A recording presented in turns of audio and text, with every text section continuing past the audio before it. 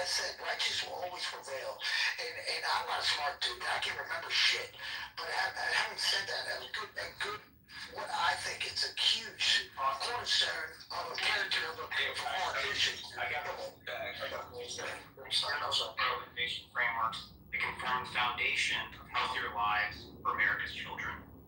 I'm proud of the work my team is doing and grateful for the dedication that all members of the Omaha Task Force, especially you, Secretary Kennedy, have demonstrated every day as we seek to protect America's health for generations to come. Thank you. Thank you, Michael. That concludes the round robin. Secretary Kennedy, would you like to give some closing remarks? I'm very proud of the work of this commission, and I'm very proud of the outcome. And again, I want to thank the people who made this happen and who were working on the details day by day. Dr. Heidi Overton and Callie Mays. And I look forward to getting to work, make sure that all of this stuff gets implemented as quickly as possible. And I'm very, very grateful to President Trump for his support, for his enthusiasm, and for driving us to make these things happen yesterday. Oh, thank you all very much. Oh, so that was the end of it. So I guess we didn't get to the root cause of autism today. Well, in my opinion, they said it, but not saying it. They didn't, they didn't point it out like in black and white. But we all know. I mean, in my opinion, we all, you know what I'm saying? Like as far as the food that's being ingested. But who's to say that it's not that, but a vaccine? Because I just don't believe anything when it comes to pharma, when it comes to healthcare. I mean, when you're talking about, we live in a country that we elect officials to represent us, and then comes the private sector that gets money given to them. Oh no, I'm sorry, they're giving to them for the money to be elected for the race, and then everybody says, oh well, big pharma, everybody accepts that money. You know why they accept it? Because nobody has yet been able to put a price tag on, except a couple of years ago. God bless your heart. One of my biggest favorite presidents. After the 04, the other guy was assassinated. I'm bad with names, but Theodore, he told true. He was against power. Three people: Morgan, Rockefeller, and Carnegie. And Carnegie, I'm not sure who was involved, but those three men, had in possession, I think of a good percentage, not like huge numbers, single digits of the American, economy. Having said that, he did not sell out. He did not sell out because they put Theodore as the vice president. That's what I've been told, which makes sense. I mean, they orchestrated this, and they could not get Theodore to shut up and just play by the rules, such as politicians usually do. God bless Theodore.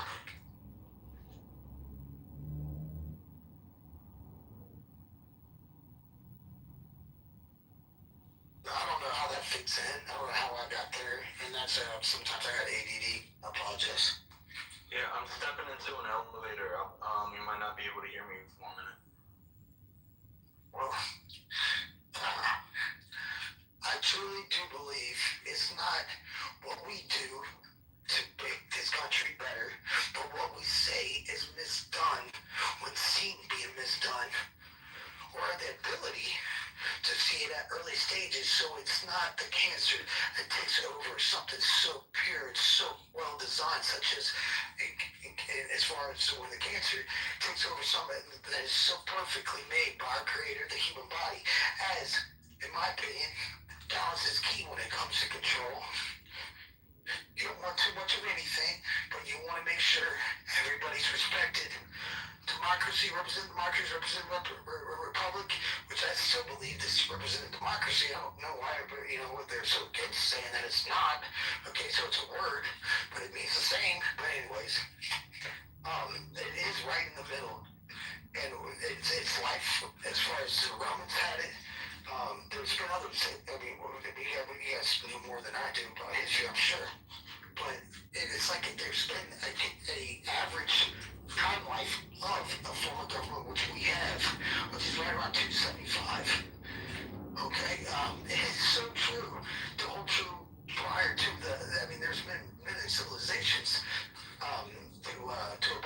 is. Maybe not by other rulings. Anyways, long story short, I believe, this is my belief, based on the more high school education that I got, Cincinnati, God bless them, we did good service work, but you trying to tell me that you want me to say a religion that is, you guys have priests that aren't allowed to sit to be with women, and they're doing what they did back in the early 2000s, and you want me to be okay with them not changing that? Again, you don't see the common sense in that? Forget about it. You know, or forget about it. I'm gonna talk about that point.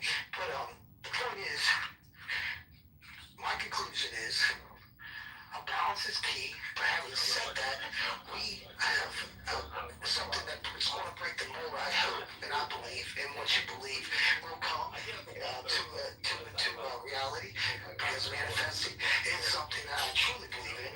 Energy is very true. That you're putting off, you feel energy. I do. We can't put a finger on why we do. We just do. And like I said, we've been blessed with different cultures coming together. No other nation, no other main power on the history, documented that I know of, documented history, has had the scenario that we have, the tools that we have, where, first off, in my opinion, I mean, taking different cultures aside, what a man's blessed with to have on evolution standards, and, you know, just what the creators were blessed to have to deal with the geographical elements to have to the side. We also have the ability to just lost the thought. But anyways, we're balanced.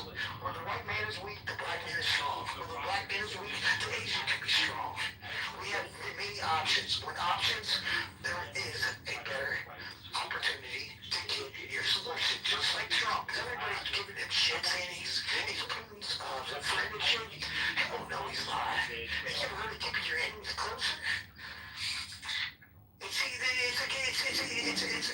It's not when you see an entity that knows that you're wanting something, they're wanting something else. You're not pissed off at them. You don't like this. You don't like disrespectful.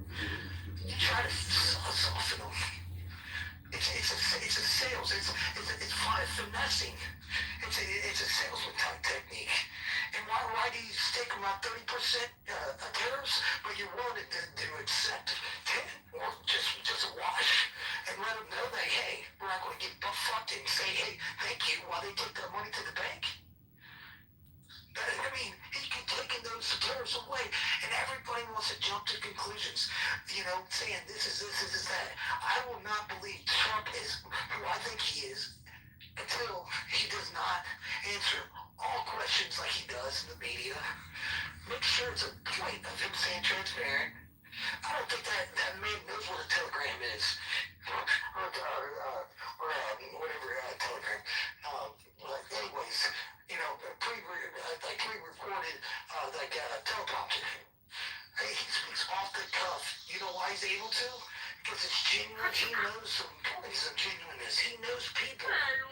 You know, he's basically at a 5th grade level because he wants to connect with all the people.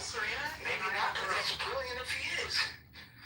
I mean, everybody uses everything that people do as a negative based on their narrative, and changing the facts based on what their narrative is fitting, fitting for their narrative, because it's ego, it's wanting to be your identity to exist, because you connected yourself so much to a certain party, which is stupid.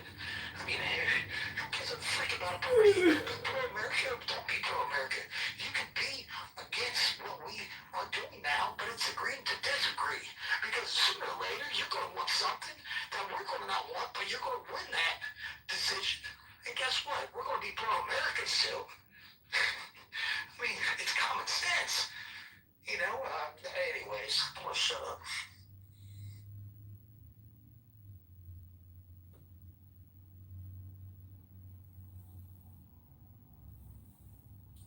I do apologize. I get on one sometimes. But, actually, I don't apologize, but if I disrespected anybody, please let me know. I mean, sugarcoating anything, just give me a.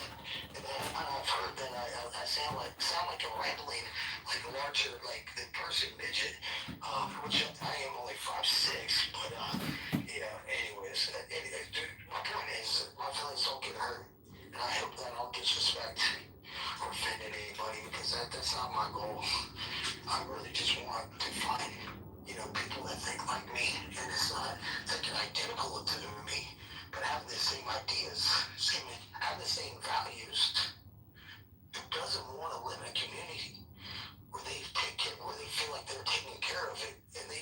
it's a safe community. These are like their moments, and we can't.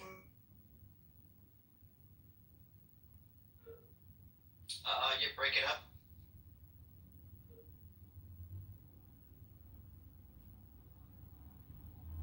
I think we lost him.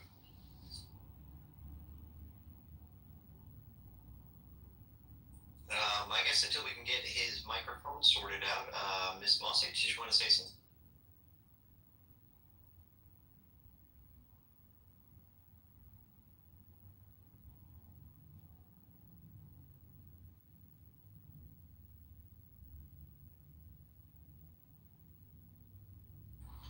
Oh, I just wonder what is the argument against a healthy society, right? What could be their argument? Saving money, or Making money. I think that's it's a veiled argument. They're trying to make here under the guise of safety, even though it's unsafe. It's kind of it's like obvious. the government is part of the conglomerate, which it has like different ownerships, so they have the power to like decide whether that is banned or toxic for us. Well, yeah, but that's we talked about a little bit earlier, lobbyists and things like that, and you get grants and certain allowances for emergency purposes. That's what we're trying to bring the attention to Congress and really get some things passed that puts more accountability in the hands of where it needs to be.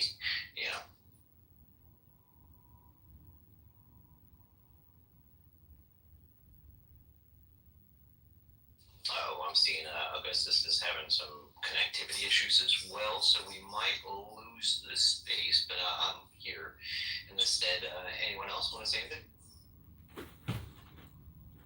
Yeah, I just put a query into Grok. The question is, hey Grok, what are the names of all the HR acts associated with vaccines from the past 5 years, and what corporations received those funds and how much?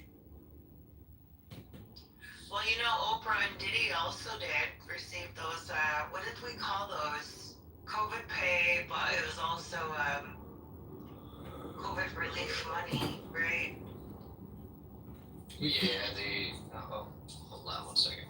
Can you believe they had lotteries? Remember, there were like raffles. If you win the raffle or the lottery, and you could win 100,000 or 1,000,000. Do you remember how states were doing that, or local municipalities were doing New that? York State, de Blasio, hamburger and French fries for free with every vaccine.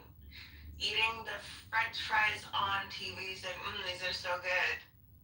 I mean, like even Walgreens was giving out what's it called? I believe it was like Walgreens gift cards. It was like $50 or something like that to anyone who got a vaccine through Walgreens or whatever. Places were I running love things the like that all the time.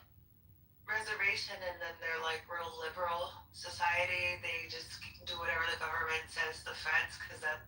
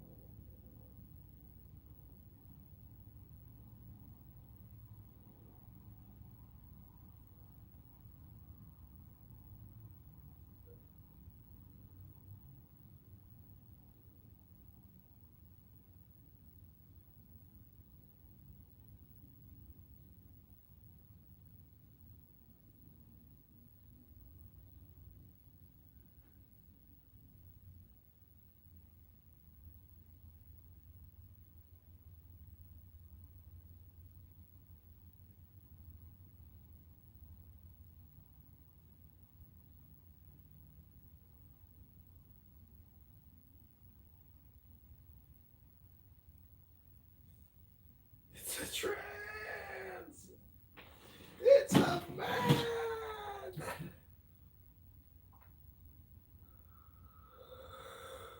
Uh,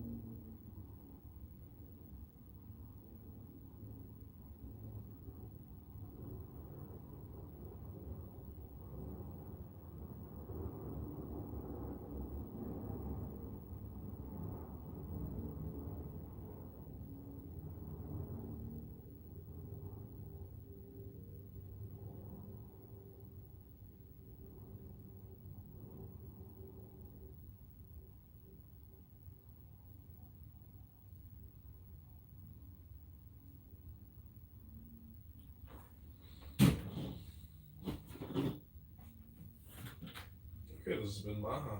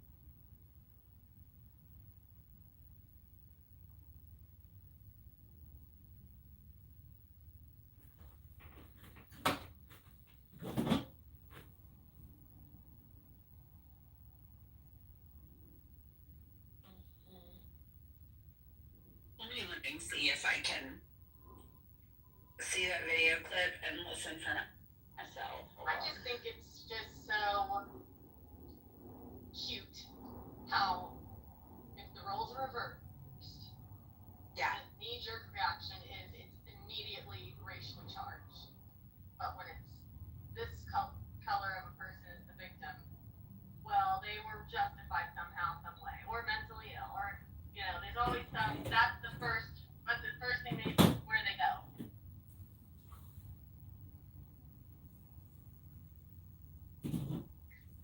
Let me see. A lot of mentally ill people accuse other people of being mentally ill.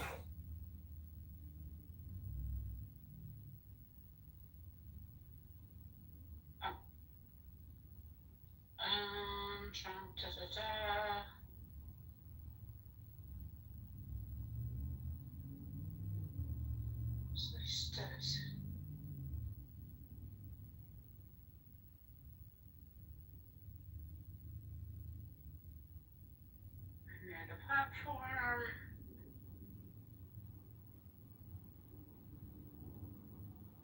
I got that white girl.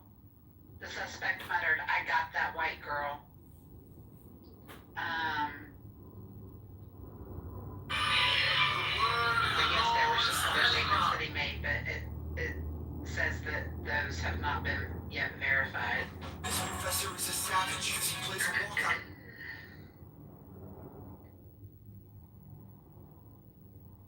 So yeah, sounds like they're quoting it, so it sounds like he did say it.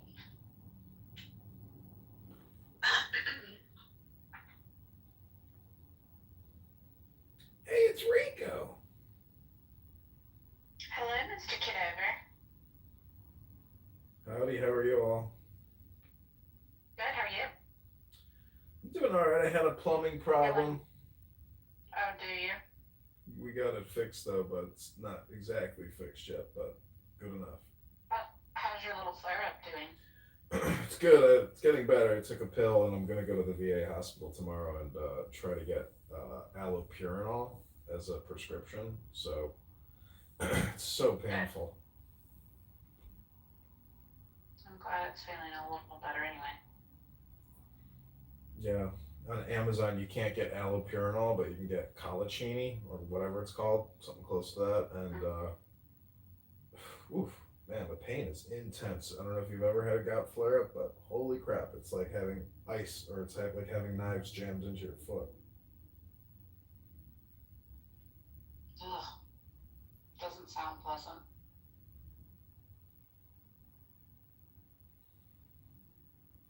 Holly, are you still on the phone? The phone icons have been acting sketch today, y'all. They're like not going away.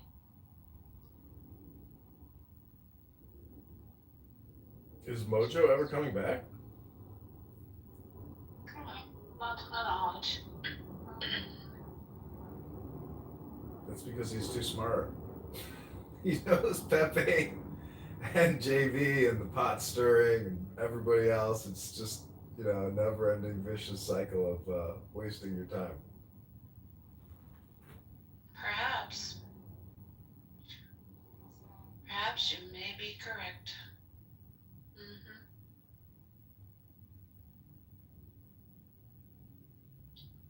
Yep. What is this, conference, whatever. I heard, like, I was listening to some news clips of RFK Jr. and like they played just a little bit of the committee hearings going on, and they said that he was supposed to, and he actually said during the clip that he would be making his announcement in the Oval Office later this afternoon with Trump. So. He just had a Ooh, for the office and stuff? Yes. Oh my. he just had an HHS conference call, and Augustus was live streaming it on X, and apparently his wife is responsible for all the media in the HHS war room. Mm-hmm. But that's not what you're talking about, right? There's going to be another event. He's going to the White House. Correct. After this HSS meeting, he's supposed to be going to the Oval Office because he's supposed to be making an announcement today regarding autism. So we'll see. What kind of It blows my mind that people on this app will say there's no causation between all these injections and autism. Not even a potential. It's like, how can people sit here and believe that shit or even speak it? I mean, cause and effect. You know, what you put in your body causes problems. The reason I have a gout flare up is because on Friday, Saturday, or on Saturday, I probably had one too many, you know, vodka cranberries. So, cause and effect. It's pretty obvious what's happening here. I mean, up until 1980, nobody was getting these many injections. So this is insane. I mean, 72 injections by the time you're 18. El Normo's here. El Normo is the one who claims there's no connection. that's by kindergarten, not 18. Well, I think by kindergarten, it's, I can't remember the exact number, but 72. El Normo, how can you blindly trust big pharma and pediatricians and not question why, you know, 1 out of 12 young men in California have autism? I don't, and I do. Hello, Marno. Hello. I don't trust people without reservation or without verification, and I question everything. Oh, well, that's good to hear.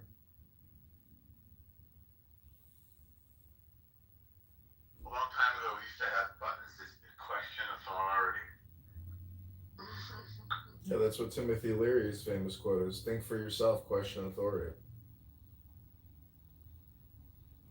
Unfortunately, he may have taken one too many tabs of acid. Also, I think he died of lung cancer from smoking. He smoked a lot, which I'm against. Hey, Grace, how are you? So good to be here. How are you guys? I'm fine. Lovely to have you here. Thank you. We were just talking about the Charlotte incident and how that is now suddenly blowing up in the media, and the RFK announcement this afternoon. What do you think? Yeah, what do you say? He hasn't said it yet. He's supposed to be headed to the Oval Office after this HHS meeting, and he and Trump are supposed to be making some announcement about presumably autism. So, Maybe they're both gonna come out as autistic.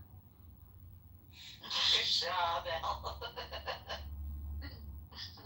So, yeah, I'm just waiting for that to happen, but this Charlotte story is like going viral on the news now. It's gonna be the repetitive race room topic on Clubhouse, I'm sure, for the next several weeks. So are they making this what? Like a black thing, a crime thing, a refugee thing, all the above? I mean, probably to some extent all of the above. They released the second part of the video of him on the subway after he stopped her, and he makes What a did he do statement. next? He makes a statement as he's walking away from her. Got that white girl? No. Yes. So, The first thing I think one must say is this person is like psychotic out of their mind. yes. Had already Or the been second thing is, had already been previously arrested for 14 different violent charges apparently, and was walking free on no cash bail. that's the second thing, Yep. that we're not keeping dangerous people off the streets. Yeah. That's the second thing to say. They get out, they murder their spouse. And here in Chicago, somebody a couple blocks away went to jail, no cash bail, let him out, went back home, murdered his wife. What was the first crime that they let them out on? He choked his wife almost to death, almost killed her the first time, and no cash bail. The stupid judge decided to let him right back out, went back home, killed her, and I think he killed a neighbor. But, you know, what is this? What kind of clown world is this? Is this social justice? These are these Democrat judges? I really wish I would have gone to law school. What a racket. I mean, I noticed something the other day. I haven't done extensive verification. When people kept arguing that, oh, the crime rate in D.C. has gone down. The crime rate in D.C. has gone down. Well, guess what? They stopped prosecuting misdemeanors. Of course, the crime rate goes down if you stop enforcing the law. I didn't know that. I've been arguing that point in these fucking rooms for like years now.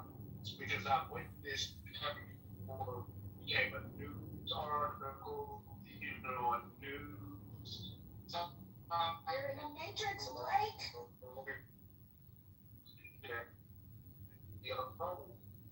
Blake, we can't hear you. Or is that me? No, it's him. No, not yet. Yes, now we can hear you.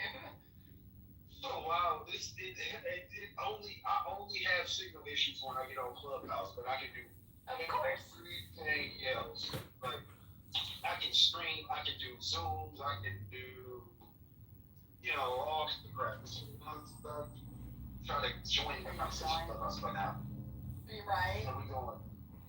Yeah. Anyway, It's good to see you, Blake. I haven't seen you in forever. Yeah, it's been an interesting year, but they've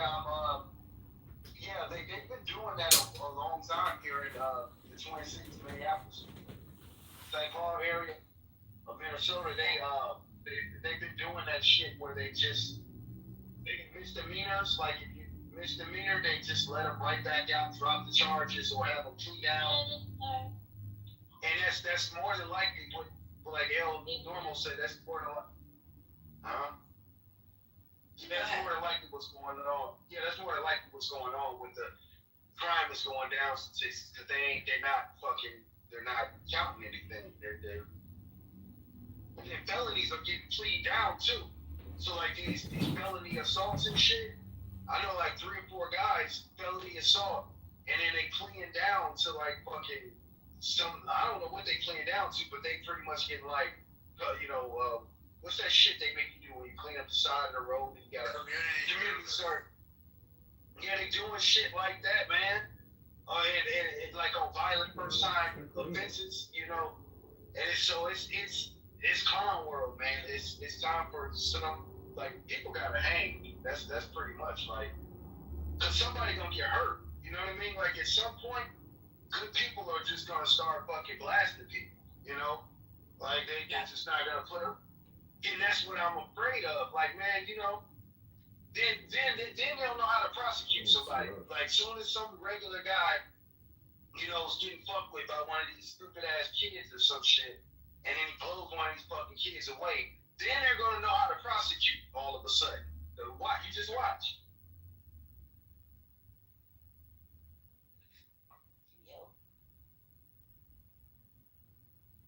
Especially if he's the lighter complexion.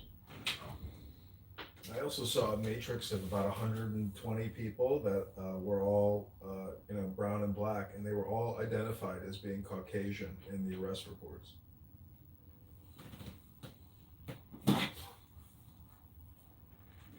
Not like it really matters, but statistics and data does matter. Yeah. I don't know. Holly there. I think they want y'all white folks to start acting up. They want y'all to just break. I'm saying it sounds crazy, but I think that's what's going on. I think they want y'all white folks to do something real stupid. And I mean, we already have enough white folks that do stupid shit, you know? yeah, we have an abundance. I know, we have an abundance of white folks doing stupid shit. Like, We have a mother I mean, bullying her daughter. yeah, Netflix documentary. right? That creates some animosity for sure.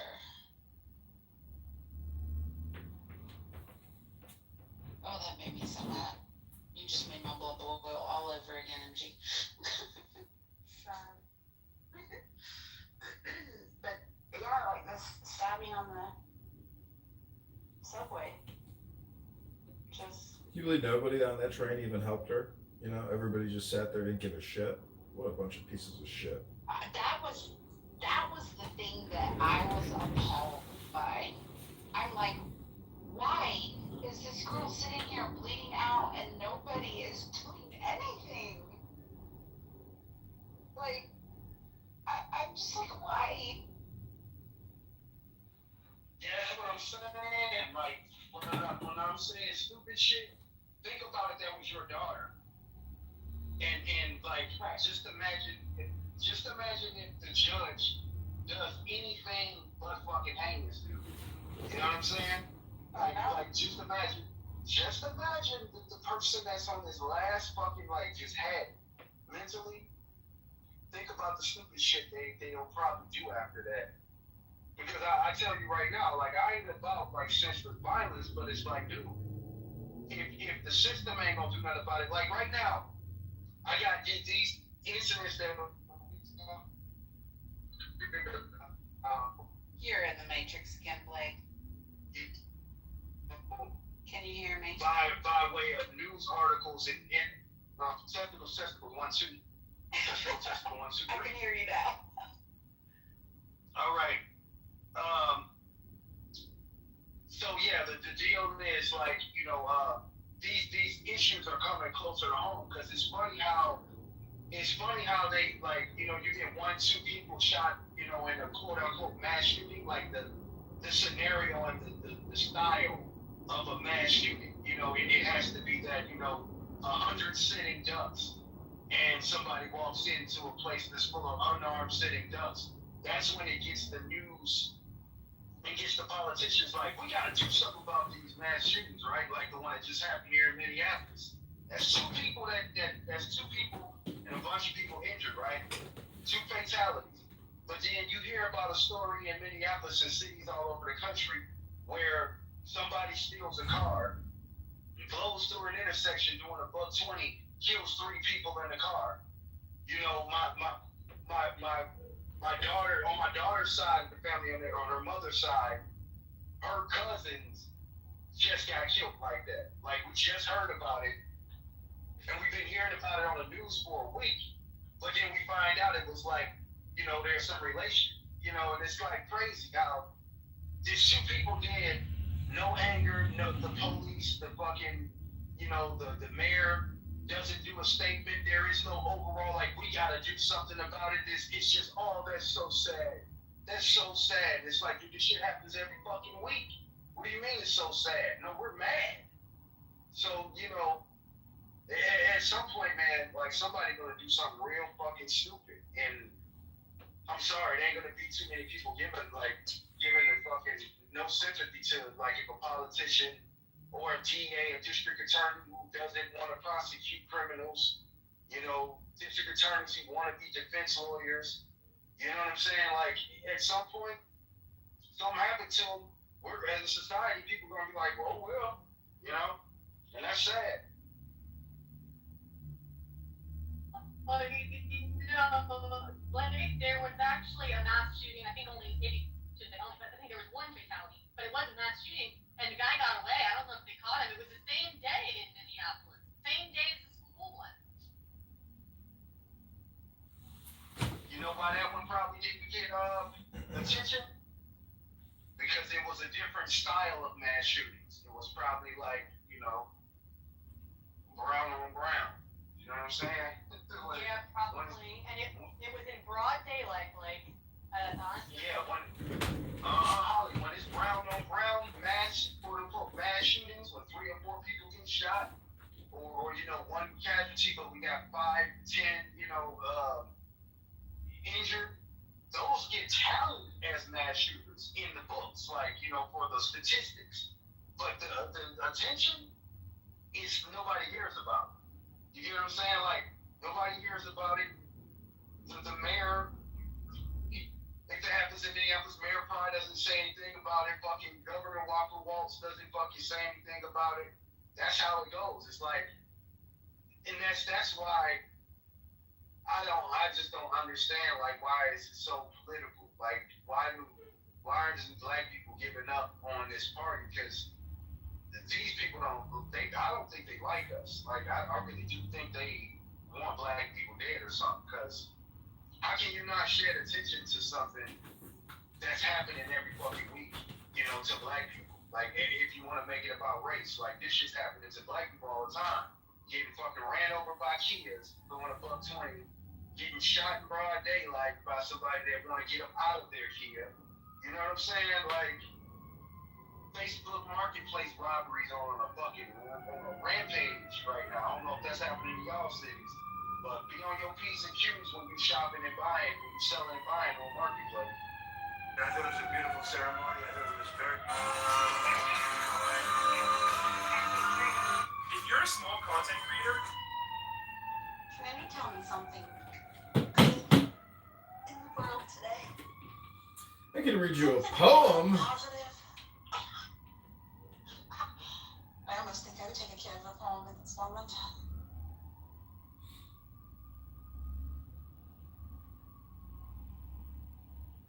You want it? 60 seconds, Sean. Go. All right, let me grab the book.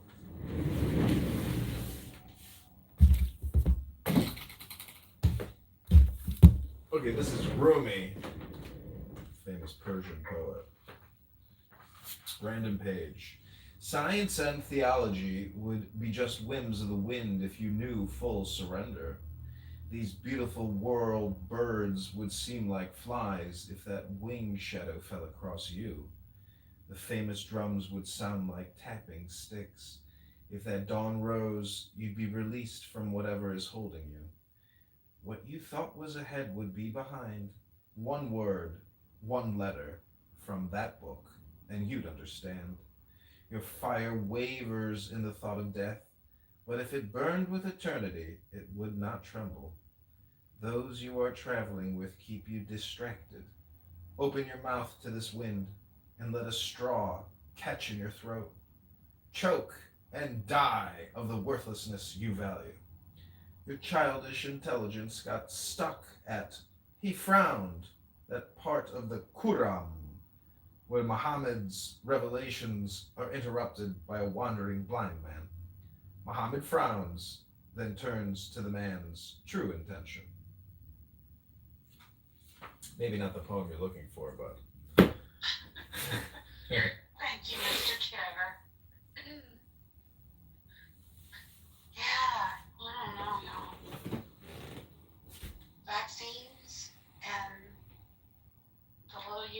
girl. I think that's gonna be it for the next couple weeks. Oh, there's more. You didn't hear about the guy that raped the 4-year-old and gave her an STD? And he abused somebody just a couple weeks ago and was released on no cash bail? What? Yep.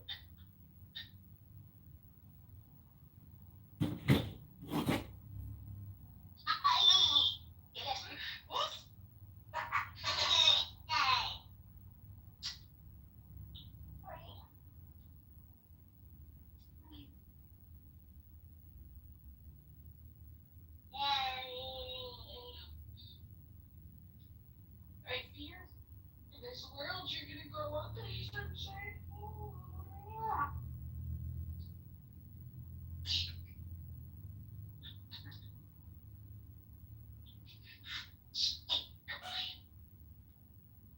Yeah, Anthony Jelks raped Are you a guys talking 4-year-old. about the footage getting released?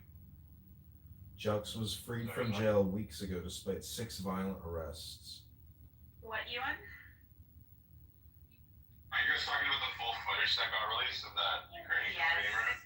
Oh, Yes. fucking know. horrible shit. I don't know who I'm mad. I mean, clearly I'm mad at the dude, but like the people just sitting there doing absolutely nothing. I don't know. They may not have known what happened. I don't get the bail reform stuff. Like, honestly, it's like, oh yeah, we're gonna take someone who like violently assaulted someone, and we're just gonna let them back down. Like, what is that? Those people that allow that push for bail reform, want chaos. They're evil.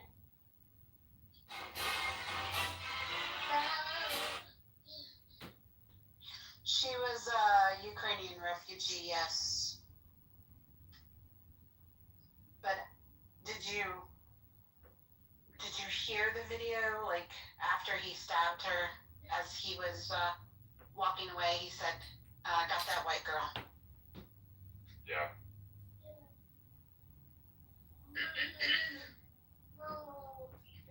Yep. As everybody around her just sat there. I mean, it was sad. Like, what's going through her mind in those moments? You know, like, what the fuck just happened? And apparently, they said it took her a while to bleed out.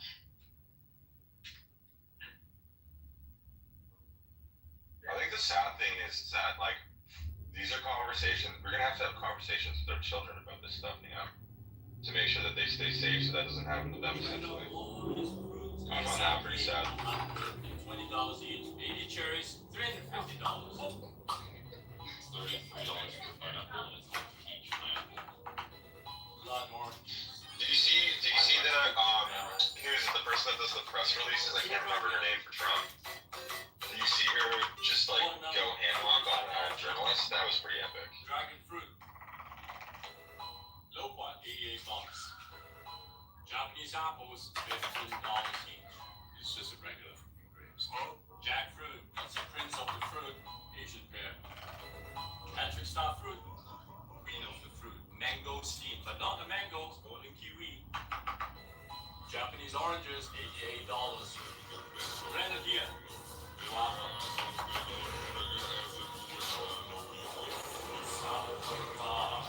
Fruit salad, Did you hear that police chief, if anyone's here, has anybody heard what that police chief in Canada said about the huge like increase in crime and specific like home robberies? Have you heard about this? Sorry, I was away from my phone. I didn't hear anything. No, okay. I was just gonna say, have you heard about what that Canadian police chief said in a press release? Because home invasions have gone through the roof in Canada. Have you heard what he said? It's pretty crazy. No, what did he say? So recently there was a home invasion, like it happens every day now in Toronto. Like it just crime is through the roof and stuff. But essentially, there was a man who was protecting his home, got invaded, and he ended up stabbing one of these hackers, and then he got charged with attempted murder and got put in jail.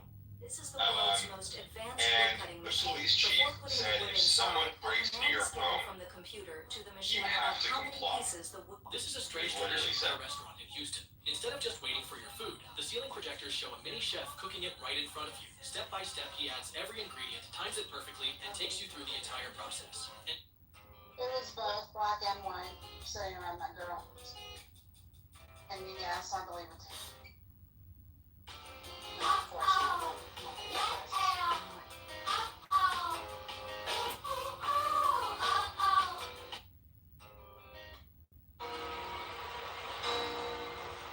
Yeah, it's like, oh, let them come in, do whatever they want, let them stab you, let them like rape you.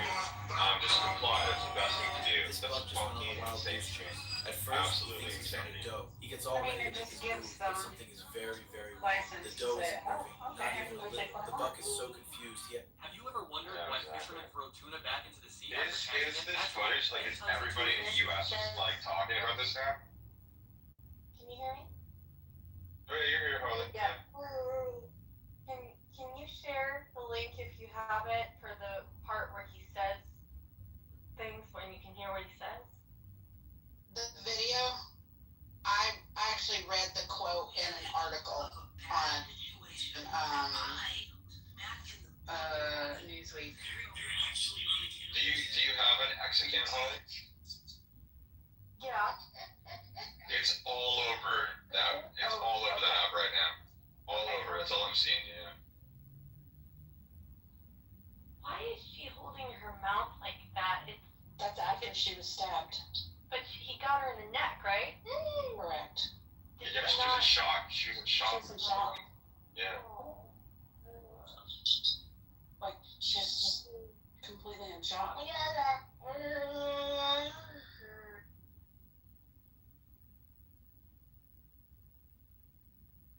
And she looks down at herself, like you can clearly see there's blood on her clothes.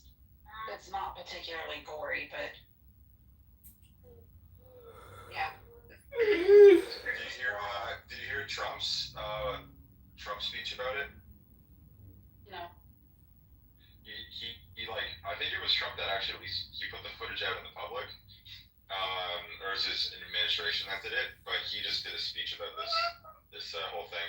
So the media will have to actually report on it, even though they haven't yet.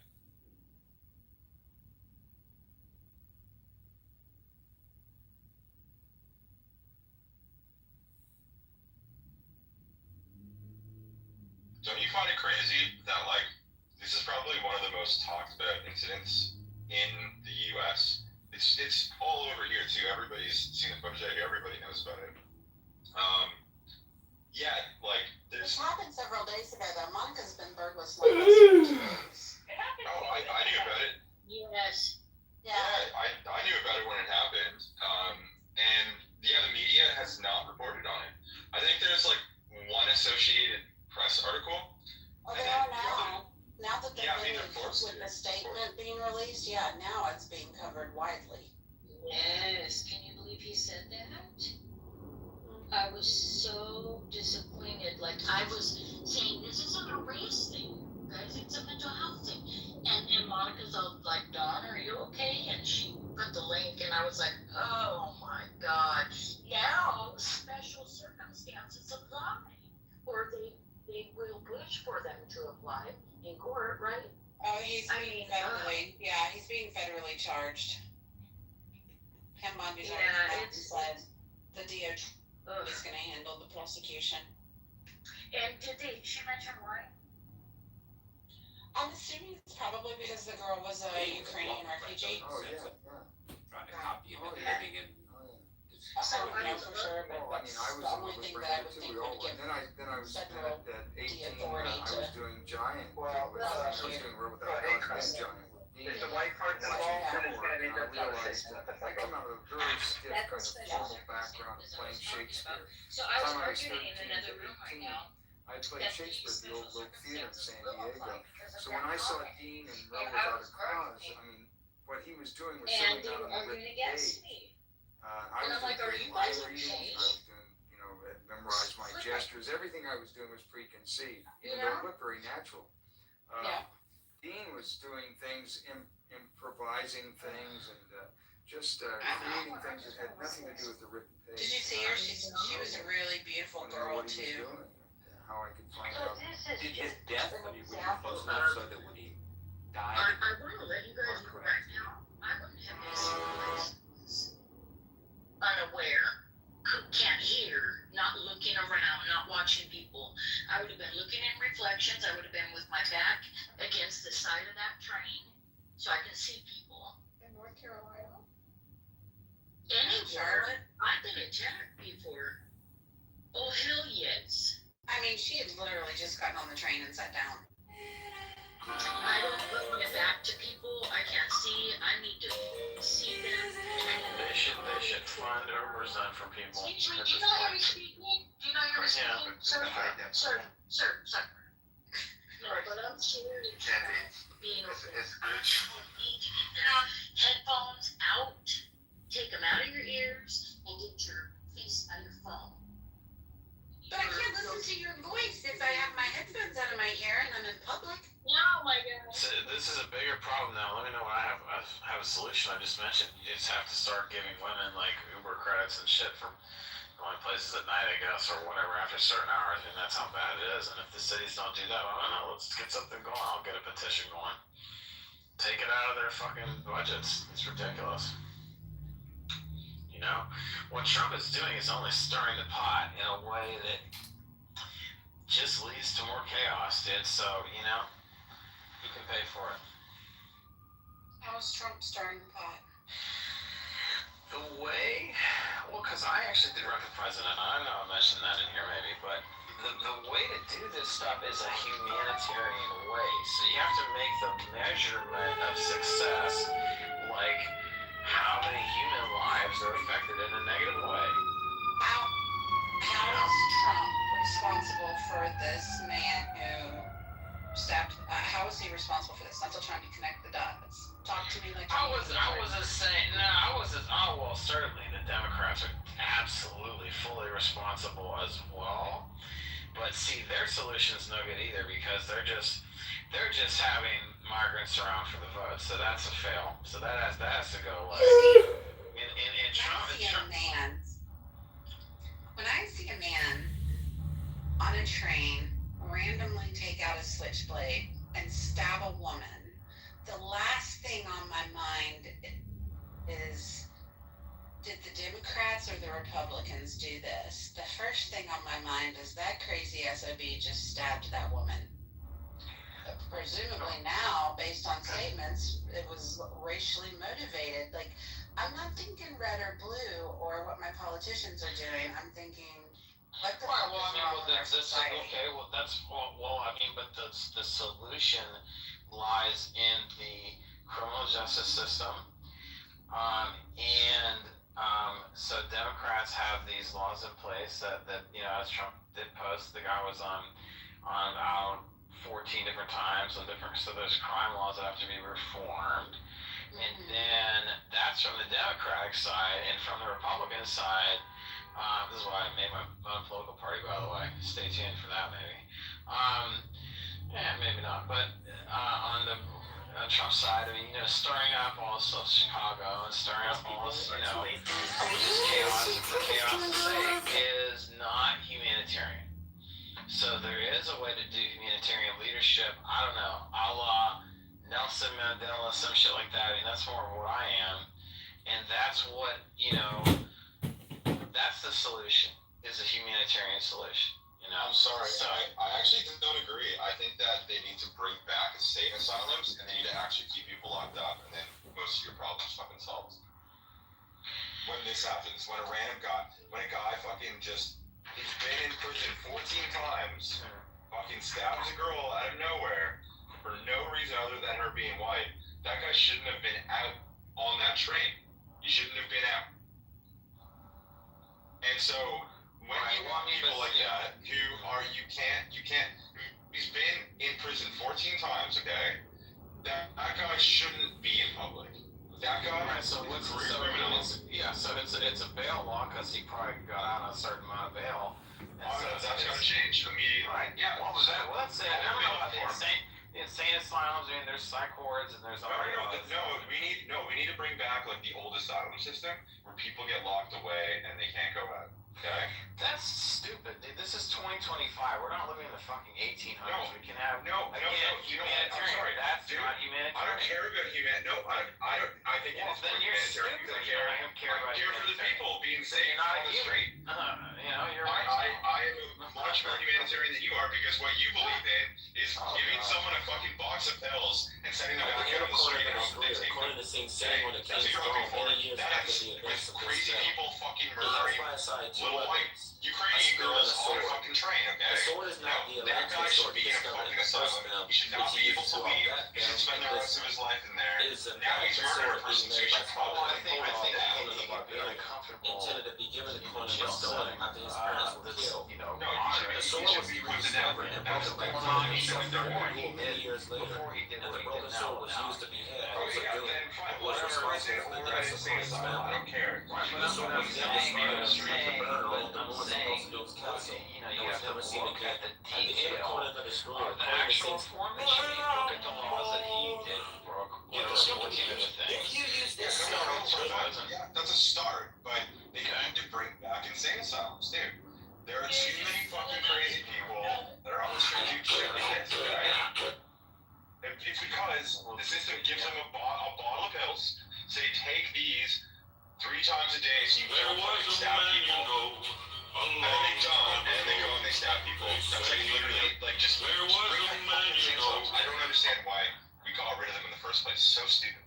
I'm not really sure what they are, but I mean, I'm familiar with there's psychiatric wards that exist. I don't understand why that's such a different thing, but you know, I think you start with the basic criminal justice system reform first, see how far that gets you, and you know, it might get you pretty far. You know, There's no profit in housing these people. They used to have sanitariums in the 20s. They were places of respite, and peace and harmony.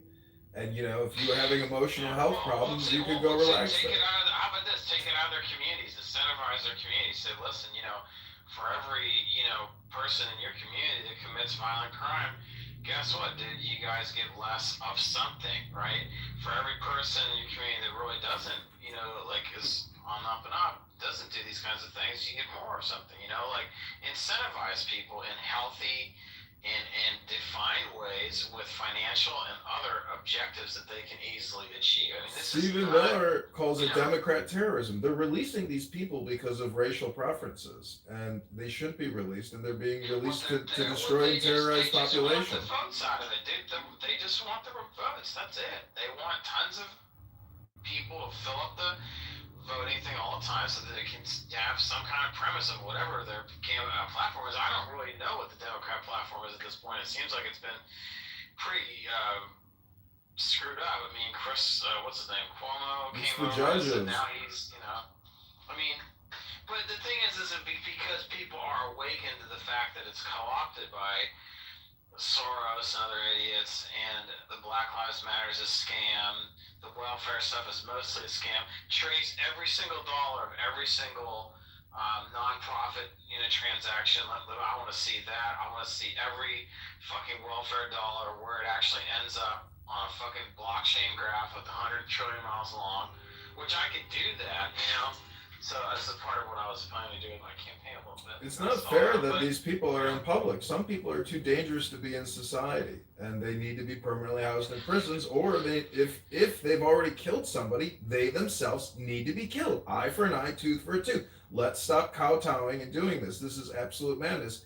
The fact that when you run for a judge, you run as either a Republican or a Democrat is crazy. What the fuck does your political party have to do with justice in the court systems? I don't understand that one. Can anyone explain to me why judges run as Democrats or Republicans? Yeah, well, halcyon party, baby. Fuck. It might be coming back sooner than you think. And so, like Elon made his own party, I have my own party that I was in process, and I don't know. Do you have $1 trillion? I don't think you're going to go very far with your party unless you got a couple $100 billion. Actually, it's so funny because my investor network is probably 10 trillion directly. Oh, really? Let's talk. Message me. Directly in my reach across the world. So, Can we get back to this? If you use sorry, but let's go back. I want to. Yeah. I'm gonna send this guy my number. Did you be my campaign manager 28? We're gonna start. Let's keep talking about this. All right. Yep, you're on my cell, baby. Can you please stop? Just back him. All right. So I was watching the video and just need to thank you. I was watching the video and I have a hard time. It's hard for me to. Is there any chance that one of the bystanders was saying that? Because it is hard. It's hard to understand who exactly is saying it, and then I can't quite make out what he says at the very end. Or are we pretty sure he said that? Or how do we know? I don't think that Pam Bondi could be federally charging him. Okay, so it's a hate crime. It's like an official hate crime. Yes. Got it. Okay. Yeah, I wish I knew what he was saying at the very, very end. It is very. There have been a lot of speculations on some of that other stuff that he said. Everything I've read so far has said that that's not been verified. Okay. On the video footage, that like they won't quote. The only thing they're quoting is the one statement. It is really troublesome, as you guys have already mentioned, to see. I mean, it's hard to really look away from the fact that she was surrounded in that section that she was sitting in by Black individuals. The woman is looking off in a different direction, so you could maybe say she was a little ignorant, but the others behind could have, they clearly saw what happened, and the fact that none of them got up, these grown men, and that they were all Black, didn't get out to help this girl. And there was a white man too. Well, not sitting in that section though. I thought there was a white man that walked right past her right after it happened. I only saw the Black guys in that area. I didn't catch that other part. No, I'm pretty sure there were white people there too. There was a group of white young men standing in the next section past the doors that were in their conversation. I didn't see the white guy walk past her. Maybe that's a different section. I haven't seen that video, but I find it really disturbing that none of those men went to her aid, and I don't know what to make of that. It's really disturbing. I mean, I can't help but I can't help it. My mind goes to because of the rhetoric, because of what's going on in this country. Well, I mean, because they don't want to be implicated in it. I'm still speaking. Well, that's the answer. Oh my God. This guy.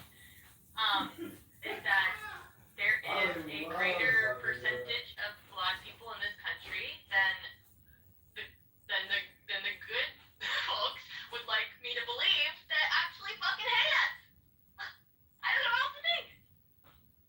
No, these people, if they're Black, they don't want to be like involved in the crime. I mean, obviously, because they can't be anywhere near that. I don't know about the white guy, but I mean, whatever. Probably just a pussy. Men are just total pussies. I mean, they're absolutely pussy whipped and total pussies in reality. They don't do shit, and we will be crushed by any kind of war that would come to this soil because everyone's a total wuss, including me. Although I am somewhat physically fit, to a certain extent. I mean, and I know how to use technology, but I don't have hardcore survival skills. And that's what this shit's gonna take, man, because that's what Trump's turning it into, a fucking jungle with, you gotta have us gonna go into Chicago and cause a bunch of gang wars and shit, and it's gonna be a war zone, so you better know how to survive a bit, you better have the basics, and women, absolutely, I would have a taser on me, whatever the top legal thing I could have on me, a taser, mace, whatever the fuck, And another thing, to be honest, that I do, I have two phones, dude. When I go out and I'm dealing with people, I record shit. Because that's the other thing. If something happens, it's not that egregious, but still some controversy happens, you have to have your own record and your own recording.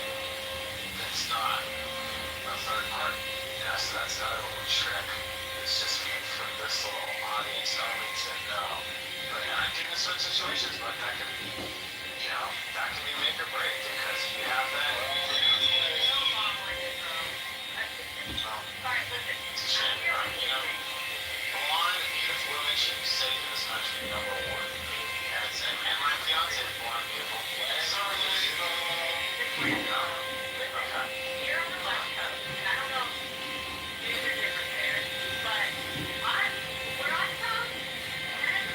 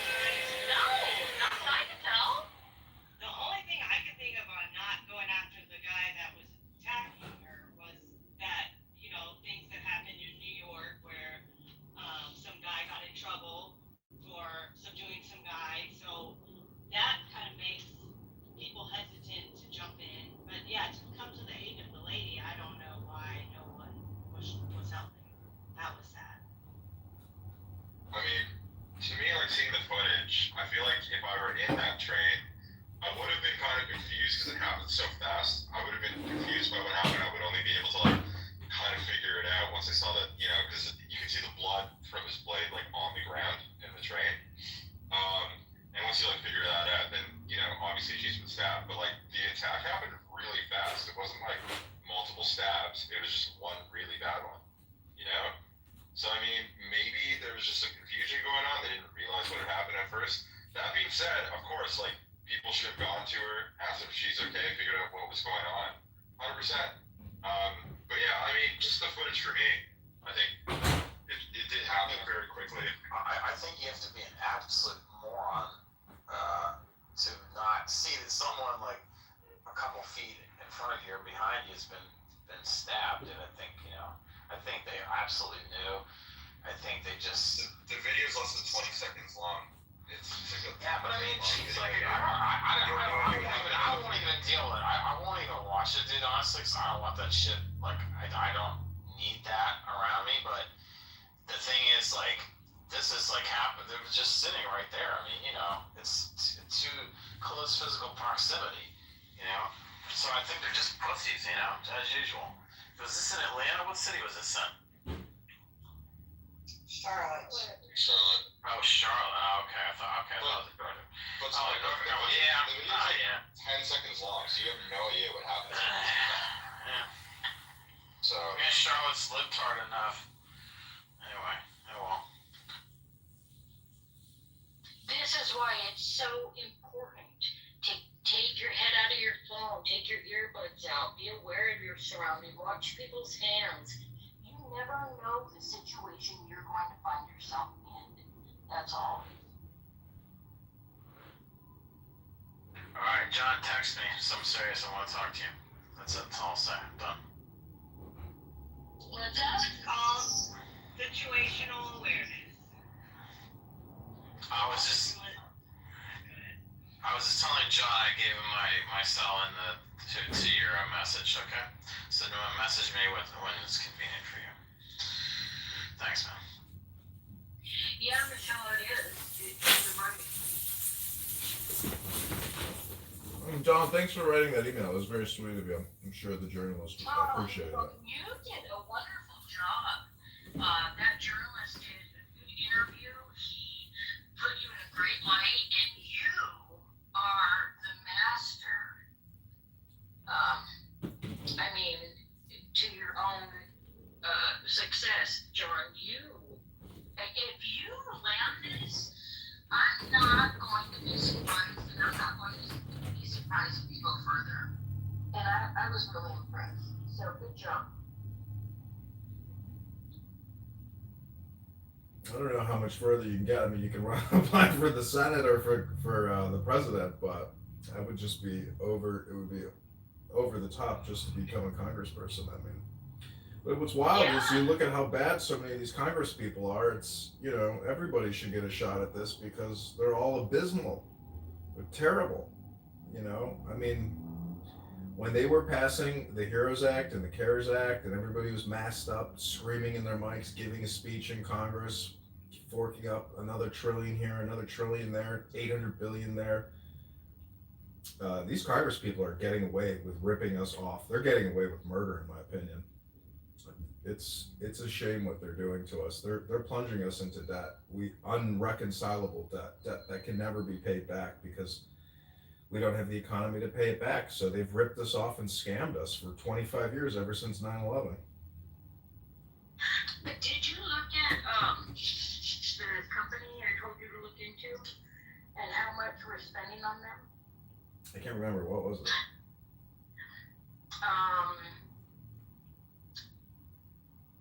God damn it, John. Let's see. Hey, Dr. Jordan, what's up?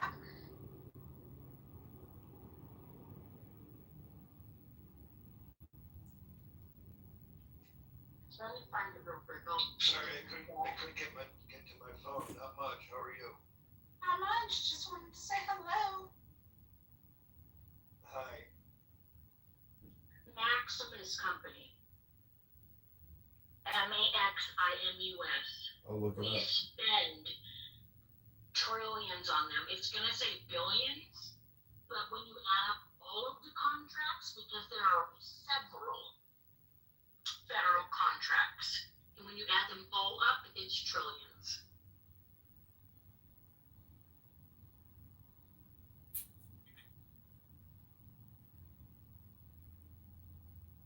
Well, our government is completely controlled by lobbyists and the Fortune 500. When I was at the Treasury Department, I was going through their procurement platform, and I was sorting by highest priced contracts. Boston Consulting Group had, multi-billion-dollar contract with the IRS with absolutely no description, no information about what that contract is. So there are mega corporations that once they get the ear of the commissioner, like Palantir, they're able to create multi-billion-dollar contracts, and they're extremely profitable. So, there's no congressional oversight, and once Congress passes the budget, there there's no oversight. There's no transparency.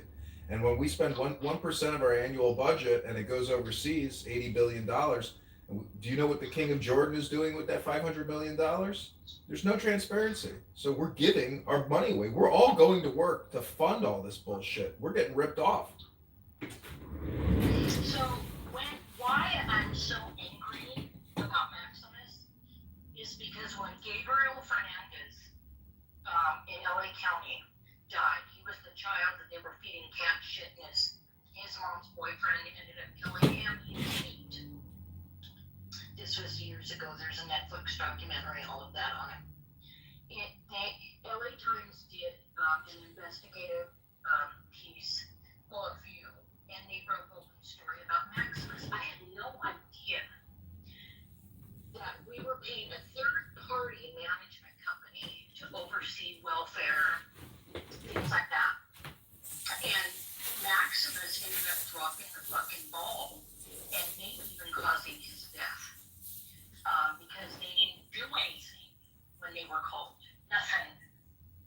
So when we talk about cutting spending in welfare, we aren't even spending, like, people that need welfare should be able to get it. We can afford it. We need to cut Maximus out. And we talk about cutting Social Security, things like that. Why should we have to? No. And the bigwigs, the elites in government, the bigwigs, they're investing in Maximus because they know that they're going to approve these contracts. This is so wrong all the way around. And children are dying. It really bothers me. I think before I die, I'm going to make sure they go down. I think that's like my goal in life now. So I just want to put out the other side of that argument, because I used to be a CASA for years, and I heard here in Georgia we have government, defects and things, DFS, but in Texas and in many other states, it's privatized, and I've heard that it's actually they have better results, or it's much better run in Texas, for example. The beauty of having it so there is a push in many of these circles, they actually want it privatized. I've heard it said that, one of the reasons is that I know what you're saying, there's some corruption as far as like who gets the bid, right? I get that part, but the good thing about it's always them. It's right. Always them. They do so many other contracts for the federal government, it's always going to go to them. You check them out. Well, yeah, that may be, but the one good thing about privatized is that you can cut their contract, although I don't know how much competition there is for that kind of a contract. But anyway, I just throw that out there that some people would like to see their states be privatizing defects, for example.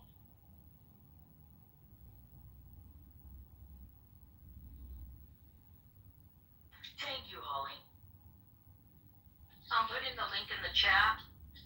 I want you guys to tell me. When you even ask how much we pay Maximus, Brock can't even tell you. Because it's so much. I'm so sick.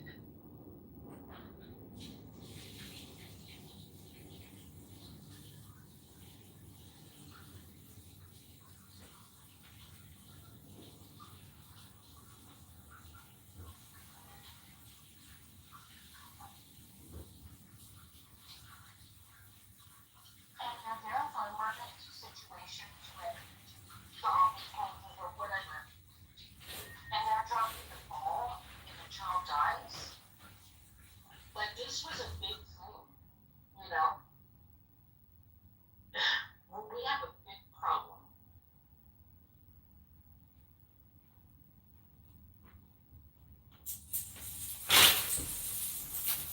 I'm sorry, I misspoke there really. It looks like Texas, it's kind of a hybrid system. So there is Texas CSPS that oversees the child welfare system, but then it has private nonprofit contractors that manage the foster care in each region. And maybe that's what I've heard some in that sector think that that's a better model. So maybe that's what I was so sorry if I misled you guys. No, that's okay. Check them out. Look at what they do for the government. Cloud services. Now they're managing the welfare system. What the fuck are they managing? Did you ever know that? I never did. There are several other things, several other contracts. It's sickening. It's a misallocation of funds when they're really not providing a service. I'm beside myself right now. I have been since I found out.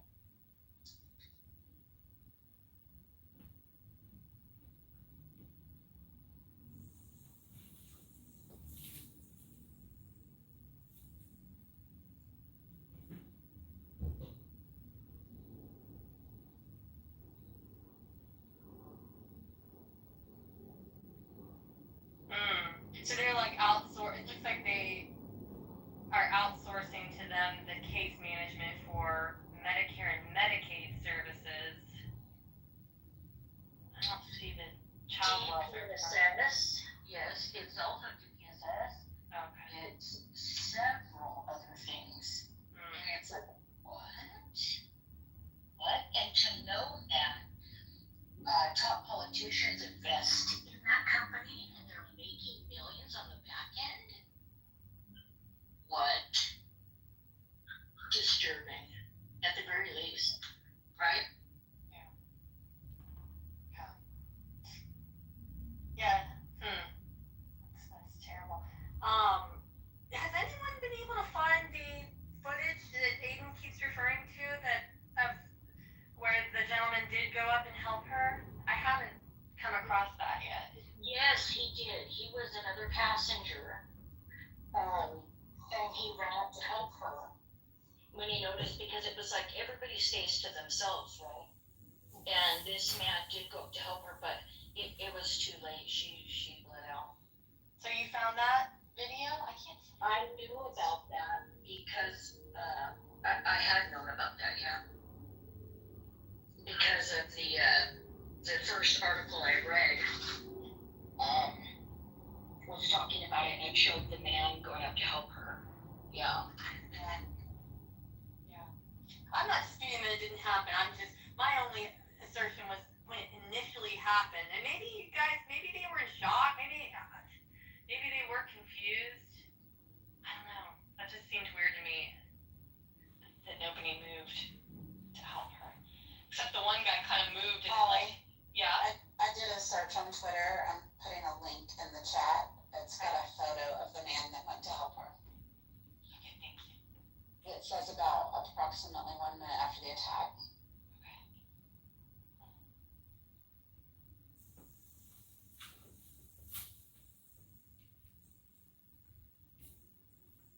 I don't know what Aiden's issue is. I'm very sure that there are droves of black men that will go help any woman in need. I was simply speaking to the initial reactions of the individuals who happened to be black that were sitting right around her, which I found questionable. Well, Aiden says the racist argument it falls apart, but it does not. And Dan Bondi already announced that the DOJ is handling, like I already announced in this very room, that it's going to be handled by the DOJ. Maybe I didn't announce it, someone else did. I think Sam Deputy, I don't remember, whatever.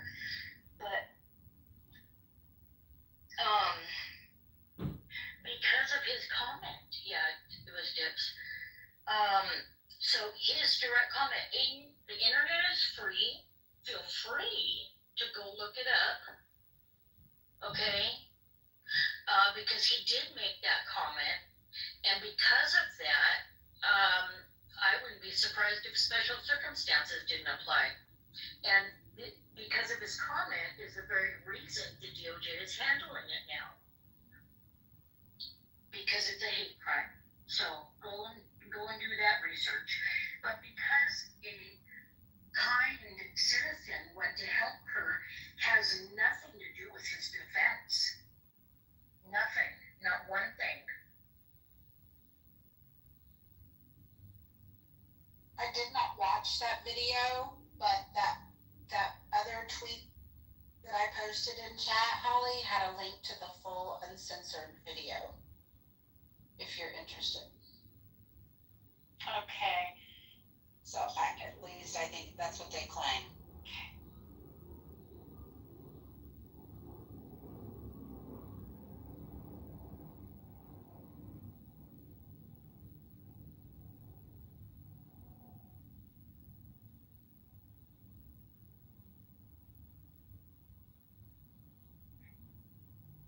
Oh, I didn't realize I saw it. Holly, why is it even a point that she sat around black people when only one black man there did the crime? I'm bringing up that point because I find it odd that, can y'all hear me? Oh yeah, that nobody moved to help immediately when those individuals that were sitting right behind, they were looking that way, they saw that man attacked her. And the reason I find it noteworthy, that they, I mean, you don't want to hear the truth, fine, don't listen. I'm telling you the way that I interpret this, I can't help it. It makes me wonder, is it any mystery that we have a problem, racially? I don't think that's a secret. And is it such a big leap that maybe there's a percentage of the population that perhaps see a white woman get attacked and don't want to intervene? Maybe they don't care. I don't know. I'd love to hear why they didn't do that.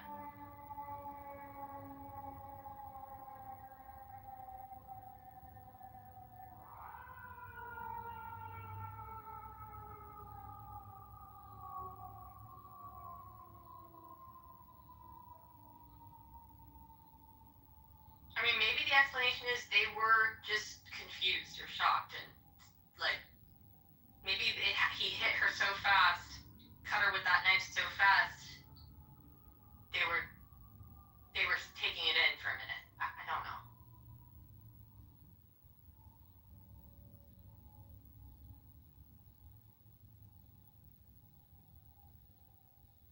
And if that was a black victim, a young black girl that got stabbed by a white guy, and a bunch of white people were sitting around here, a handful of white people, and watched the thing unfold, you best believe no one would be throwing shade at you as a black person by asking the question of, why the fuck didn't these white people help this black girl? Could it have been racial? I don't know. But that even thought that I'm not allowed to ask that question and not allowed to voice that that's a thought that goes through my mind is part of the fucking double standard that is pissing me off with this fucking story.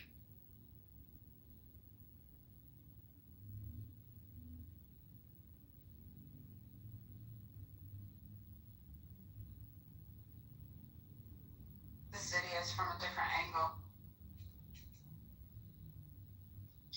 Let me add this too.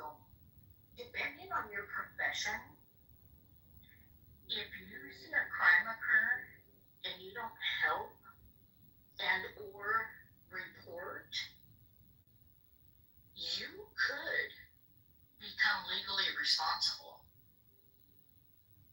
So I'm wondering the same thing, and I would wonder that. I've seen videos of women getting raped and no one stepping in. It's mind-blowing to me. I think people have this each to his own kind of attitude now, and it's wrong. Because people are literally almost getting away with murder. or rape. These are egregious crimes. We should be helping each other.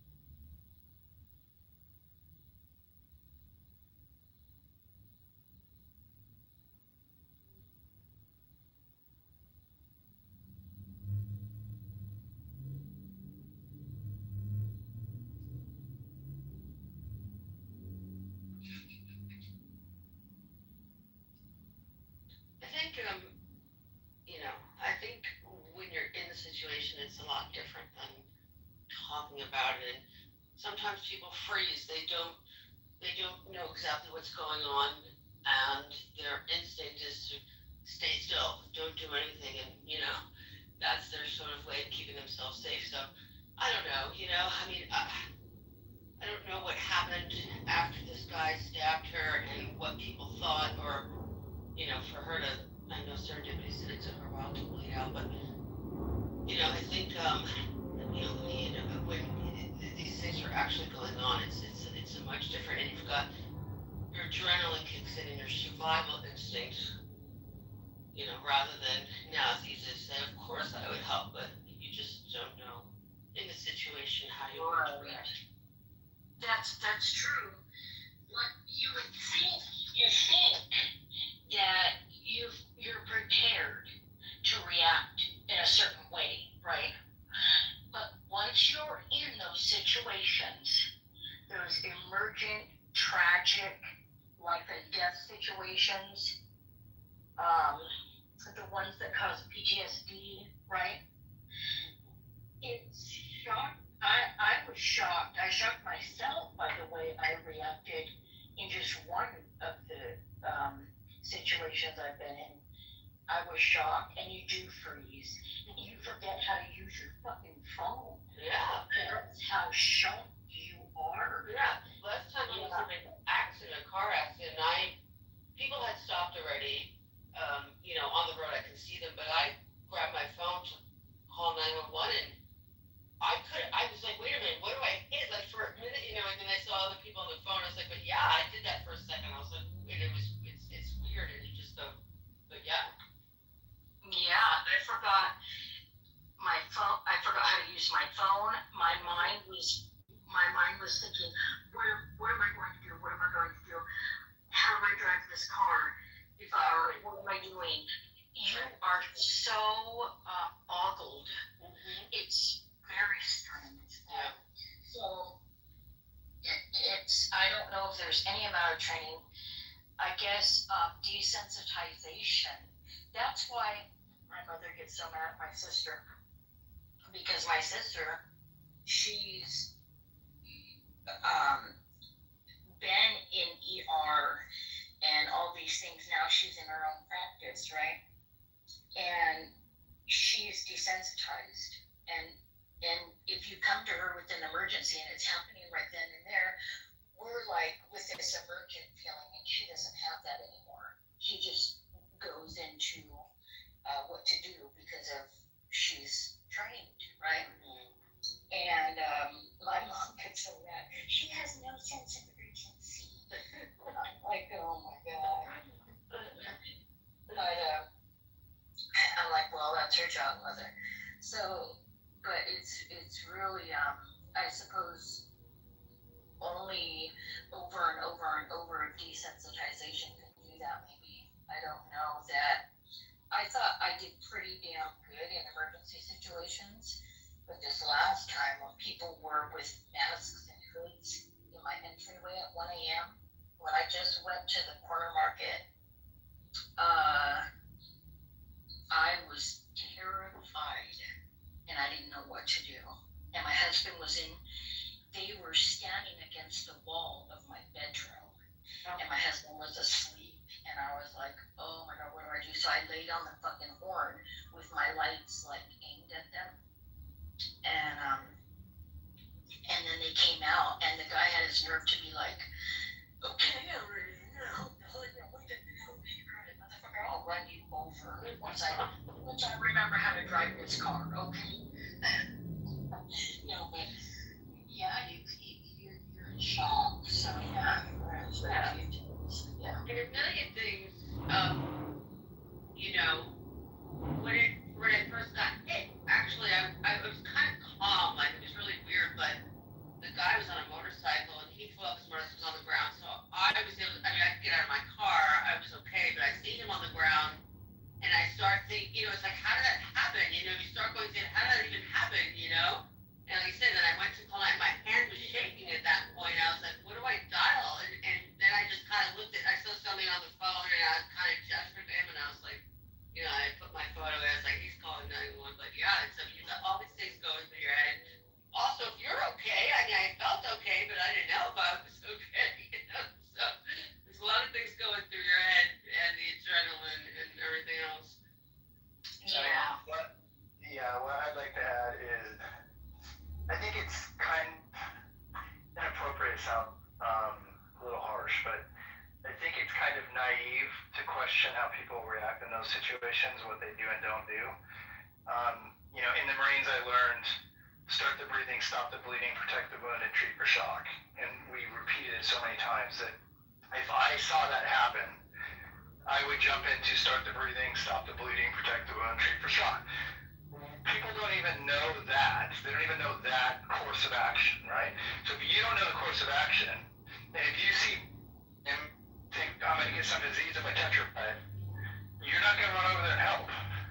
You have to have some kind of training to jump at that moment. If you don't have training, you jump at the moment anyway, number one, how do you know what the hell to do about it? And number two, if you just do whatever you need to do in the moment, then you're a fucking hero, and that's not normal. So there's an interesting phenomenon that sorry. Right, like if he's not, like they're not going to react because they're afraid he's going to come after them. But once he's off the train, they're not going to react. They're not going to do anything but call 911 once they get their shit together enough to do it. People don't know that. Like, how would you know what to do if you're not a paramedic? If you weren't in the military to learn start the breathing, stop the bleeding, protect the wound, treat for shock, and if like you literally wouldn't know what to do. Yeah, and there's they've done studies, experiments, and when there's a group of people always assume somebody else is going to. So they say if you're at like somebody is on the ground and you run over to that person, don't yell. Somebody call 911. They said pick any person and point to that person and say you call 911. So you just say someone call, everybody assumes somebody else is going to do it, and usually nobody does anything. So you pick a person, you say you call 911. You know you tell specific people to do specific things, and that's how you get things going.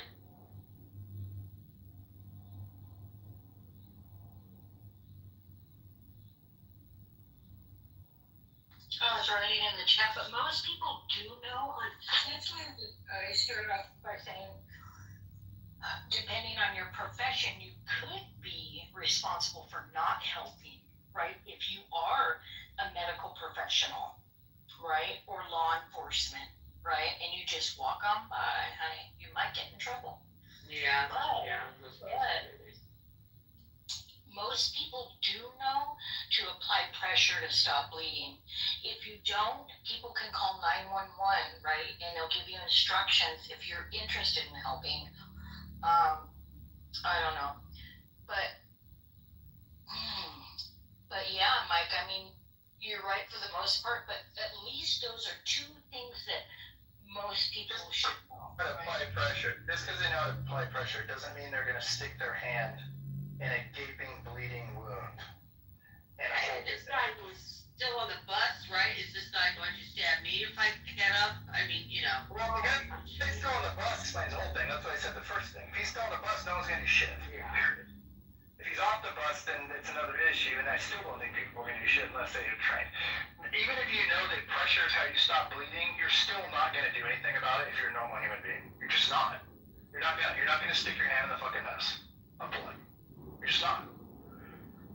Like, I just guarantee it. In that moment, I would bet $1,000 that 95% of people wouldn't do that.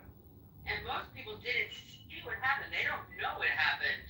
You know, they didn't even realize what happened. So, yeah, it's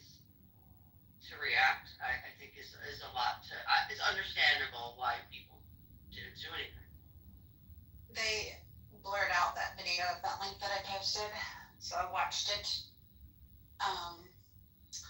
He did it right before a stop. So after he did it, he went to the door, and within a couple minutes, or not even minutes, maybe, I don't know, 15, 20 seconds, he was off of the train. She, of course, was like horrified initially right after, but I would say probably after about 30 seconds, she slumped over and fell off of the seat onto the floor.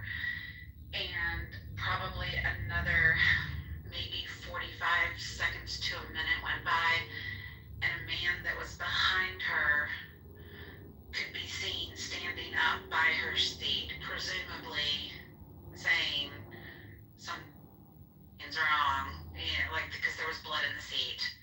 Yeah. And it looked to me like another minute, maybe minute and a half went by. And I think the guy that helped her was somebody that had just gotten on the train. And because obviously blood was pooling over the ledge where she was laying. And I think he had just gotten on the train from the other side and immediately went to pull her out and put his hand on her to stop the bleeding. But I think she was already gone at that point. Did she get on the floor for a couple minutes? Didn't even know it happened. You know, didn't even realize that it happened exactly. Yeah, I just watched that whole video, Serenity. That was tough. Very tough to watch. Yeah. I get it. We don't know what we would do, but I'm still sticking with the woman. I can see her nails in the image, in the video. The girl drops to the ground. Yeah, I mean, the like woman that, sitting right next to her, yeah. she's sitting right next to, she has to know that she's injured. There's blood everywhere. No screams, no crying for help. I'm sorry. I have to believe I would have called for fucking help. The guy had gotten off the train, coast is clear, and these people are clustered around her doing fuck all. I'm sorry. Oh, no, there's no excuse. Nope, I'm not okay with it. God bless that man that jumped in and started helping her. Thank God for him and the others that came too. But those initial people, no, you're not getting a pass from me. Their behavior was, I hope it haunts them. That was not. Well, why do you think they did it, Holly? Do you think they just didn't care? Why do you think they didn't I react? think they didn't care. Or they were, I don't know. That woman didn't even, what woman sees another woman drop to the ground after getting stabbed and there's blood everywhere and she doesn't scream, somebody come! That's amazing. You don't get that. Who even noticed, who even saw what happened and even realized that she was stabbed? Definitely You know, with 3 or 4 men behind. They saw him attack her. They were all looking in that direction. They absolutely, he stood up, he wailed on her 3 times. He actually did it 3 times, now that I saw from that angle. He did. Right in the, underneath her chin, kind of. I mean, and then she drops. Which is I probably didn't want to watch it, but which is the link in, that you put the link in the chat? It's the second Twitter link is the full video. Okay. And it does blur out, like, a good amount of it. You do see blood, though. Okay.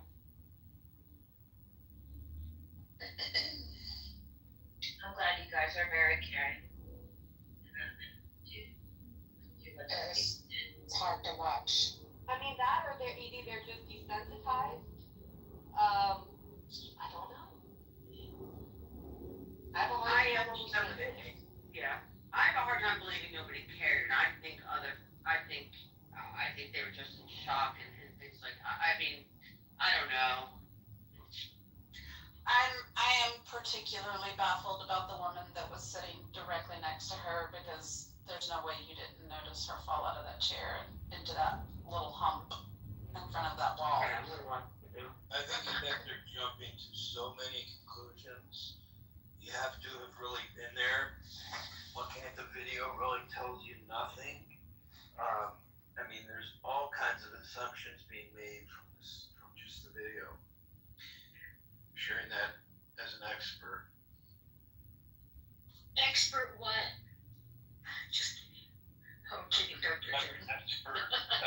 I'm an expert at video and audio analysis. Are you really, Dr. J? I learned it on Clubhouse, yeah.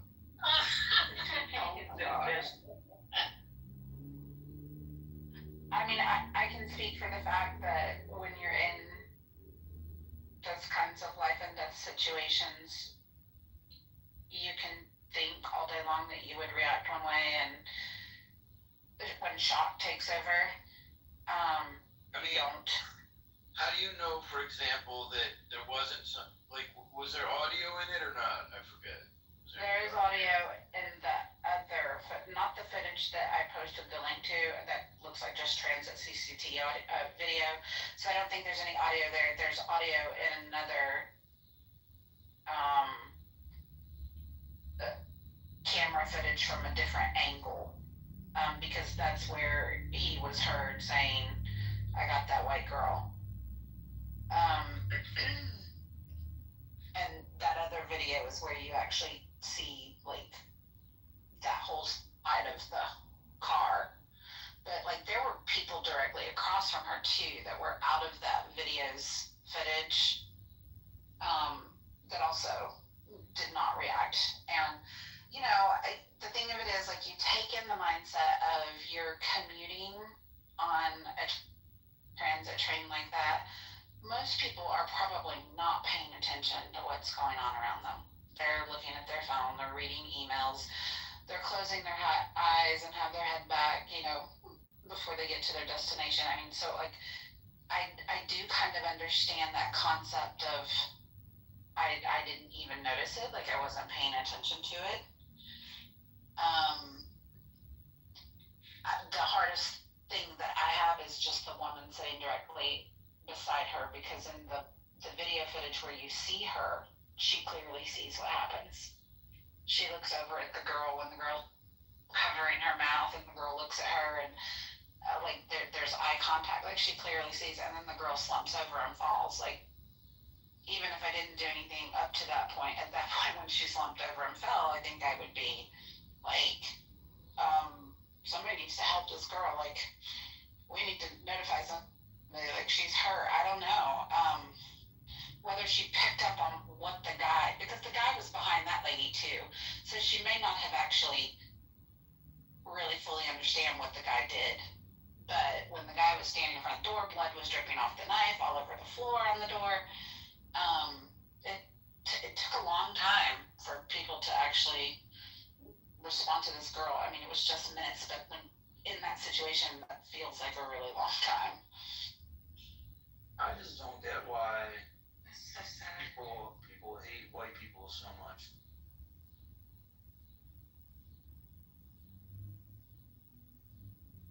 It's clearly a I hate white people crime. I just got that. I think no. It's more. Did you actually know anything about the story? He's actually been classified as schizophrenia. Like, he has schizophrenia. I think any person who sat in front of him was his target. Nope, he said, I got that white bitch. I just got that white girl. Yeah, and just because you have schizophrenia does not mean you also do not hate white people. Okay, I don't think it was a hate crime. Okay. I mean, he is being federally charged. Yeah, but by the DOJ. Denying that it's a hate crime is a part of the problem. What are you, so are you saying it was a hate crime? Yeah, that's what I'm saying. Yes, he is being charged. He is being charged by the DOJ, which means it does classify as a hate crime. I was asking Augustus what he meant. Yeah, I think that it's a hate crime. Okay. 100%. And you see it day in and day out. This is just an example that's of all of the people that hate white people for them just being white. And being systematically and society just accepts it. And they pander to it, and they continue to weaponize being able to even speak about it if you're white. If I'm white, I gotcha. I'll admit when I'm wrong. So I misspoke. Sorry to interrupt, but I just wanted to say I misspoke. I didn't realize he actually was quoted as saying that, so I can see why the DOJ is involved. But Augustus, let me ask you, so you sound like you're definitely pro DOJ prosecuting hate crimes, correct? I mean, that's the first time anybody's ever asked me that question. Well, I'm for it when it's applicable. So again, it sounds like you certainly are in this case, particularly because the victim was the victim of a white prejudice. So it sounds like you are on board, as I am, if it is proven, of course, that this is, you know, all the elements of hate crime are there, if you will. Absolutely should be federally prosecuted. I mean, do you agree with that? My whole thing is this: is that why is it that this particular case is going to be tried as a hate crime, and not all of the other cases where white people are targeted by criminality and violence are not being prosecuted by the DOJ? I mean, does the DOJ have a laundry list of hate crimes against white people that they have to deal with? Maybe. I mean, do you have like glaring examples of white people were victims and they weren't prosecuted? Yeah, I mean, I'm asking because our faithful leader in the White House, one of the things he did with like in the first 6 hours when he took office was say that the DOJ will not continue investigating any hate crimes from the Biden administration. And that seems incredibly hypocritical. Not on you, but on Trump. But go ahead. Yeah, I don't know what that has to do with the point that I'm making, which is the point that I'm making is... Well, we're talking about federal hate crimes, so it's exactly very parallel to your point. It sounds like you're saying there's a lot of white people that have been victims of federal hate crimes that are not being prosecuted. So I was just asking if you have any examples to that point. I mean, there's plenty of examples. I mean, look at Washington, D.C. Washington, D.C., they had to put National Guard in because basically white people were becoming targets day in and day out for a long time. Well, respectfully, you're conflating regular crime, everyday crime, with hate crimes, right? People getting mugged. It's very different than someone saying, I got that white bitch, and that, you know, after he murdered someone. Very, very different. Would anyone else on stage agree? I mean, I didn't even get to finish my point. I'm reading something, Miss. Yeah, my bad. Go ahead. I actually, because, wait. I was in the middle. Hold on.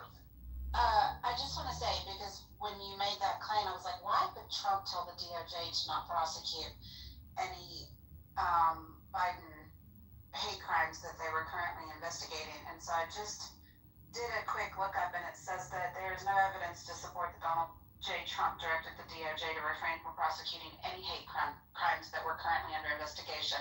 In fact, available records from both his first term and early actions in his second term indicate exactly the opposite. The Trump administration has very actively pursued hate crime prosecutions, particularly against white supremacists and in cases involving anti-Semitism, while emphasizing aggressive enforcement of federal laws related to the violence and bias-motivated crimes. So I'm just curious where you got that from, Miss. I saw articles of that earlier in the year, but Augustus, no, I don't go to CNN. But Augustus, sounds like I interrupted you. Go ahead and continue, and I'll look for the articles that I found earlier this year. Yeah, no, I mean, like, dude, I like you, Moose. I don't know what it is, where the disconnect is here that we're having with one another, but it's your PTR, to be honest, but go ahead. Yeah. Hold on real quick. I'll be right back. I gotta take care of some business real quick. Hold on. So I just watched a video, just some clarification on the timestamps, and so she's sitting there. There's two seats next to each other. There was nobody right next to her on the left. The guy stabbed. If you want to watch it, he gets up, stabs her at the 7:22 mark. 7-minute mark, she slumps over. So 22 seconds, she was stabbed. She's kind of holding herself. She's not getting up. She's not saying anything, and then she slumps over. So 22 seconds from stab to her slumping over. I think think a lot of people didn't realize what happened. And when she slumps over, she slumps into the, she's on the outside seat of two seats. She slumps to the seat next to her. So I think a lot of people didn't even see her slump over or realize what happened.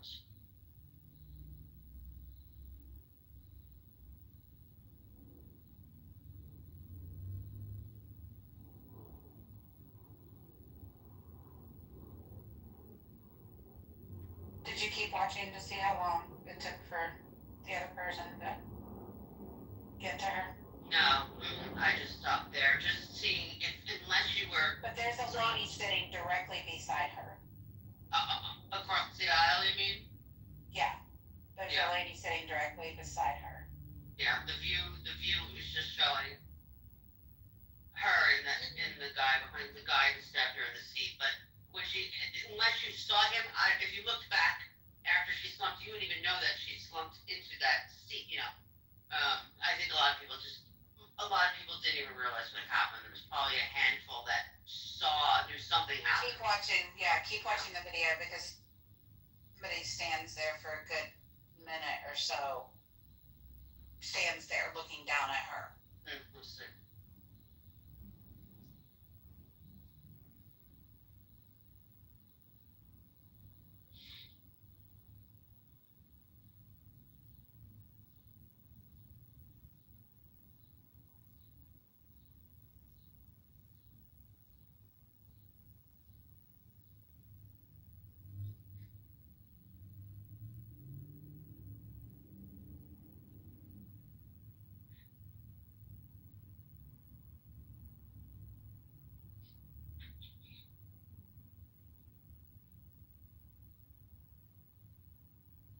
Yeah, the only point I was trying to make was really that it's sad to see that society has like normalized white hate so much so that it manifests in grotesque, violent, random acts of violence. That's the main point I'm trying to make here.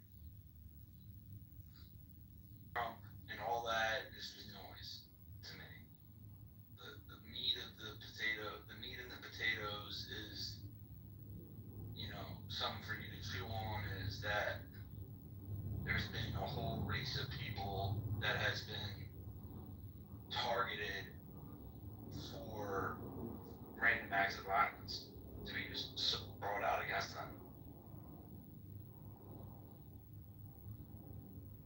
Yeah, I just watched that. So she slumps over at the 7-minute mark. At the 6:30 mark, somebody knows what's going on. It looks like you can't kind of see his head, but he's standing right there by the seat. And another 30, 45 seconds, he doesn't do anything. And 45 seconds later, somebody else comes or pulls around. So the guy behind her knew something was wrong. He was standing up at that.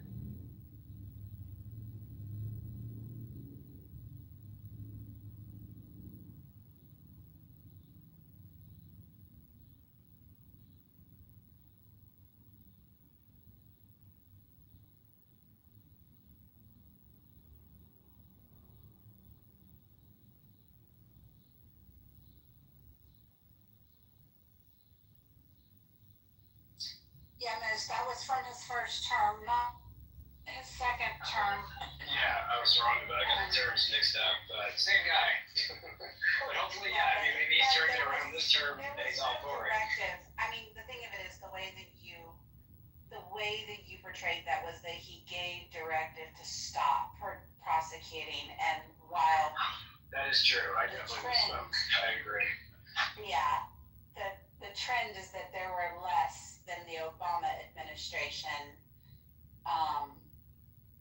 which is what that comparison was to. That's not been a directive of this administration.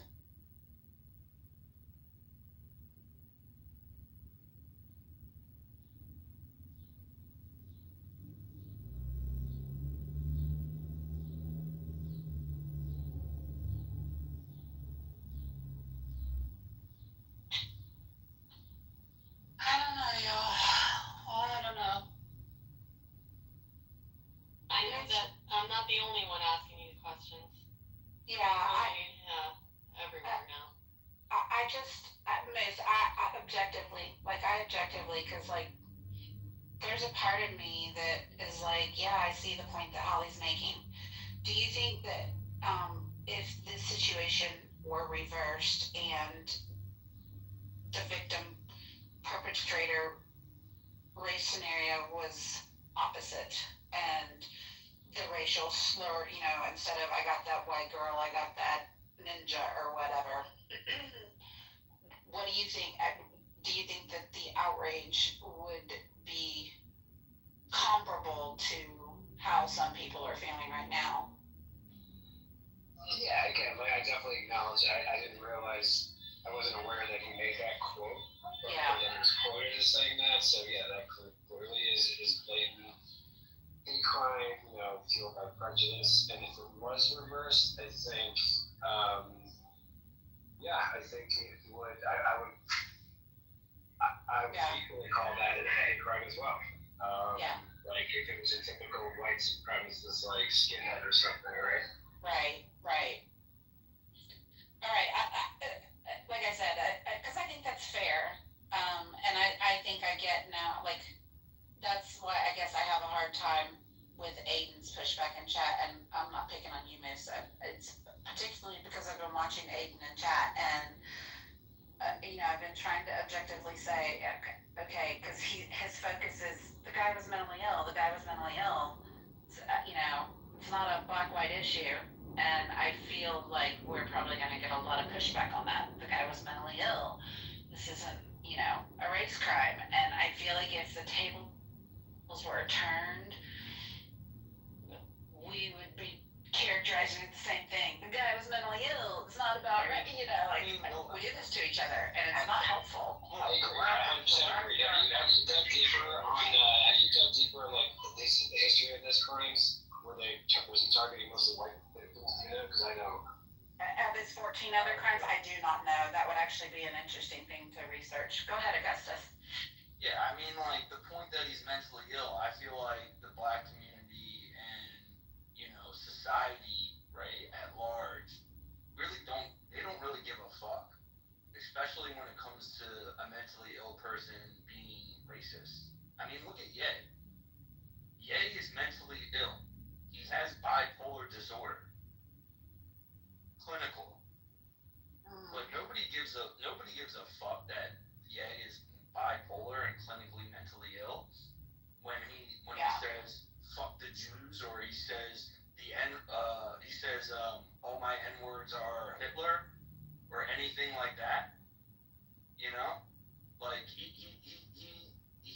he's blatantly leaning into anti-Semitism, leaning into racism, and he doesn't get a pass.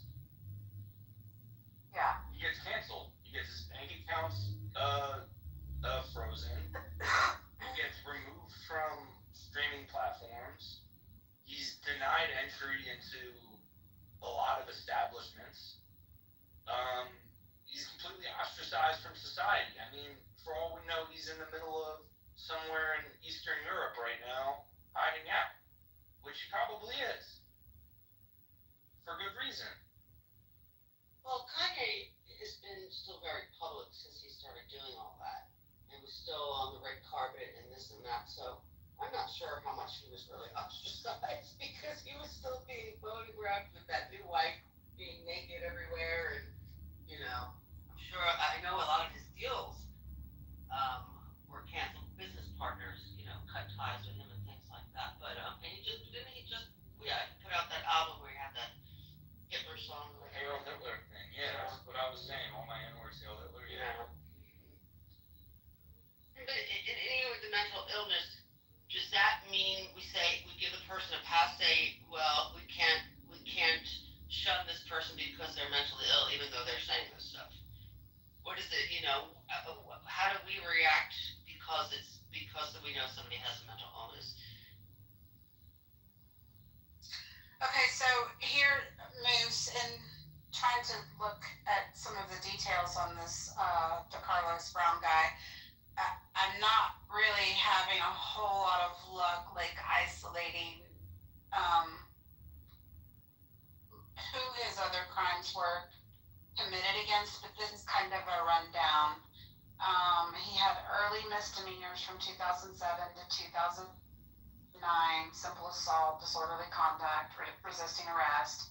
Some minor offenses from 2011 to 2013 that,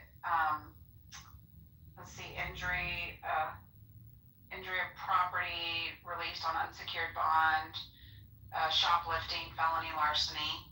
Then in 2014, he had a felony robbery. He was convicted of robbery with a dangerous weapon, armed. In an apartment complex, he approached an unnamed victim, brandished a handgun, and demanded their phone and money. And then... It's not saying the race of the other person, though, right? In any of the instances. Right. And then post-released offenses from 2020 to 2025, he was arrested for misuse of 911, making false emergency claims, trespassing on hospital property, and a mental health evaluation was ordered. Brown's record also includes brief psychiatric commitment for schizophrenia and multiple welfare checks by police in 2024 and 2025, where he exhibited extremely erratic behavior.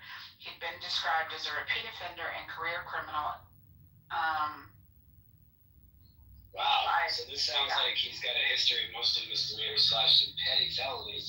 Sounds like this is his first violent, extremely violent crime. I'm not making any excuses, to be clear, but I just, for some reason, I thought he might have had a bit deeper. Like, for someone just to do that, public on the train, that's his first homicide. That's crazy. Sure, and it is relevant because legally, right, if it's just a string of misdemeanors, most of the time the law isn't going to do anything about it, right?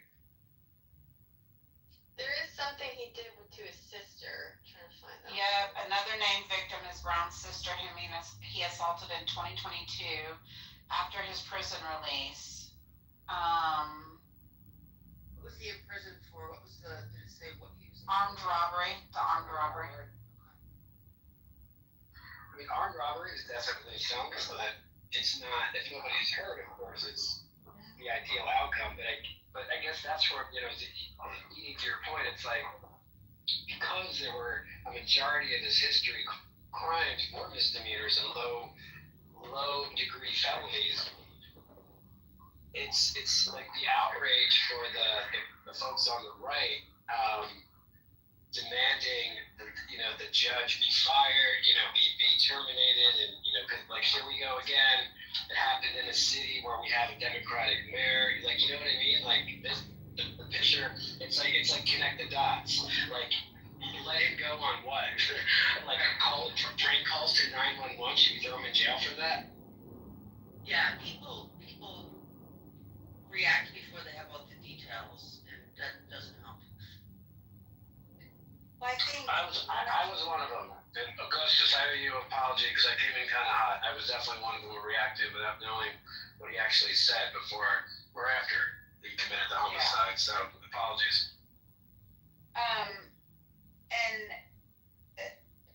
too, like, this happened back on August 22nd. There was, I think that's one of the other things is the media did very, very little to cover this at all until the clip was released that he said, I got that white woman. I had mentioned this briefly, but I didn't see a lot of media coverage either, but this was, I don't know, maybe a month ago, maybe a little more, but a woman, she was a black woman, she was in a store, Great Eagle or something. Stabbed a little kid. Yeah, a white woman that had a little 3-year-old in the cart. The woman walks in, the black woman walks in with a huge knife. You could see on the video cameras from the store that the knife was visible. Just walks down the aisle and she passes this lady in a car, with a shopping cart with the little 3-year-old, and then she turns around and goes back and just stabs the kid and kills the kid. That's another one I never heard of. A year later, never heard that story until now. No, that just happened. Yeah, this one just Where was this? Well, I'm looking at June 2024. Bianca Ellis, a black woman, was accused of fatally stabbing 3-year-old Julian Wood and injuring his mother. Yeah, that's At it. John That was a Eagle. year ago. That was a year ago, June 2024. Wow.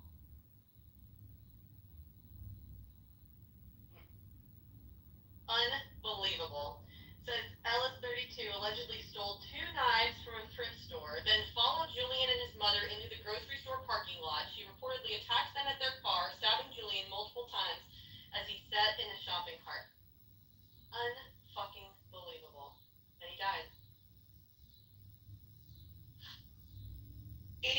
video, But the car's yeah, still in the store. they were still in the store, so Yeah. this is a different one. Yeah, this is This is at the Giant Eagle. Ohio. This is Are you it. saying there's two different 3-year-olds that were stabbed to death? This is June it. 3rd, 2024, Giant Eagle. Yeah, it was a year ago. I don't know why that one's saying in the parking. Oh, so it is the same one. Listen to this. Listen Yeah. to this. This is fucking sick. During her court appearance, she was seen smiling and giggling during the reading of the indictment. Mm. Fucking A. And this was a black, the defendant, the suspect is black and the victims are white? Yes. Yes. I wonder serendipity if the video wasn't the actual stabbing, because this also says parking lot, but she looks like she did something right when the car was, when she turned around and went, I don't know, but anyway, that is the same story, it was a year ago. What city or state was that? It was in Ohio, North Olmsted, Ohio. I'll have to look that up, see what that crazy person's history is, and Well, and how many more stories are there out there like this that we're not allowed to know? Because we're being fucking gaslit. There's not a racial fucking issue. Sorry. It's the fucking Always mad. I am mad. I'm sick of this bullshit. I feel like we're getting gaslit. Holly, let me shut my door because I've been trying to work. But I'm gonna need Miss Holly thinking that all black people want to kill her. Holly, thank you, MJ. Holly. I don't think all black people want to kill anybody. I didn't say that. Or even We most. can't focus on the degenerates of the black community. Like, I don't know, I'm sorry. We can't focus on. I think her outrage is not so much about the degenerates, any degenerates, black or white. I think her outrage is about the fact that the media doesn't really cover any crazy black on white crime, but it will always cover white on black crime. And I don't Nationally. understand that. Yeah, I feel like you're right, because it seems as if we only focus on the Carmelo Anthonys of the world or whatever, and it's never the other way around. I just don't want my white friends in the space and room to think that black people are trying to kill them, because that's the vibe I'm sensing. Right? No, I don't. Okay, well let me ask you this. Even with What if, MG, what if, let's say 5 years from now, 10 years from now, what if you're wrong? What if there actually is a growing trend? If I was Jewish and there was a growing trend of anti-Semitic murders, but I was just told, we're not all anti-Semitic. Don't worry about it. We all love you. But and every time I tried to look up stories, I couldn't find it because the algorithm suppressed it. And anytime I tried to look up data, I couldn't. I'm literally being gaslit. But if you're Jewish, you're allowed to know these things. If you're black, you're allowed to know these things. If you're white, apparently, what is the number? What is the trend? What is the percent? How many does this have to happen before we're allowed to be concerned? Holly, look, I don't have the answer to that or response, right? We do have the data. We do have the data for anti-Semitism. That's true. I don't know why they suppress the crime when it's white people who are victims. Like, I don't have an answer to that. I don't know. But what I do know is my black friends and I are not conspiring to kill white people. Like, I don't know what's going on in the United States, but this is not a growing trend. Like, the anti-Semitism is real because we have data that states that. I think it's a 200% increase in anti-Semitic attacks across the United States. That we can see. Well, I don't know. questioning whether what does the data say? I don't know. Yeah. And I'm not saying you should even have an answer, but I'm saying, maybe the data is showing a trend that nobody's looking into. Exactly. And I don't know the answer either. I'm simply saying it makes me feel uncomfortable. And yes, unsafe. That I live in a country that I don't think wants me to know certain things. And that scares me a little. Because if there is something to be concerned about, I don't think they want us to know.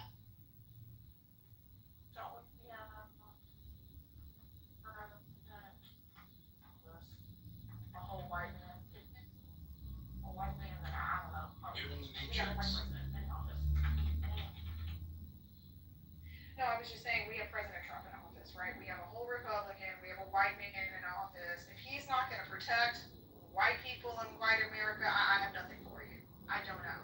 And we can't, they do track race or ethnicity of people within violent crimes. I mean, you could look it up and see if you see anything, but, it's just like, what's in your head? Can you think of the last news story about a white person being killed by a cop? And it happens all the time. The news really doesn't showcase it, And I mean, I'd like to say too that, like, I don't think every white on black crime or black on white crime stems from racism. Sometimes crime is just crime. It's crime of opportunity. It's crime of whatever. So I don't want to conflate that all crime is equal and that all crime is relevant because of race. Because that's one of the things that Monica has been screaming about this Ukrainian girl for the last 2 or 3 days since she saw something this weekend on it, and bringing in the race component before that video was released. And I've been slapping her hand. Monica, it's not always about race. Monica, it's not always about race. This is just a crazy man on a train. And then come to find out that video gets released today, and now the story's blowing up and everybody wants to talk about it, But all crime is not necessarily about race. And so I think we have to be really, really careful with that too, because it's not going to do anything to help the race.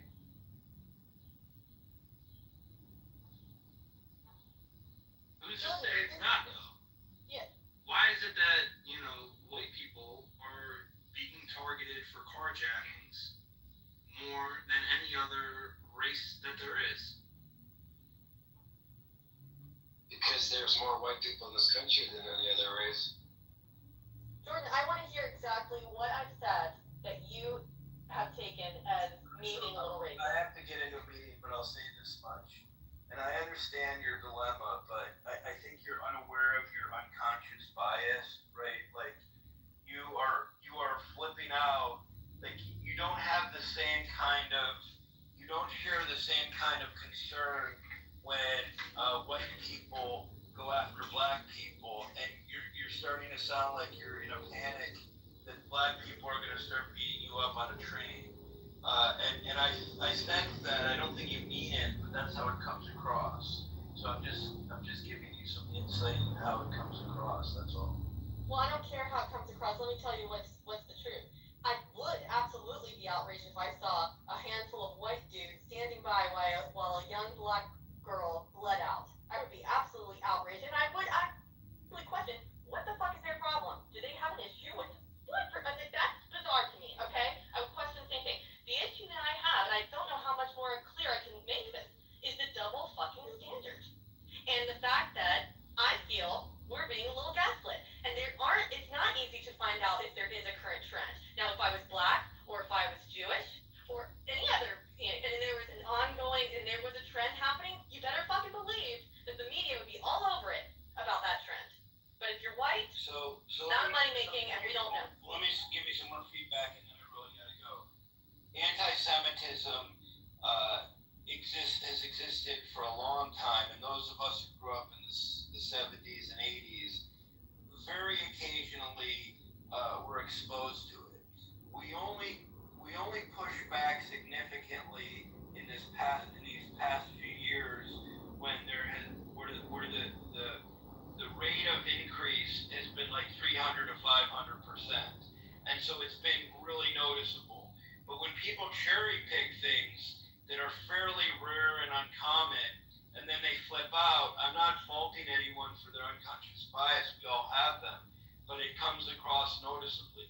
I don't think you would give the same. I don't think the concern is that great.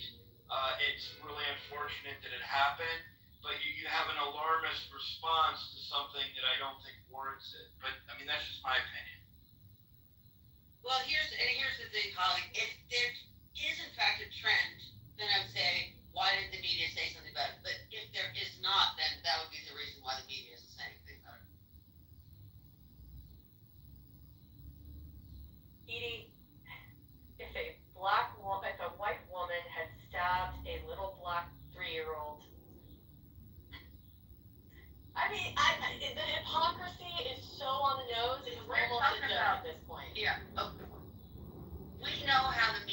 what the media focuses on, but if we're talking about, is there something that the media is coming up, is there a trend? And if the statistics show that there is no trend, then the best we can say is, well, we know what we see in the media, and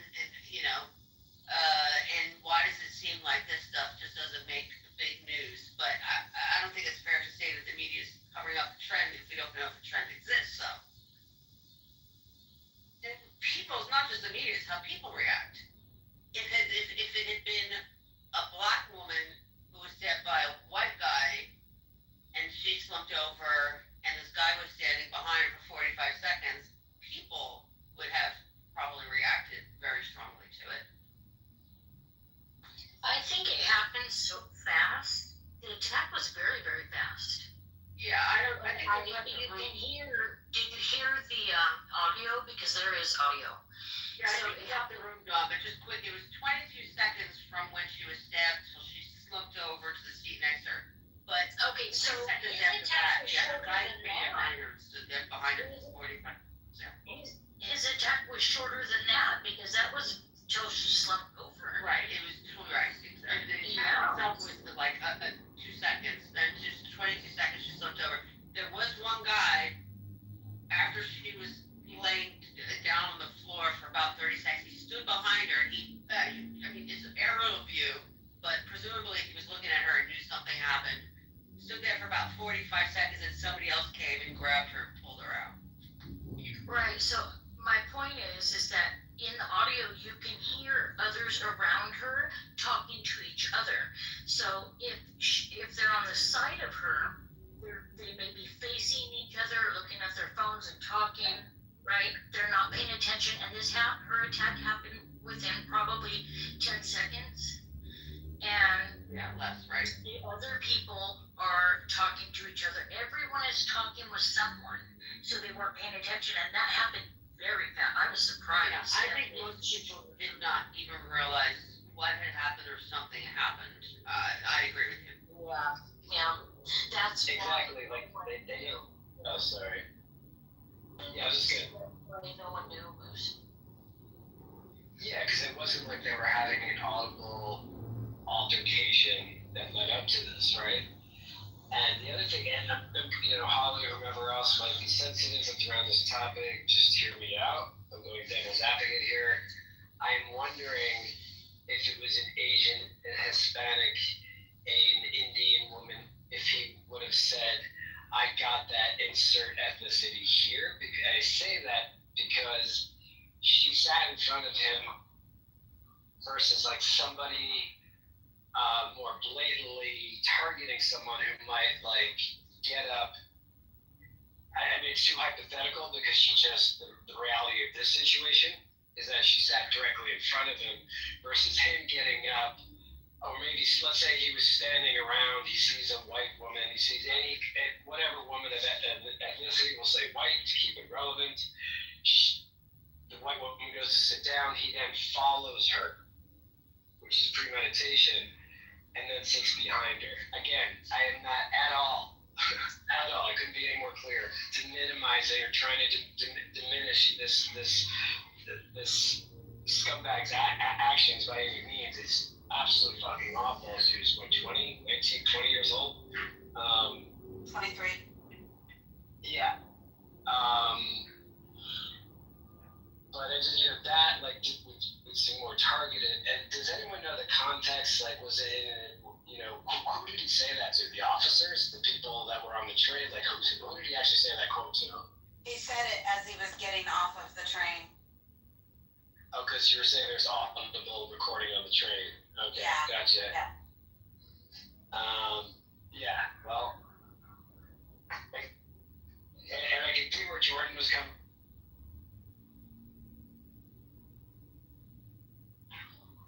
I just wonder if it's it's just the sad thing is it doesn't seem like something like this could have ever been like, how do you avoid that, right? Yeah, I wouldn't even say this is an argument for mental illness. There's just nothing that could have happened, which is absolutely super tragic. And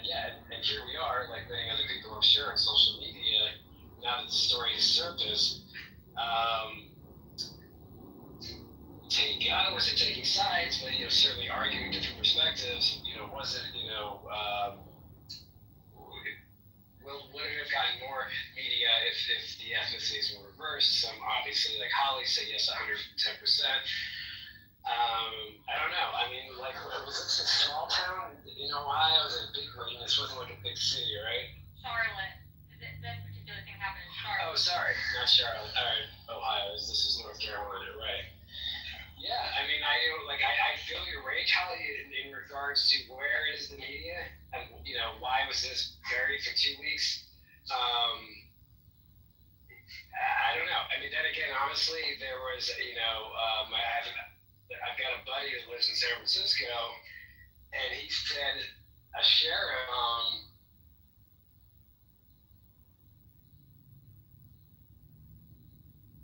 like for the chairman of the sheriff's staff, I guess, and he hit a parked car in his patrol car or city authorized vehicle.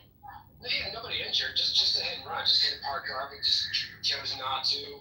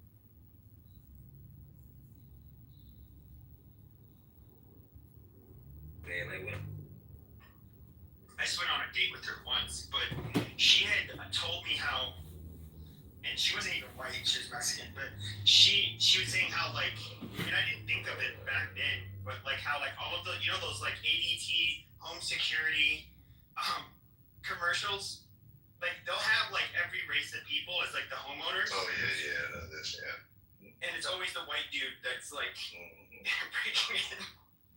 Always. I mean, I get it. They don't want to be controversial, but kind of like when you saw the movie, was it Death Wish?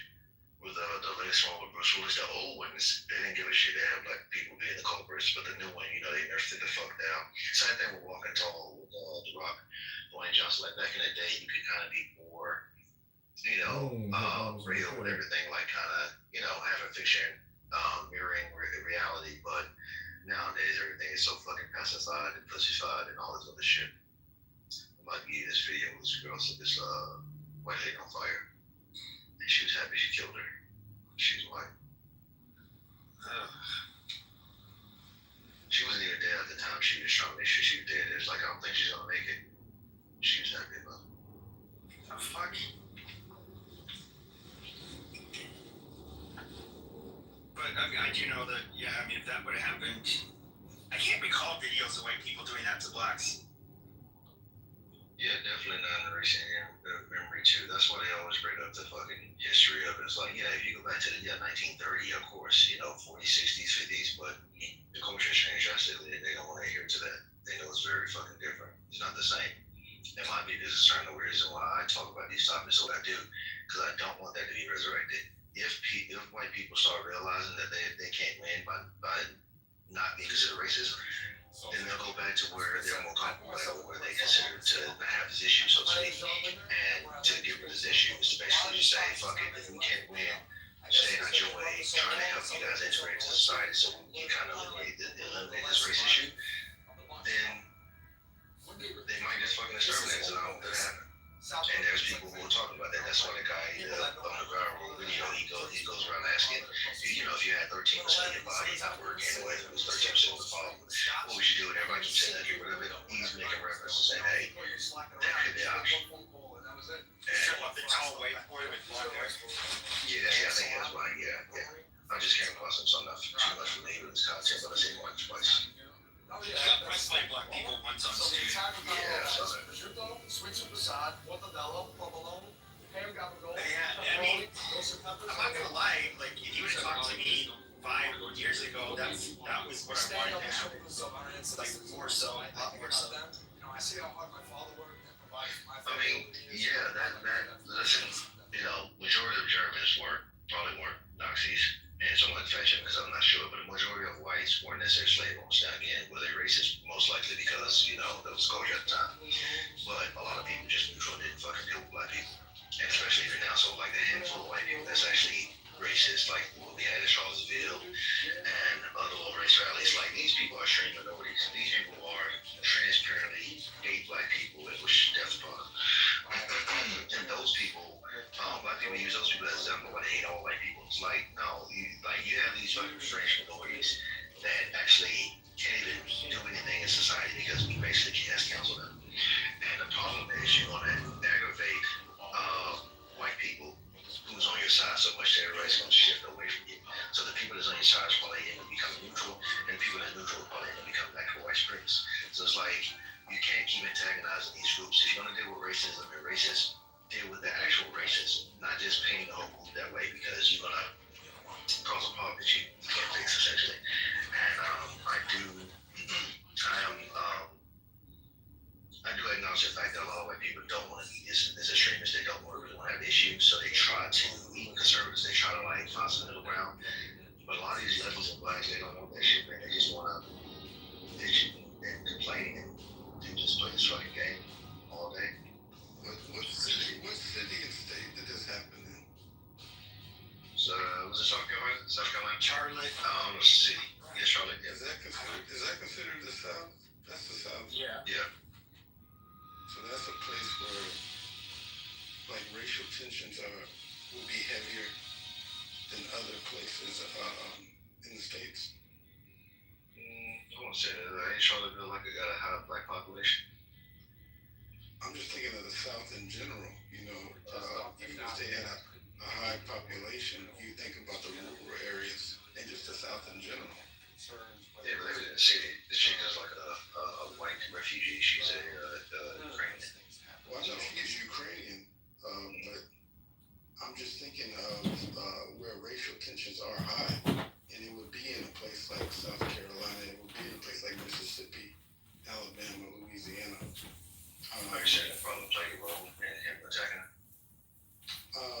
I mean, there's no excuse for what he did. He need to hang. But I am looking at. I don't think you get this on this at this rate or on this level on the West to Midwest to the East Coast. Because remember, you had the one guy who stabbed the trucker. I think his name was Nolan Levy Strauss. Back in 2021, I think he slit the throat of a black truck driver, and then he admitted that it was because he was black, and so he's on the official FBI website because he pleaded guilty to a federal hate crime, and that was 2021. That happened in Oregon. So, at the same time, I'm looking at this and I'm like, this is terrible. This makes us look very bad. You know what I mean? But then also I'm thinking crime is crime because, how are we going to pick and choose what crimes to focus on? And what's going to be the litmus test for what's going on when we have hate crimes. A bunch of hate crimes happened this year. A bunch of stabbings happened this year. We literally had like 3 white men in the past 2 months stabbing people on buses, and while jogging. Weak men in Houston, where I am right now, there's like a serial. He's not a serial killer, but he's been like kicking pregnant women in the stomach, all kind of shit. You know what I mean? It's like, But I think now with the new evidence coming out, when he says I got that white girl, now it's going into hate crime territory. So. And this is, I put another link in the chat, and I think I did. No, I didn't mean to. This is what a lot of people are saying online, and it's pissing people off. Well, actually, I did put it in the chat, didn't I? Yeah, I did. Oh, wait, where is it? Fuck.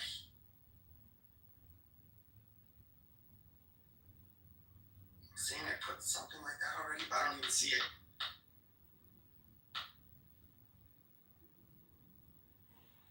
Weird. Do you guys see a link of mine in the chat?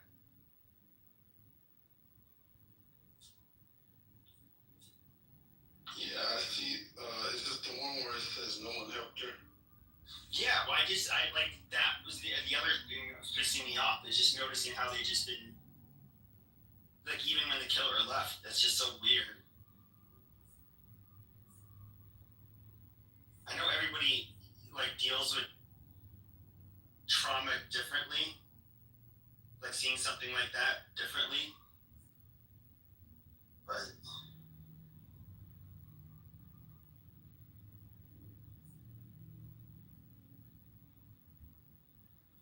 hold on a second, I'm gonna see something.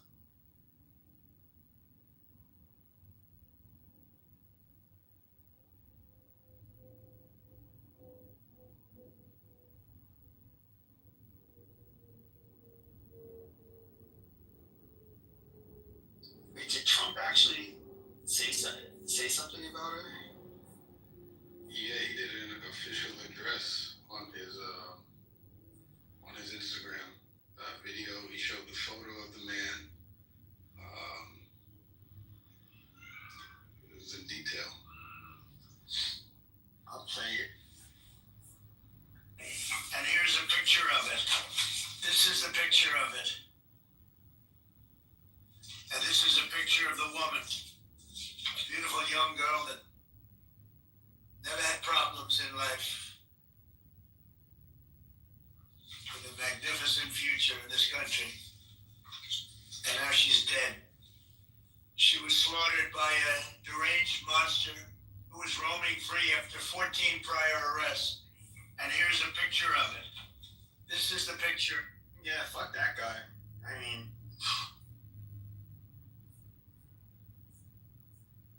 but why did all these Black Lives Matter people, they wanted to defund the police and they wanted less black people in jail. Why should that piece of shit have been on the streets?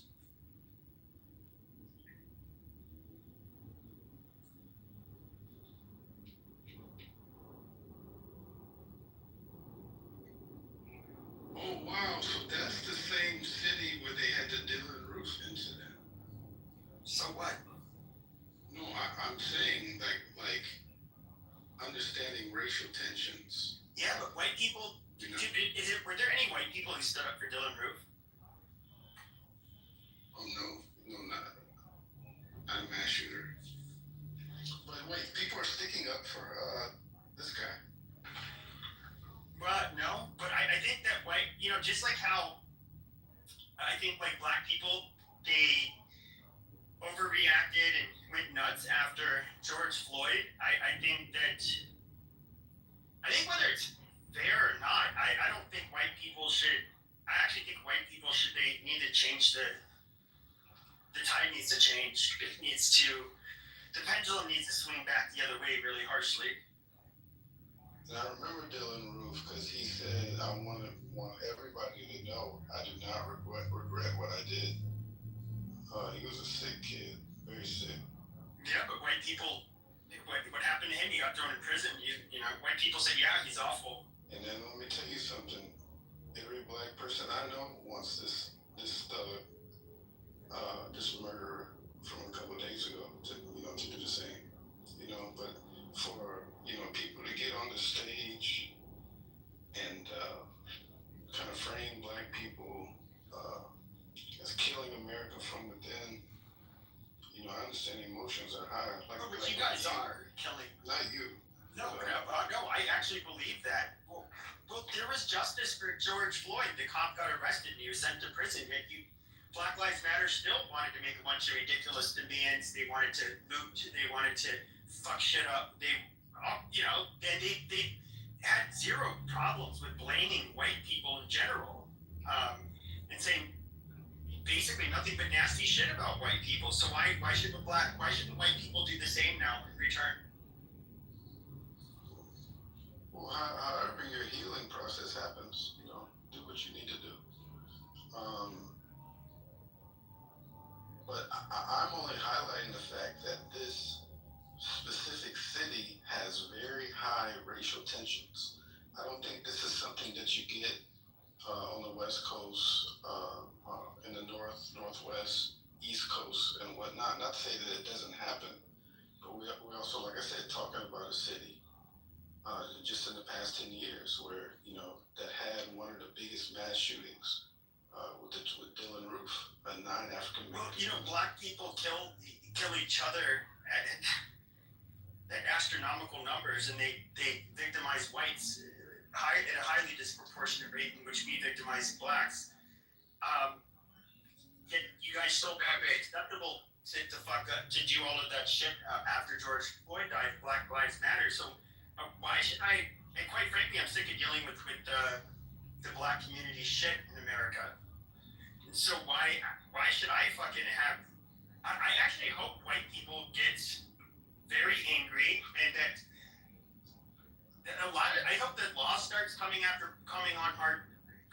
harder on black people. I hope that white people even make black people afraid that if they ever start any of their usual shit, at least the criminal, the thugs bullshit, they realize that a beatdown and going to prison is always on the horizon for them. I honestly wish that on black people. I think black people need to be made afraid again, because you guys just don't behave when we cave into your guys' demands, and you have zero problem trying to bully us. Really, Pepe? Get serious. How is that bullying going on? Tell me. Please tell me. Please elaborate on the bullying. Oh Black Lives Matter all of 2020 and all of the racist shit that was normalized that you guys got to say. I mean, that's what really made me have a very, I don't know, a very negative opinion of black people. Was that that's kind of what was the Every deal on black the person. You met and know every black person. You haven't met but one black person that you don't have a negative opinion of. I don't have a negative opinion of every black person, but when I talk about a community as a whole versus individuals, So you I say can that, say that. Pepe, but listen, you said all black people live in the ghetto. All black people are criminals. I never said that. No, That's what you're saying. that's not what I'm saying. Well, elaborate. He's trying to even the scales because, you know, white people are very hurt at the state of things where it's like they're getting a mirror turned on them. They're being reminded of what they did in the past over a span of 300 years, right? They're losing their image in mainstream media. They're scared right now. They're worried about being Man, there's nobody alive today who did any of those things. But you're gonna throw something from over 100 years ago? That's why You're not fooling anybody. yeah, I'm only giving out the reasons why. I'm not saying that. I don't feel That nonsense. That girl didn't hurt any. Yeah, for she sure. wasn't even American. Nobody did anything to that killer. Nobody hurt that killer or did anything. What are you talking about? What angle? What angle? Quote unquote white people did something bad to somebody? Wait, when did you say that? What the hell are you talking about? You just What are said you it. talking about? And you just said white people are getting a mirror shown to them? Give me a break, man. What mirror? What white people? What the hell did they do? I thought you wasn't white. So you're white today? I'm not. I'm defending the people who are white. I have no identification with white people whatsoever. They're just not me, and I'm not. I'm telling you what's going on. I'm telling you what's going on. I'm not stabbing them, and I'm not giving excuses for stabbing them because I'm civilized, you see. So don't give me this nonsense. We're telling white people that they did something wrong hundreds of years ago. I'm telling you why they're mad. I'm telling you why they're mad. And why they're eliminating critical race theory. I'm not saying why. you should. Critical race theory is bullshit. No, it's not bullshit. Because it's 100% bullshit. It's not. Well, listen. Let's define the Holocaust museums. Let's define the Holocaust museums. Why? Did the Holocaust not happen? I think it's hard. Did slavery not happen? Why? Well, who said Did slavery not happen? I never said it did not teach slavery. You did, sir. You're the one who's got some bone up there about Jews. Right away to the Holocaust. Let's teach it. Right away to the Holocaust. Let's teach the history of the U.S. I don't know any school that didn't teach it. Okay, well, let's continue it. Let's continue it. What we have to do with Why remove it? Why remove critical race theory? I'll tell you why. And I said it a minute ago. Because it is 100% bullshit. And what parts of it are bullshit? Well, I'll give you. Okay. I'll give you a few because clearly you don't know what the fuck it is. I will tell you what. Number one. What is the critical race theory novel? I'm going to tell you, if you let me. Number, here's some of the bullshit aspects that are the core tenets. Number one, convergence of interest theory. As though every positive thing that was ever done in the march towards civil rights and the abolition of slavery, etc., was somehow done not because it was the right thing to do, but because it was somehow in the interest of the oppressors. Bullshit number one. Bullshit number two. I haven't finished. Take notes. Questions. Hold on, Emil. Let him finish. Hold on. Because it takes too long. Let him finish. Bullshit number two. And by the way, I'm quoting from Delgado and Stefanik, the primer on critical race theory. Because yes, I looked at it unlike you. So bullshit number two. Every aspect of American society, every square inch, every square millimeter is infected with racism. Bullshit. It's not true. And you shouldn't teach people that. Bullshit number three, and this is only 3 out of 5, and then you can deal with some of those. I can give you some more bullshit, which is why it shouldn't be taught. That not only should it be an academic inquiry, but it should be activism. No, academic inquiry should cannot be combined with activism. That's called ideology. That's called ideological capture.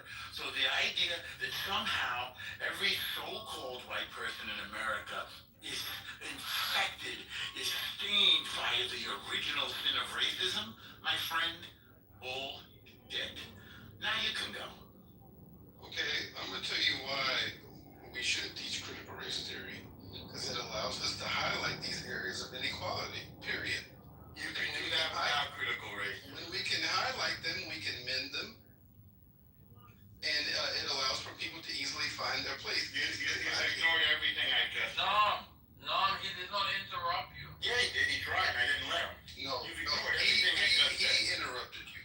I didn't interrupt you. You've ignored everything I just said. Those are the reasons why we're not teaching it. Sure. So now, And I gave you my reasons. Highlight inequality and the struggle against it. Listen, this is not one of your echo chamber Zionist rooms, okay? No, Let's have a fair discourse. Sure. How about responding to anything I said? No, I heard what you said. Why not respond to it? I don't have to. You could debate. No, you don't have to, but then you've lost the argument, haven't you? No, I'm hearing your point. no? I'm hearing your point. Hold on. I just told you why you should teach it. You can teach about inequality without critical race theory. And we have. Of course we can. Hold on. Now, could you go on me and be disciplined for my submission?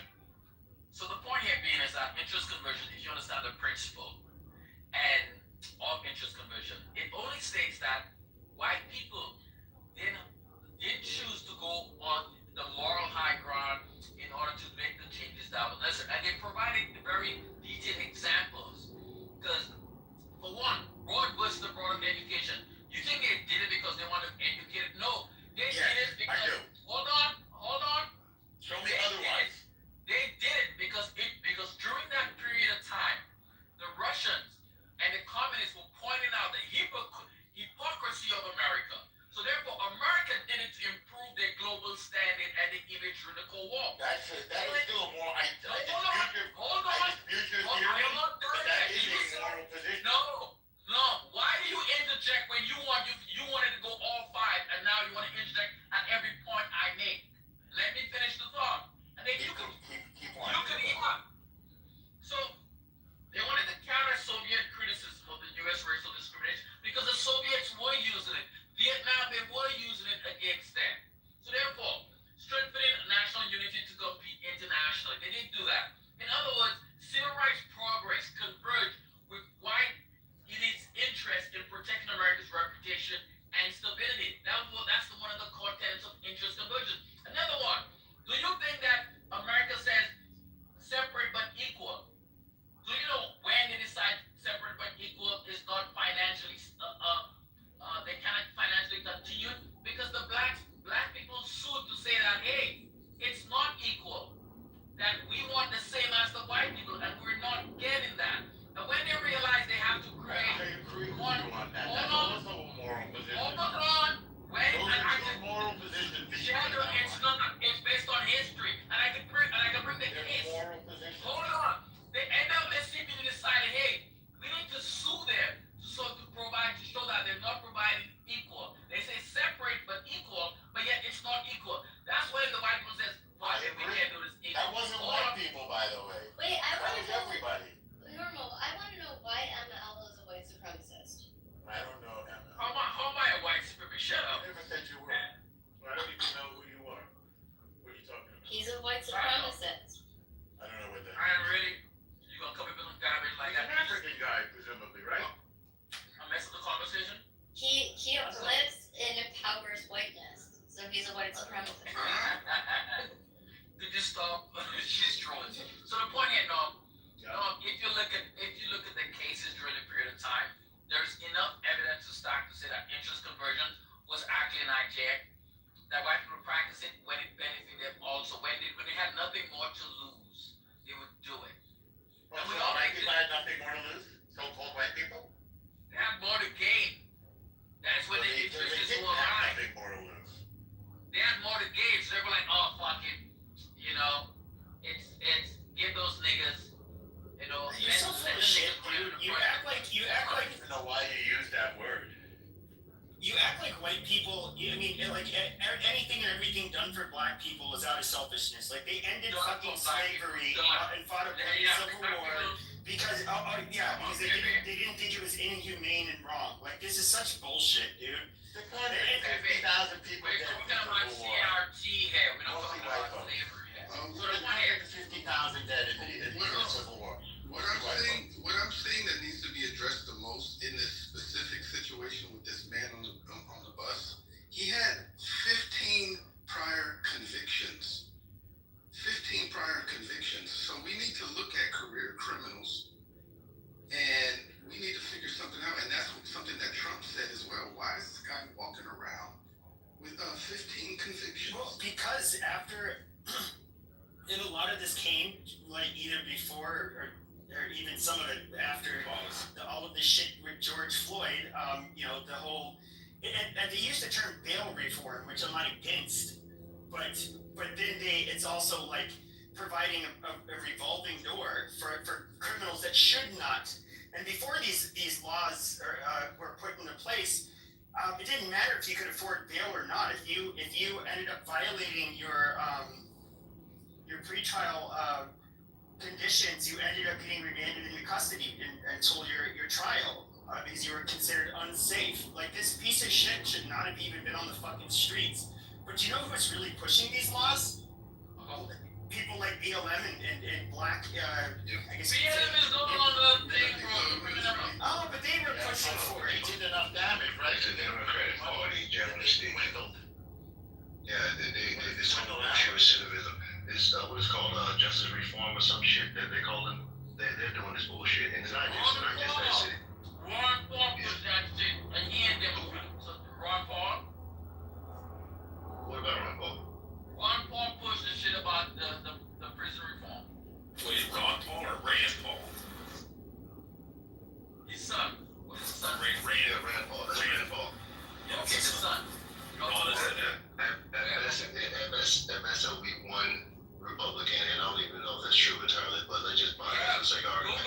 Okay. But I'm saying there's so many Democratic judges and solicitors, DAs that is pushing this bullshit to where they just let it get a slap on the wrist. Matter of fact, let me go ahead and pull this out. Oh, by the way, too, I'm gonna post this in the chat. I found the link to that girl I was telling you about,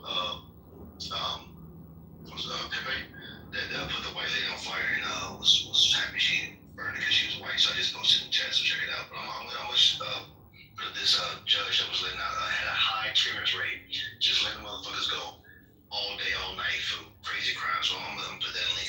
Free. There was a video, like one of those like one of those body cam videos on YouTube, and they arrested this it was a guy or something. He was like in his 30s. He was a black guy, but he had like 35 felony arrests, and every time he was like let go and put out on probation, or like had to come back to court and all this kind of shit.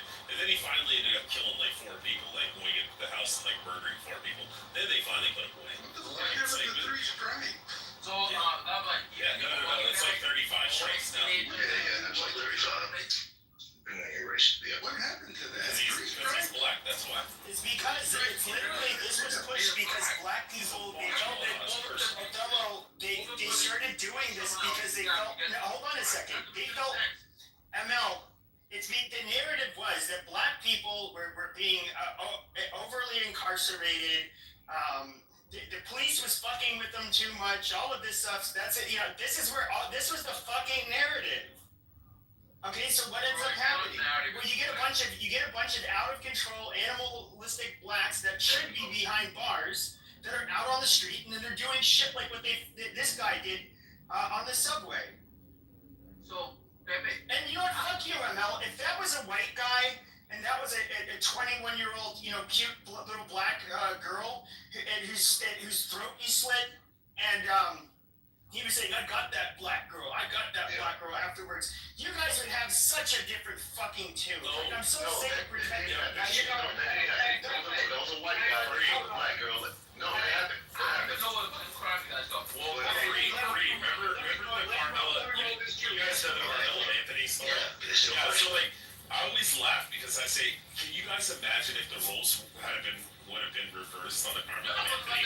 How many black people would be screaming and crying, boy, that poor little baby boy. Hey, Lover, here's the truth. Hey, Lover, here's the truth about it. Here's the truth about it. You don't even have to reverse the roles. You don't even have to reverse the roles. All they gotta do is be brown on brown. Yeah. Let it have been a brown man slit the throat of a young black girl. And guess what it would have been? The most you would have got is, oh, that's fucked up, man. That's all we get. That's all we fucking get. Only black feminists would have made a deal out of it. Everybody else would shut the fuck up. Why are you so anti-black women? No, we're not anti-black, but we are. I love, wait, hold on. I love when I get this argument from people. I'll say like my opinion and they'll be like, you're a fucking racist. And, you know, like, I have these conversations where the same people will be like, oh, well, what if your kids grow up to marry a black person? And you know what my criteria is? Are they Christian? Are they conservative? I can give a fuck less what they are. As long as they're like good, upstanding, you know, citizens and they're, you know, have moral character and fiber and shit like that. It doesn't matter about the color. But the reality is, when people do bad fucking shit, we should call them the fuck out. White, black, Asian, doesn't fucking matter. I call out, hold on, ML, I call out fucking hillbillies and white trash just as much as I do black people. It's because they're low class, low rent, fucking immoral fucking people. Like, hillbillies get the fucking, you know, the heat from me just as much. Like, I grew up, the only group that I was told as a kid not to fucking associate was fucking white trash and hillbillies. We didn't have any blacks in our community, like a couple black kids. And the only people, yeah, no, my parents never said, hey, stay away from the black kids. They said, you see those fucking white trash little fuckers down the street, stay away from them. No, because they were niggers. They were white niggers. That's all they were. They're the same thing. Yeah. Oh, now he's like, all right, don't worry about this, guys. Okay, Clea. Okay, Pepe. So the point is, when you guys make those grandiose, you guys have that wholesale, and trying to indict all black people, and some of the black people on the stage, you guys are much rich, by the way. Hold on, let me finish my thought, bro. The point here is that majority of black people are law-abiding people. The same way I travel around the world for a living. And I go to countries where there's majority white, majority Asian. And there's still crime. Yeah, but black people are the ones in America who get a pass on other black people. Let me finish. So, I go to Italy. I lived in Italy. And I knew where all the ghettos were, where all the crime was at. Guess what? I didn't hang around there.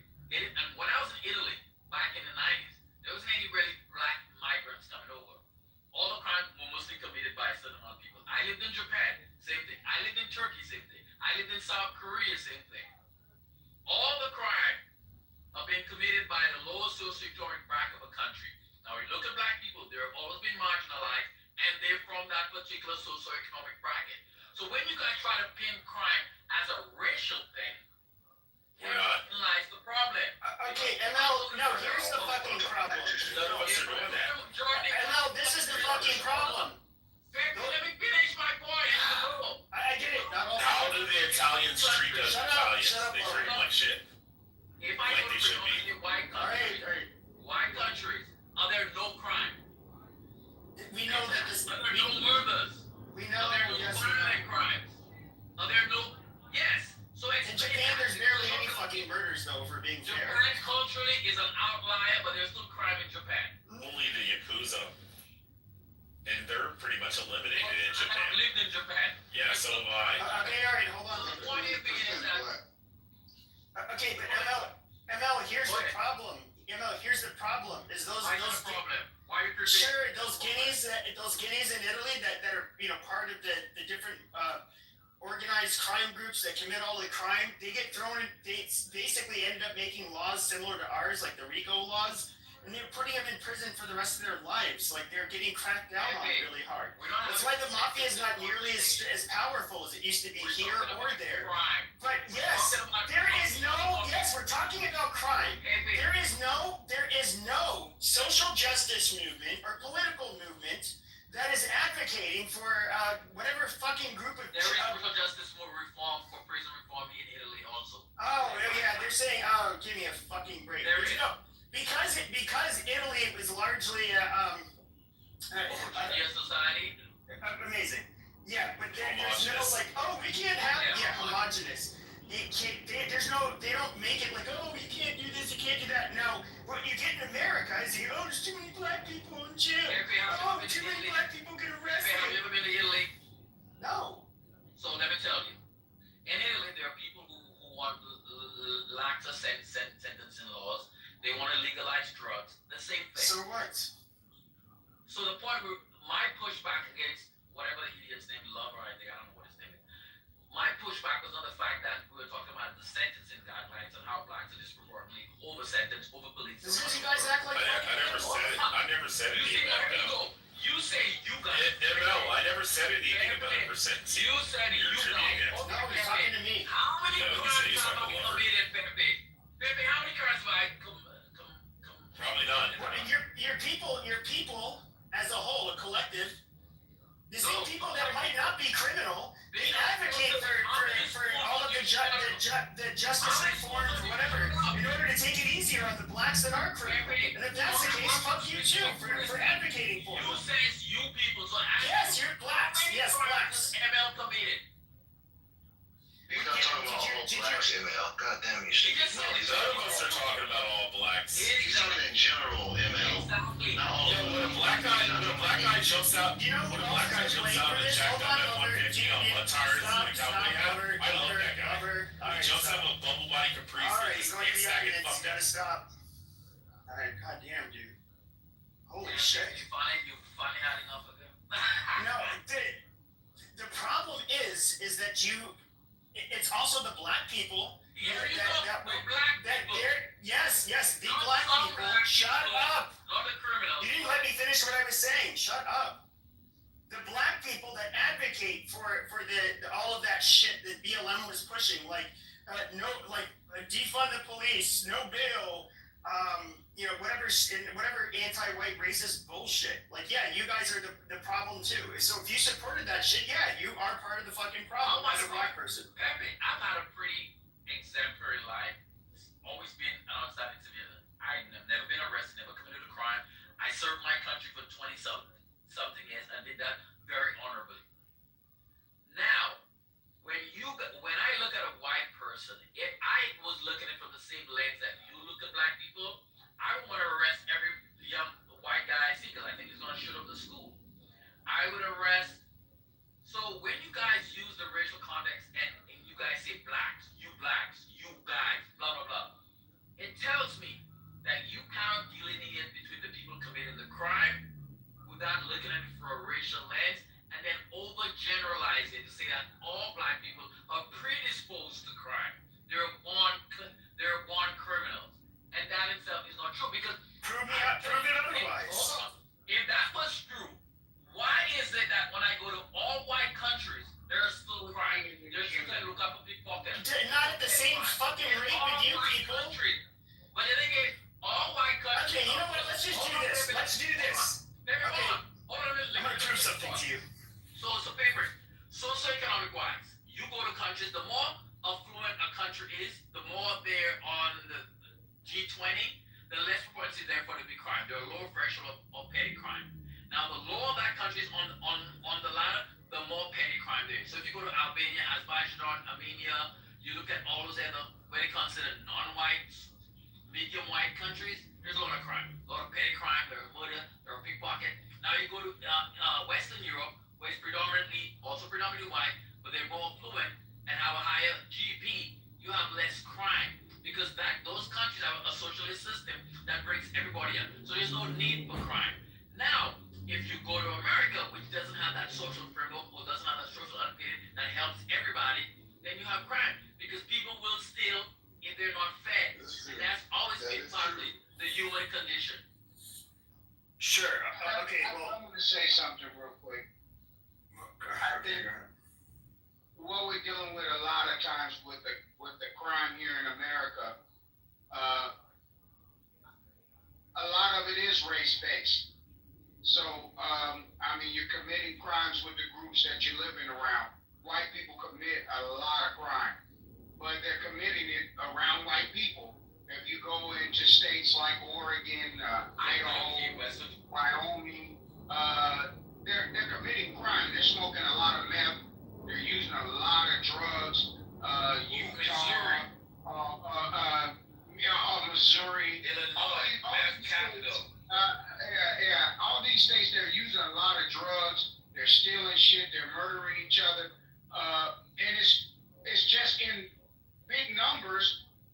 the state is high with white people. So a lot of the east and southern regions, the cities are more congested with African Americans and other black people.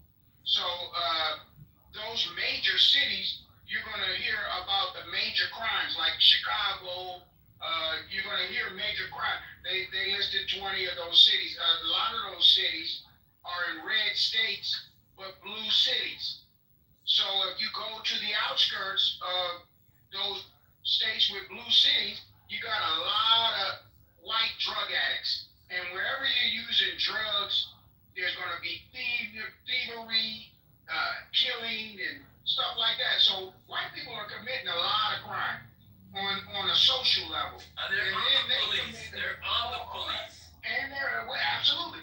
But then they even commit high white collar crime. So they're committing not only low level social crime, they're committing a lot of high level crime when they're going into countries and stealing people's mineral rights, and they're doing high level crime. It's not crime. No, these are crimes. When you're going into people, when you're going, this is criminal. What they're doing when they go into people, excuse me, when they go into people's land and take advantage of their resources and pull shit out of their, I mean, really, the things that they're doing in some of the stuff they do in Africa, as far as taking their, I mean, they're doing, but it's criminal. The way that they're doing some of the shit that they do.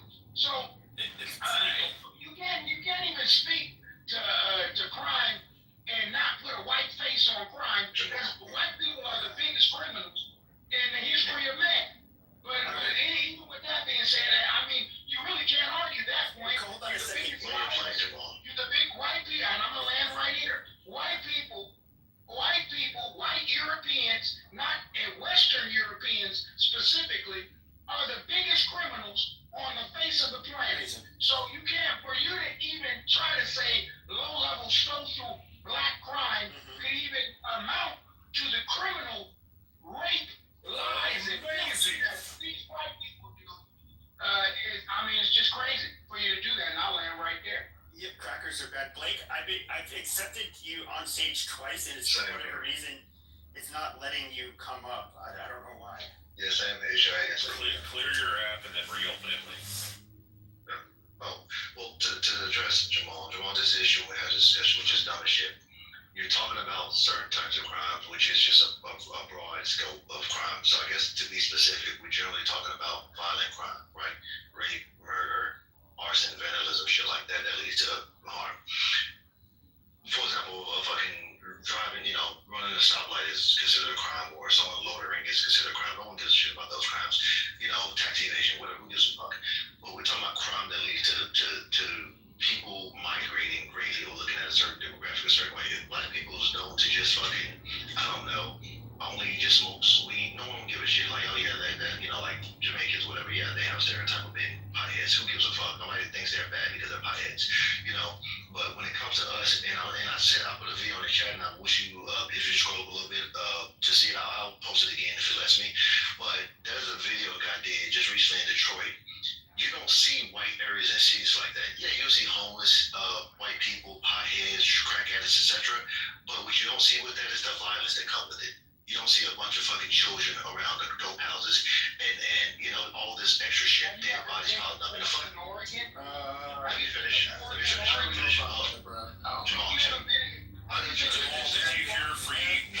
did you hear free rage interrupt you? No. Yeah, hold tight. So the issue of the matter is that you don't see these. Again, like I said, like to your point, what you're trying to say is, yeah, I know there's bad areas in white areas, but they pale in comparison to black areas. Like that's what you. It's like it's almost comparing female rape to male, female on male rape to male on female rape. Yeah, it happens. Jamal, listen, Jamal. No, it's not. It's not. Just Google the top 10 worst cities for violence, and all of them have a predominant black population. No, I understand that, but you're not listening because you keep. Jamal, listen, Jamal. We understand white people commit crime. Jamal, we understand white people commit crime. That's not the argument. So put your pom-poms. No. Why don't you listen so you actually understand the argument and you can address it? The The issue is our culture is far more worse than theirs. That's why we have the issues we have. That's why our communities look the way they look. That's the issue. That's why this guy in the video that we're talking about did what he did, because we have a culture that allowed this shit. And not only he did it just because he's a fucking white guy, he went off to say what he did. He was okay about it. I also posted another video of a black woman doing the same thing to a white woman. She doused her with gas and set her on fire. And she did it because she was white. There's too many videos like this. And again, it's not just about white people, too. Black people are doing to white people, because black people do it to black people also. We have a community that does this shit, and we don't have accountability, so it makes it seem like it's okay. That's what I'm talking about. Doing it to black people more too. Exactly. Black. So look. So this bullshit ass fucking weak ass story and narrative that especially blacks should be a fucking shame of themselves. Keep trying to push this weak ass narrative. First, number one, white people do it too. Fuck him and grow up and suck my black dick. Thirdly, secondly, the second point is you got black people fucking, ain't nobody said shit. None of y'all on stage, including the people that agree with me, bet you never heard about the 2 black women who just lost their lives last fucking week in Minneapolis. Horribly smashed through their fucking car. Shut the fuck up. Shut the fuck up. Look, I agree with you. And there's no energy. You can agree with me all day, but your energy, though, you ain't got that same kind of energy. Because this shit's happening every fucking month. I agree. Look, and then thirdly, that third weak ass fucking narrative y'all need to drop about economics, talking about, they're just poor Latins just trying to get a meal. Listen, ain't nobody eating off a stolen kid, especially when it's going through a fucking car with 2 innocent women and a child who's still in critical condition right now. One which that I am halfway related to. This shit starting to get closer to home, and you fucking faggots are running around here talking about crime is down. Crime is down. It's lower than it's ever been. And white people do it too. You need to wake the fuck up and look around you. Unless you stay in the suburbs somewhere where it's nice and hotty-toddy and safe. Because that's probably what it is. You probably live right next to them fucking white liberals who don't experience the real shit going on the ground right now. You complain when the fucking white people show up and start gentrifying it and bringing their money back into the neighborhoods, and then you complain when they're gone. Like the problem with the economics is that if you want to talk, I'm talking to any motherfucker who trying to make excuse for criminality in the black community. Until you're ready to address it and lock up your fucking peers' sons and do something about your fucking peers' sons running around here terrorizing everybody. Until you're ready to address that, don't tell me nothing. Well, we ain't got time to be talking about no white people then. You shouldn't even be on stage talking about white people doing anything. You ain't got no time. You came into the room late. I think you didn't hear what was being discussed. You came in at the middle of something, and you didn't listen long enough to hear what he was in the audience the whole fucking time. He was on stage earlier. Yeah, we didn't hear you talking about white imperialism and colonization and a white man going and stealing all the cobalt from Africa and shit. Yeah, we didn't hear all that shit. Yeah, white man makes all the crime. If you want to put so much fucking weight on what the white man has done throughout history, meaning past tense, then you're gonna have to lay it on the hands of the rest of the humans, and that also includes brown-skinned people who fucking pillage. So are you defending? Listen, pillage. No, I'm defending law and order. I'm defending law and order, and now that we all live in this, listen, who live in this who have been lucky enough to be born in this fucking side of the world for the past 30 years, who have experienced the most peace that the average man, the most wealth that the average man, the most freedom that the average man can obtain on his own. For all of us on stage who are privileged enough to have experienced that, people born in the 80s, raised in the 90s, like, you need to wake the fuck up and realize that these people who are encouraging you to buy into these weak-ass narratives want you to live like second-class citizens. They like when the masses live in slums. Like, statistically, hey, Jamal, just real fast. You mind if I put something out there, Jamal, real quick. You know, statistically, right now in 2025, it is the safest it's ever been in America on almost all different statistics. Like, you know, when it comes to violent crime, when it comes to murder, when it comes to all these different numbers and stuff like that. If you look at per capita by population, we're actually the safest we've ever been, the most prosperous we've ever been, ever in 2025, and also globally. I mean, there's less wars and less people dying around the world of famine and disease and murder and rape and all this kind of shit globally than it's ever been.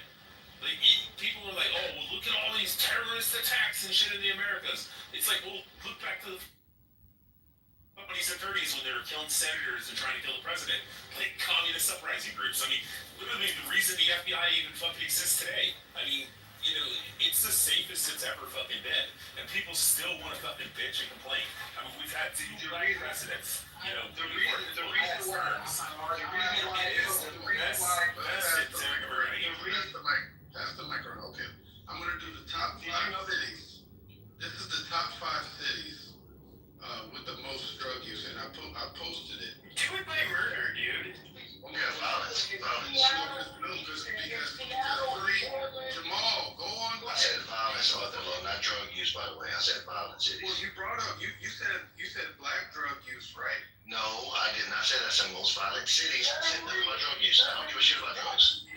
Yeah, it's violent cities, okay, and that's why I brought up that, and I pulled up the list, okay. Number 1 is St. Louis, Missouri. What is St. Louis? What is notable about St. Louis? Only because it's mostly black. New Orleans, Louisiana. Hold on a second. Louisiana is number 2. You said white people. No, we're talking about violent crime. You said. So if we look at, all right. Let me finish. Just gonna say one. No. Let me finish this. St. Louis. I got it. Then we have New Orleans in Louisiana. We already know that is, as the mayor said during Hurricane Katrina, it's a chocolate city. Number 3 is Detroit, Michigan.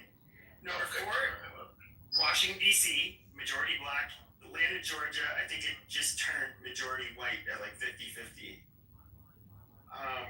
Number 6, Indianapolis. Richmond, Virginia is definitely black. Chicago, Illinois, it's going to be hard. Number 9, I don't know why this is on there because it's under 100,000, but it's Compton, California, and then 10 is Oakland. I mean, you don't see this level of violence with white people in America. I mean, I don't know what else to say. He's talking about drugs. No one. You also have to separate Memphis and West Memphis. We're all gonna speak. Okay. Even if you take away, right? Okay, I got more stats. This is arrests by race. Even if you take away the 1.8 million. Just read the list. Even if you take away the 1.8 million arrests on black people, you still have the 5 million arrests on whites. And I don't care if there's more whites. Let me tell you something. That per capita would make more sense. And you could call blacks inherently violent, right? Why don't you read the fucking list? Shut the fuck up. Let me read it and shut the fuck up. Jesus, what's wrong with this guy? Even if you take away 1.8 million arrests on black people, there's still about 6 million arrests on white people regarding crime every year. So they're not underrepresenting themselves. So I think you could give that inherently violent jacket to black people if white people were underrepresenting themselves, and they're not. So it's like you still have to look at white crime and understand that even though per capita shows that we're overrepresenting ourselves, there's gonna be more white criminals, and you guys are still committing crime. Jamal's so dumb, he's arguing with Othello, and Othello's on his side. He's arguing your point. You're like, say the cities down! Dumbass. God, you're so dumb. Othello's on your side. Oh, do you know what per capita means? Wait, Jamal, you know what per capita means? Absolutely, I know what per capita means. The number of citizens that lives in the area based on their race. Nobody's a fucking dickhead. I'm asking you to read the fucking list. Read your list. I just gave you the list. White people commit about 6 million crimes a year. You're about to read cities. Black people. I wanted to hear the cities. Hold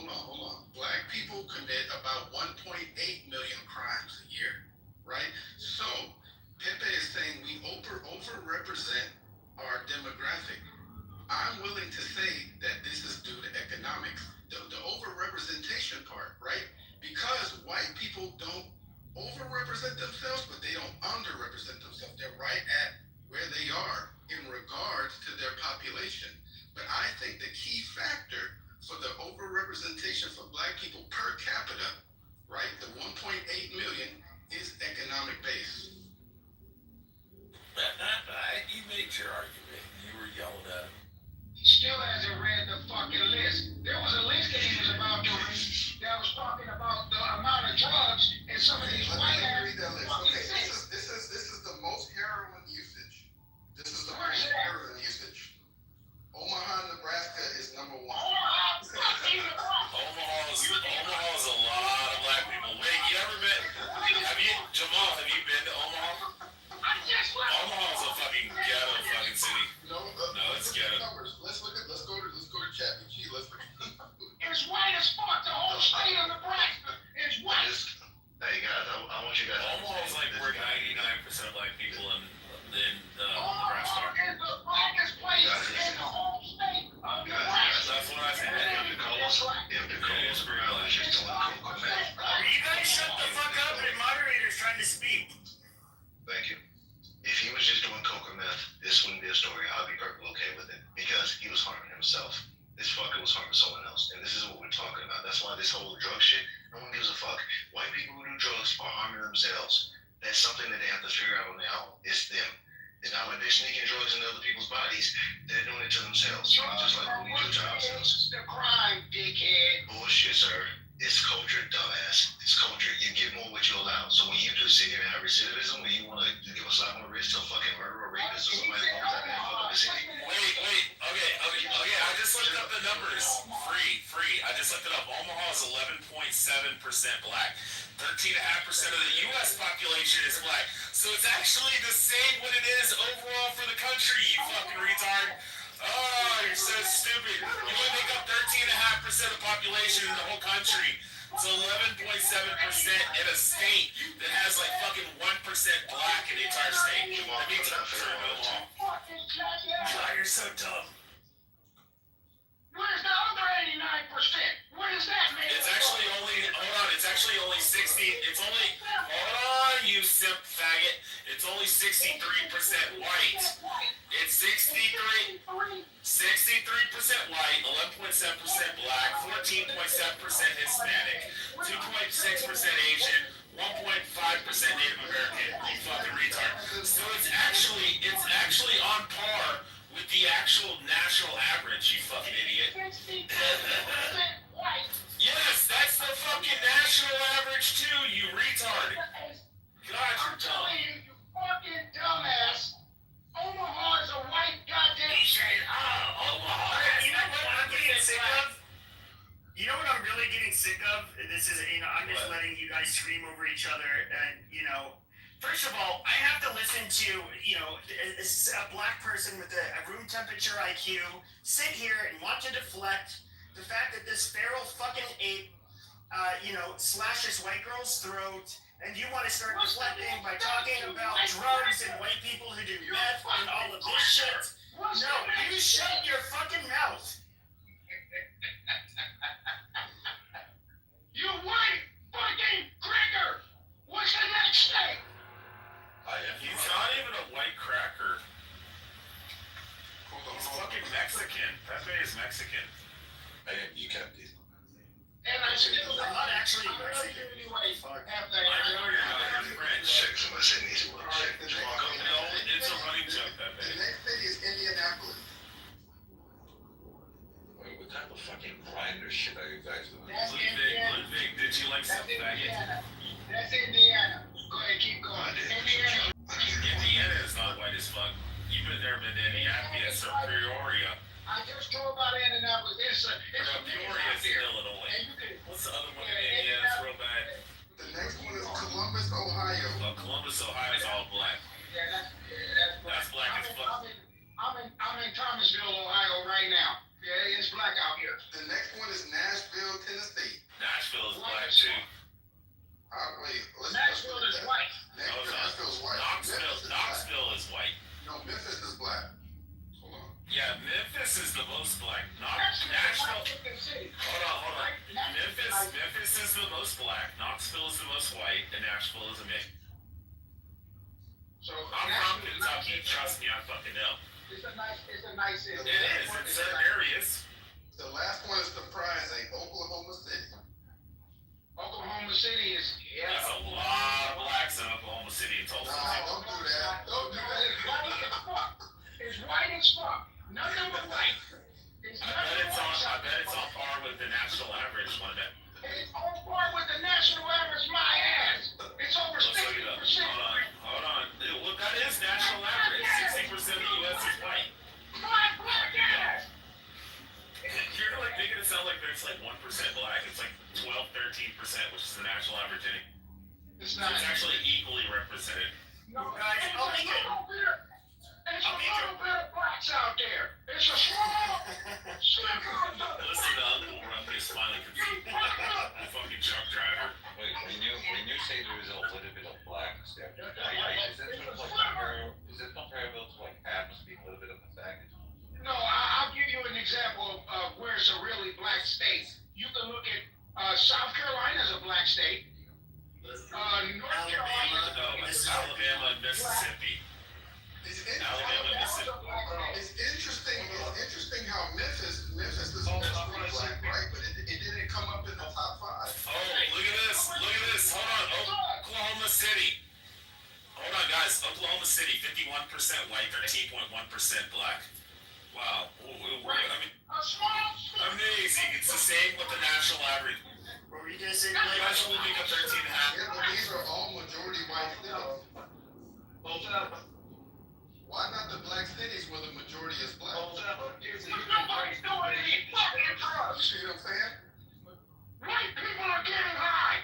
Whites are getting high. What's a black? And I know this truck driver is going to have an ischemic heart attack someday. Whites are getting high. Yo, this is a serious topic, but I'm gonna remember. Check out this observation. Whites are getting high. Check out this observation.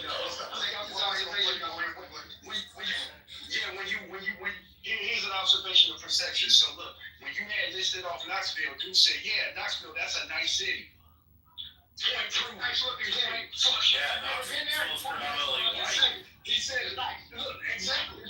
He said, nice city. Yeah, it's a nice city because it's predominantly It's a white. nice city. It's a nice city. So is Lexington, Kentucky. Lexington, Kentucky is really nice.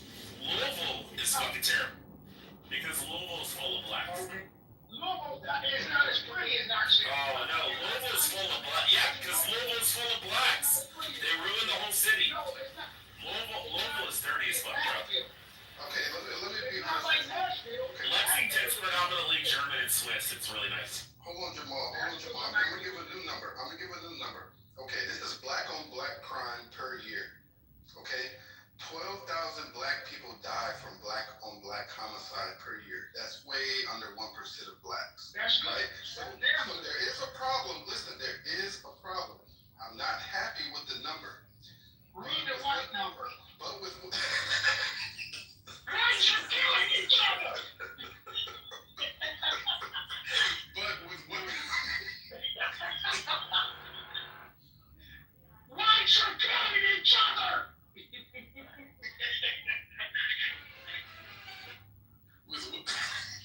Why is he so stressed? With what? I really can't wait till Massa comes home and beats you, Jamal.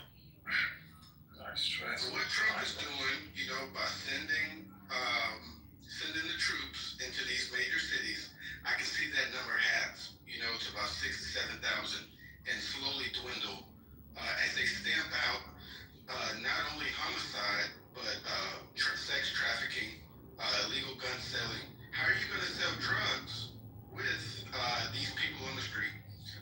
So I want to see what that does not only to the microcosm, which is the cities and the black communities, and the outer line communities, because white people are also doing drugs at a high rate. We know that they just do different drugs.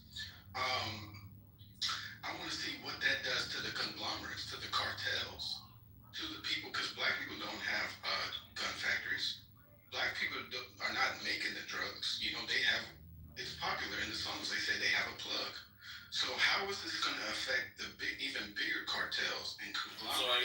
answer for that, Othello. So 53.5% of all murder arrests in the United States are committed by blacks. And that's only murder arrests. That's not including the ones we go with. 53.5% of all murders are committed by blacks. So you guys only make up 13.5% of the population. So you guys are almost 4 times your population murder rate. What is that percentage? No, that's blacks killing each other. No, that's blacks and their animalistic nature. No, that's bullshit. These people deaf. That's white. Sign language and audio. What is the percentage of that? What is the percentage of black people in the United States? 13.5% of the U.S. population blacks make up. They make up 13.5% of the U.S. population blacks do. Yet they commit 53.5% of all murders, arrests. Well, smaller than that because of people that's committed. So wait, hold on.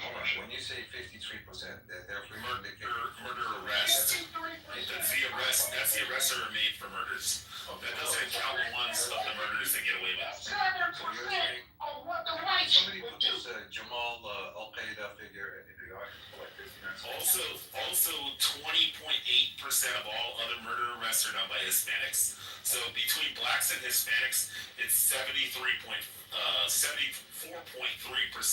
74.3% of all murders are done by blacks and Hispanics. But you're doing that based on that. 74.3% of all murders in the United States were committed by blacks and Hispanics. That's based. And whites make up over 60% of the population. Yeah, so read off the number. Okay, I'll read it again. 53.5% of all murder arrests were committed by blacks, and 20.8% were by Hispanics. I'll send it to you. It's racing crimes in the United States. Drop that for everybody. 100,000? Is it a million? Does somebody put this fucking loose cannon in the audience for like 59 Shut seconds? the fuck up! Eat a dick, faggot.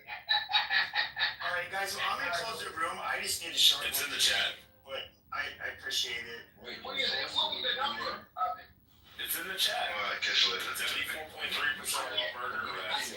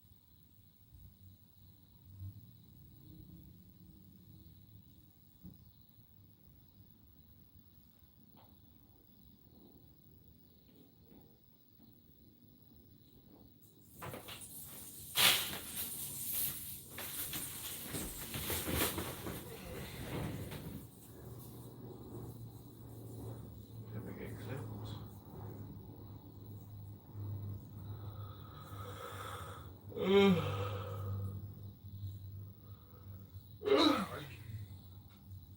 would say it's a heat of passion, but was it something premeditated? It would definitely change the level of the charge.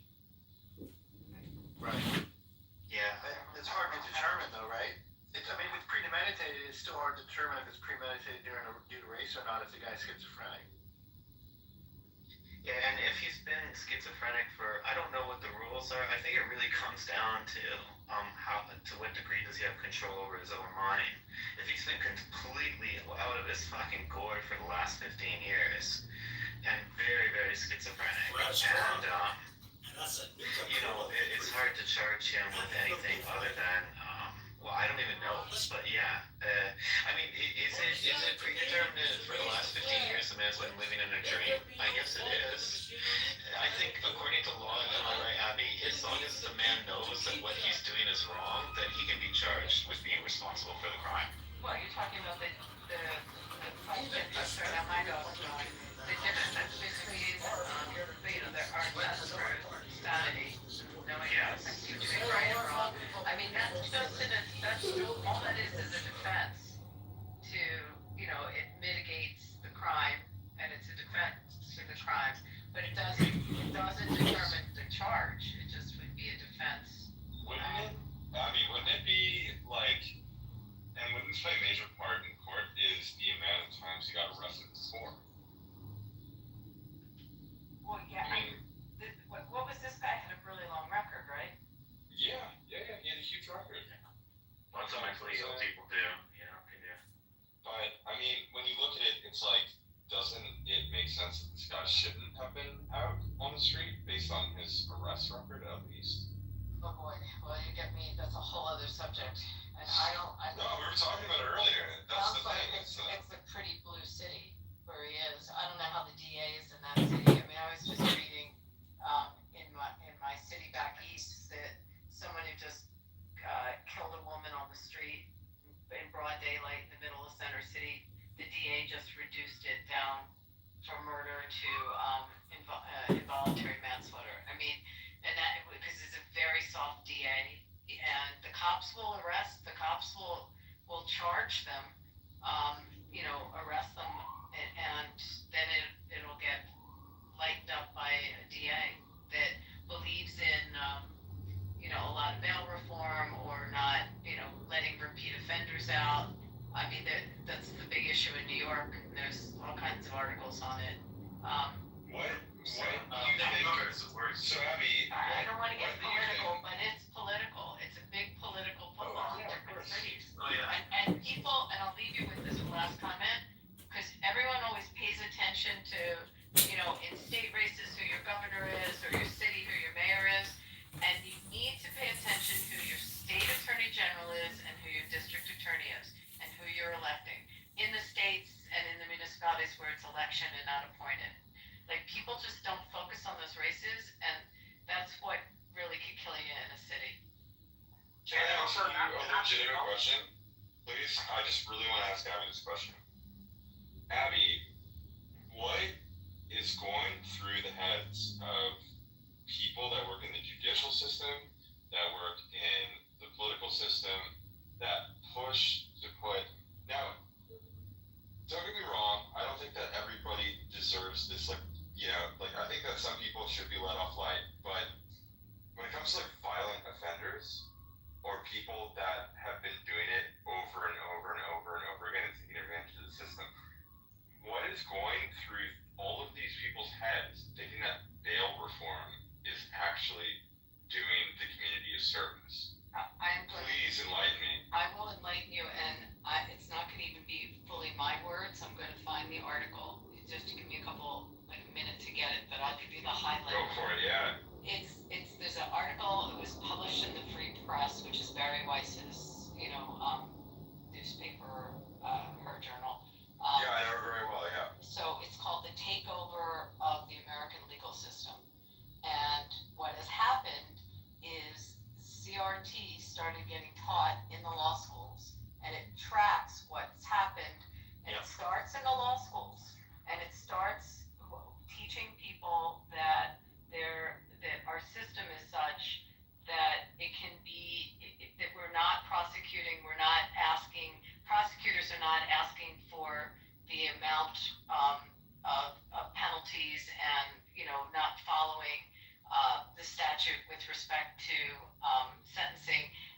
judges are lighter on sentencing to overcompensate.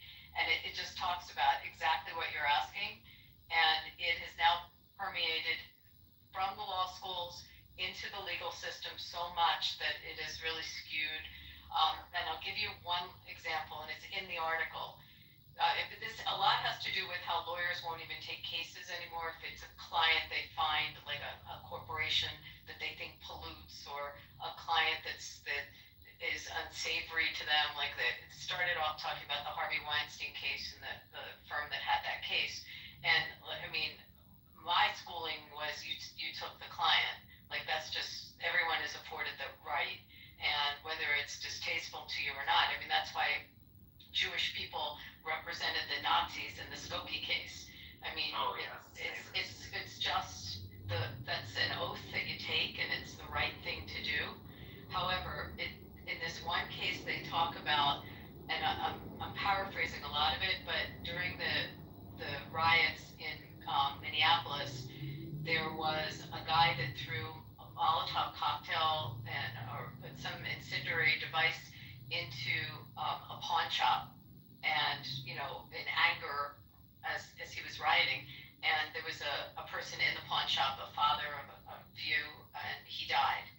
And it was a murder trial, and the judge who came from this system, who actually had written articles, like law review articles, about how we should overcompensate for those defendants that come from either are underprivileged or the whole theory of CRT. And the judge did not go with the sentencing guidelines, didn't call it rioting, but called it protesting, and pretty much like excused this guy's murder. And so that's also in the article, but that's the answer. I'm sorry to give you like a long-winded. No, this is great. Honestly, you're enlightening me so much. The article's amazing. Like, and it just breaks down what's happened to our legal system. And it's scary because people are not following established law anymore. Can I ask, one more question? One more question, Abby. So like, the thing that blows my mind with like CRT and any of this, like, I don't know, postmodernist, like looking at everything through a lens or whatever, right? The thing that blows my mind with it is the fact that what this ultimately does is you're like CRT, critical race theory, the whole idea behind it is looking at justice through the lens of essentially upper middle class people, right? Like the people that wrote the book on critical race theory are literally looking at just say the working class or poor people in America through this like lens of highly sophisticated, highly educated people, and they're looking down upon them. And to me, what Mark says, and it blows my mind with this stuff, is the fact that they themselves wrote CRT through that lens, which is essentially making poor people all criminals when the majority of poor people are not criminals. You know what I mean? Interesting. I don't think it makes them criminals. I think what they're doing, I do understand what you're saying. No, I don't. It essentially removes, it turns into passengers within their own lives.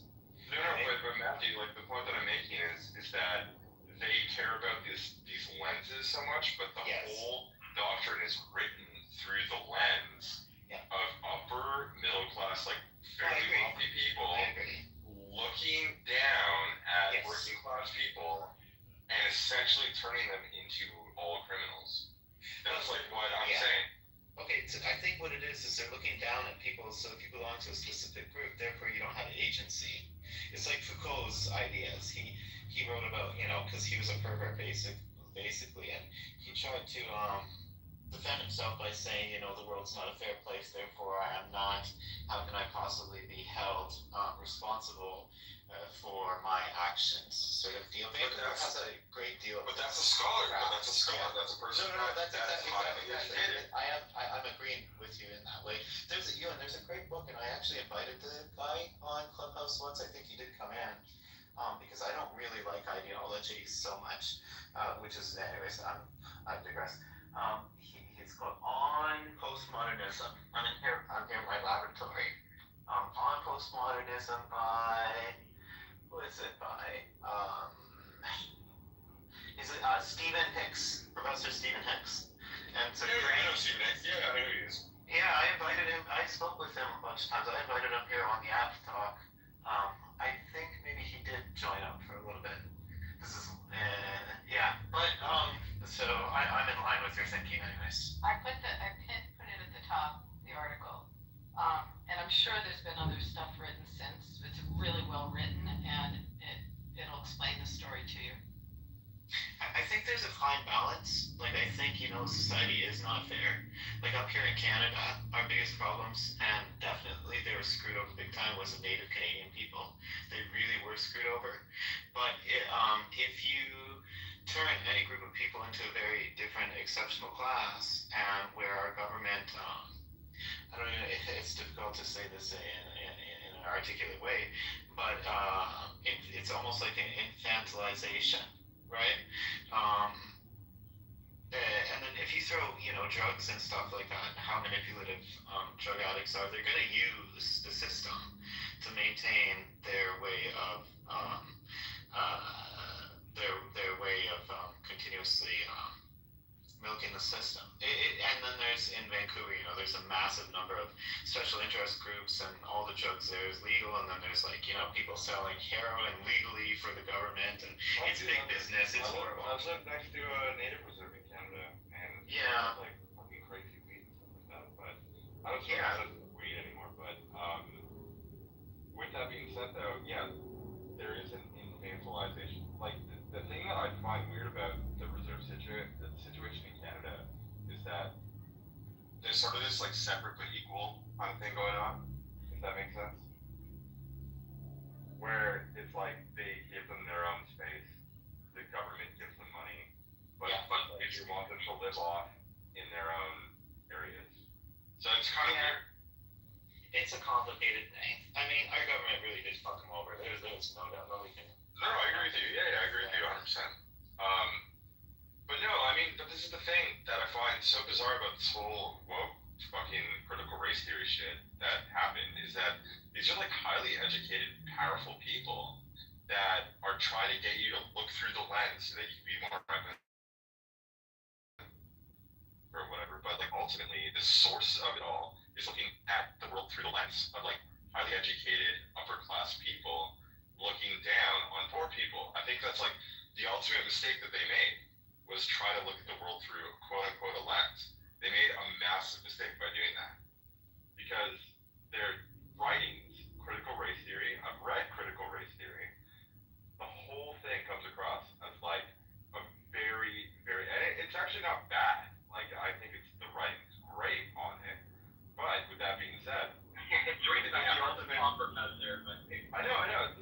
So the whole point of it, though, is basically to infantilize a whole class of people and treat them like fucking babies, instead of giving them like every other part that every adult should have, which includes accountability, right? Yeah, that's why I like Japan so much, dude, because number one rule in Japan, their greatest culture, like most important thing, is self-control. It's like so fucking important. Yeah. I might have a sick job in Japan. I might move there. We can talk about that. You can cut that. I will. Yeah, you can tell me about it.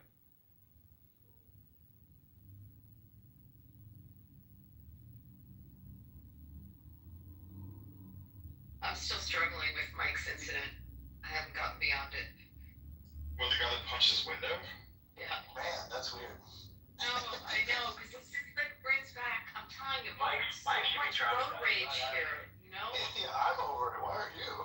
Because we have a lot of road rage here, and I just think about like all these near hits like that happen, and like you're right. Today we can do a lot more with DNA and with fingerprinting, and also cameras everywhere.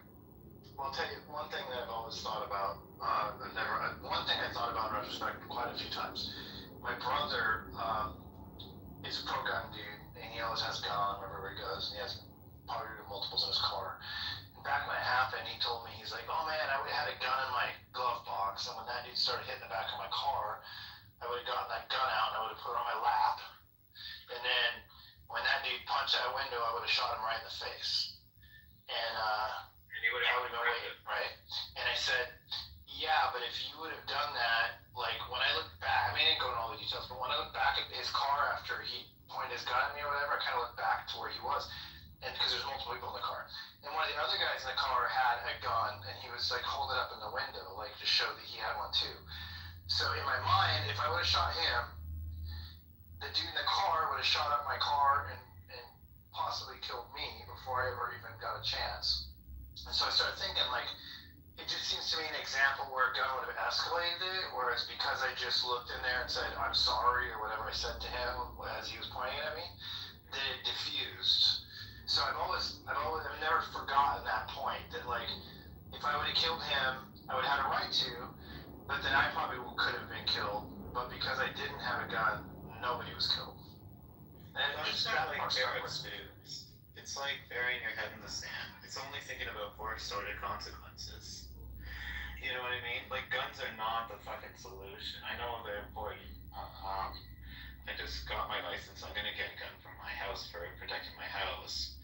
But the ultimate goal, I feel, is a high-trust society. That's eventually what you want to work towards. Yes. If it's possible. Yes, I agree. And, you know, it's just like tariffs. Oh, yeah, tariffs. No.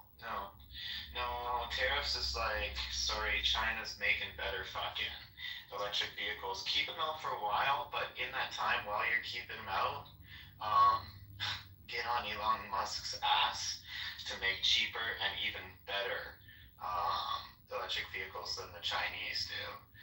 Because he can't just hide away, you know. Got to think about like long-term stability of North America. Yeah, for example, you can see the difference between the prices between the car made by Google and the car made by China. It's a huge difference between the two. Yeah. I think But the Chinese one is apparently, as I understand, people that have the choice between the Tesla and the Chinese made one, they go with the Chinese one because it's better quality and it's cheaper. And people will say, It's a lot cheaper, yeah. And people will say, oh, well, fucking China's cheating. Bullshit, man. We're in this Well, system wait, world. you live in Canada, right? I don't think that China can like sell cars to China. They can. I'm just using this as an Okay. example. Okay. I'm sorry, I did go off topic. What I'm saying is, if you want a very strong society, strong culture, you have to compete. You know, you can't just keep out the competition. And I don't know a better way than free market capitalism. If I can figure out a better way to run things, like. Hey, Mike, when you got your window smashed in, was it the Jets or the Sharks that smashed your window? Was it the what? I don't know what that means. Those are the two gangs in West Side Story. West Side Story. Oh, it is. Wow, that was a tangent, random. Wow. That was a random tangent, but it goes back to your mocking of the gang. The Puyallup, Washington gang. Wait, what was it? The Bad Boy Club? The Bad Boy Club. Jesus Christ. Bad Boy Club. Yeah, the Jets are the white guys, the Sharks are the Puerto Ricans. Which one fucking smashed your window, bro? I mean, to be fair, it wasn't in, downtown Compton. It was freaking Puyallup, Washington. So you gotta take it with a grain of salt. Okay, yeah, that's right. I'll tell you a funny story. When I was in the Marine Corps, I was a journalist in California. In one of the jobs I had, there was a Marine who was a staff sergeant on base who was a comedian, and he was making some really good gains in the comedy circuits in Los Angeles. And so I did a story about him being a full-time Marine and then having this budding comedy career. And he's a black guy, and so he invited me to go take pictures of him at his upcoming comedy thing. And I was like, all right. So I said, I got the address or whatever, and so I called ahead and I said, what do I wear? Like, is there like a dress code? And how nice it was. and they were like, no sweatbands and no bandanas or something. I was like, oh, okay. So then I show up, and it was on Crenshaw Avenue in downtown Compton, and I stopped by Taco Bell on the way, and it was like a bulletproof box that they keep your food through. And I pull up to this club, and I walk in there, and I'm the only. I was with another guy. We're the only two white guys in the whole club, and everybody's like, "Who the fuck are these guys, man?" And we walk in, and they seat us next to the back corner, in the very back corner of the club, right next to the door where you walk in, and they seat us there, and they said, "You guys gonna come on, but he's not first, so I got like second or third in line, whatever." So they start going through the comedians and stuff, and it's about time. So it is a good hour. It's about time when our guy's gonna go up, our guy could just basically get a picture of him. Is really all I needed on stage. And then Chris Tucker walks in the door and greets the owner of the club, and they hug and this and that. And Chris Tucker was just coming back from the MTV Movie Awards at the time, so he's in a great tuxedo. And he had a bottle of Dom in his hand, and he greets the guy right behind me, and he glances at me like, "Who the fuck are these guys?" Right? And then he walks up, and he got the stage first, like he just basically got to go on stage immediately. And so he gets up there, and the first thing he does is he says, "Turn the lights on the crackers in the back." And they fucking turn the lights on us. And he's like, "Get up here, come here." And we go up to the front, and he sets us right in front of him in the front row. And then he proceeded to just like fucking rip into us and make fun of us for like 45 minutes. And he's like, "This is my impression of two white guys coming to Crenshaw. Like, excuse me, sir, can you give me some directions?" And he's like doing all this shit. And he was high, smoking a joint. And dude, we laughed, and everybody laughed at us. And to be honest, we felt way more comfortable by the end of that than we did like in the entire time before he got there. Essentially, it was a funny experience. That's really funny, man. So wait, you got roasted by Chris Tucker? We got roasted by Chris Tucker for at least a half an hour. He did his whole shtick was about white people. Yeah, it was fun. Well, you guys fit the bill. That's great. It's amazing.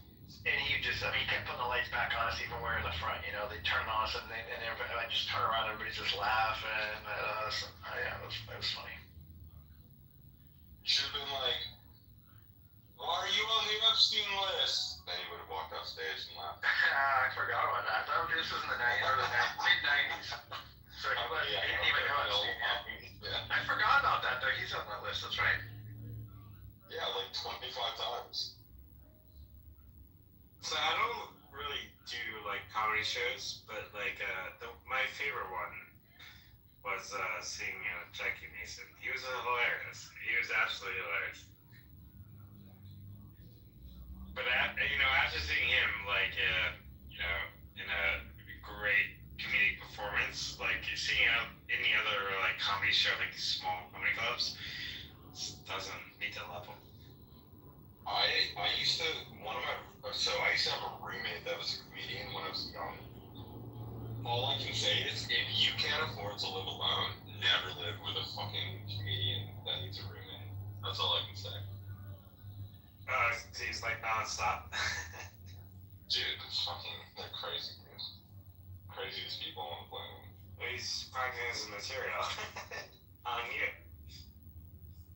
Well, I think they're like some dogs. Like they're brain damaged and too smart for their own good at the same time. Yeah, highly intelligent, but like can't hold back, essentially. Dogs are brain damaged? All dogs are brain damaged, but I love them. Pretty much. But all dogs go to heaven, at least.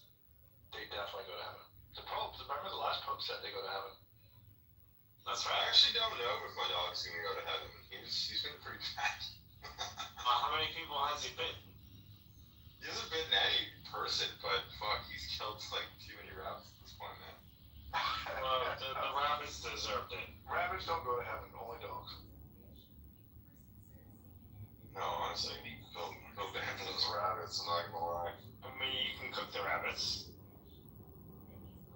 I'm not cooking fucking ghetto ass fucking UK rabbits, dude. They're wild rabbits. They're fresh, wild things. They're wild, like fucking city rabbits that are covered in fucking diseases. Almost like a It's like a chicken, no? I think so. chicken and the beef. You don't want city rabbits. City rabbits are ghetto. City rabbits. What do you want? City rabbit. That is a good band name. That's a sick band name. City rabbits. That is a good band name. That's a good band name. I'm gonna write that down. Okay, write that down. Make sure register cityrabbits.com before it's too late. You want Robin Hood rabbits from like Sherwood Forest? Is that what you're looking for? No, I just want my dog to stop eating them. I thought, but if they were Robin Hood, shot the rabbits for you out of Sherwood Forest, they'd be okay, right? I mean, Sherwood Forest. Okay, I don't know if you've seen it lately, but it's pretty ghetto as well. I didn't even know it was a real It's Sherwood pretty Forest. fucking shit. Yeah, there's a real Sherwood Forest. Okay. Yeah, Literally, I've driven through it. That's where the name from the movie. They got it from the actual Sherwood. Yeah, England. I mean, yeah, that's where the hockey stick company comes from. Sherwood. Woodford Sherwood. No, there's a Sherwood Forest. Like, literally, yeah, I've driven by it multiple times. Fucking, that's where Robin Hood comes from. Also, castles. You have a lot of castles over there.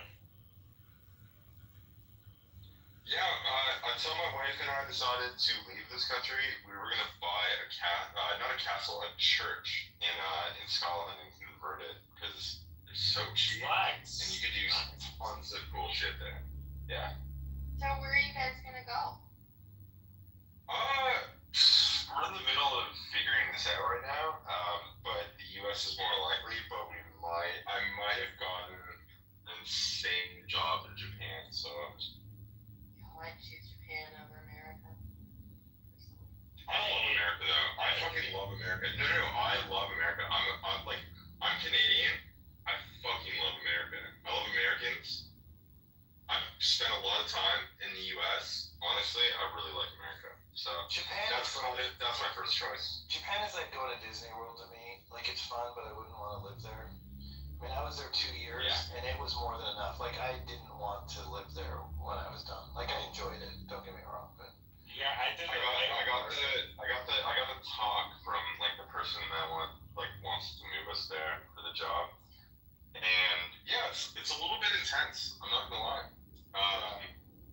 It's gonna be difficult navigating. It's fun, it's a whirlwind. Everything's crazy.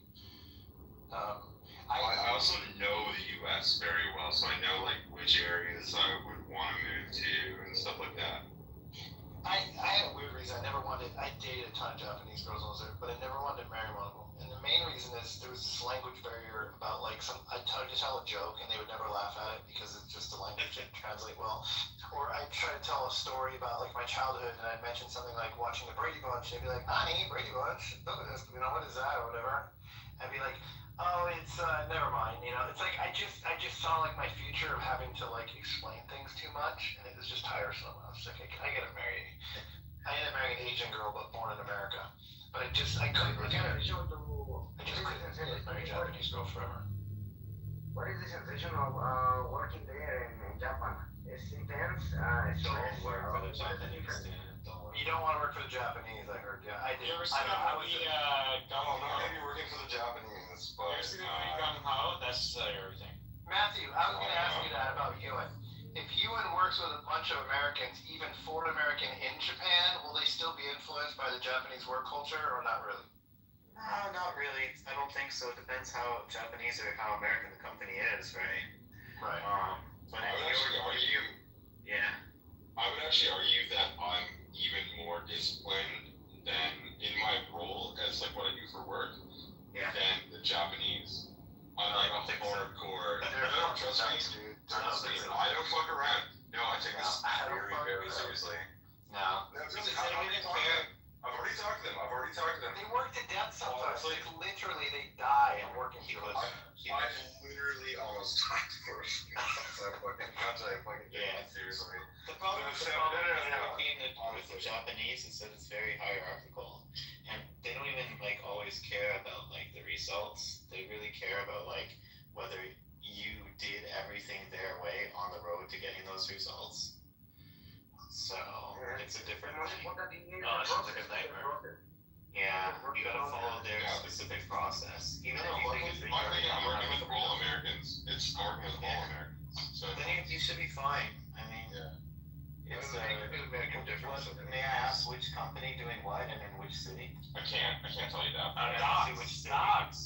Which city? Yeah. You can't say which fucking city. Oh, he said Tokyo. No, I can say the city. Tokyo, yeah. Yeah. I'm looking to move to Machida. That's like where I want to live if I move to Japan. Machida City. But Machida. that company is large enough that they're bigger in the U.S. So I'm trying to push for the U.S. thing, but I might end up in Japan. That's like sort of the deal right now. Matthew, where are you at in Japan? Matthew. He's not in Japan. Sorry, no. I'm in Canada. I'm in Calgary. Oh, I thought you were in Japan for some reason. Oh, but you did live there. Yeah, I did live there. Oh, okay. It seems like a very beautiful country, though. Calgary's like different. It's a high trust society, so I mean, look, there's a lot of things that the Japanese do better than a lot of, like, as far as I understand with my limited knowledge of the world, they're very particular culture. They do a lot of things better than other countries, but they have their own unique problems. For example, the security there, the security is so high, even you can. Except warning wars.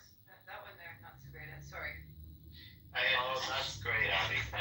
Low blow. Dick shot straight in the fucking. Sorry, my dad was World War II Marine in the. Mine? Yeah, my grandfather was in World War II. Feeling about that one. From Japan can still not have, certain weapons and certain amount of. nukes. They're not same with that in Germany. I think they just changed it. Germany is so restricted from doing certain things. Hold on.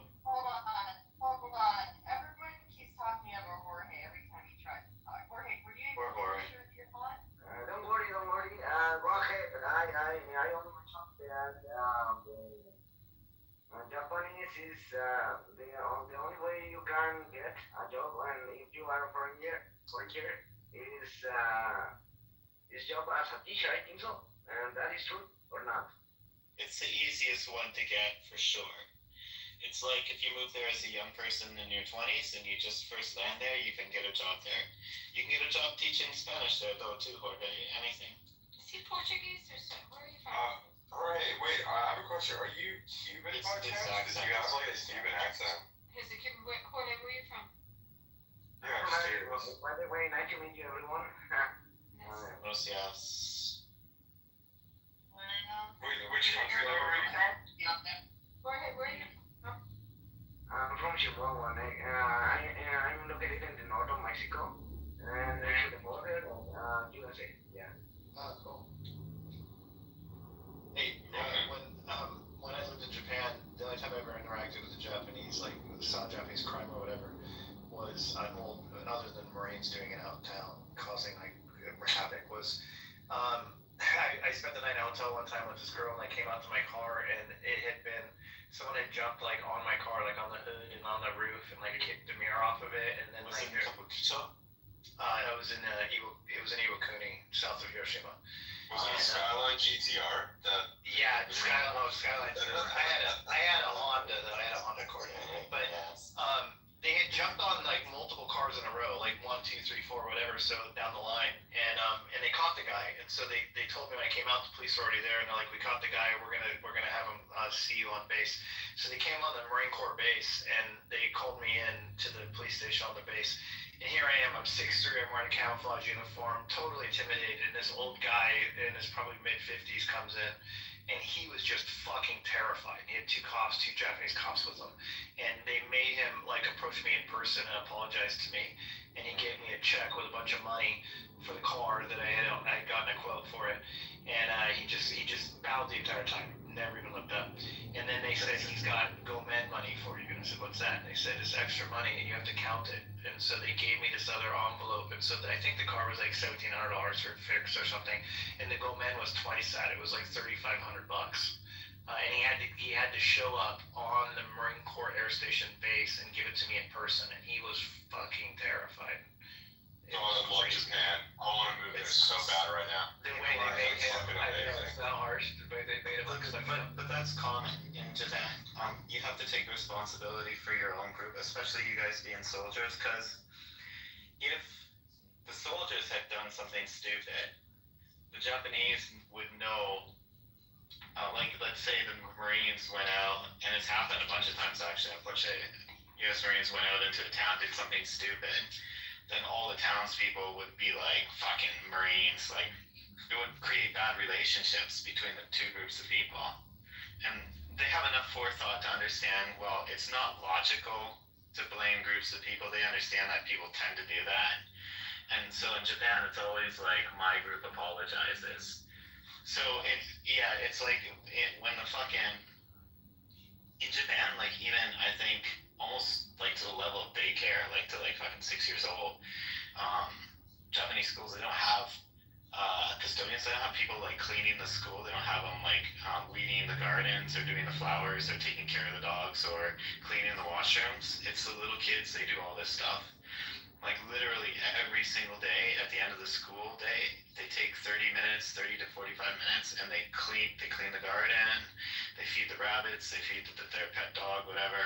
They wash the dishes, they make the lunches. They're on their little hands and knees, like, running down the hallway with, like, a towel in their hands to polish the floors. And it creates this real awareness of interdependence. It's like our world, it's like our public space, and we want to make sure it's nice and harmonious. So what happens, right, is like if a bad kid like throws garbage on the ground, all the other kids, it doesn't matter if this bad kid's like really big, he's the bully, like 50 of the younger little kids will all surround this kid and be like, hey, you are destroying, we're taking care of this yard, you gotta make sure to keep it clean. And they won't let him go anywhere, and they'll force him to like clean the damn thing up. And that's the Japanese, they always take responsibility for each other. So, but the other gentleman, and that's the thing, if you work for the Japanese company, that's why they're always breathing down each other's necks, because they have so much, they expect too much from each other, you know, that's what it is. They expect so much from one another, they really exhaust each other. No, I get it. I mean, for me, so like the possible job role that I might be able to have would be working for a major video game company, doing like their scoring, so like writing for them, and it's like AAA games, like major games. So honestly, tons of money behind it. Like, you know, I'm excited for that. But the thing is, that the lifestyle, but the lifestyle stuff is what I care about. So like, for example, I have a 1-year-old daughter, right?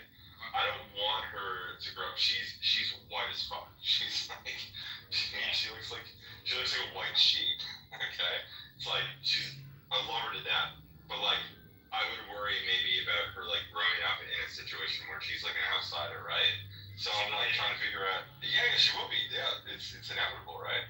So it's like, what do I do in that situation? Well, I've been told by this guy, you know, there's a lot of international schools that have, but the problem with the international schools, which I've been told, is that with the education, because I care about the actual education of her, right? I want her to actually learn stuff. There's two systems. Well, but some of the schools, what they do is they know the kids are only going to be there for a year, so they don't actually have like high demands on them. Versus, there's like a bunch of schools where they actually put them through, like, you know, you're going to learn Japanese, you're going to, you know, become Yeah, it depends on the country. depends on the school there, and then there's some schools they prepare the kids to go into the Japanese education system, and then They were saying that. Yeah, but in Colombia, and so, but here, this is the reason you have to choose one or the other, because if you want your daughter, if you plan on, look, you'll know when you get there if you really like it. If this is what This is actually what I used to do as for work in Japan. So you have to choose, like, if your daughter's gonna stay and you guys like the culture, you're gonna stay there for years and you're gonna, like, buy a house for $5,000 and fix it up. And, like, there's a lot of good things about Japan. Oh my god, we're gonna buy a brand new house. Yeah. It's gonna be great. Yeah. I really want to if do you this. actually like the culture, then you do want to, like, push her so that she can end up going to university in Japan and in the United States or Canada. So a good one is like Columbia College, where once she graduates from school, she'll get her Canadian high school diploma, if you want to do that. But if you want her to... She's in the UK though, so that's the problem. Yeah. So, but if you want her to... Yeah, if you want her to be able to get into a quote-unquote regular Japanese university, then she has to memorize like 4,000, 3,000, 4,000 Chinese characters kanji, right? So that's a different system. And then she'll have to go to a different kind of international school where they force her towards the Japanese system. So eventually you will have to choose. But she's young, so you got time. And by the time you have to make that choice, you'll know if you want to stay in Japan forever or not. So. yeah, I'm hoping that, well, I'm hoping for the US, but like, if I end up in Japan, I'm happy. Like, I'm cool either way. Because I really love Japanese culture. I've never been to Japan, but I've traveled around the world. I used to live in India.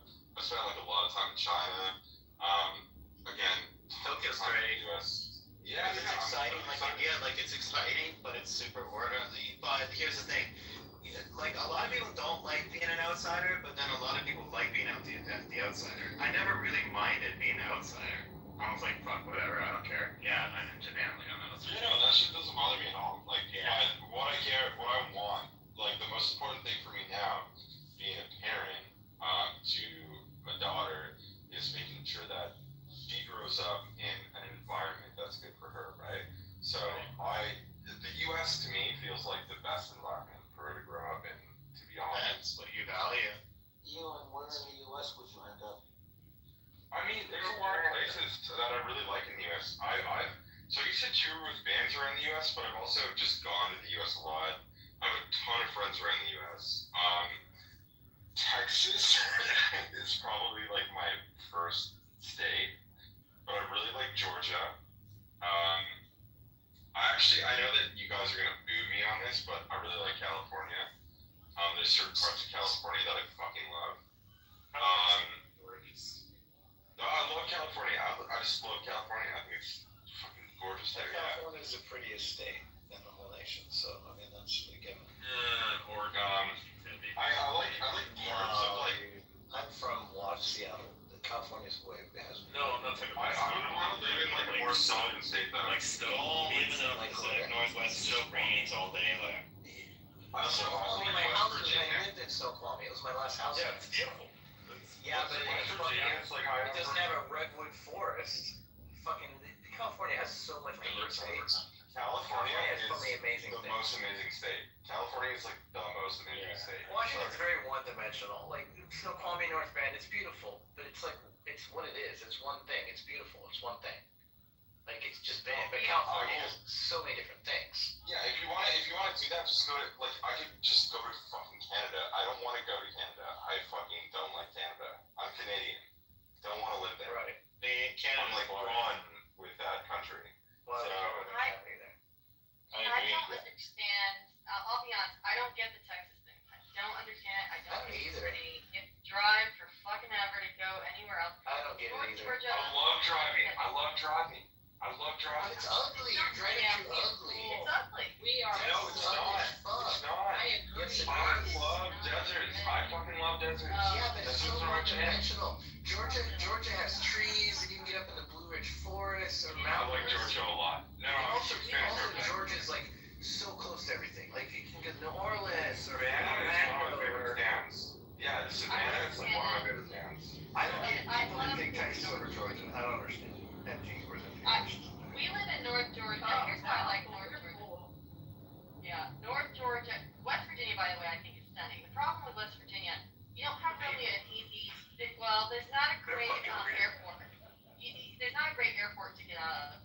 Whereas North Georgia, we have Atlanta Airport, super easy to get out of. We can drive to so many different places for weekend, warrior getaways.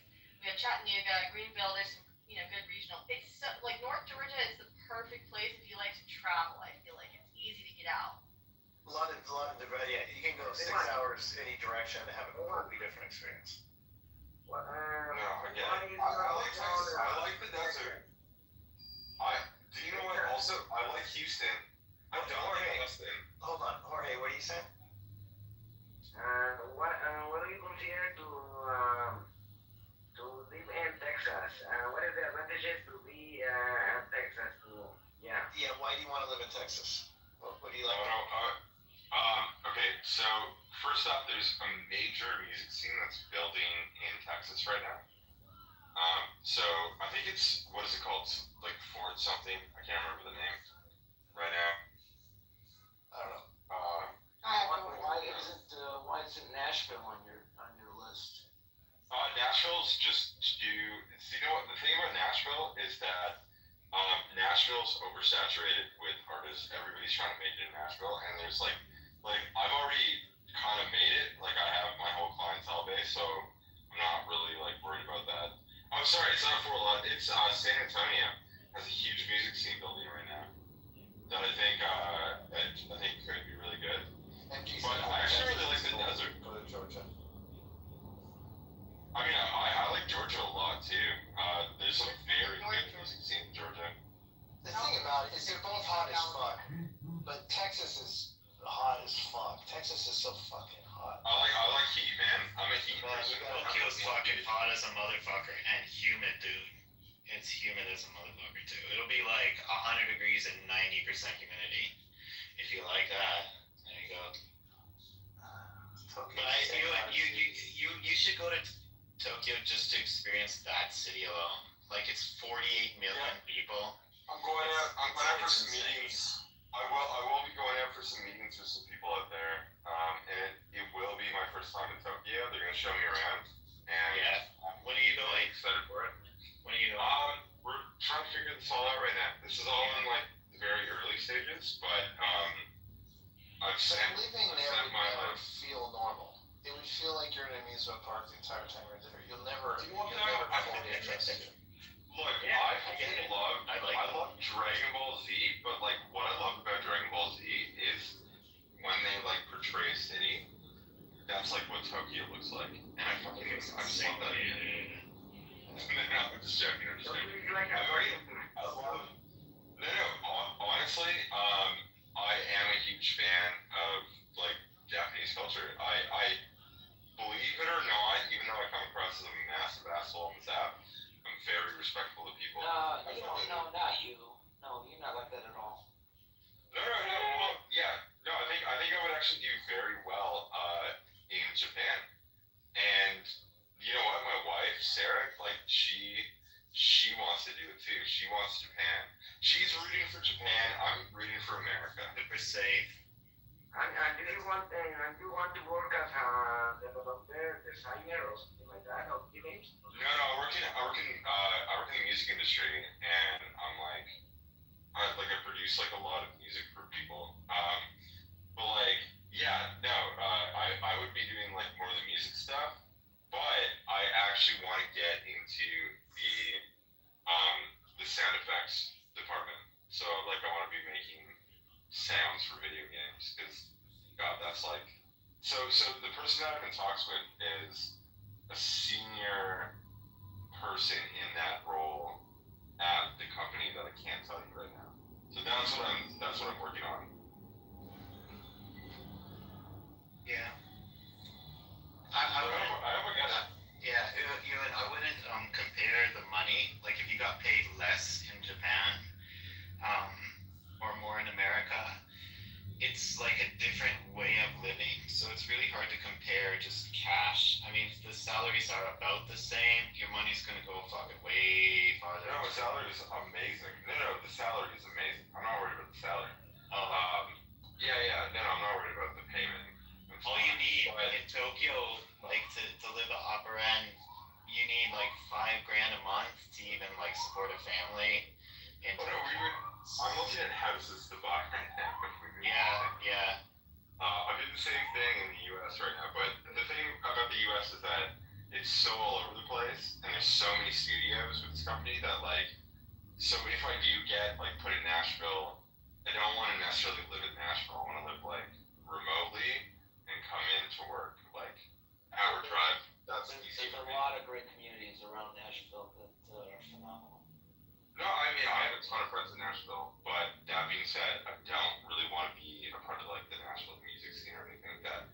I'd rather like keep that separate, if that makes sense. And the taxes there are great. Yeah, I heard it's pretty sweet. Not gonna lie. Georgia might be getting rid of the state tax. Georgia is, I just can't say that. Trying to get rid of it. That'd be a huge deal to get rid of it. If this company operates in Georgia, do you know what Georgia's, I think, yeah, like one of my favorite states? The thing about Georgia I love is Atlanta too. Georgia has beautiful seasons. Like Georgia has beautiful seasons, and Atlanta is an incredible city. I think it's one of the. Yeah, I think Atlanta's great. I love Atlanta. Like honestly, I've always had such a great time there.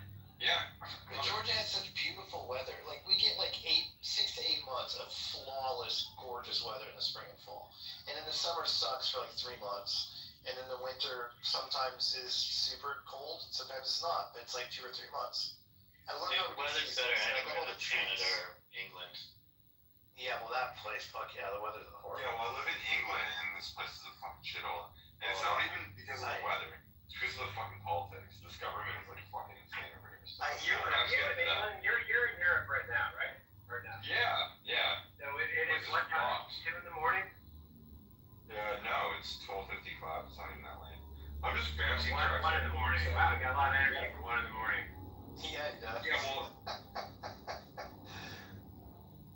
I mean, I always have this energy week. It never stops. I think Mike knows what I meant, but yeah, all good. Oh, wait, do you think that I'm doing cocaine right now? You're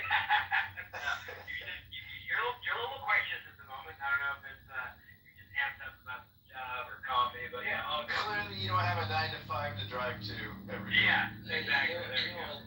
Is your wife Canadian or English? No, she's South African.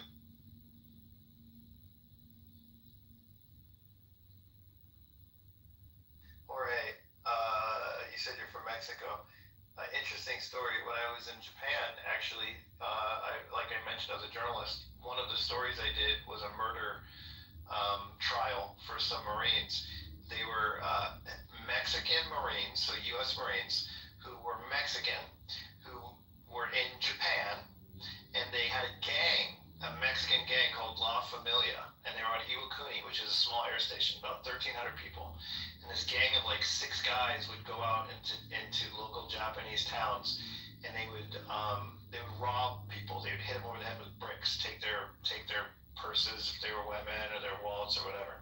Sure, the Japanese love that. Oh my God, yeah. Sure. Well, I was also there, Matthew, for the Okinawan rape thing, which was horrendous in the early '90s when they wanted the whole the country to leave.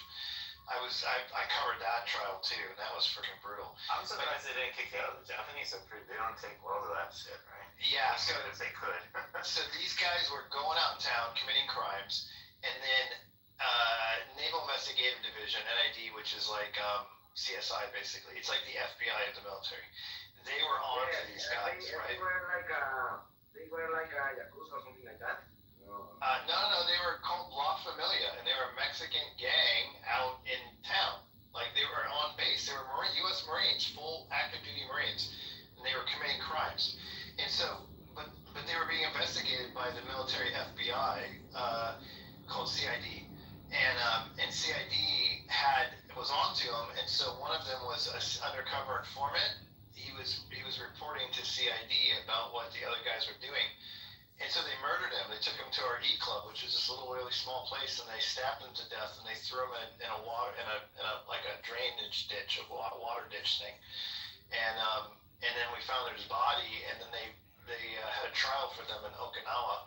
So I had to fly down, and I went to their murder trial, and they all got life sentences with no parole. But that way you're talking about, Matthew, the crimes, yeah, the Americans were out there doing that shit. And I was there also for the other one when the Marines rented a car and went and picked up an Okinawan teenager and It was mostly Navy guys, one Marine, I think, and raped her and then dropped her off after they did, and that was a huge fucking deal too. Everybody working in Japan who I've talked to has said, whatever you do, don't move to Okinawa. Okinawa's shit. Okinawa's shitty. It's not like Japan. There's too many service members. There's 70,000 service members.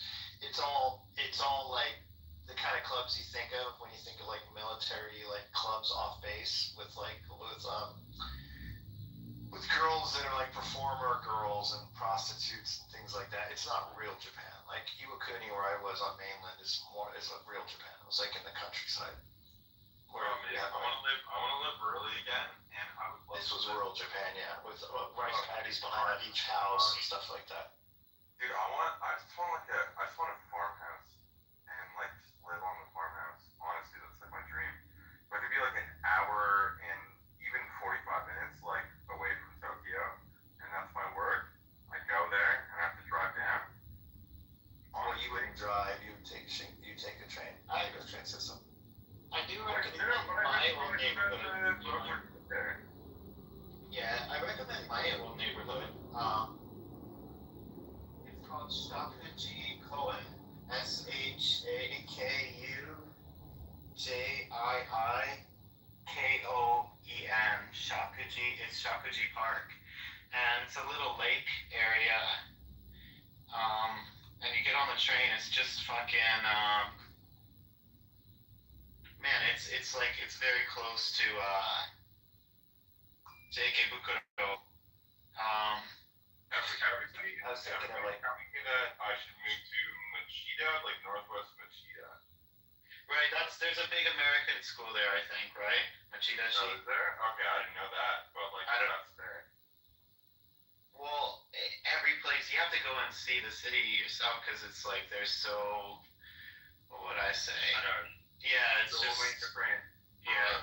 Like it's crazy. Yeah. Matthew, did you used to go to clubs in Roppongi when you were there? Did you just? I'm not a Roppongi kind of guy, dude. Honestly, like when I was living there, I had like one other foreign friend. I was like with all Japanese people all of the time. Oh, you guys spent so much time in Roppongi. It was all foreigners here, right? It was all people from all over the world all the time. Yeah. Wait, Mike, do you speak Japanese? I took 3 years in high school and lived there 2 years, so I can write hiragana, katakana, and I was pretty fluent when I was there, but it's been 25 years, so not as much anymore. I can still talk a little bit. I'm guessing, Matthew, you probably speak like pretty fluent Japanese. Yeah, I lived there for a decade in Tokyo, dude. Did you get fluent, Matthew? No. Yeah, I never did either. I was fluent enough to like live out in town, have an apartment at one point, and like have a rent and deal with my landlord, stuff like that. Yeah, it's Mike, excuse me, I only know two words. Watashi yogi desu. What's it? Watashi yogi desu. You asked my name. I am George. I'm Georgie. Yeah. Watashi I know the basics. Like that's easy. It's more like you ripped me off, motherfucker. Like You're not gonna. You don't even trust me. You'll never use that phrase in Japan. Here's what you gotta say. Well, you're single, so you don't have to say what I had to say. I had like Hagami ga kirei mo natsu mo, which is like your eyes. The fireworks are beautiful, but your eyes are more beautiful. Stupid shit like that. Because girls would laugh. You can be. That's the thing about Japanese girls. Is you can be cheesy as fuck. And they love it. They love cheese. Wait, what? They love cheese. Mike, do they all cover their mouths when they laugh? Yes, they do. They all cover their mouths. But that's because they got jacked up teeth half the time anyway. We still joke. I know, but they do have jacked up teeth a lot. Sometimes they're just smoking hot and they have crooked teeth, which doesn't bother me. I actually like crooked teeth on girls, strangely. I'm actually kind of. It gives a little texture to the blowjob ceremony. Shakuhachi. That's why we said that's what blowjob is in Japanese. Shakuhachi. When you said you were from Shakuhachi or whatever you said, I was like, that sounds like blowjob. Shakuhachi. No. Wait, it's used for a blowjob? Shakuhachi. Shakuhachi. Which is a flute. So it's basically playing the flute. Is basically the analogy. I know what the instrument is, though. I'm like surprised by it. Oh yeah, that's slang for blowjob. Yeah. Fucking hell. Okay. Yeah. Oh, you know what? You know what a shakuhachi instrument is interesting. I didn't know that part. I only knew that it was named after a flute of some kind. Because that sounds fun. It's like playing the flute. Because like you got the penis in front of you, you got your hands on it like a flute. Up right now, but my cousin studied shakuhachi in Japan. I've only known that word to be blowjob, so that sounds really funny. You know how to play it really well. Like he's like insanely good at it. So I'd be afraid to say I studied shakuhachi in Japan. I'd be like, no. yeah, that's fucking good, dude. It's a nice sounding flute too. It's like not even a. It's not like you know bagpipes. You know like fucking Scotland where they have the bagpipes and shit. Yeah. No, this is like the softest flute to like ever exist. It's like really nice flute sounds. Yeah, it's about 6 inches long, kind of fleshy. We're watching. Plug it out. No, it's 4 inches long. I talked about this one time. The funny thing is, that's weird, dude. the funny thing is, in Japan they have these love hotels, which are places you take your girl to bang because they're really common. They're everywhere. They're like gas stations in the United States. They're fucking everywhere, and everybody uses them because they live with their parents till they're old enough to like get their own place. So they basically, if they get girlfriend, boyfriend, they want to hook up, they go to these love hotels. And so, what's cool about love hotels is you can just like be chilling with a girl and you be like, "Want to go to a love hotel?" And it's like really obvious what's going to go down if they say yes. So it's real nice and easy. Got rid of all the game playing basically. And then girls usually pay for them, which was always a good deal too. But the reason I was telling you this, why was I telling you this for the girl? Because inside them they had condoms, right? They always had like on the tables. And because I was a Marine on base, we had like Trojans, like regular American condoms. And so we would have our own condoms, and then we'd get the little free condoms at the place, and we'd open them up and hold them side by side. And they were totally different sizes. Like the Japanese ones are like half the size of the American Trojans, which was super funny. That's awkward. So that's when I knew it was real. That's when I knew and we always knew that the stereotypes are real because you could literally see the difference. It was hysterical. I mean, honestly, like, I'm not worried about that part if I move to Japan. Well, you're married, but you're gonna miss out on all that fun. You're gonna miss all that shit. Don't worry. I'm not fucking this marriage up, dude. This is gonna be the marriage. So. I admit you'll be missing a major part of what makes Japan great, but fair enough. Yeah. No, I get it. But but what I care more about, like with Japan, is like the high trust part. I think that's fucking great. The only thing that I'm worried about is like my daughter like having to fucking deal with some like racist ass little piece of shit little kids, you know? They won't be racist like that. I mean, if I'm they're racist, gonna have to go T-Robs on their ass. listen, other than them like literally not letting you into places if you're American or foreign, which they do, they have signs up to say no American gene, no guy gene, whatever. That's like, fair. Other than that, like they're never going to like be ready. Who just gave me the fucking side eye? Someone in this room just gave me a side eye saying I'm gonna go T-Robs on little kids' ass. Wait, the reason being that T-Robs punched his niece in the face. What's T-Robs? Who's T-Robs? Is that dude here in Clubhouse? Tim. The fucking Irish guy. Do you know about this guy? What I'm gonna say is I can't see Japanese kids like acting weird to your daughter. If anything, they're gonna think she's cool. Like they really. Told me, okay, so they're not gonna what I'm talking to you about possibly doing the move. They told me that the best thing to do is to put your kid into an international school. But if you want your child to like actually learn like Japanese, put her into a public school, and the public schooling is really, really good. But on top of it, she's gonna have to learn Japanese. Which I was like, yeah, that sounds great. And then they were like, but they might be racist towards her. I don't know about being in public schools racist. I mean, maybe they are. I don't know. The way I felt, it was like either Japanese people like fuck with Americans and they're cool, or they just completely ignore you and they won't even make eye contact ever. Like they either completely live without even remotely considering talking to or knowing an American, or they love America and they're all about it and they love you. Like they're one or the other. Like there's not a lot in between. That's what I felt like. I mean, we'll see. I mean, I'm worried about. I mean, I'm Canadian, so like they'll probably be friendlier to me. Like as the Americans, but like I don't know. Like with that being said, it's just like yeah, like what Matthew was saying when he was still in the room.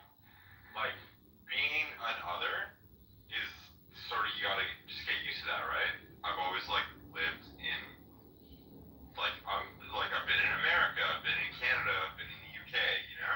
So like have to get used to a totally different culture. So it'll take time, it's fun, man.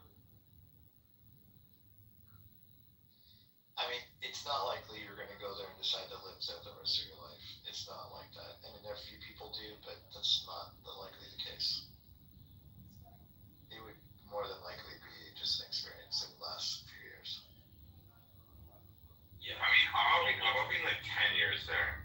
I would love to live That's a long like 10 fucking years. time. I would. Dude, I'm very patient. I like to like do the slow burn, okay? Yeah. So it's like I want to get to know a place. I mean, I moved to the UK, and the second that I moved here, like this place turned into a shithole, and I feel like I kind of curse this place, to be honest. This place is fucking crazy. But with that being said, they talk a lot of shit about that place. I don't think it's as bad as you. I mean, I haven't been there. I'm just guessing it can't be as bad as you say. That sounds horrendous. I actually think it's worse. Yeah, it's worse. Watch a Charlie Beach video. It's worse. It's worse than what you say. Ewan, Yeah, I think it's worse. Ewan, have you ever watched Charlie Beach? Yeah, I know who Charlie is. Yeah. Hey, Charlie. No, I would say that what I say about the UK, the reality, because I actually feel like I can't actually tell the truth because I might get arrested, literally. Because there's no free speech in this country. This country's worse than Russia at this point. That's crazy, dude. What can't you say free speech wise? You can't say, hey, this is bullshit that we're letting all these North African crazy jihadis What happens if you do? stab people. They'll show up at your house and arrest you. No, they show up to your house and arrest you. Yeah. You're being arrested for saying. Yeah, they did. Yeah, okay, I'll give you an example. Praying on the street. There was literally a lady who was a Christian lady who was told that Christians are no longer to stand out on the street and pray, but Muslims can do their prayers. But this Christian lady started reading from the Bible and then she started praying, and they showed up and put her in handcuffs and took her. He's right. Yeah. 6 months. Yeah. She got arrested for it. But this is actually becoming the norm. Is that there have been people that have been like prayer rags out. So there have been like Christian street preachers and stuff like that that have like gone out and they've just been like talking about the Bible, or they've just been talking about like I don't know things on the street. They're not Canadian guy. He was harassing anyone. Yeah, no. The black Canadian guy where he showed up and he said in the Bible, one of the gay guys came up to him. Some gay couple came up and they were like, "What do you think about homosexuality?" And he's like, "Well, I know how you're all lost out here. I'm not going to say anything negative about homosexuality." He's like, "I'll just tell you what the Bible says." And then he literally reads in the Bible what it says about homosexuality. And like 20 minutes later, the police show up and arrest him and deported him out of Canada. Yeah. No. This is what's going on in the UK, man. It's fucking crazy. Honestly, I can't tell you the honest truth because if I tell you the honest truth, I could get arrested. Yeah. I had no idea it was like that. Germany does it for Facebook posts. If you say, "Oh my God, this is so terrible. Look at these freak gangs," and like, so show up and take away your computer. The UK in Europe is the worst country for this shit. So check this out. Russia arrests 3,000 people a year for social media posts, and you would think, well, one person, that's crazy. 3,000, that's crazy. Do you want to know the number of people that are arrested in the UK? No, it's 12,000, and that has been going on for half a decade now. Wait, that's 4 times higher than the Communist Russian Federation. Wow. Yes. And the Communist Russian Federation is like 10 times. You can look it up. You can look it up. This is all facts. Look it up. Like, I'm not fucking with you. 12,000 people are getting arrested a year for social media posts that largely are to do with like fucking religion and Christianity. Oh,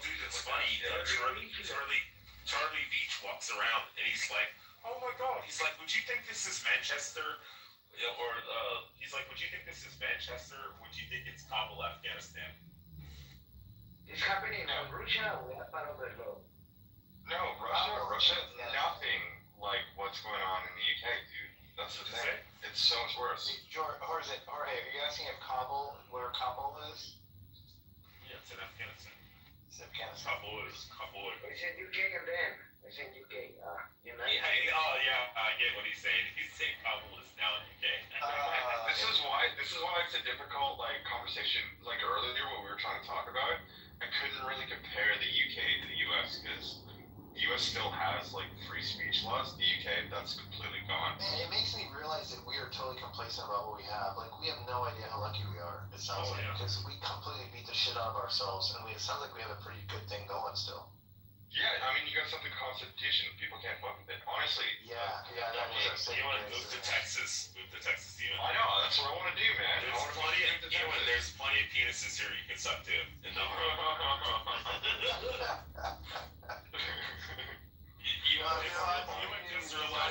rich. No, I knew you were rich from the beginning. Okay. Yeah. But yeah, dude. Honestly, the UK is. It's gonna take like at least a decade to get away from the damage that they've caused themselves. Mike, I'll look up the video for Charlie Beach and you should watch it. Yeah, I'll check it out. You should watch Charlie Beach because that guy, what he does, he's like a big guy too. So he's like what, 6'4", like height. Yeah, and basically, people go around. So he's like known in Manchester, and he just goes around, and like people just fucking come up and attack him, say hate him. He doesn't do anything. Like he talks with like he's not racist or anything. Like he just doesn't agree with degeneracy in his fucking town. And then people come up, and then they fucking get mad at him, and then he just like drop kicks them because he's legally allowed to do that to defend himself, and then the police arrest the fucking pieces of shit. That's like what he does. It's actually hilarious.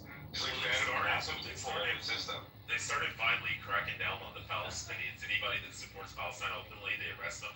And the reason being is there's a group called the Palestinian.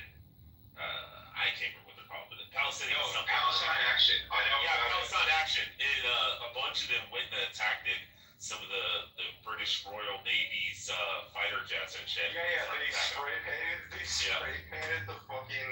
They spray painted the engines of the fighter jets. It's like the most retarded thing I've ever seen in my life. So they deemed them a terrorist group. Yeah, so they're terrorists now, and but most of the Palestine Action people are like literally 70-year-old like fucking socialists. That's what they are. So like they're not doing any damage. Like so they're arresting like fucking 70-year-old people that are in wheelchairs. Yeah, everybody in the audience and everybody in the stage, click on the video in the chat. That's Charlie Beach. It's absolutely amazing. Yeah, no, Charlie Beach is pretty funny. I'm not gonna lie. He's Schrodinger's cat. You and Schrodinger's cat. He's like, oh, we got another Schrodinger's cat, homeless person. Are they dead or are they alive? No one will know. We'll have to go and try to see if they're alive or not. I mean, Charlie, he's coming from a good place because he's literally worried about the country, right? So he's like going around and he's just documenting walking through the city being the most hated person by like the biggest degenerates. And literally, I knew it was bad, but I didn't know it was that bad until I watched this video. And then I was like, oh, no, it's all the burkas and shit. It's terrible. No, honestly, the UK is like that. Like, honestly, this country is going to take at least 10, if the English rise up and do their thing, it's going to take like 10 years of the healing to get back to like moving on the right path. And the right path, I mean, it's just like, what are they going to do about it? They're going to get birthed out. I mean, there's going to be no violent revolution. What the fuck are you going to do about it? The same thing here in America. When you got a social security number and you're a citizen, there's no reverse migration. They're here. They're not going anywhere. I mean, U.S. citizens. Yeah, no, I'm not saying deport them. I'm not saying deport anyone. So what the fuck are you saying? He said they're gonna have to round them up and do like they did with the Jews with Hitler. But no, No, I don't say didn't. that. I mean, that's what they're gonna have to do. That's putting words in my mouth. I would never do that. You know, Well, it's fucking wrong. I would just like to say Hitler killed the wrong people. That's all. You can't. Honestly, I know. I can't fucking. I will get arrested. Texas is passing an anti-Sharia law. Hopefully, John, what? I mean, that's illegal though. They can't pass that. It won't pass. Yeah, we can. never say never. This is Texas, bro. Do it. Oh, you'll find out. It's not gonna go well, honestly. Yeah, no. Honestly though, no. John Kitover. I mean, shouldn't you be a man with solutions? You're running for Congress, right? Yeah, but when I see all these Muslims committing crimes all around the United States, I just saw this like Kabul-looking motherfucker who went into some school and the police arrested him. It's like, where the fuck did all these people come from? And I know we got stormed during Joe Biden. I mean, do you remember the airport drop-offs? The countless tens of thousands that were coming through our airports here in Yeah, I Chicago? remember watching videos of people even just like documenting people passing through and being like, where the fuck are you taking these people? I mean, did you guys hear about like the traffic children, for example? Like the border traffic children. Yeah. Have you guys heard anything about that? I don't know. I think Marco Rubio or Come on, get on top of the fucking news. Well, I can't say anything. Ewan or Serendipity will kick me to the room like she did last time. Rich, I only kick you from the room when you make trouble. I didn't make trouble earlier. I didn't kick you. I didn't kick you. I was just trying to feel it out, figure out kick me. Rich is being nice for now. Yeah. I don't want to kick you if you're problematic. Or if I say anything bad about your leader. I don't have a leader. So. You want to talk about that right now? Rich. So, did you hear that John Homan, so that's like the guy that's in charge of the border, right? Yeah, I know he is. They've recovered, this is fucked up. Every time they cross the U.S. border, they commit a crime. Well, no, but they've recovered 23,000 children who were sold into sex slavery. I have a comment, but I'm going to leave it alone because Serendipity will kick me. Rich, You know whose name I want to utter. You know the name. Sex trafficking. Okay, JB. I don't kick you. No, JB's. Oh, okay, wait. You guys handle it. Do it. Let it out. Oh, no, Go. she doesn't like JB either. So we're good on that one. Pepe. David, do you just say like the most nonsensical shit ever all the time? You just yell out Pepe. Yeah, he's a retard. Do you think there's I'm saying, like, if you want to say anything about JB, you might as well bring in Pepe because he's very anti-JB. Yeah. Do you think there's a difference between American Muslims and immigrants and Muslims? Obviously, it's like a cultural thing. Yeah, but you guys are starting to experience it, and I've seen it in Michigan and Texas. Yeah. It's the same thing that's going on in the UK, man. Wait, why don't you guys all move to Texas so we can make Texas better? Come on, John. Come on down here. Dude, if I move to Texas, I'm voting fucking Republican. I'm gonna go, like, I'm not gonna come in and be like, I don't like I like the Democrats, fuck, they're the best. No, I'm gonna, like, fucking, if I move to Texas, I'm gonna vote fucking proper Texas. Well, my friend has a really nice house in Steiner Ranch outside Austin, on Lake Austin, the river. It's beautiful. I mean, it's paradise down there. Yeah. I mean, Yeah, and if all this shitheads try to rob you and beat you up like they did that one time, John, you can shoot them. You can't do that in Chicago. Wait, I have to look into this. He has to look at this, but what about a person that has a long-term visa? Can they get guns? Because I want guns. A person who's a green card holder can legally purchase a firearm and also conceal and open carry. Okay, that's good to know. Yeah, she can buy a firearm. I mean, I had a bunch of guns in Canada. I loved having lots of guns. It was great. When I got but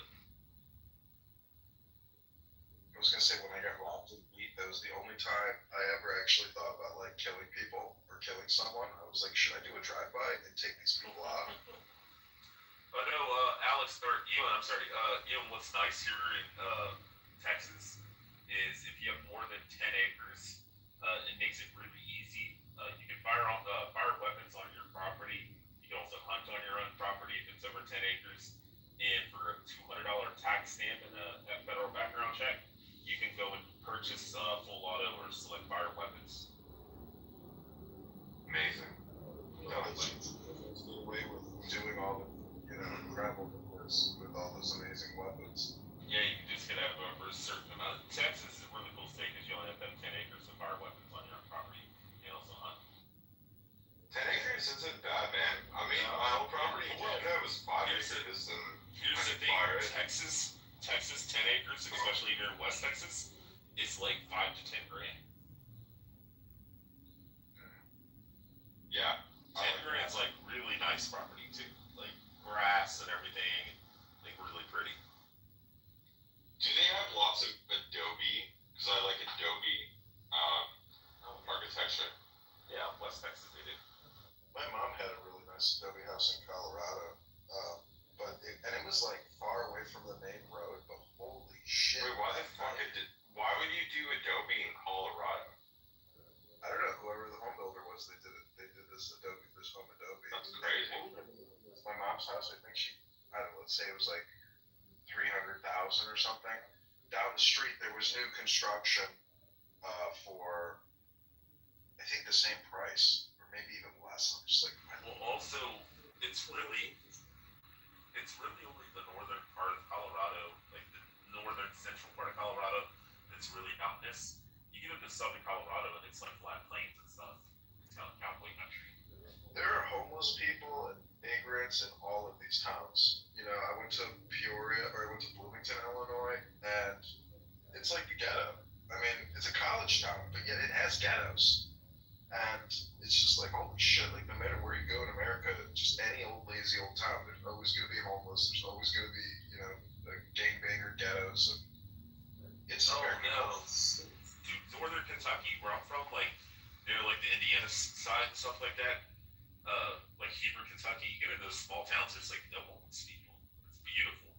Like 360 people, just small little quaint town, 20 minutes outside of a town with 150,000, 40 minutes outside of Cincinnati. And yeah, like where I grew up in northern Kentucky, there's zero homeless people. There's zero crime. Like nobody locks their doors and shit. It's beautiful. One of my favorite places to live in was Louisville. I love Louisville. Louisville's a little sketch. I lived in Prospect. Oh yeah. That's different. But like where I grew up, you have a convenience store with no gas pump. You have a church, fully volunteer firehouse, and a K-grade school. That's it. And volunteer firefighters. So amazing. Yeah, volunteer firefighters and EMS. Yeah. And the police are all county. The law enforcement are all county, so they just come from the next neighboring town, like 15 minutes away. So you just shoot somebody if they come to your house, but it never happens. Like I don't think there's been a murder, like an actual legit murder, outside of like maybe a husband and wife killing each other or something. But like in like 20 years, it's non-existent. Like there's no crime whatsoever, and nobody locks their doors. You just walk into somebody's house and say hi. Everybody knows each other. Yeah, that's like literally the life that I want to live. I don't want to fucking. Well, you need to go to like Rabbit Hash, Kentucky. Look up Rabbit Hash, Kentucky. Man, I just want guns. I miss my guns. I actually legit. It's so weird. I had so many guns, and I had to get rid of them moving to the UK. I couldn't bring them here, obviously. Oh. Dude, I miss my guns. I fucking had. What I was gonna say is, move out to West Texas and get yourself a house out in like some freaking cotton fields and shit like that, like an old Mennonite house. You'll never experience crime. The Mennonites that are the longer I walk. Oh, they're amazing. They're the nicest, sweetest. Like they do a little bit of drinking and a little bit of cigarette smoking and stuff, but outside of that, they don't commit crimes. Like these towns. Yeah, the only people that commit crimes in those areas and stuff like that are the Hispanic population. I was looking at Canada around the Mennonites, and they were like the sickest people. They would just sell me my veggies. They're like the I grew my own veggies. Yeah, I grew my own veggies. I was friends with one Mennonite group that like did butchery, like they had their own butcher fucking weird thing where they did it in their garage. And they would give me like a whole cow and I would just fucking eat steaks for like Yeah, they'll usually have like a car, and then they won't have TV. They won't have like a computer or anything like that, but they'll have like flip phones or even sometimes smartphones, but they'll have them like restricted. Where like the only thing they can look up is like, oh, I need to get like a new compound thing or something. I need to order it. They'll go online and do that, but everything's like usually restricted, and you get like the parental control access to either like your wife or like your neighbor or your friend, and then they're the ones that can control like your phone and monitor it. And even if you're like trying to search like Pornhub and stuff like that, then they can come and talk to you and be like, "Yo, like, why are you trying to look up Pornhub, dude? What's going on?" And but so that's like their way that they can have phones. But they usually drive like kind of non-flashy cars. They're usually like big F-250s or like Ford Expeditions because they get a bunch of kids. Dude, where I used to live, they used to do the horse and buggy, man. Like straight up. Oh yeah, Even in the winter. those are like old Even in the winter. It was something crazy. But yeah, Mennonites will usually drive like pickup trucks and SUVs. Yeah, no, they're cool. I like them. They're great people. Their food is good. Oh yeah, food's amazing. Super devout Christians. They don't believe in war. They don't believe in. Usually they don't even have guns. A lot of them are pacifists. So Yeah, I like those people. Miss them. You know what? There's none of those fuckers in the UK too. I miss that. go to West Texas, man. They're everywhere. Dude, I'll go to Texas. I'm down. I mean, you know what? It's for me. It's either Japan or Texas. Yeah, but don't have to to Austin or Dallas or that shit. No. Okay. Go anywhere. Go to like Houston is on that. Houston, I like San Antonio, and I like El Paso. El Paso, if you're gonna do any, would be like the best if you want like more like. I mean, it's a Look, man. I'm not gonna lie. I don't do any drugs now, but I am kind of thinking about getting into a meth habit if I move to El Paso. Okay. Honestly, El Paso is pretty safe. And I would rather honestly live around Hispanics than. I know it's like one of the most dangerous cities on the other side, and fucking El Paso is just surrounded by cops. Yeah, if you want to go somewhere that's really wholesome, you can get land for like dirt cheap, houses for dirt cheap. A lot of Mennonites, extremely low population, crime rates and stuff like that. Go to Seminole, Texas. Right. It's just beautiful out there. I mean, I'm kind of stuck in the music industry stuff. San Antonio has a massive music industry that's like building up right now. That's kind of like why. Lubbock's like the hub city, and it's got like all kinds of like artists that go there. So I know. I have like a million people asking me to like go to Nashville. They're like, go to Nashville, and I'm like, fuck off. I don't want to go to Nashville. I want to live in that actual cool city. Nashville fucking sucks. I've lived in Kentucky, Ohio, Connecticut, Georgia, Florida, Texas, New Mexico, Hong Kong, Singapore, the Philippines, and by far Texas is my favorite place. Yes, I agree. Especially West We're on the Texas. same page. I think Everybody's conservative here. You'll find like 95% of the population is super hard conservative Christian, and the other 5% are, they're progressive and liberal and stuff, but at the same time they're not like anti-people. So like they're like, yeah, like I don't like Trump and the orange man and all that kind of shit, but they're still like they own guns. They're still kind of like conservative. They're more moderates. No, honestly, I fucking love that way of life. I mean, dude, I used to, in Canada, like all my neighbors, I used to live in like farmland, like a few hours outside of Toronto, and we just had this small community. I was like friends with everybody. We had the best life. And every spring after all the snow melted, what we would do is we would go out, we'd have all of our guns cleaned, and we'd go out and we'd do a shootout, and we'd bring all our guns, and we would just do like disc throwing and just shooting shit down like the fucking lake. Skeet shooting, yeah. Yeah, and dude, it 2 for a beer. We just drink beer and fucking shoot shit. And honestly, it's so much fucking fun. I'm in a city of about a third of a million, quarter to a third of a million, and there's probably 20 to 30 different places you can go shoot guns here. And there's probably 20 to 30 different places you can go buy guns. I mean, it's so gun centric. Everybody has a gun. The little ladies, 90-year-old women are packing around, 1911s and shit in their purses. Yeah, I fucking love it. Honestly, I fucking love guns. I need old ladies out here in West Texas, and I'll mention something about firearms. And I'm like, she's a little older. She's like, oh, I got a bunch of guns. Hey, what? I love this place. I mean, I agree with Sacha Baron Cohen when it comes to this. I think that babies should have guns. Yeah. Start early,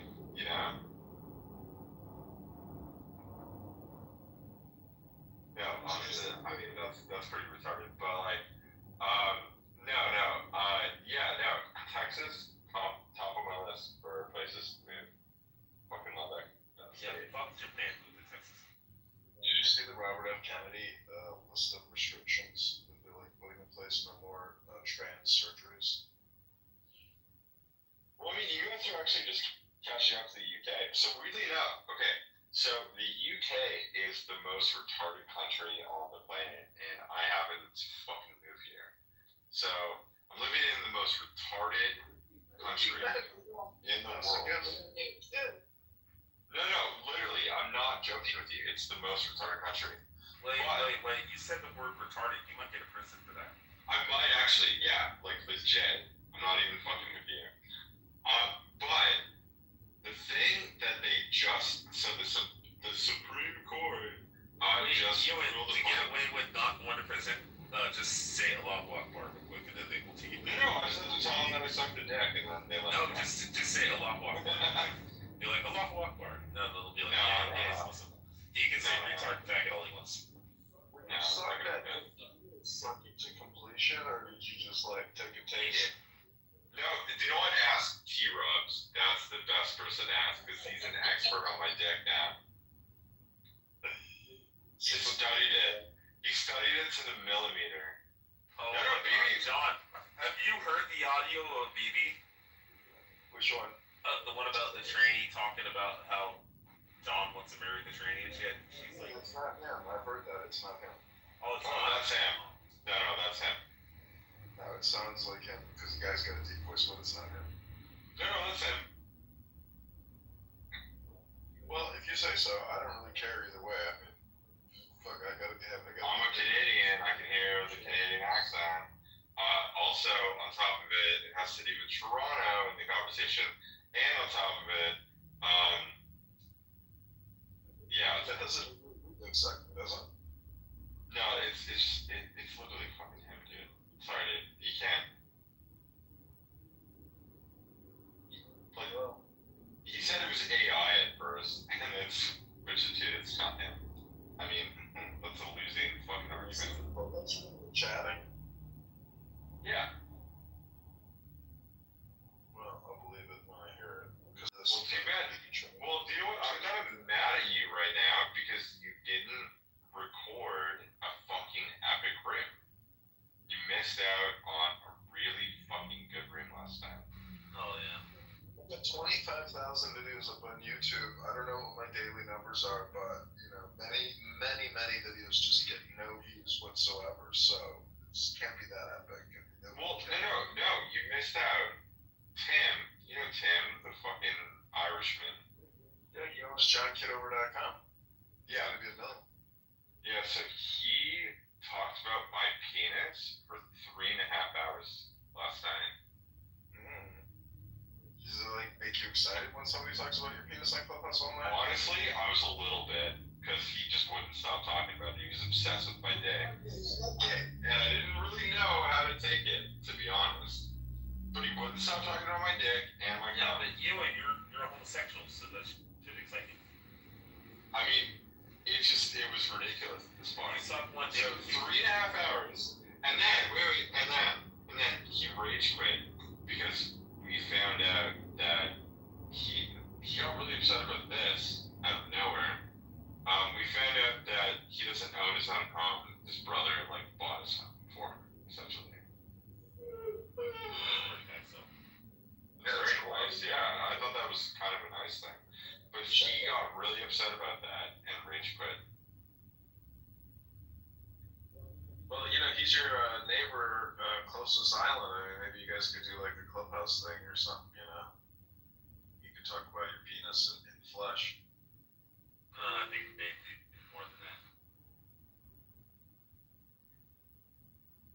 Well, I mean, you know, Ewan, you know Mike Moon's also bisexual, so you and him might have something in common. Oh, really? Yeah, good for him. You know, you can donate to my campaign, even though you I'm not donating to your campaign. Sorry, bro. baby food. What's it? You know, put the baby on a diet. $5. That's it. Just kidding. Yeah, no, it's not gonna happen. Yeah. Sorry, bro. It's okay. I'm doing a fundraiser tomorrow with Jazzy. Rich, I hope you'll join us. Oh yeah, Jazzy will love him. Wait, legit though? Do you get along with Jazzy? You guys fucking hate each other. She hates me. Yeah, okay. We don't like each other. That's the reason why it will be a big success. Can you get Andrew Myers back? Because I think that would be. He really hates me.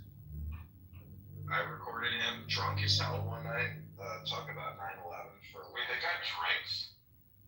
Yeah, it was Purim, so he got really fucked up, and he got my YouTube clipped because he's a bitch.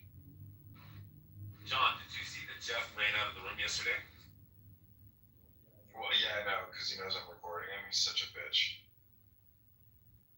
Yeah, he told that one guy, what's his name?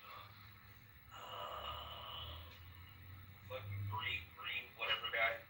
He told Green Living guy? Yeah, Green Living. Fucking car. Robbie's like, Green Living, you gotta check it, do it. He's like, oh yeah, he's live right now. And then next thing you know, Green Living. Actually, wait, I want this recorded, because I know that you're recording this, John Kitover. I love this. Seth made up complete lies about me last year, which is why I left the app, and I was so pissed off by it, because people just like blindly believed that guy. Well, it's not even that bad. He just said that I was like the first time that I met him that I was anti-Semitic. It was like fucking baby ass shit that anybody could read through. Yeah. I'm like fucking pro-Zionist, fucking all over that shit. Yeah, no, he came up with this like random fucking story out of nowhere, that I basically, the first time that we met was anti-Semitic towards him, where at the time, he didn't even know that I was Jewish. I didn't know that he was Jewish. No one brought up Jewishness at all for like years, and people fucking believed him, which is the most retarded part about all of it. That's hard to believe that the Jews didn't bring up Jewishness for at least a year. You can't go more than an hour. No, dude, this is like 5 years ago. This is when the app was new. Oh, okay. Who was the guy? Seth, fucking Green Living guy. I don't really know him that well. I got some fucking retard. Somebody did mail me a check or cash. I haven't opened the envelope yet, but I assume it's somebody from Clubhouse that has my address. But yeah, Rafi, That's good. good for you. They regularly like make death threats against me. They say my home address out loud. So you know that's why I record them, because it's like, okay, you hate me? Well, now I really want to record you, because they're not really talking about anything. It's just a waste of time. But it's like pathetic, you know. It's fun and pathetic. Oh yeah, dude, I just have a blast in stuff, honestly.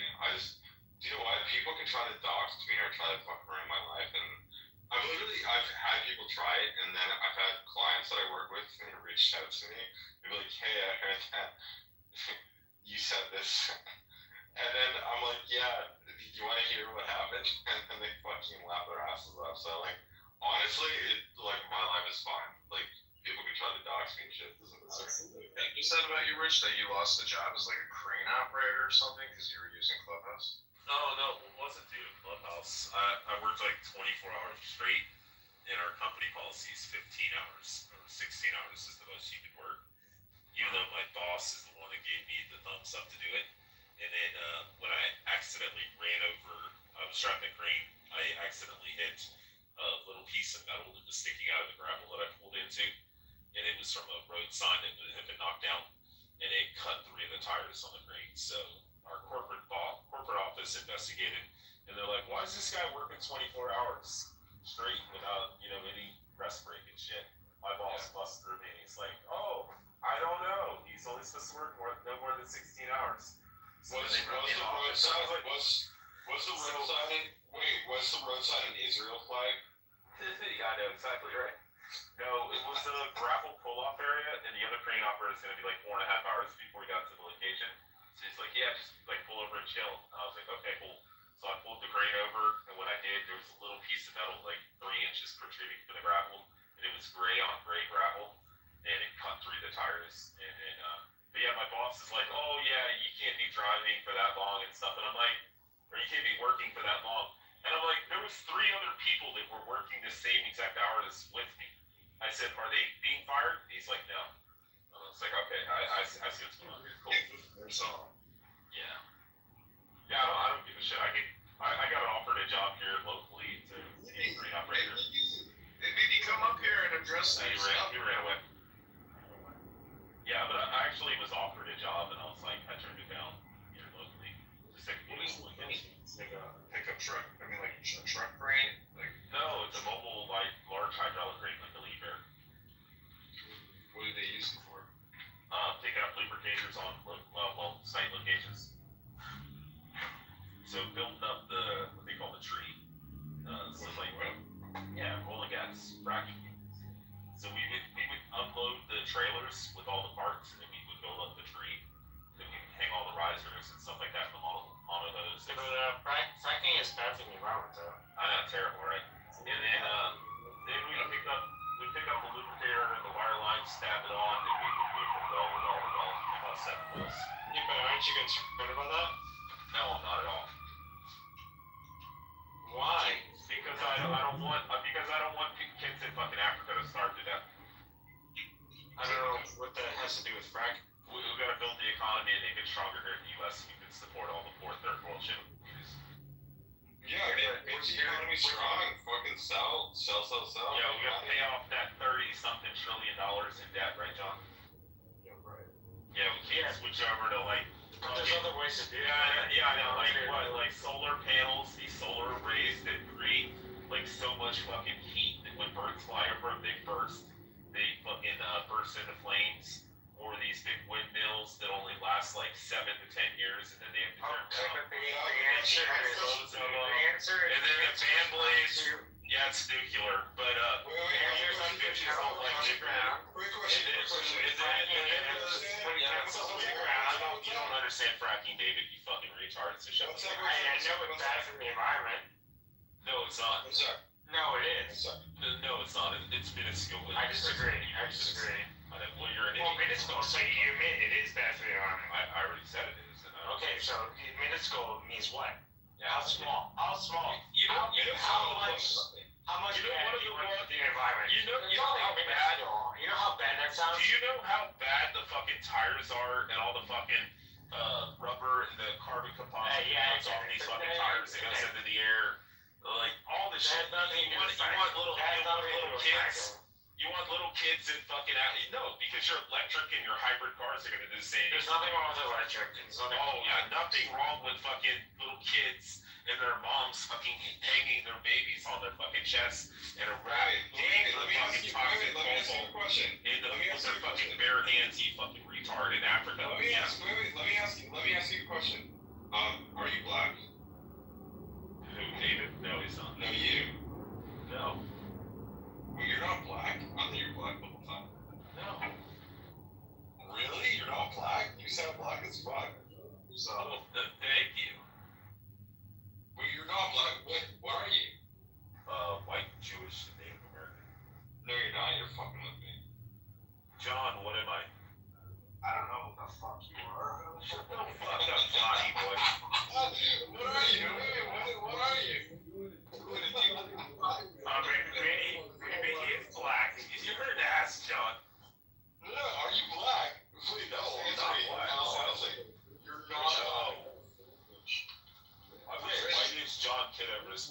Then why are you asking John what color you are? Wait, John was trying to ask the question. Go ahead, John.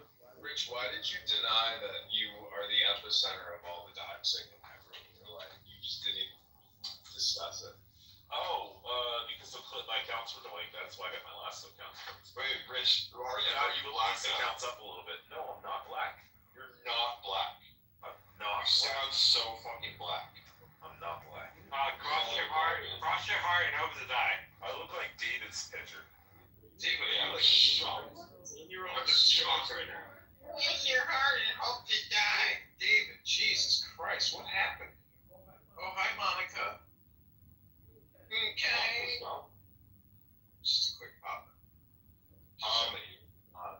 Monica, I'm going to Chili's to be with my tribe. No, I think that she got upset that he wasn't black.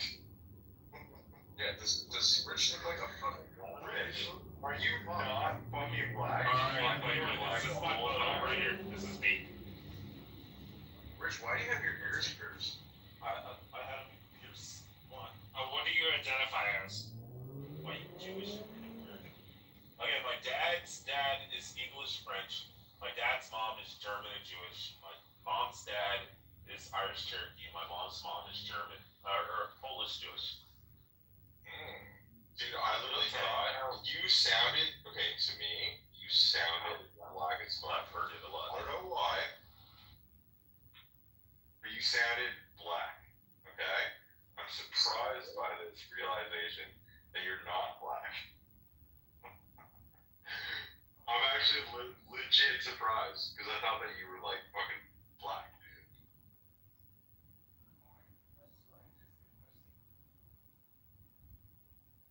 That's it. I mean, I don't know. I have nothing else to say.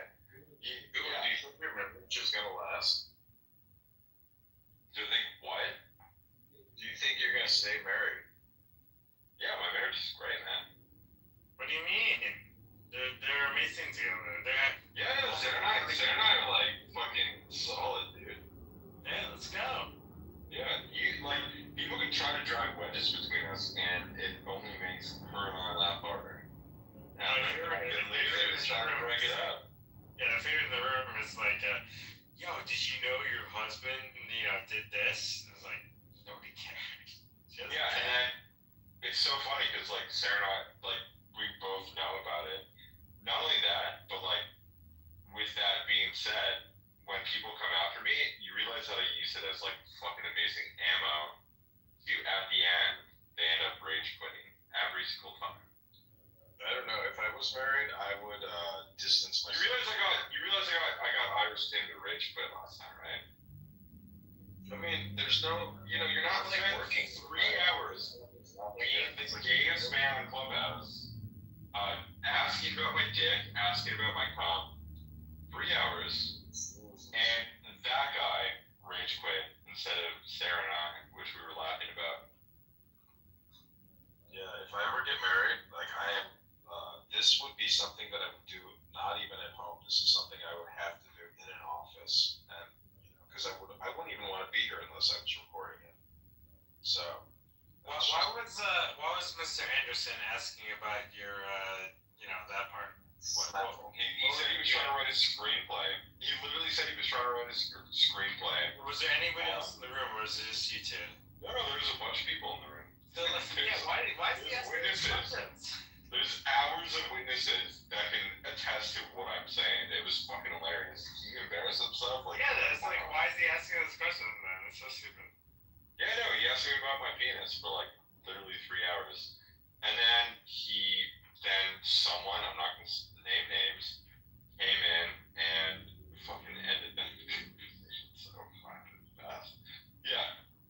Honestly, it was hilarious to watch. Dude. That guy's like the most hated guy on this app. I think he is literally the most hated. No, there's other people who are way more hated. Because nobody even knows him. He just sticks to like one room. That's it. No, but that's why. Because he's already got all the hate happening. No one wants to be around him. Situations where it's like a you problem. That like he's insulted you so badly you can't let it go. And it's like hurt your ego, which doesn't exist. No, it doesn't work like that. No. That guy, I literally into a room this morning where everybody was like, "Oh, I heard about what happened with," and I literally, none of those people were in the room, and they literally said, "That guy's, I fucking hate him." Every single person in that room said, "I fucking hate that guy."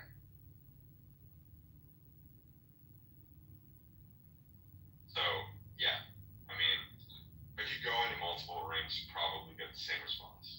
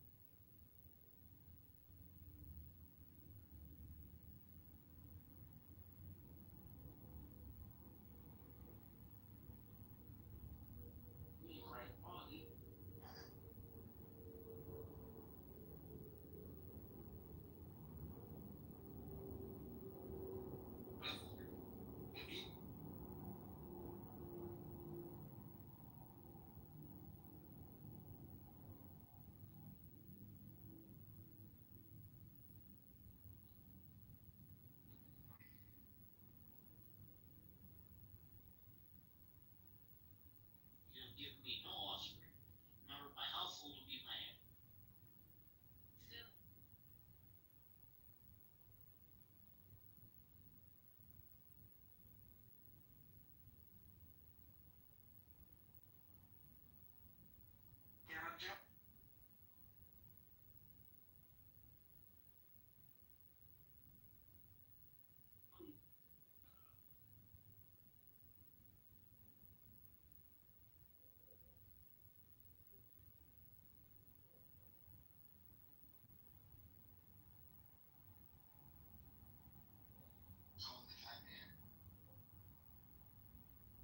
I love those little boots.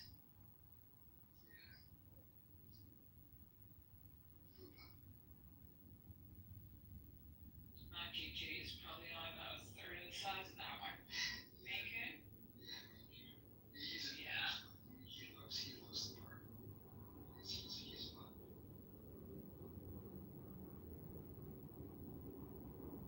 Already contract with them, just have anybody to, build that foundation. Like when my brother built his house, dude, he built it in 2020. He didn't get it built where he was gonna build it in 2019. I'm sorry.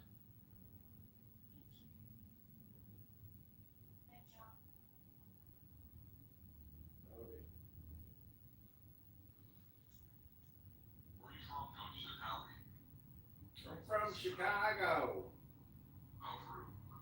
Do you think there's gonna be a National Guard there? Yeah. Isn't that Australia? No, Howdy is. Oh, really? That's country.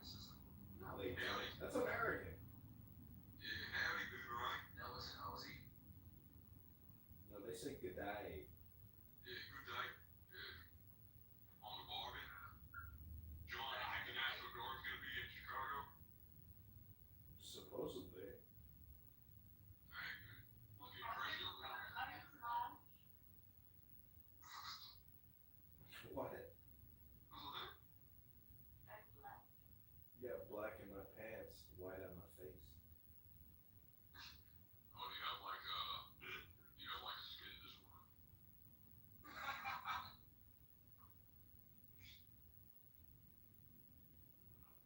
Shit's getting better here. Yeah, this is kind of boring.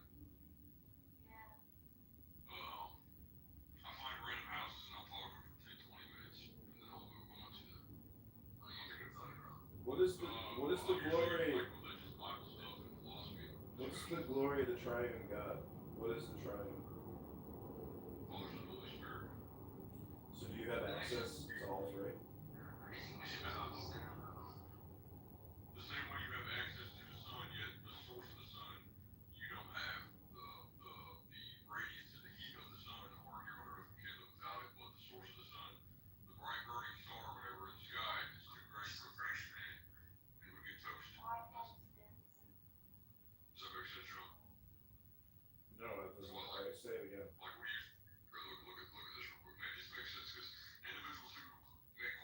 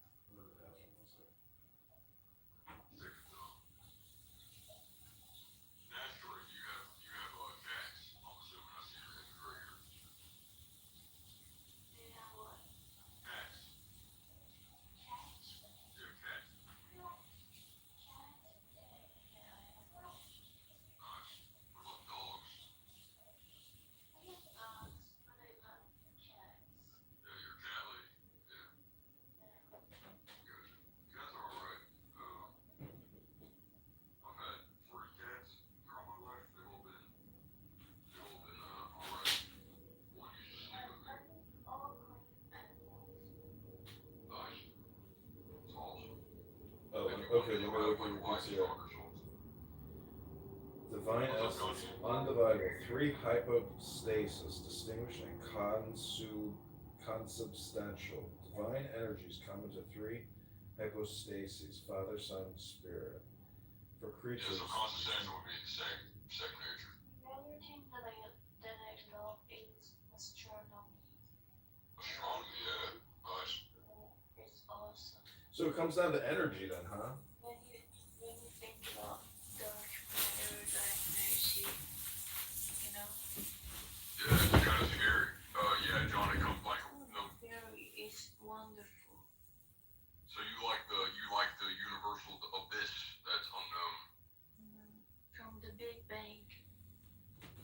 I believe the Big Bang. I don't know if I believe the Big Bang, but if there was causation, then I believe that's God. You don't believe in Big Bang? I don't know. I don't know how to take that. I can't really speak on that from an orthodox lens. But yeah, John, the energies are how God operates in creation because His essence is truly unfathomable. Kind of like how the sun's energy benefits us and operates from its source to creation when we're speaking analogically. But if a human tried to dive into the sun, the essence of the sun, in space, we'd get toasted. It's too great for us. That's why we say God's essence is truly unfathomable. Does that make sense, John? Yeah.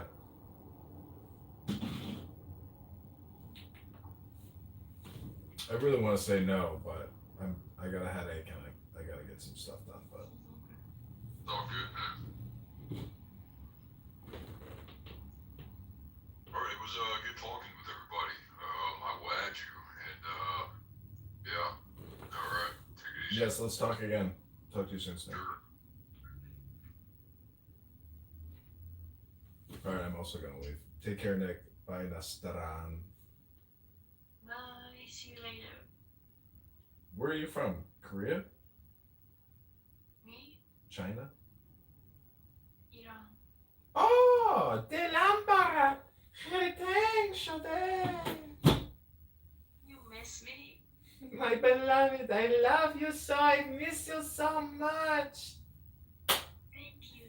Delambara, Gives me Azizan. It's a song from Ed Sheeran. Ed Sheeran? Yeah, Azizan song. Ed Sheeran is proof that you can be ugly, stupid, and not that talented, but yet still become a world famous, wealthy musician. Yeah. I'm just kidding. I know he's talented. I know. So when we dropped those two massive bombs on your nuke facilities, did you have any fallout, or was there any nuclear radiation you got to worry about? And what did you say? Sorry. Oh, never mind. I guess we hit our mark. We're not as scared of anything. We're Iranians. Oh, really? Yeah. Well, I heard Israel's about to attack your country again by the end of the month.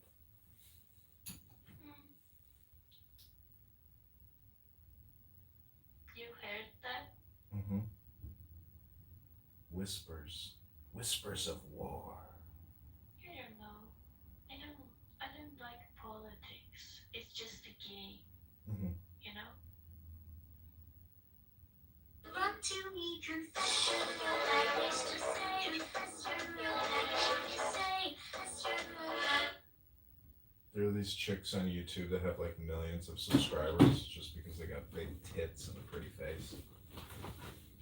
I think we're all the people on the world are the one. We're all the one.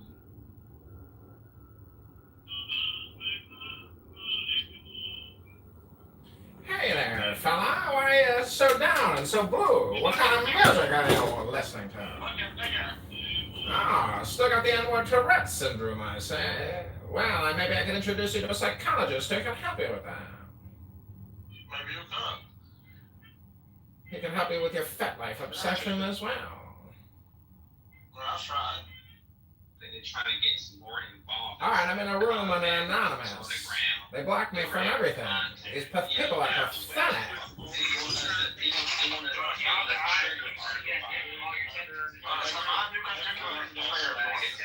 Or a false flag attack by Ukrainians. I'm just gonna leave. No need to kick me. No, there's no false flag. There's no false flag. We gotta listen to Marshall Rankin talk all this shit. Marshall Rankin is a genius. That's a good.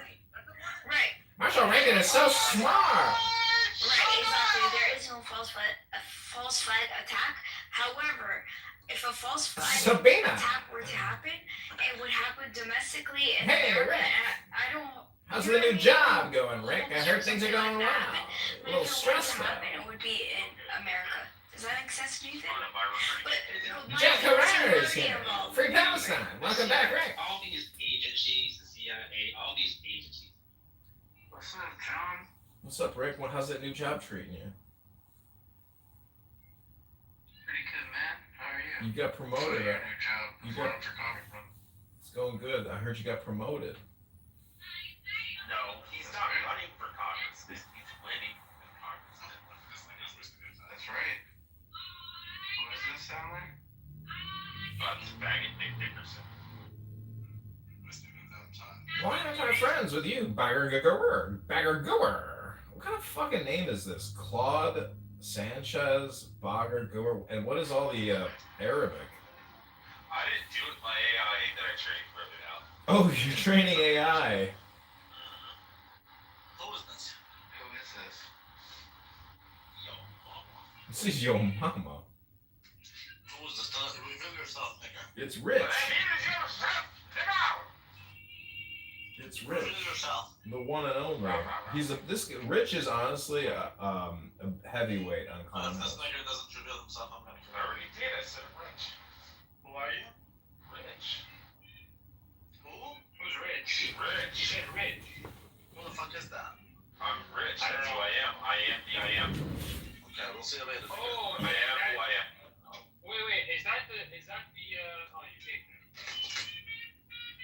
Oh, that's the Yeah, that's the, I think from his voice, he's a Jew.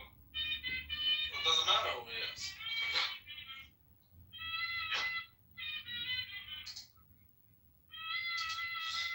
Nobody got past my bullshit. Well, who's gonna rub my shekels? Who here's gonna rub my shekels?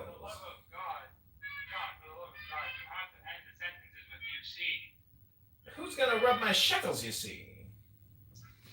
There you go. Holy fuck, that sounds so much better. You forgot to say you see at the end of that. You say? Yeah, but I'm not doing the voice. I was born in 1925 in Brooklyn, New York, you see? There you go. My family is originally from Eastern Europe, you see? But we got to New York and we made it big, you see? And now we're here on Clubhouse, you see?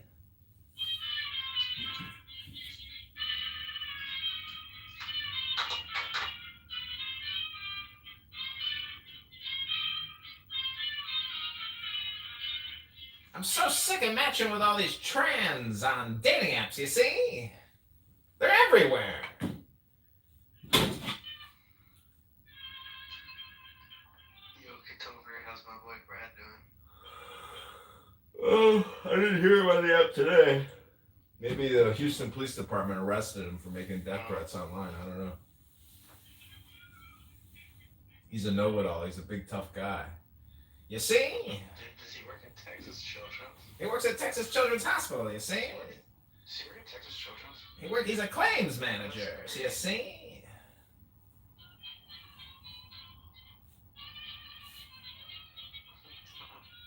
It was really funny listening to him, like, do his, That's out of control. I can't believe he works there.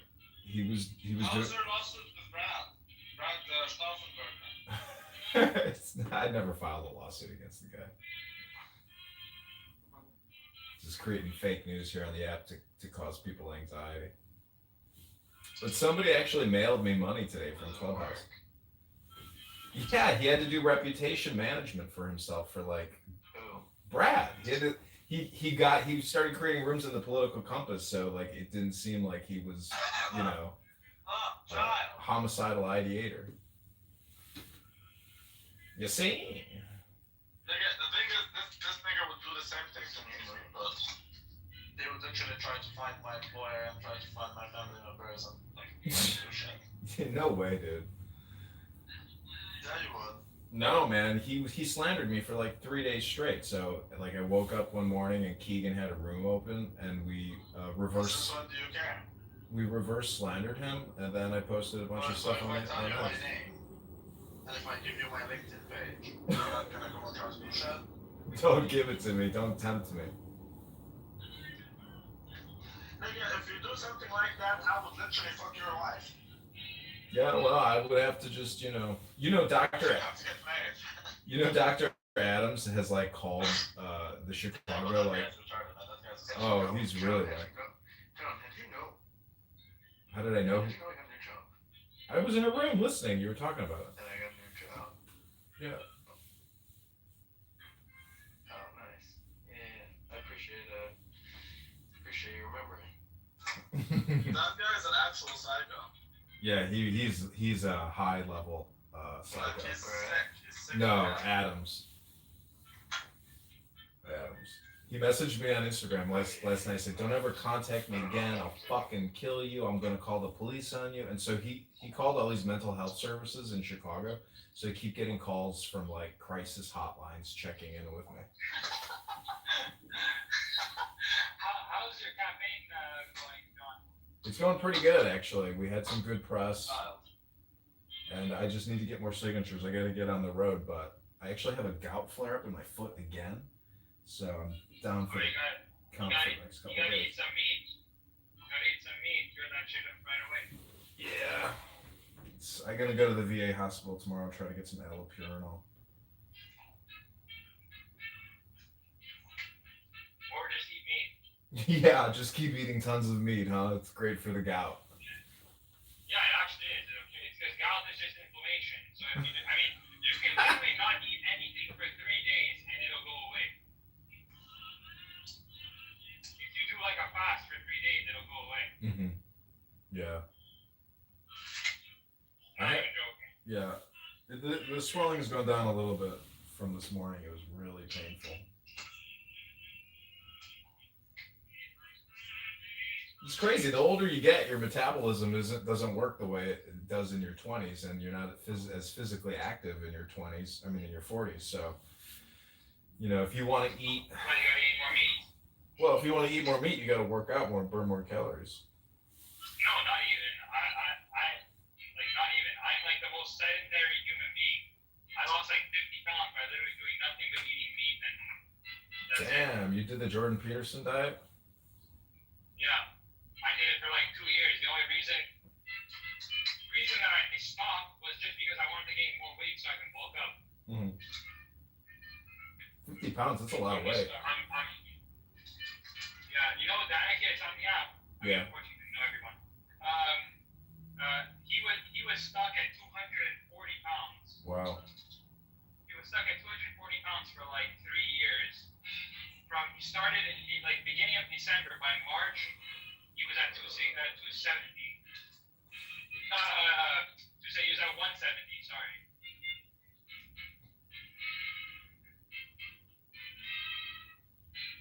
Wow, if you got 50 pounds to lose, you see? That's a lot of weight on your shoulders, you see? That's a lot of weight on your shoulders, you say? Just go to the gym and lift up 2 25-pound dumbbells and you say, I was carrying all this around with me, you see?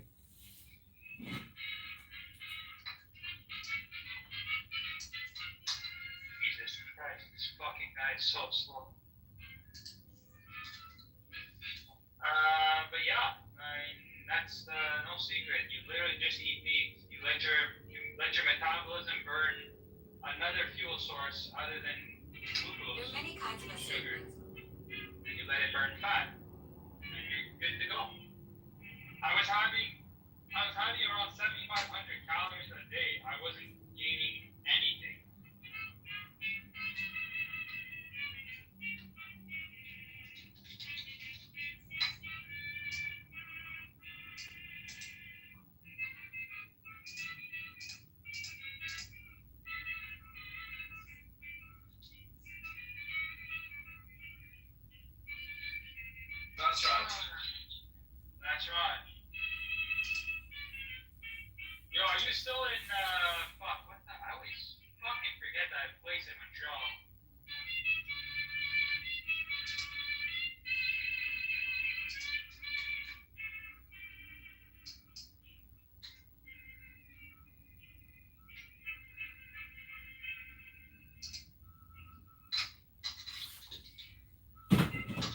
right, you see, this room's getting boring. You see, I'm gonna go to healthy debates. You see.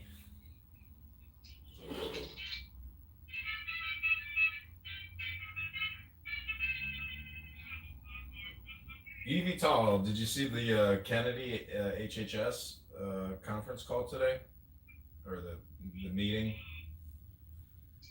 I guess they're doing away with trans surgeries.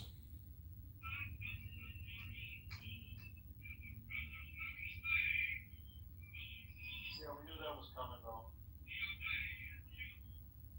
Sure, there's a lot of young men out there who are going to be very upset they can't get their schmeckles cut off now. If you got your schmeckle cut off, Just for underage, right? oh really? They're not just abandoning the whole thing altogether? I didn't know. I was looking at the pharma. They basically made pharma advertisements very difficult. It's an executive order. You have to read out all the side effects on the advertisement. Oh wow. Just point to the website anymore and run through it really quickly. Basically makes it impossible to properly advertise. Yeah, because now you know all the horrible side effects, and you're like, you know what? Maybe I don't want to take that pill or take that injection. But see, our friend Rabbi here, you see, he's going to make less profits now that Kennedy and Trump are in charge, you see. What are you talking about? It's the opposite. Trump is literally my nigger.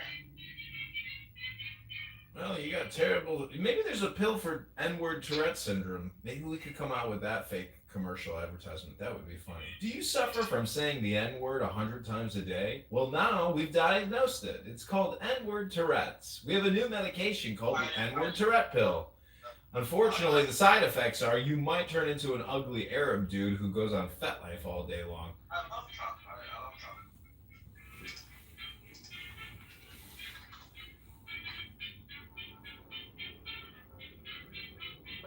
I wouldn't have to lie so much.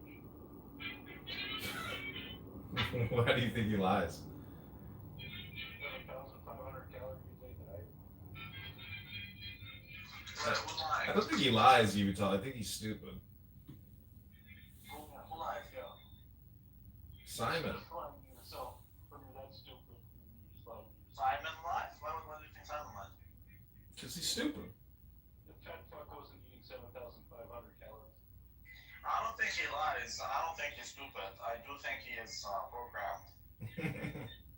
Are you talking about the objective subjectivism or what? No, we're talking about our diets because he was saying if. Just said that he ate 7,500 calories a day. 7,500 calories? Yeah. That's wild. Do you know what that means? He eats. That means he eats seven. It means he's got worms in his ass. That means he eats like 7 pizzas. But he's claiming it was meat on steak upon steak. I don't know how he's counting these things. 7,500 calories seems way too outlandish. That's like more than double what a lot is. Yeah, double what a fat eat. There's nothing wrong with that. That doesn't mean he might have worms. Well, it makes sense because he doesn't take a shit. He says he takes a shit once every 3 days. That is really fucked up. So that does mean that do parasites after all? Good. Big bowl of it.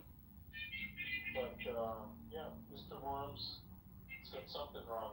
You know, and he's claiming it was meat only. It would be the equivalent of like eating 10 or 12 steaks a day.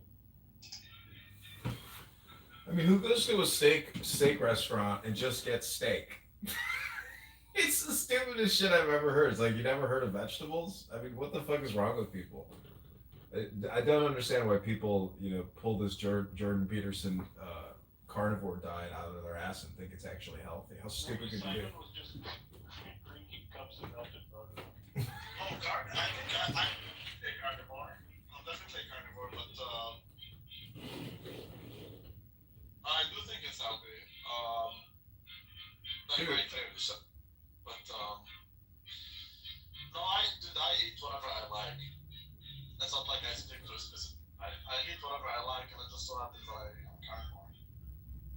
Yeah, but I mean, I don't understand. You don't think a well-balanced diet is fucking better than just eating all or nothing, one fucking Well, yeah, of product? course, but the thing is,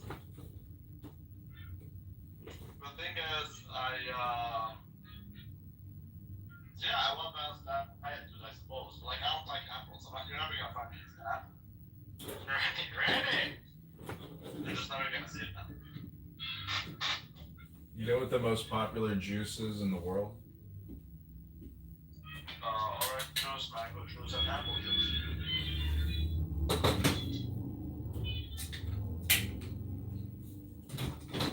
What? You're gonna say it's the Yiddish juice? Whatever happened to grape juice? How come no one drinks grape juice? Only black people. People drink Manischewitz, which is, you know, just grape juice with no alcohol in it. Oh, these are the Muslim niggas.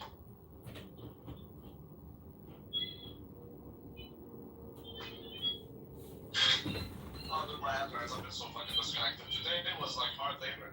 Hard labor. Why? Because I had to work all day, and then I had to prepare to teach my economics students. So I had to teach this guy, and I had what's his name? And then I had to fight Nice. normal. Nice. And then I taught Arabic, and now I'm here. You did fight. And Norma was cool with you. What do you mean? You didn't fight? Yeah, I did fight with him today. No, he was cool. I was in the room with you. That's a half. And then I started claiming to be God. Doxed. Yeah, dogs, exactly. I told him I'm the Lord of the Shabbos. I'm the one who gave the tablets to Moshe. Doxed. That's right, Chicago cheeseburger. What? Bobadilla, can you tell Chicago cheeseburger about the plans that we have with Rico?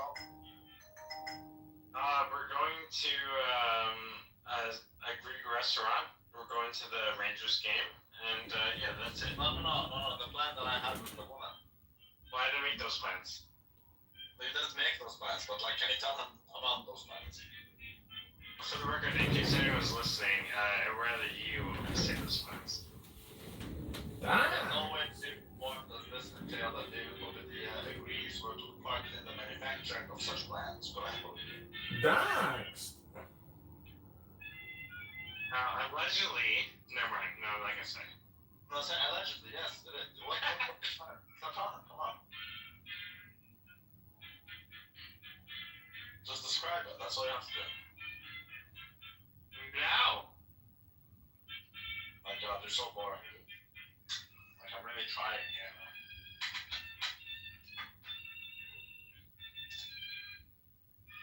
You make it really good.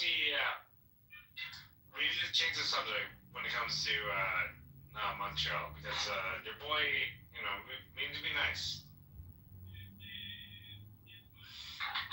John, I was supposed to cut him.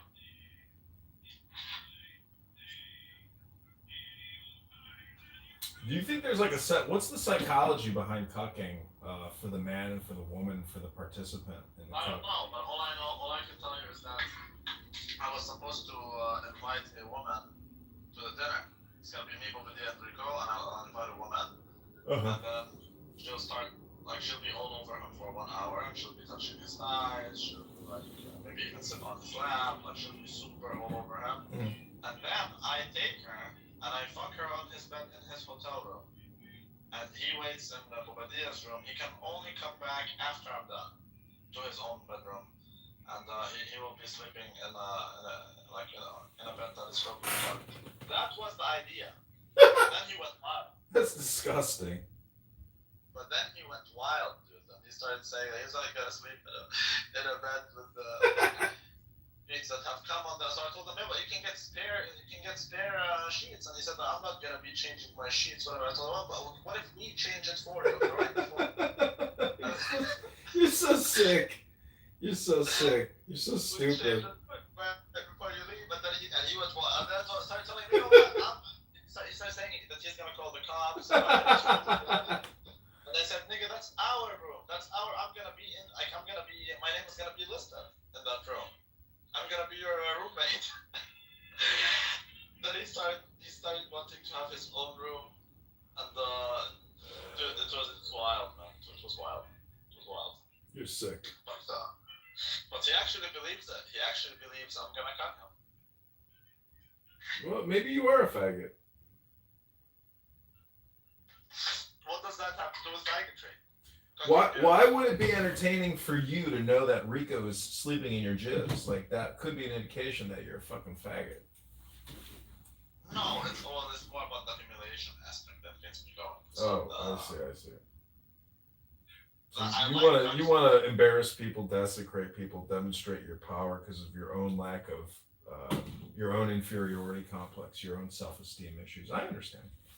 It's not about demonstrating power. It's more about not in this case. This case doesn't work. But with cucks in general, why I like them is because you dominate the nigga by using the woman. So you have to understand, John. I've been hanging out with Republicans for so damn long.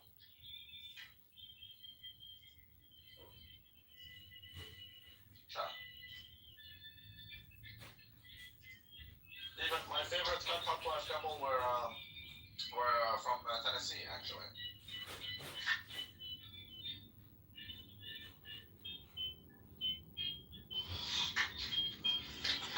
John, if you stick around, I'll teach you about your country, man. When are you coming to Montreal, John?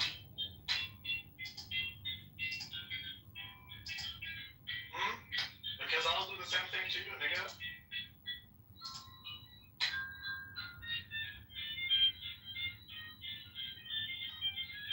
Shut.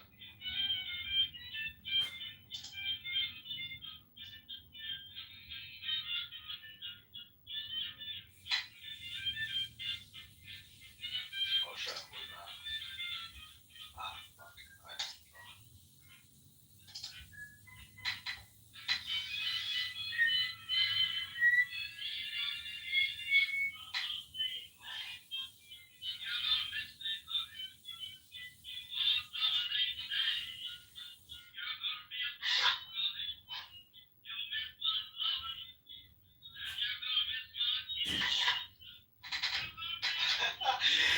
But did you hear how Rico said that he will come wearing a camera all the time? Like the police cams?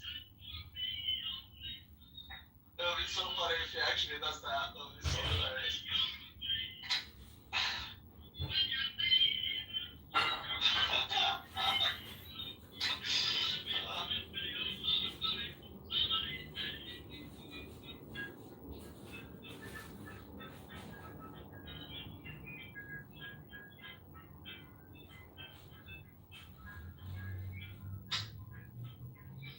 Child.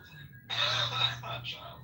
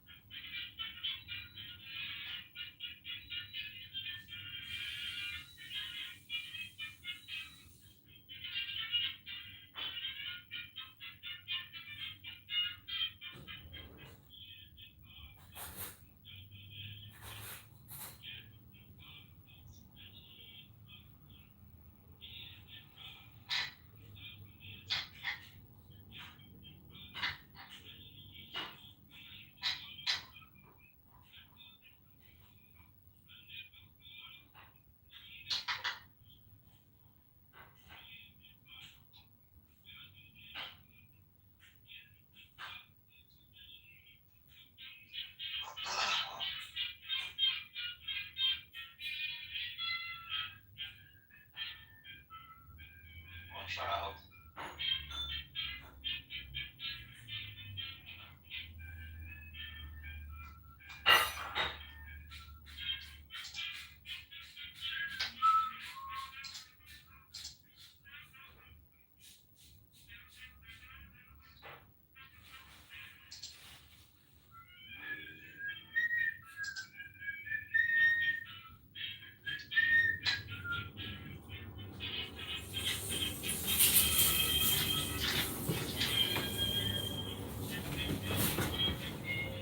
David, do you want to consider being a campaign contributor to the campaign to elect John Kitover to Congress? I need my ass. You want John Kitover, especially if he becomes part of Congress. I'm not gonna waste time on that faggot ass man. Why? I'm getting good press. There's a chance I win. I don't think you are. I've never heard your name, nigga, outside this app. David, I'll help you with the toy tariff imports. No problem. I got you, dog. Nobody's happening.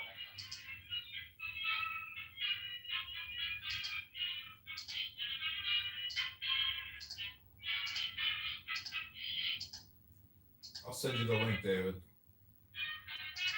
Send me the link too. I would like to donate. How can I donate to you? You can't. You're not. You have to look at the contribution rules on the site. If you can comply by those contribution rules, you can contribute. I can't contribute because I'm not American. However, I can get Americans to contribute. There you go. Hold on, I'll post my link as well. I have leukemia.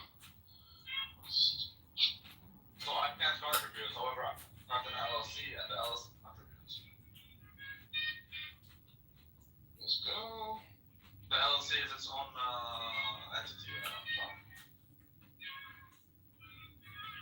Well, Medina knows these things. I'm not sure you do.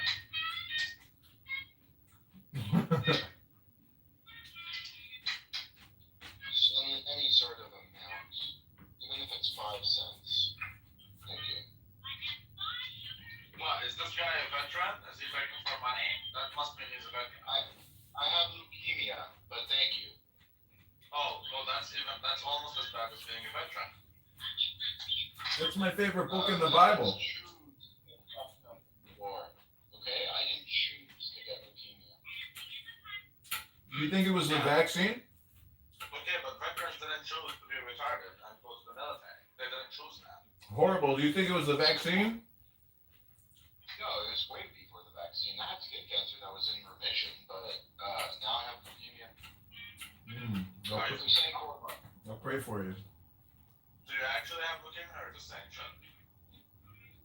No, I genuinely have leukemia. I still know. I have everything in place. I mean, no good. I don't want to be a Are you smoking weed, Horrible? No, not me. Well, it's legal in Canada, but no. I have like for pain management and stuff like that, for chemo and stuff. No, I'm saying the cannabinoids could help with remission. What level are you? Well, it's last stage now. Stage 4 leukemia. Oh shit, dude. No, don't do that. Don't do that. Like, I would rather you joke about it. It's all good, son.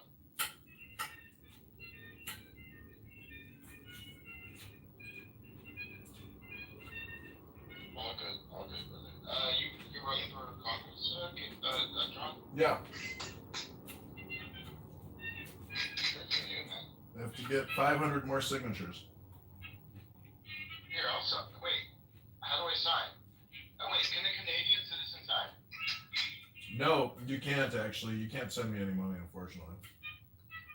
No, it's not money. It's a signature that you need. No. No. Your signature has to be in the district. They got to be a registered voter in the district. Oh, okay. I'm very sorry to hear about your cancer situation. I hope it goes into remission. Hey, well, it's not. Talk to Rabbi here. Rabbi can work miracles. This guy's got a direct source to Hashem. Ask him to say a prayer for you. I'm a Muslim, but I love Yehudi. Yehudis are good people, and we're friends. I'm not a Jew, but I do admire your courage. Yeah, I lost cancer. It's not a. If you don't mind, when and what type of cancer, if you don't mind, I'm sorry. 2021, it was stomach cancer, which ended up being lung cancer. Yeah, so that's the problem. Stomach spits the lung, usually. I make the wrong. Did your dad get the vaccine, Rabbi? Yeah, I'm not in a position to say if it's definitively the vaccine, but like after the vaccine, they denied him treatment because of COVID. Obviously, cancer is not the priority. Now the priority is the flu, and I don't mean to laugh. So they got him to wait an extra month, 2 months for like the chemo, but then but when he got he had nothing.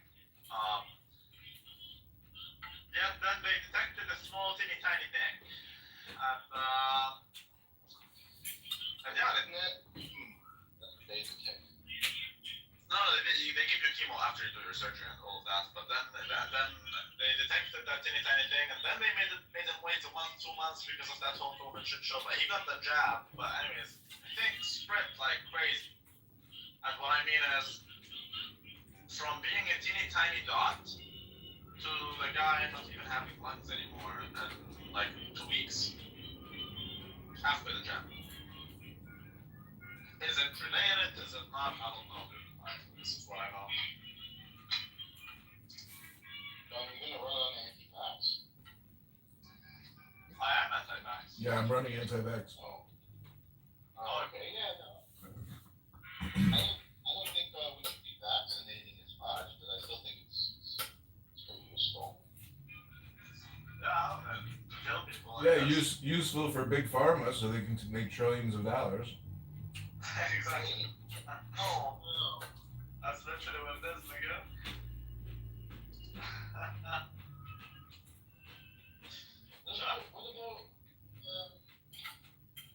What about smallpox? This sort of stuff. We've completely annihilated Ebola. If we completely annihilated it, I guess we don't need any more fucking fake ass vaccines. Exactly. That's right. No one thinks for Ebola vaccine. Because it's annihilated.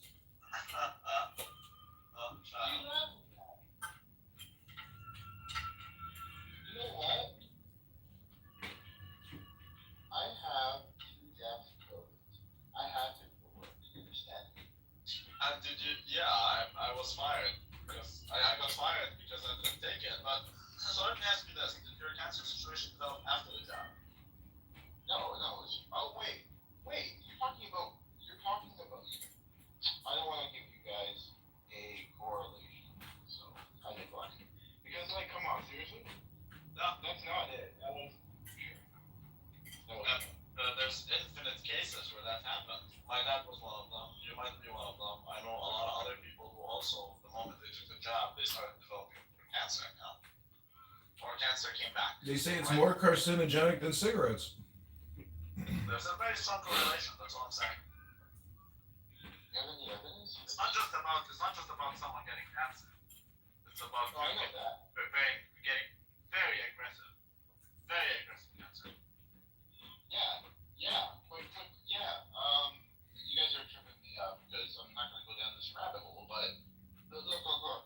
Guys, hear me out. You guys know what the mRNA vaccine is, right? I don't know. I'm an electrical engineer. But apparently, so my sister-in-law is a doctor, medical doctor, but then she became one of the doctors, okay? He deals with teeth and braces. But I'm like, hey, can you explain this to me?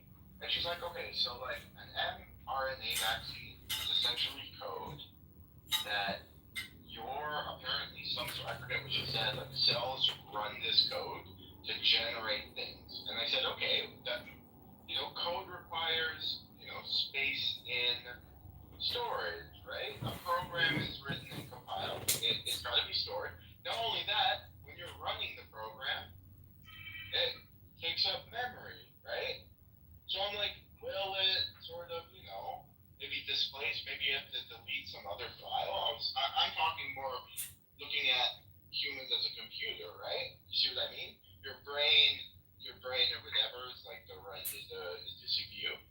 She's basically like, no. And I'm like, what? So you can just like keep telling your brain to code? What about like when to stop? Like, will it stop? And she's like, yeah. The way she explained it was, they're like harmless. I'm like, what the fuck? So that's my COVID like rabbit hole, which was like, okay, my sister-in-law does not see any side effects. That's BS. There's side effects in everything. There's side effects in drinking water.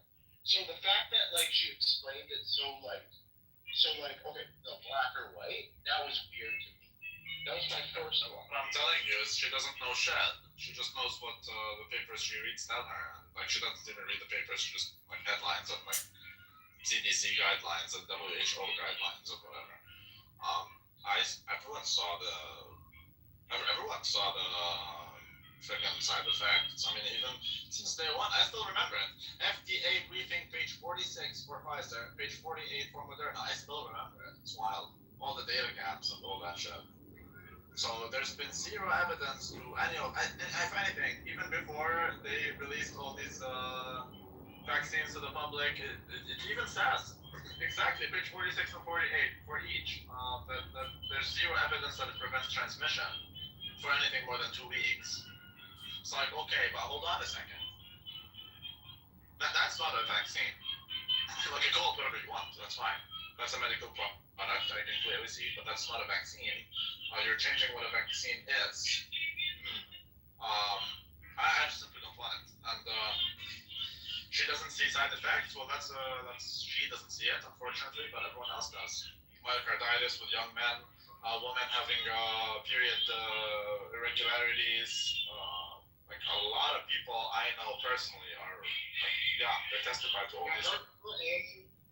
Was people that would have developed these severe side effects would have gotten that from getting COVID in the first place. So the serious extreme side effects would be similar if they have gotten COVID in the first place. You see what I mean? I would rather get the COVID vaccine then, if that is true. And I'm not sure that's the case. Because COVID is a disease, whereas this is, like you said, we're programming your body to start producing certain things. Yeah. I don't know. But we're literally this is like gene therapy, essentially. We're literally coding your body to start producing certain things. And I just, no thank you. Does it stop producing other things while it's producing this? How much does it produce? Does this spread? Does this thing spread so it's producing a bunch everywhere? What if that spike protein it produces, like, too much of it goes into your heart? Like, I had all these questions. She's just like, yeah, no, it's like very rare to have, like, I'm like, okay, would you suggest it? She would say that. I totally get that she would say that. But that doesn't mean anything. Like she said it. Yeah, I know. But that doesn't mean shit at the end of the day, because we see these things, we see them. No one can deny this. At this point, we reached the point where I believe in the beginning you couldn't deny it. But like today, like no one can actually deny it with a straight face. It's not doable. As far as I know, you're into that, maybe you know more than I do.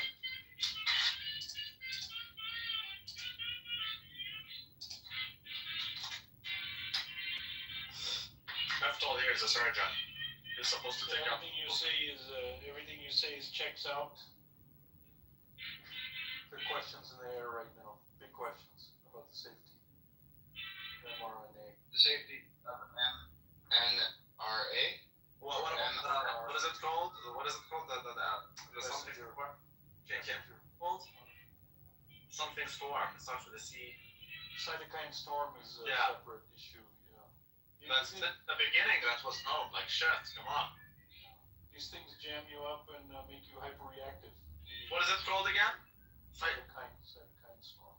Yeah, there you go. Your own immune system going. I even wrote 19 reasons. I literally wrote it. Listen, how many of the vaccines? I won't take the vaccine. These heavily vaxxed, heavily boosted, how many times do they tell you, I got COVID again? It's I got COVID 2 times. I'm on my Paxlovid.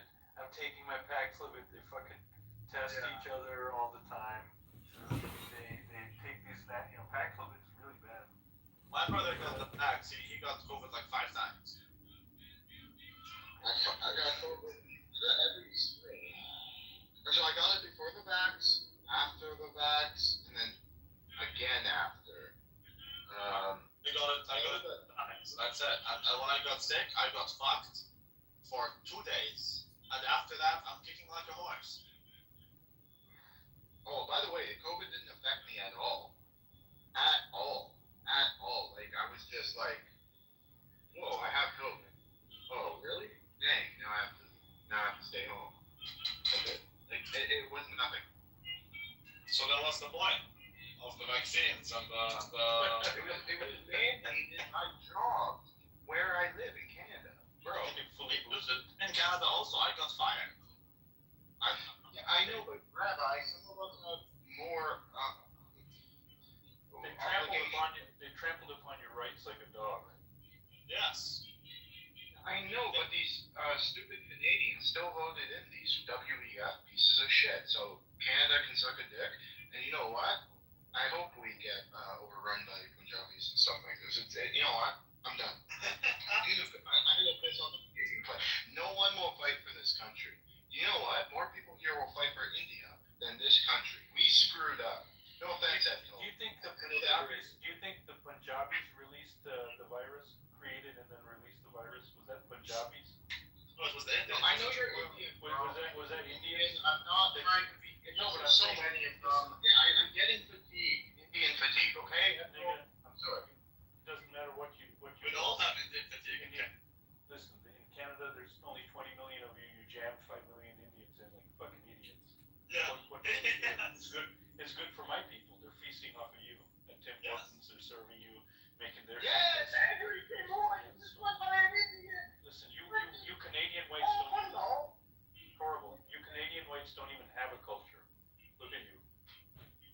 Okay, you have no culture. Excuse me. You're an ape of. You got ice hockey, Evital. You have Nickelodeon. You have Nickelodeon. No, but he's like me. He's not white. No, he's not white. He's like me. He's a sand nigger. Oh, nice. Yeah, I'm half. Yeah, so you're not even white. What do you care? 5 million more Indians come. What the fuck do you care? No, because no one likes the Indians, dude. I know. It's not that. that. They're just like another Sandy. They're another Sandy Run type. Is that your wife in the picture? Is that your wife in the picture? Yeah, she's from Tamil Nadu, actually. So there you go. She's tired of it too. So what do you got to say, Ethel? She should go back. Why don't we fucking send them all back with your kids? Why don't you let that? Why don't you send your fucking kids back to double up? Why don't you shut up? Why don't you shut up about my kids? How about that, you loser? Coward. I'm done talking to you. Anyways, Rabbi, whatever. They're all behaving like niggas, respectfully. Sorry, Ethel, I apologize. Sorry, your wife looks nice. I'm Tamil too. But this hoodlum on the side doesn't look, looks like I'm trouble, but that's what it is. I don't, do you speak Tamil? Yeah. Oh, cool. Welcome. Yeah, very good. Yeah, look, Majid's is the non-issue. They didn't create the virus in a lab and then release it intentionally on everybody. We stand in the middle of a road. Listen. We're standing transportation. Yo, mute up and give me 10 seconds. And let a Tamil nigga speak. Oh, you're a Tamil nigga? Yeah, I'm a Tam rap. I love the Tamils. Well, how brown are you? Yeah, I'm about like those people in the picture, but I'm a little bit lighter. Tamil Brahmin is a little lighter, but I'm You're Brahmin. I'm also a little bit darker. I'm a little darker brown. I look like that guy in the back. I'm so proud of you. Skin color. Which guy? Okay, he's also. Yeah, he's also.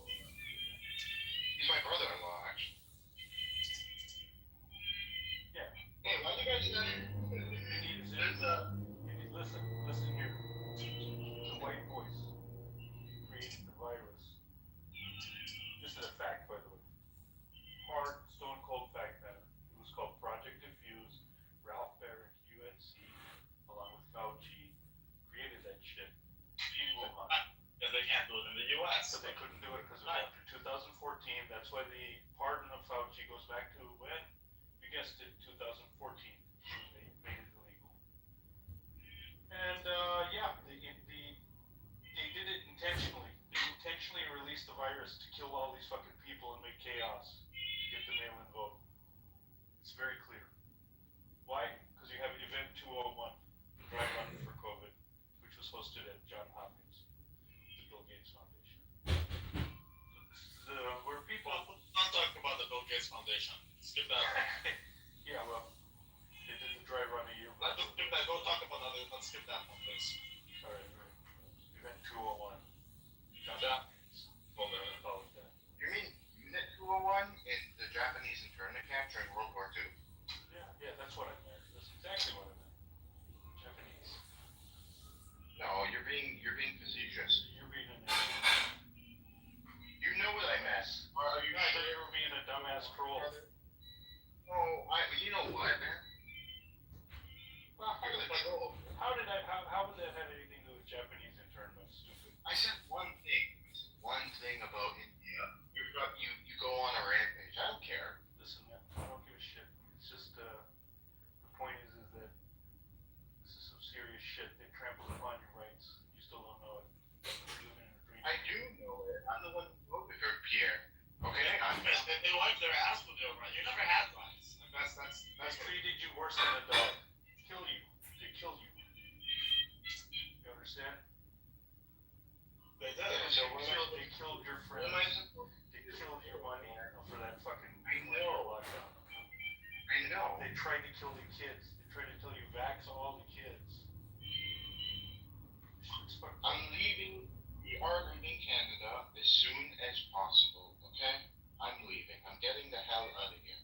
Okay? You think Canada did it? I just told you America did it. Wake up. Where are you going to move? America? Where we made the virus? The Cayman Islands, Aruba. How's the islands going to help you if the lights go out? You know What about Russia will do? What? Where is it going? Hong Kong. I don't know. Hong Kong is fucked. Give it like how many years? China's on the doorstep. Wait, where the hell is there to go now? There's only one place. That's why we got to fight for it. The U.S. Jihad. Canada's the same as the U.S. anyway.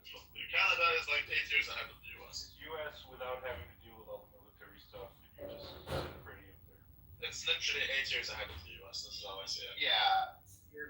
Right. No, the UK is ahead of Canada. UK is ahead of Canada. Here you won't get a knock on the door for saying faggot. There you will. Or Here you will get a knock on the door. You will get your teeth knocked in for saying faggot. Where? Here. In Canada? Who's gonna say that? You're gonna get raped. You're gonna get totally fucked, debanked, no longer hired, all sorts of shit.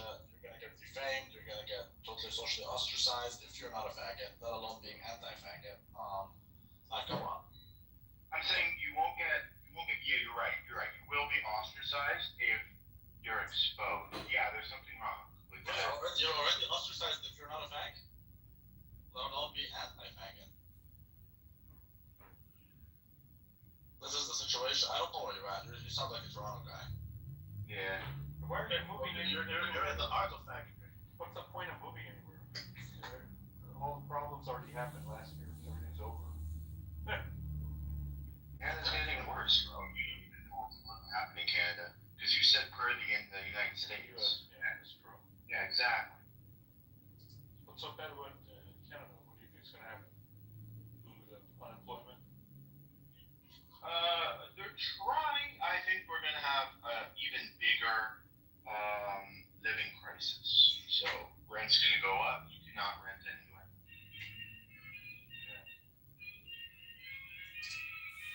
And this is how they bring in the reason for, let's say, huts or something like that. Small cities stacked upon each other like in China. Right?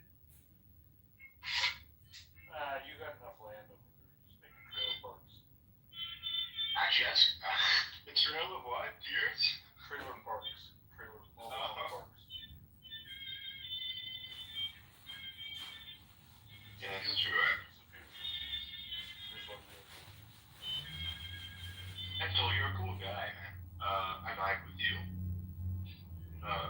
Yeah. But you just called him a Punjabi nigger. I never said that word actually when I was here. But Well, he's a brown. Well, no, he didn't say that. He didn't say. He said Tamil. Wait, do you wear the shoelace? Yeah, I used to. Let it go. Oh man, when I go back to do any sort of function, I put it back on. What is that? What is this? The holy threads, the holy string. Holy string. What is that again? What's the religion? Priest symbol. Oh, and Shiva's like ass hair or something like that. They wear it around themselves. Brahman string meaning the holy string for Brahman is known as the sacred thread or Pavita. How do you say that? In the south we call it puno. They call it janu. Unga, they call it. Pungal is a tasty food. It's puno. So what do you speak? You speak Sanskrit or what do you speak? Tamil. So that's different. Do you know what Afghan means? No, that's not. Yeah, that's a different. No, that's Hindi. Yeah. That's Hindi, man. But I know what. Gantron. I know. So you know, but you don't speak it, yeah? I know how to curse them out. But you don't know how to interact further than that. Not at all. I can't even order the water. Although you're in the same country. Yeah. And they you're right. That's wild. Well, how can you say the boy went home after school? On what leg? So subjects, verb, Just say the boy went home. Lou! Oh, you say boy home went after school? The subject, then the object, and the verb, rather than the boy went to the house, which is what you say in English. Subject. Yeah, so it's subject on. Well, just keep in the sentence. The boy went home after school. There's a subject, a narrative, and there's a prerequisite. So.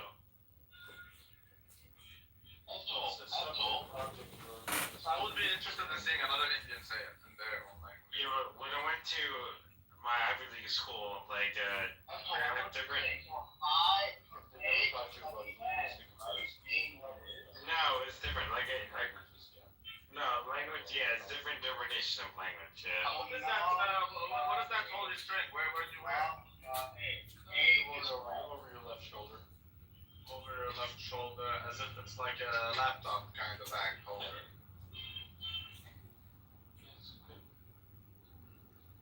F tool, are you gonna get the new, like what, but would you wear it as underwear, or like you wear it under your clothes, or what? Yeah. So no one sees it.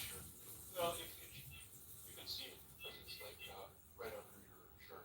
So, but is that something super? Like, what happens if a guy just walks around with scissors and just cuts it? Oh, don't be considered. So, what happens if would be considered what? This would be unheard of, but it would be considered a racial attack of some kind. Really? But like the guy would freak out? I mean, it's probably happened before. There are attacks upon, there's people who, similar to the black and white issue in America, who bitch that Brahmins are the problem of the. Oh, so you guys are the niggers of India, basically. No, we're the. The opposite. They complain on us that we exploit other classes, but it's not true. Our guys are not well warriors. So, but like, what's happening? Like, like back when you were away. Rabbi, he's gonna be biased. That's why I'm answering every question you answer. That's fine, but when you were weighing it, if some guy shows up with a scissor and like cuts it, what do you do? Or what does the average man do? No one's ever heard of something like this. In my opinion, I've never heard of cutting the sacred thread, getting it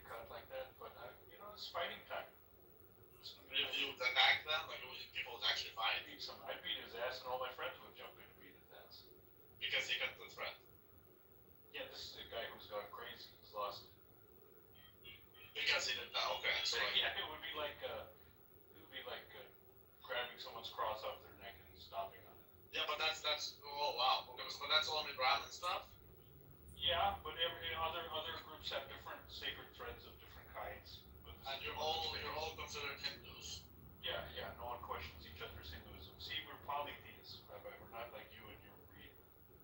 You, David, the Muslims, you're Abrahamic monotheists. We believe it's your way or the highway. They believe in magic. The polytheists, there's 1,000 religions.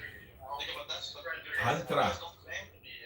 You don't claim to be polytheist, though. You guys claim to believe in one God. No. No, we're polytheists. There's 1,000 different gods being worshipped, and we don't judge any of them. Yes, but I've talked to a lot of Hindus. No, there's a different God. They're just buttering you up, Rabbi, to make Evital, have you ever seen Indian magic? Have you ever actually seen rural Indian magic? Don't you believe in all these gods as manifestations of one of the three gods, and each of these three gods are? Yeah, but even if it's three, that's still not a Brahma. Well, I believe in the Trinity. But I do see how you're Trinity. You know what I'm saying? There's no Trinity. There's just three gods. Each of them have 100. Smile. But the three gods are totally separate gods. They're not united under one god, Brahma or whatever it's called. No. You could unite them under. Like you have Vishnu and what's the universal kind of energy and Om. And, yes. That's a way to make. Yeah, Shiva. And Shiva, that's the Sanskrit word for Om. Isn't Shiva the destroyer? Yeah. No, the name down. And what do you guys believe in? You as a Brahmin, whatever. We're Shivites, my sect. You believe in the destroyer? Yeah. Well, that's not Om. That's not Om. No, I don't think so, but so you guys have different creative takes on it. So you guys believe in all of them, but you pay more attention to the destroyer. We believe in all of them, but we worship Shiva. Well, it's a little bit tricky here. The Brahmins, there's two types of Brahmins, okay, in Tamil Nadu. One is the worship Vishnu and one the worship Shiva. So they both respect both religions, but both deities, same religion. But why do you worship one? That's what I don't get. That's it. Every family, it's like every village, every guy in India has their own family style. No, I get that, but if you believe in both, okay, you believe in both of them. So why do you worship one and not the other? Oh, we will go to that temple too, from time to time. Here comes another. Hey Shiva, isn't that not Sanskrit? Well, Shiva, Om is not Sanskrit for Shiva, but I don't know how. No, Om that's Sanskrit for Om. That's like O-M there. Literally. Eftal, are you going to me? Go ahead, Shiva. Yeah, no, Eftal, you're almost right, but I would say that the reason some people worship Shiva and some people worship Vishnu is because of lineage, ancestry, lineage. There's also a matter of choice. Like, for example, what do you want to pursue in life? Some people, their personalities, their families are very much about renunciation and non-materialism, right? Asceticism. Whereas some other people might believe in living in this world and enjoying the pleasures of this world and still being spiritual. That is the Vishnu, right? So there's so many philosophies within Hinduism. So depending on what your personal philosophy is, what your family's philosophy is, that's where you focus your energies. Because once you believe in Shiva, your rituals are different. The things you do, the best practices, your choices in life are different than Vishnu. But that doesn't mean that these gods are different. I would say it's all consciousness. We're worshipping different forms of consciousness. We don't have such a thing as a god, G-O-D, right? We don't have a creator, so to speak. We are that. Right, but isn't one of those gods the creator or something? Who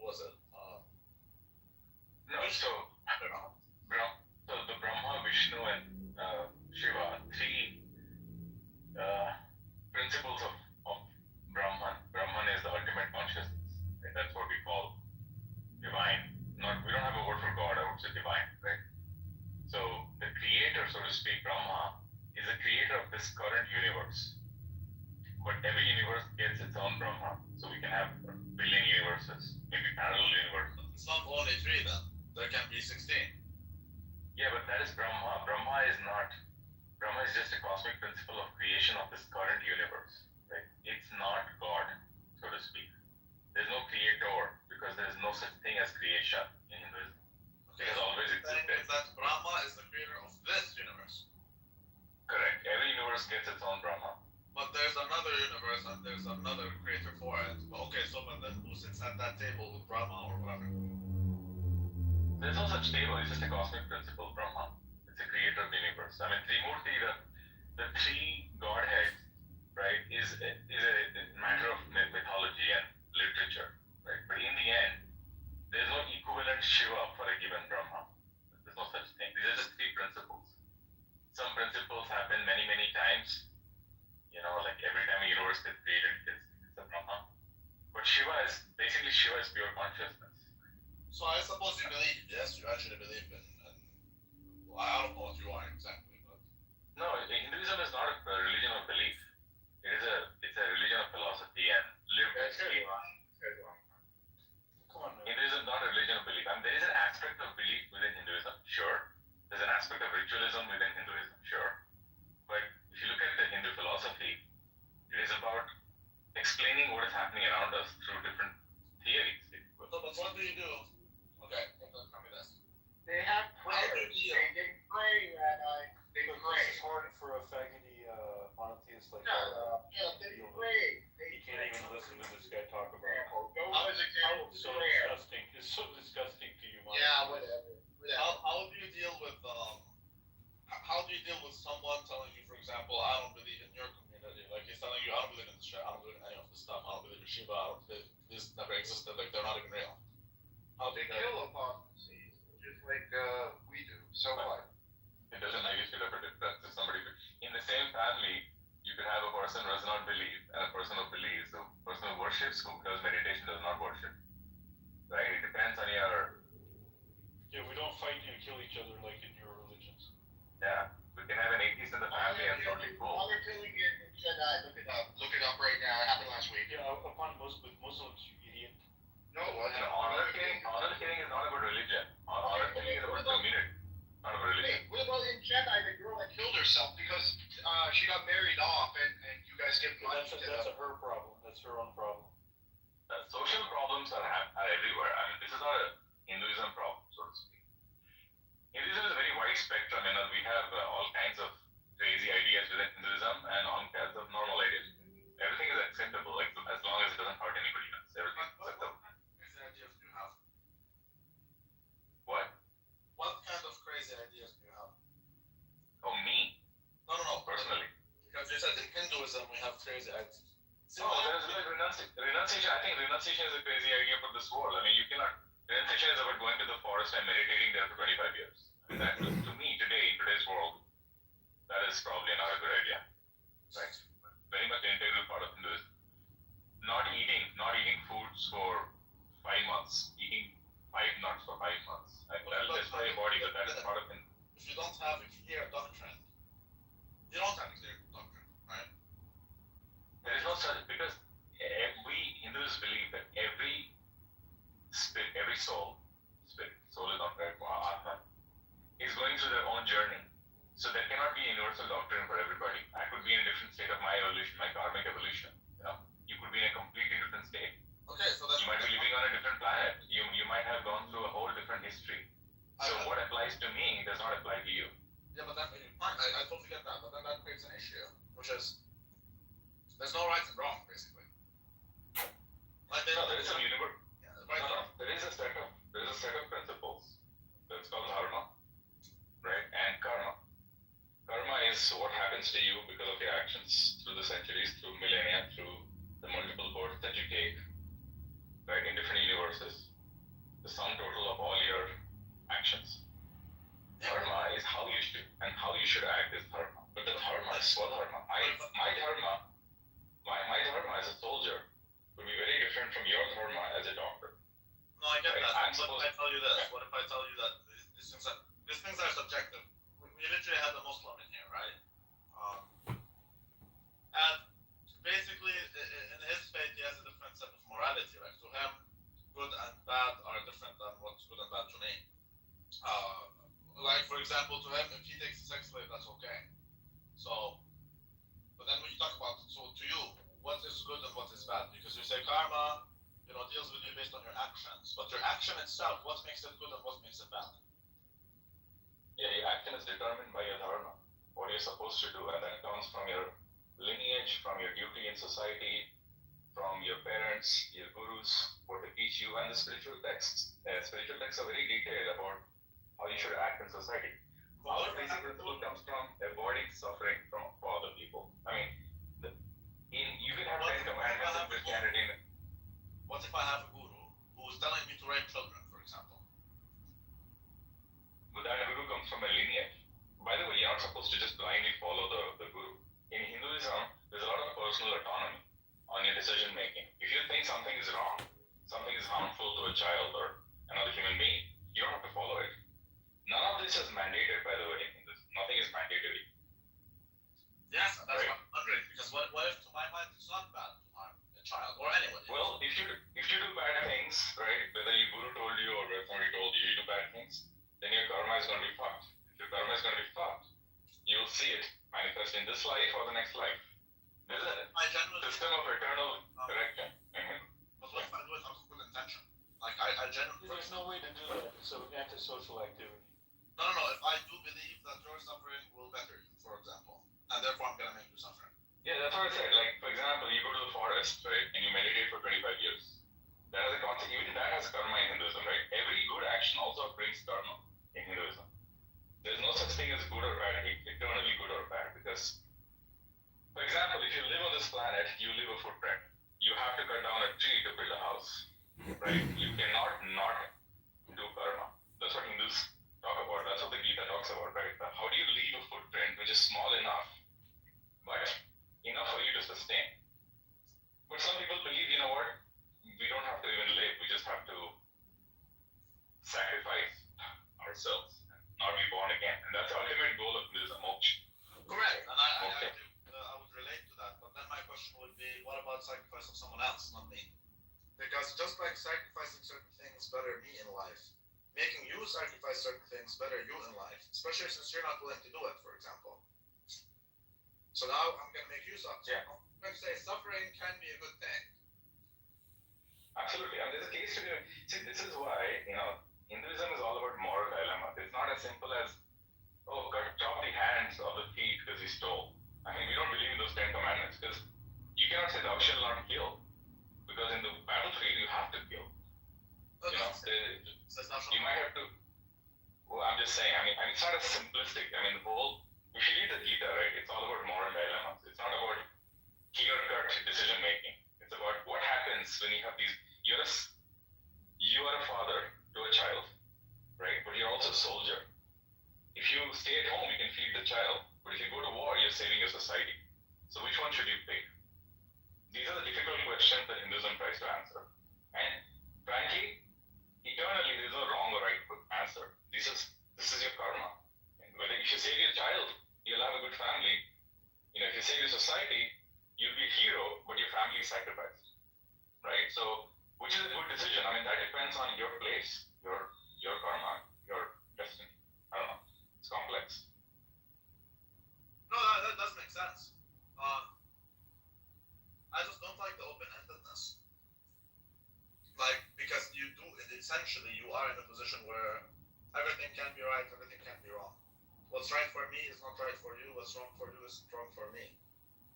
Yeah, you can avoid suffering to living beings. Avoid suffering. That's the most important principle of dharma. Just Do not cause suffering. Look at it this way. Yeah. Sorry, go ahead, finish up, shoot. No, I was just saying that as long as you avoid that, the suffering can not only be physical, it can also be mental. Like you cannot say something bad to somebody which will hurt them emotionally. To us, that is also suffering. Don't kill a plant if you can survive without killing the plant. Right? So these are the basic principles, but beyond that, whatever you do has a consequence. So Rabbi, sometimes you cannot control. the fact that you cannot control the outcome of your actions. You might have good intentions. Whatever it testified, so I don't know exactly the story of. You know what, Rabbi, look at it this way. Just 1 second. I don't know the story of Shiva, for example, but I do know Shiva is a destroyer. And what if, I don't know if you guys have a concept of heresy or whatever, but what if I show up, I'm Hindu, and I show up and I tell you, you know what, killing your entire family is okay because Shiva is a destroyer, and I believe destruction is part of the process, and I think you should be destroyed, for example.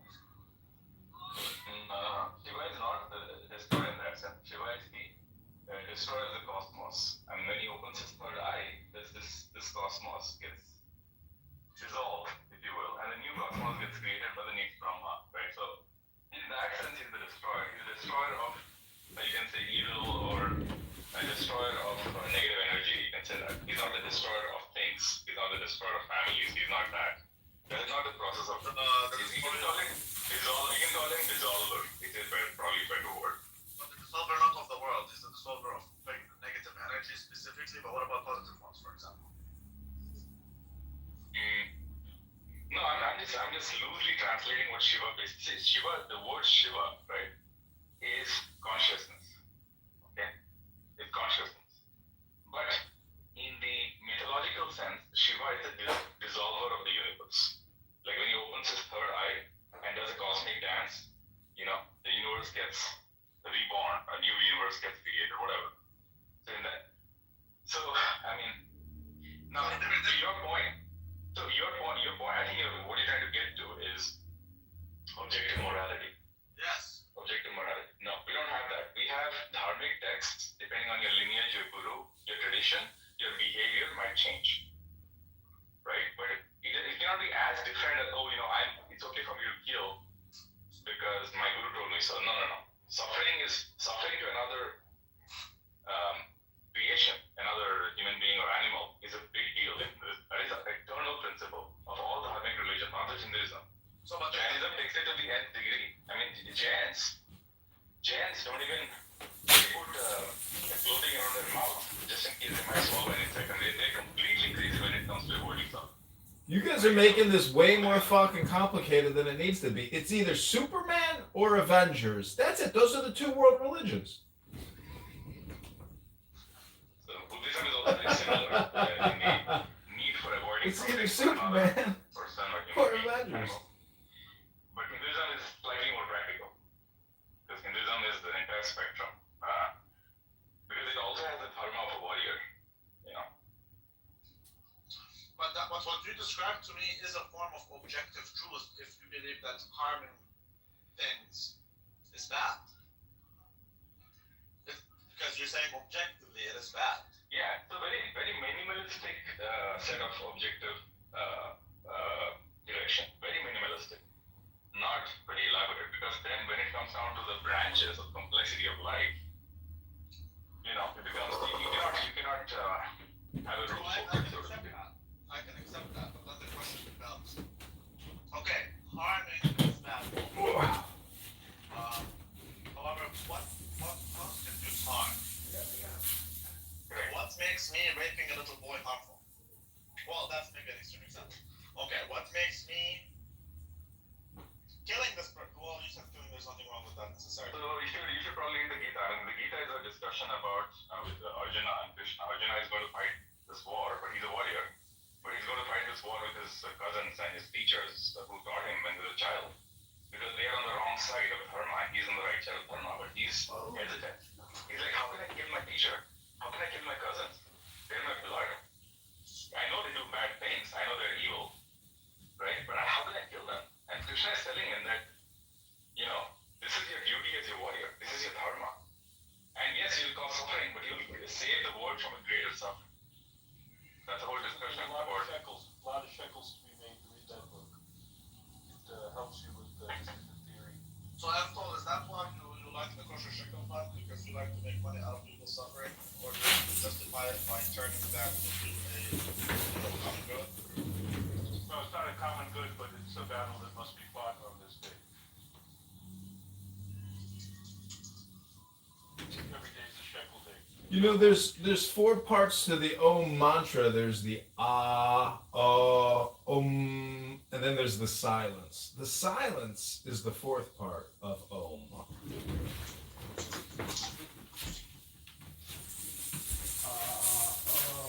Very detailed stuff in there about being careful not to get attached to the fruit of the action, which is backed up with decision theory and lots Who of has that? arguments.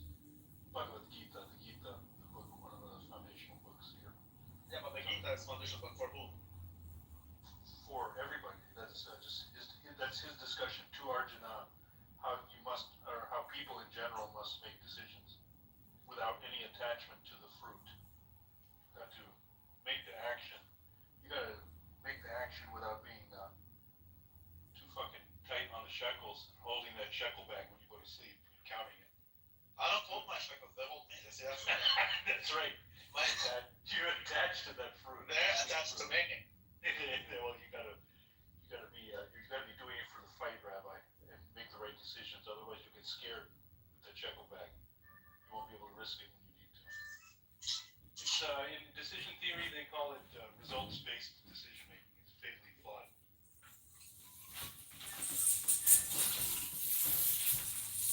Or maybe you guys need to teach the shekels about Hinduism. Because I'm talking about it right after.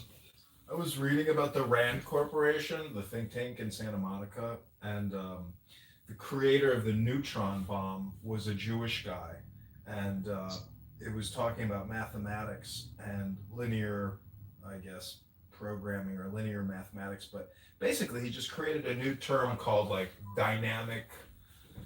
Anyways, I'm just trying, my point is I have no point, but that Rand Corporation, they are at the heart of a lot of fucking problems.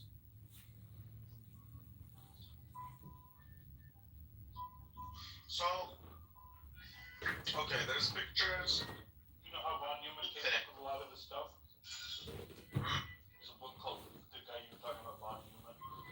He was a Jew who helped the Manhattan Project, and he wrote a book called The Theory of Games.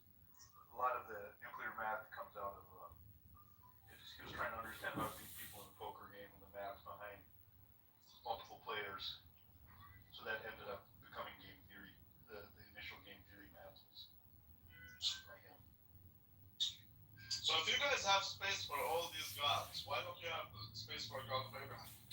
It's all psychological, stupid. Hinduism. We're fine with it. We got space for Jesus. Most Hindus are fine with Jesus as a God figure that you're praying to.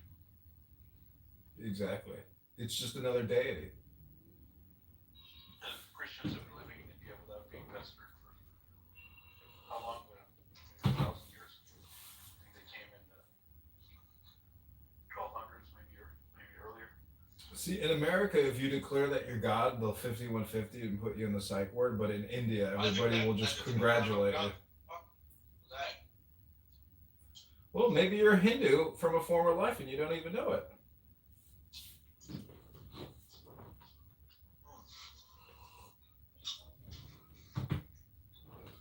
Yeah, the polytheists are usually more open to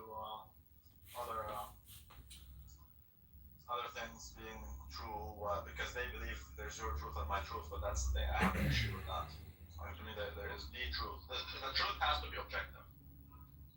There's your monotheism raising its head again. Exactly. I have this book on Hinduism, and I was reading it today while I was sitting in the sun, and it was talking about how you should make a painting or a drawing of the deity that you want to embody, and then you have to energize it by dancing, singing, getting active, and the whole thing really deals with psychology, because what you're trying to do is instill the attributes of that deity into your life. So tell me, Abdul, gay orgies, are they good or not? Are they harmful? I think we don't have much of a history of that in the written record or sculptural record. I don't think. Let's just say I'm a Brahmin, whatever you think I am, and I want to start a movement. We want to have gay orgies right by the Ganges River, and we see nothing wrong with that. We get scandalized. Let me put it this way: there's something about this system. It's like a modular system. Like we said, there's 1,000 different sects practicing 1,000 different type of religion. That's all Hinduism, and each of them is doing their own different rituals. It's all like a self-correcting, chaotic mechanism. If any of them get out of line to be antisocial, they just don't work. Then who determines that? Like, let's say, Well, okay. let's say I'm not saying anything determines it other than the same way natural growth of different plants or bacteria. Well, let's say you have a daughter. Let's say your daughter is 20 years old, and her name is Gaprit, and she. Gaprit? That's funny. Okay, go ahead. And let's say she's a whore. She's like the biggest whore in fucking. Exactly. Whatever. Now, this is a good example. I was thinking the same thing. Okay. Like if you had a sect that said Gurpreet needs to be a whore, and every girl got pimped out. Okay. That just. Like, what fucks you personally? What if you're thinking about daughter? No, I don't. But this is hundreds of years, hundreds of generations, just since Christ. Okay. How many generations will that type of sect be able to proceed? Just make it make sense. How a gay orgy grew. Maybe they had it and it just dies out. But really, it's like a mob over there. If you have ever been there. But I'm saying, according to that mindset, then there's nothing wrong. That's what I'm saying. So, if your daughter is a whore, she's 20 years old, her name is Complete, and she is a whore, and she likes to do gangbangs, why would you tell her not to do that? You as there are prostitutes from time to time. No, but you as Efton. Yeah, I mean, I'm sure her dad. This is your daughter. What would you do? What would you do? This is your daughter. What would you do? You found out today. Yeah, that would not. You just open the door. You thought you would lock her away. You would basically, yeah. You open the door. You thought she's doing her homework. You start out like there's Tyrone, Tyrese, Jamal, and Ali down her throat. Now what? There would be some guys getting. It would be a big fight. Why? Well, we don't allow dating anyways. But why? Why is it not okay that they gangbang? It's just not acceptable. We don't do. That's not. It's antisocial. That's something the desert. That's again something. It's a kind of a specialty of the white folks. But why not? That's my question. To me, it's very close to the woman. I can tell my perspective. One man, one woman, sex after marriage. These are my principles. In your belief, there's no right and wrong in that sense. So then, why would you go? Why is it not okay for? Why is it not okay for her to have a gangbang in your basement? Yeah, look, the fact that these systems don't. There are families of low-class people who become whores in the ghetto. It's not like there's no whores and no bad. But why wouldn't she become a whore? Because in my belief, that's not okay. That's a big sin. But in your belief, that's not necessarily bad. She's not harming anyone by sucking their dicks. You see what I'm telling you? So then, why is You're a fucking moron, Rabbi. She's harming herself. These are the dumbest conversations. Why don't we talk about, like, something more interesting and then, helping you get off or something, you fucking schmuck. They're saying that as long as you're not harming someone, if you harm someone, then it becomes bad. That's an objective truth that they believe in. Okay. Well, can you define... Principle. Do no harm, non-violence, type of thing. It means different things to different people. Right. So, but if I do gay orgies, or for example this, what if I fuck my wife right in front of my kid? I'm not harming him. Jesus. Oh shit. You're such a schmuck, Rabbi. You see what I mean? It's not even funny. So you end up with That was not a bad one. That's an actual thing. Because people do that all through every society. I'm pretty sure there are some people who did that. Where do you think the ghost story came from? They have a swinger orgy right when their kids are around. House ghosts are, the ooh. That's why kids think there's ghosts in the house.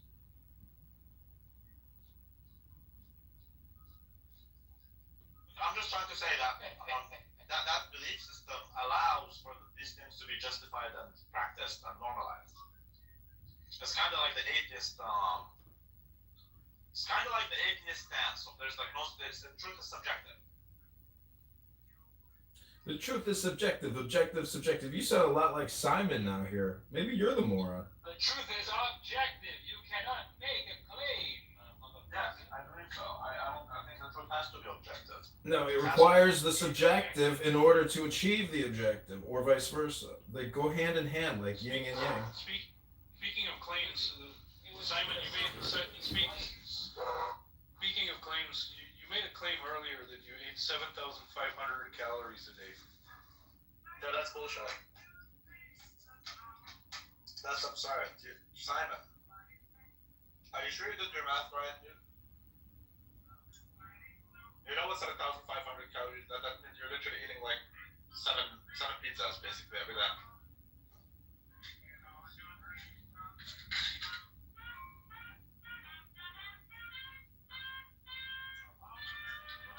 So that makes the truth subjective, Simon.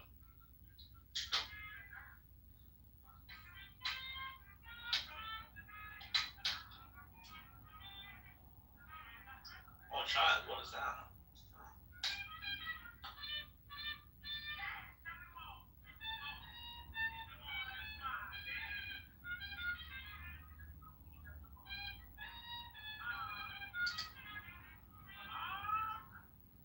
Oh, child.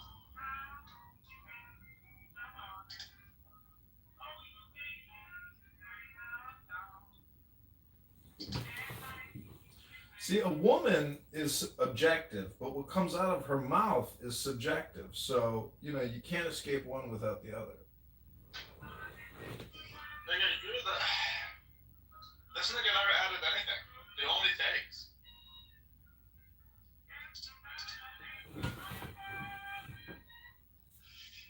There's some club good. We don't really have many of those. I'm pretty sure they exist. After church, like liturgy on Sunday, we go downstairs where there's like we commune with the brethren, and there's like coffee, there's like a croissant, there's whatever you want. Like there's a chocopan, whatever you want. And personally, if I didn't donate, for example, I'm not gonna eat, although I could. But I'm pretty sure some people like to go there and eat and shit. And so I'm just saying, like, John, you are that type of guy who doesn't donate or anything, and you just takes. No, you're projecting on me. You're the cheapest motherfucker in this room. Rabbi says they said, "Come as you are." I'm just saying, this nigga. Did you notice that this nigga never adds anything? Again, you're projecting on me. That's you. That's how you use this app for many years. I mean, I was literally trying to understand the brand. Or whatever he is. I still don't even know the difference between these things, but It's called psychology, stupid. Ever hear of it? It's called large language models. It's called ancient and it's called modern. Coming together now. There are some deep philosophical differences here. It's very interesting to see how... There's only one philosophical problem, and that's whether or not to kill yourself. Wow. Everything else is just rhetoric. But it's intelligence. I mean... The philosophy of the Christian is fatally flawed. Constantly infighting amongst yourselves. Because you have great philosophies. A lot of them are very in line with the Hindu. We don't fight with each other. We fight with schismatics. Yeah, everybody's schism. It's only your way. And they're all saying the same thing. Yeah, you're all schizo. But they can't all demonstrate it. That's the thing. We don't fight in that sense. But we definitely do debate and we're all about it. Because Oh my God, I was muted the whole time. the way we see it... Shit.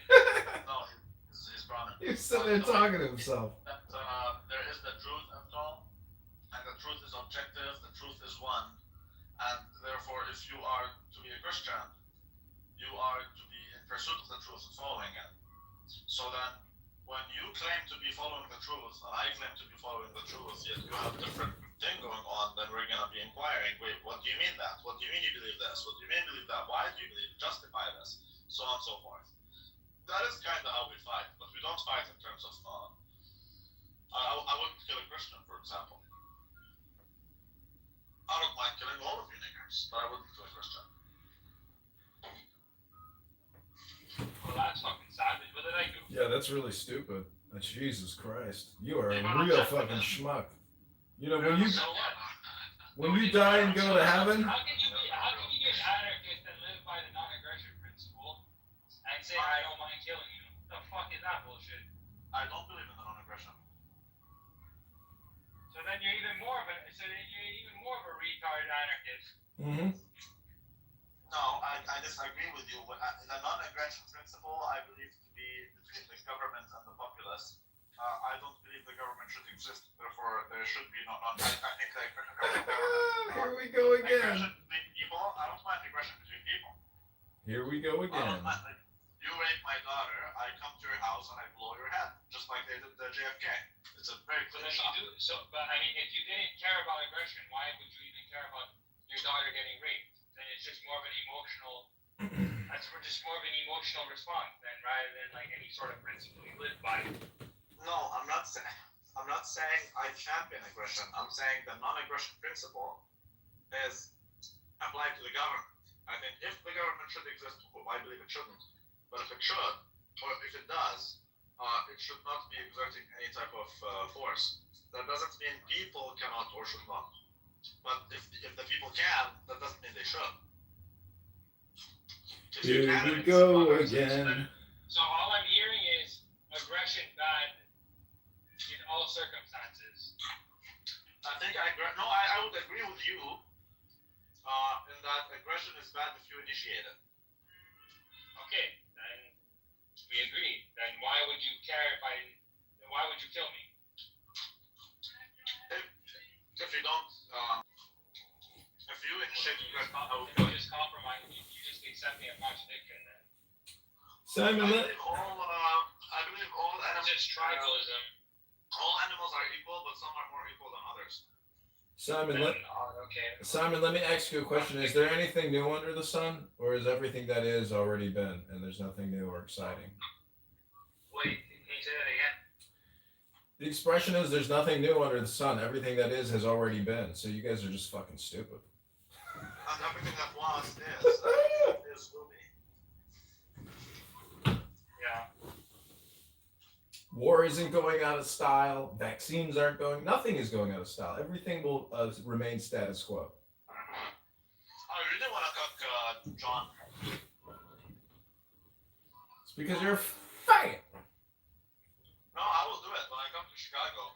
I would love to do this whole thing I wanted to do with Rico. I would like to do it with you. Trust me, if you come to Chicago, you might not leave Chicago.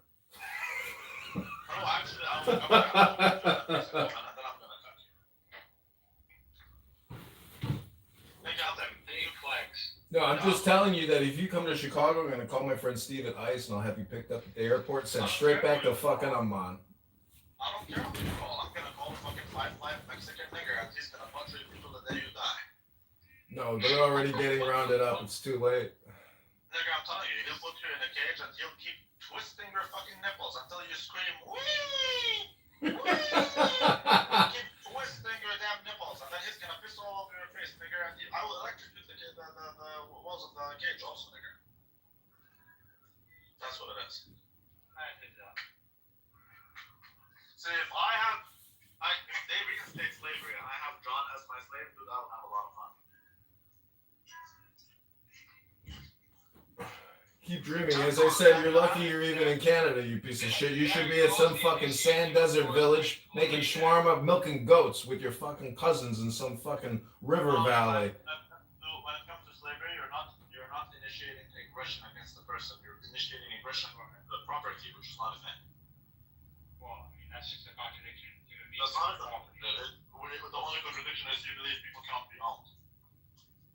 That's not a contradiction. That's based off human nature. Right, but human nature can eat my ass. Human nature is that we want to dominate each other. It's not human nature. That is human nature. You live in faggot land. How the hell do you call yourself a Christian? God damn. Faggot land when you're a Christian. Christian, like all your credibility just goes. He's not. He's Orthodox. These people are of a different breed. Not even worse. Not even worse. Retarded. That's because they're an Ayn and retarded. That's not an argument. No, the truth of the matter is exactly as follows. You believe people cannot be owned. I challenge that. Bro, I challenge everything. Nigga, I believe everything under the damn sun can be owned. And I remind you, as a Canadian faggot, you are the subject of the king. As the Canadian faggot. Fairies and dragons, and there's nothing. Okay, you are the monarch subject. Nigga, do you understand that you are the subject of the monarch? Do you understand So that? stupid.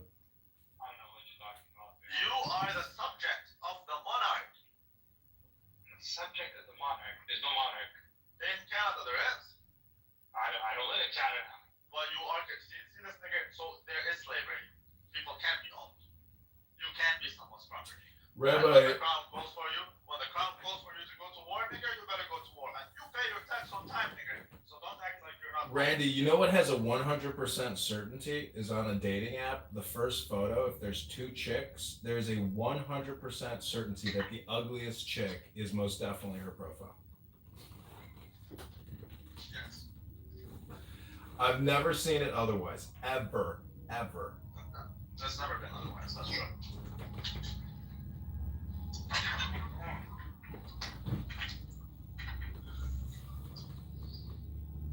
It's pretty sad, but it's true. Hey, Jack Herrera is here. He lives in Chicago in the shithole slums. Maybe he wants to have a Negroni with you so you can buy him your cock colada. No, I would love to come to you, John. Right, but it's Chicago. I want to go to Chicago, yeah. Or live there, or just go for fun. I would like to live there. Oh my god, bro, it's out of all amazing places. Great. I would. You already have that. Thanks, I would like any Democrat to send the big old finance. I would love for you both to get together so I could report you to the FBI and ICE and have you both sent back to your mother countries. Nigga, I would literally work me fucking John, if you call the feds, they're just gonna come for you, bro. That's it. They're not coming for me, my friend. You still owe the IRS money, buddy. No, I'm suing them. I just sent in all the paperwork yesterday. I'm asking for $210,000. My manager called me a whore, and the senior manager said if I return to work, he's gonna punch me in the throat. Why are you suing them, bro? This is so pointless. Why is it pointless? I got terminated in May. Wait, why is that pointless?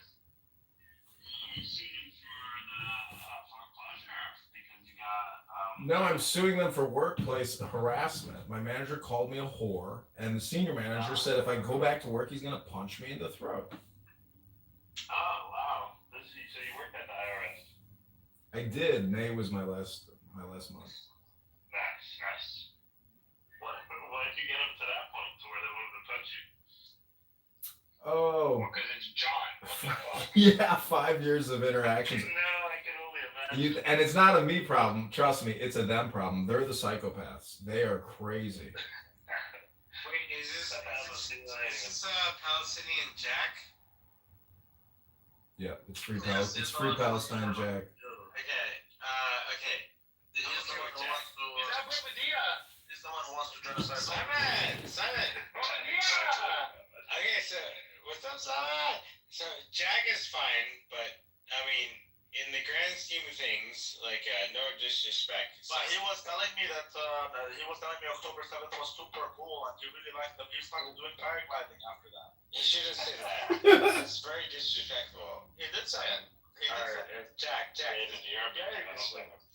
And he said he wants to start a Harry Potter monument because they're building a Holocaust monument, and both are fairy tales. Jack, what do you think about Trump Okay, today? Jack, you should not say that. Okay. He did say that.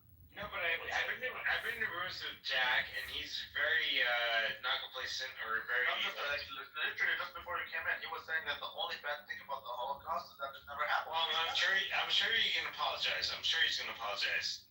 But I'm not sure if he will. Are you gonna apologize, Jack? Jack, are you gonna apologize? Because that's I absolutely refuse to apologize for anything. Jack, how gangster is it that Trump and Bibi took out the Palestinian negotiators They got him in the building as they were negotiating. They missed? What are you talking about? They killed them all. Yeah, they didn't. I mean, I was here last week, but I was real lost. Imagine caring who killed who. We all live and we all die, nigga. We all live and we all Well, die. the point is, they tricked them. They thought they were negotiating. Meanwhile, they got a fucking rocket dropped on their heads. Who cares? Who cares? I'm just saying it's gangster. Well, they killed them. He pulled a Michael Corleone on those motherfuckers. Yeah, he did the same thing to the Persian. Yeah, but that was hilarious. Yeah, but the Persians had a better situation. I'm just gonna say like trying to force country to get. I was gonna say like Jake, like, why would you back somebody or some people that you know are gonna lose? I did Hims today. I didn't even check. Fought down 3.73%. It's okay. We'll bounce back to 50 plus. RFK released the report today. What was that? Hims was targeted.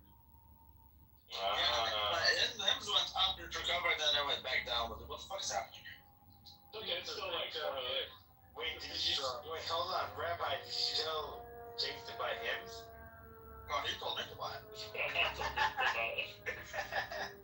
No, I'm making money actually, but the thing is, that's right. Like it recovered. It recovered completely. I bought the living shit out of the dip, doing good. Okay, it went back, and now it went back down. So what the fuck is going? It went down 5%, I think. I think it's going to dip a little more tomorrow as people digest this report. What report? The lawsuit? Novo Nordisk? No, the Bobby Kennedy report. It's the Maha report. Okay, so that's the reason why this shit happened. Okay, I'm disconnected from the markets for a week now. Okay, and what about it? What about this report? He's banned all drug advertising. Well, he's putting pressure on all drug advertisements. Okay, so that specifically, they pointed specifically to the Super Bowl ad by Hims. Oh, sure, but that applies to everybody, not just Hims. It does apply to everybody. Okay, then in that case, I don't care. I don't think it. Yeah, I think it's nothing burger, but it may drop a little bit of dope, and I'm gonna scoop up tomorrow. I might buy more tomorrow. I'm getting butt rate with bullish. But it went back up. But then it went back down. It's a lot of weird shit happening. Jake, what is your position? It's not Jake, it's Jack. Thank you, Rabbi. Yeah, cool. That's right. Yeah, dude, coming to Chicago, it's one of the best cities. It's so fucking underrated, bro. Yeah, I would like to, but I'm afraid of getting like popped by some nigga. Yeah, there's like a lot of crowd going on in Chicago. That's really only concentrated to the south side, bro. Like certain neighborhoods. Yeah, I don't feel safe. I don't feel safe like walking around and dropping N-bombs. Oh yeah. Well, if you live closer to downtown, which you're in finance, you're probably working over there. You won't see any of those people. Well, you will, but what do you mean? What do you mean those people? They won't be that's what he's worried about. You can die anywhere in this city at any time. You never know when you're gonna die. People die in the best areas of Chicago. I have no problem with seeing them. I just don't feel comfortable dropping N-bombs. Move to Schaumburg. Yeah, move to Schaumburg. Avoid all the N-words. It's a nice part of Chicago. Is it nice? Jesus, David, man. Evital, what would you recommend David do to prevent him from drinking alcohol in the quantities that he's drinking? The Amstel is gone. It's not here. Yeah, what's up with the dyeing your like goatee and then your mustache? Keep it all one fucking color, bro. John. I don't dye my fucking shit. That's natural. It's pepper. That's natural. Change that, bro. No, I'm not gonna color it because then you gotta keep coloring it. It's a pain in the ass. God damn it. She went on NPR or what? Yeah, it was on NPR. Released yesterday. Are you on the ballot officially, or? No, I gotta get 500 more signatures. Evital, you want to help fund my campaign? I gotta get on the road. It's not here.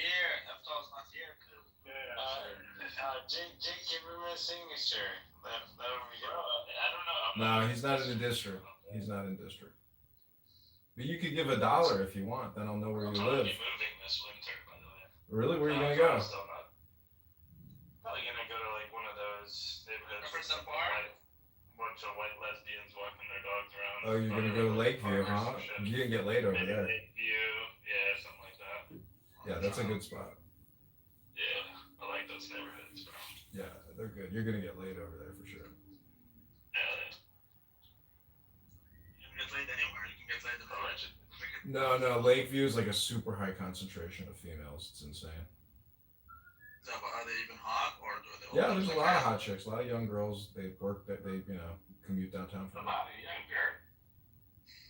Alright, Epstein, relax. There's nothing wrong with that.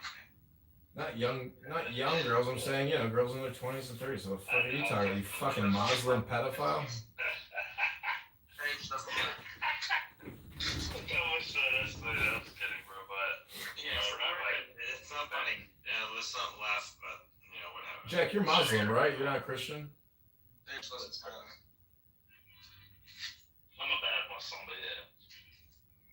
Well, Everyone's a sinner in my eyes. What makes you a bad Muslim exactly? I don't want to get into this. Why not? Now is the best time to get into it once you think about it. But, Jake, if you're a bad Muslim, it's okay. Nobody's gonna judge you. Jesus. Stop, bro.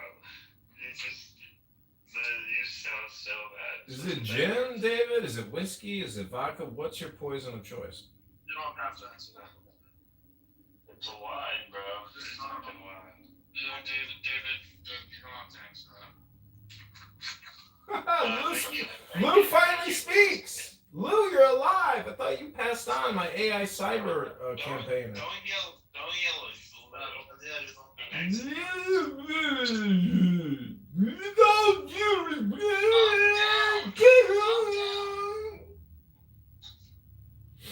David, I told you if I get into Congress, I'm gonna loosen up those toy import tariffs for you. Well, I already have friends in Congress, so no offense, but I don't really. No offense taken. David, when you drink this much, you actually lose your IQ. You become basically dumber than somebody with Down syndrome. I could go to the grocery store right now. There's a guy bagging that's got Down syndrome. He's probably more mentally there than you are right now. Yeah, but does he have 2 PhDs? Let's prove it. Let's do a diagnostic. David. You don't have to answer that. David, what is 499 times 1,000? Go ahead. Tell us, Dr. PhD. Well, but I don't have to answer that. You can't answer it, and you fucking bought your PhDs. I don't have to answer that. You're lucky you got a fucking bullshit designation. It doesn't matter. You don't even work anywhere. You don't have to answer any of that. We don't do mistakes.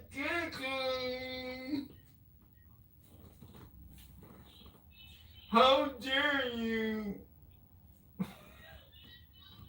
Sounded like Zach.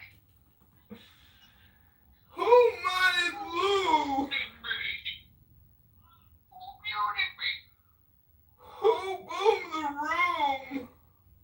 Stop muting me.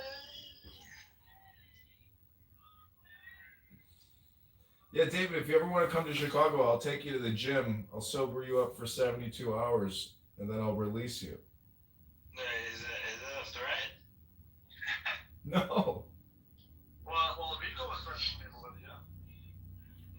You would say that's true. Rico's been going wild. But he doesn't mean it. Because Rico is telling me he's gonna call the cops on me, and then when I tell him I'll call the cops on him, he says, "Yeah, because I'm a bitch, because I'll call the cops on him." So why would he say he's gonna call the cops on me? No, but he doesn't mean it. He doesn't mean it. Can you tell him the story? What was he gonna tell him what I would... I know, you tell him. Goat Can you tell him the story? Gagosian called the cops on me twice and tried to have me arrested. Kitover said it's one of the story of what I wanted to do with So basically, Rabbi wants to fuck a chick at a hotel, dirty up the sheets, and then make Rico sleep in them so Rabbi can cuck Rico and get the satisfaction to his low self-esteem. That's right. Why do the cops always gotta get called whenever a woman gets close to Rico?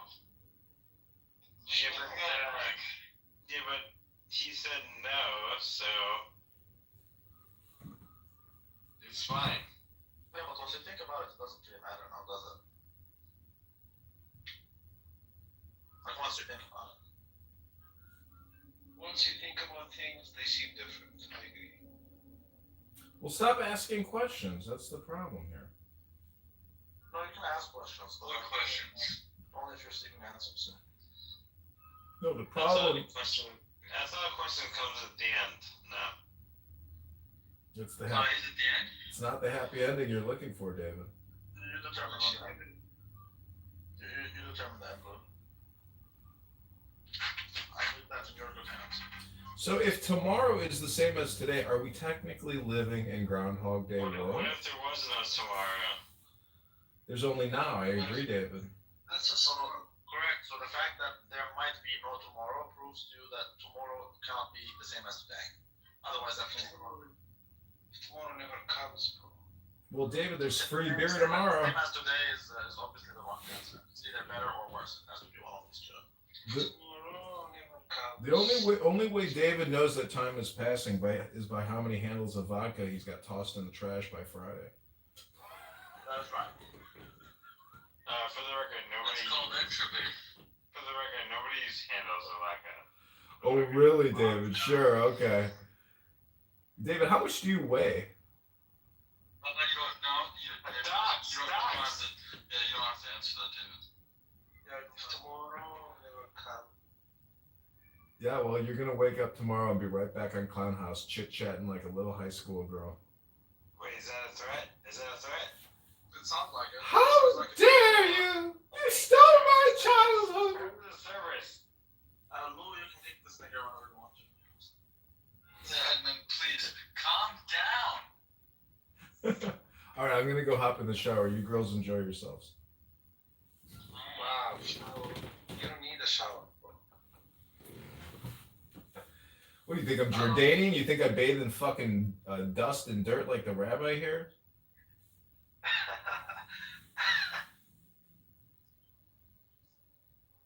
The rabbi's gonna make all this money in finance. He'll never go back to Jordan, build a library, build a school, do anything for his people. And he accused me of going to church services of eating food. Everything rabbi says is a projection. He's a human piece of shit.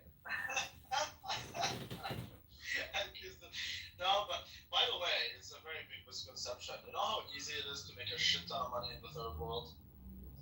If you have connections there and everything.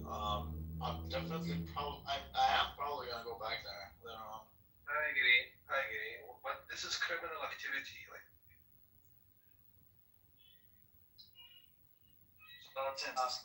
It's so easy to do business over there. It's not business. It's criminal activity, bro.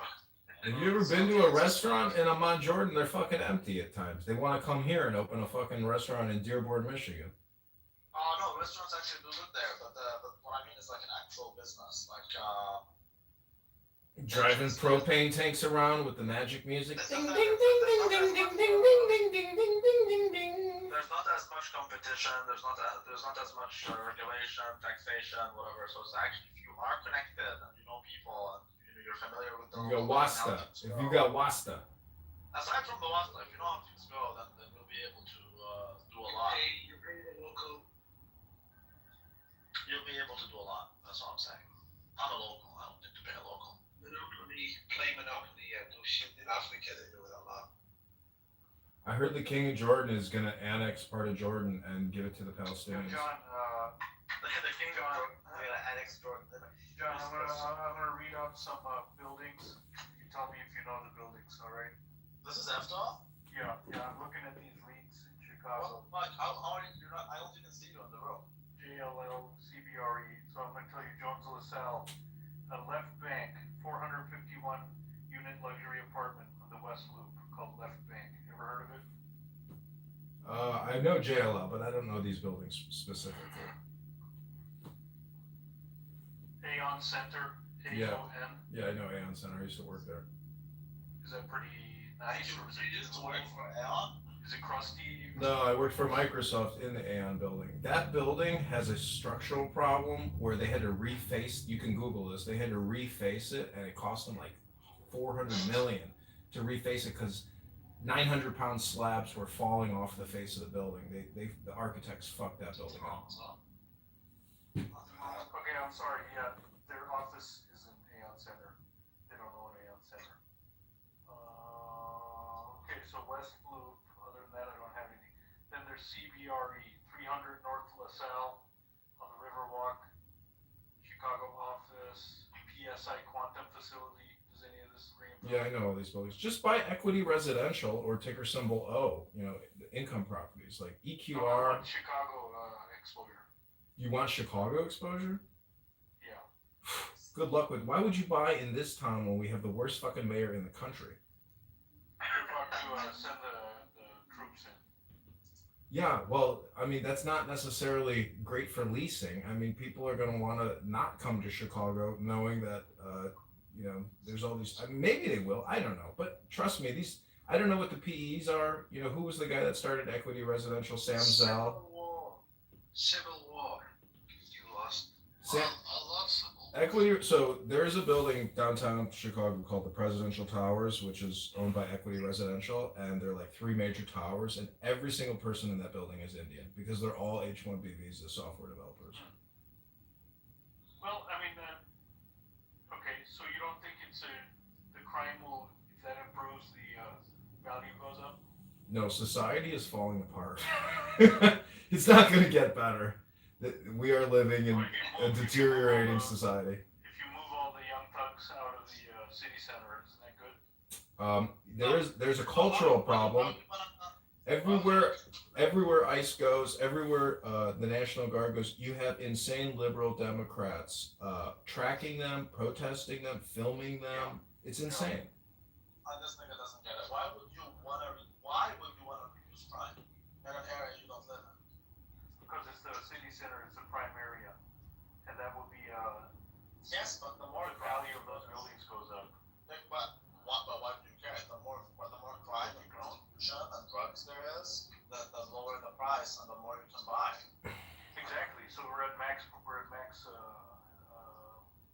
Evital, how much is your ROI going to be? How much are you going to make off of these trades? Just go build yourself a yoga studio a couple blocks from your house and enjoy your life. Stop wasting your money chasing these stupid stocks. You have no ownership, you have no say. I get a nice 20% on a move and I tuck it away.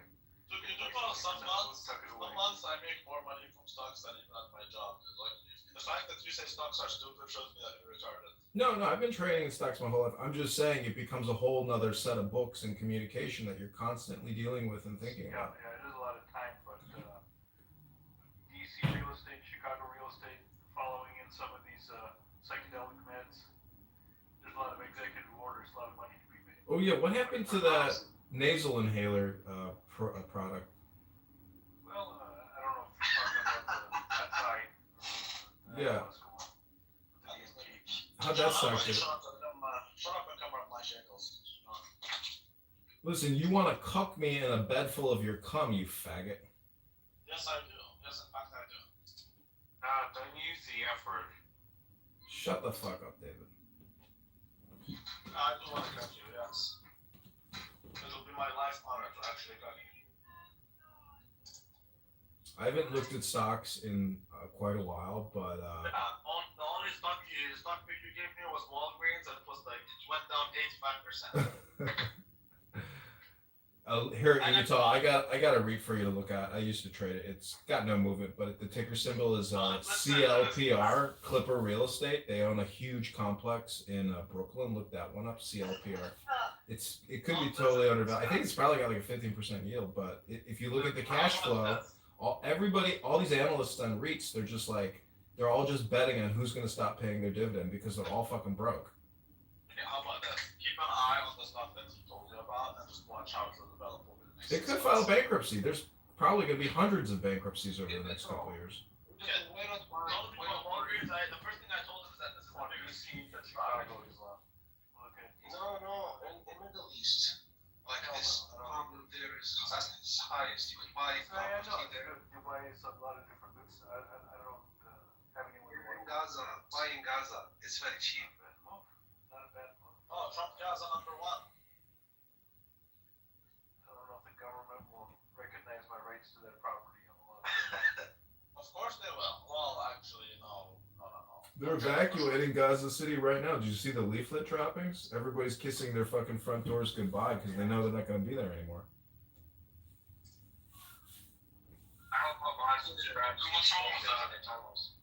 What's wrong with that?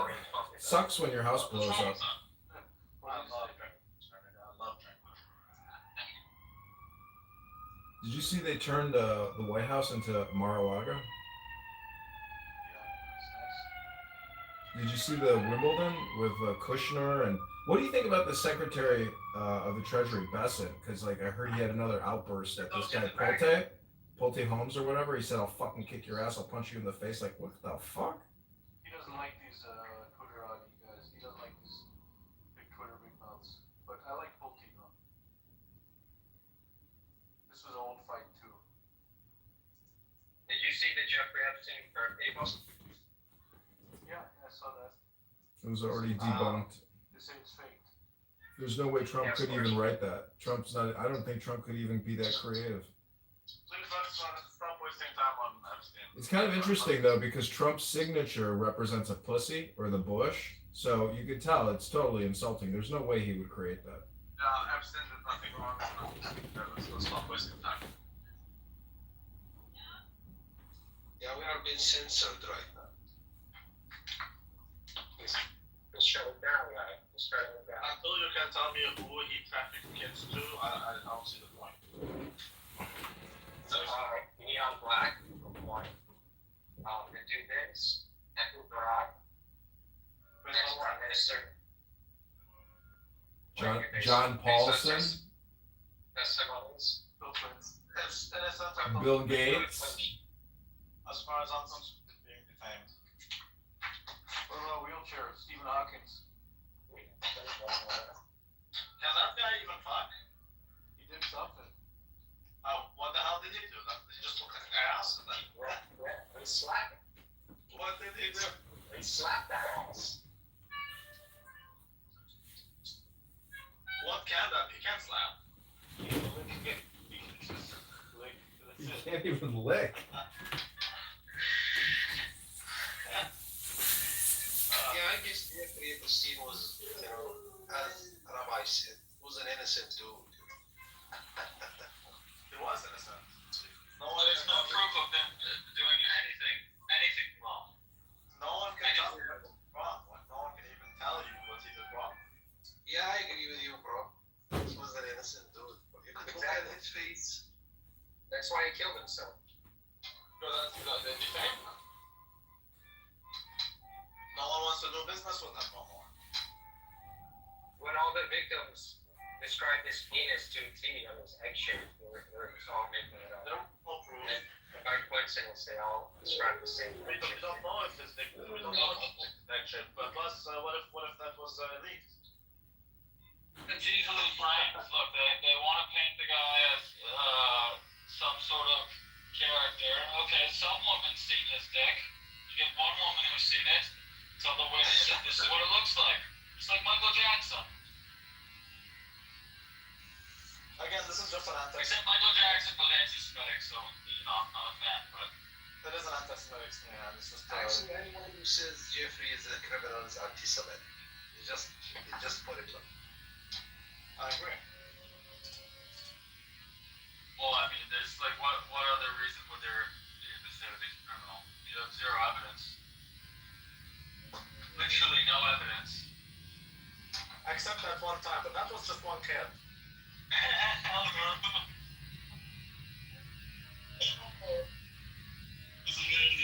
So he had sex with one kid. Big deal. Yeah, I thought that was wrong with the guy. God. It's just one kid.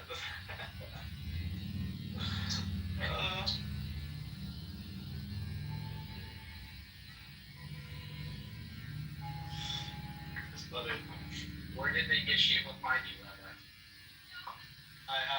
refuse to answer. He was telling me where I got my smicha from. I'm like, from yeshiva, and which yeshiva? I have my own yeshiva. Where can I find a yeshiva? And I get my yeshiva on me. Child. The Torah, by the way, is made out of kosher and stone. Even I know that. Come on, Rebel. What? He asked you, what is your Torah made out of? And the correct answer was that it's made out of kosher animal skin. I'm surprised you didn't know that since you're a rabbi. I don't care, but no, I disagree with it. I don't. The Torah is a lifestyle. It's not a paper right on it. I don't see things this way. Now, I guess that that's how he sees it. I get that, but I don't see it like that. Me, the piece of paper, I don't care. Burn it. No, it doesn't mean anything.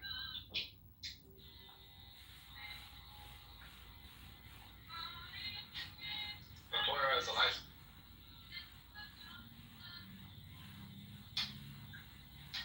Doesn't matter. None of you guys understand this thing. See, the thing is, you guys always talk about black people.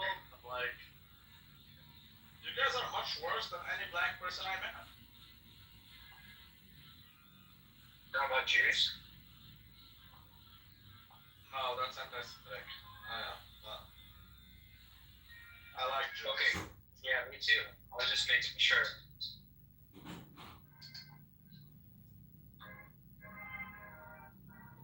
Yeah, there's nothing wrong with it. The Jews are much more important than black people. I would sacrifice half the black population for a single Jew.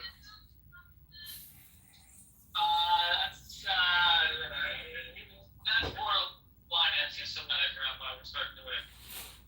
Why? Because I wouldn't sacrifice the entirety of black people for one Jew. Just actually, You're supposed to sacrifice all the blacks. That's bad.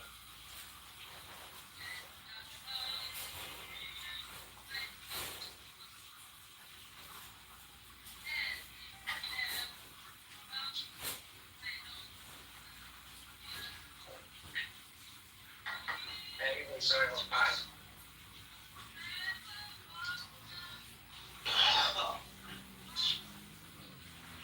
Child. We got to talk good.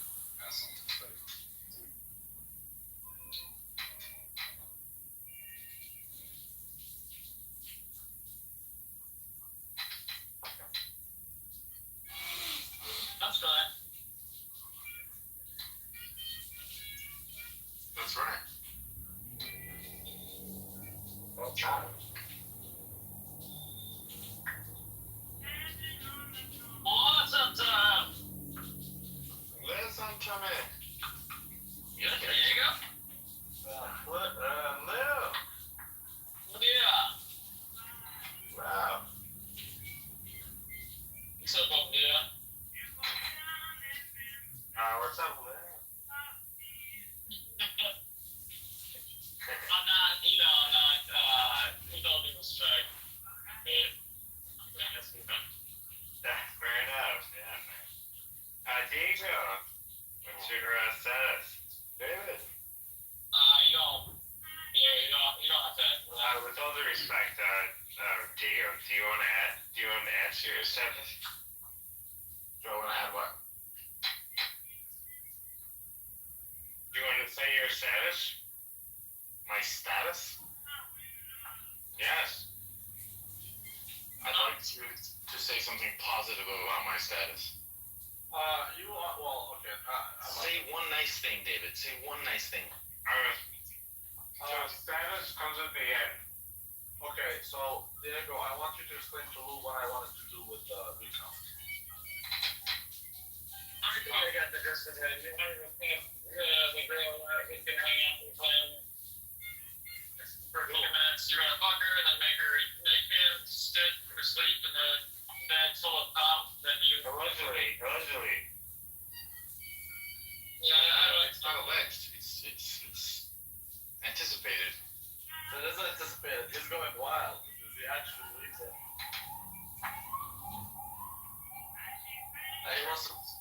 to cancel the trip now. Yo, so He knew they were gonna cancel it. Randy, Rico today said that the Range Rover. He said that it's a small percentage of his net worth. So I put it into ChatGPT, and I said, all right, it's 2019 Range Rover with low miles, because that's what he said. And I said, estimating that his house is worth $300K, and that he got into it in 2022. And I had it do the full calculation, like what you guys trained for the test, that he can actually just do it like in a matter of a second. And it literally said his net worth is somewhere between $60,000 to $100,000 tops. $60,000 to $100,000? No, that's not. Yeah. You think he's worth more? I think he's 300K. 300K. Look, do you want me to show you my work? Dude, I can't be richer than him. I think you can, and you are. I mean, you don't have the liability of a mortgage.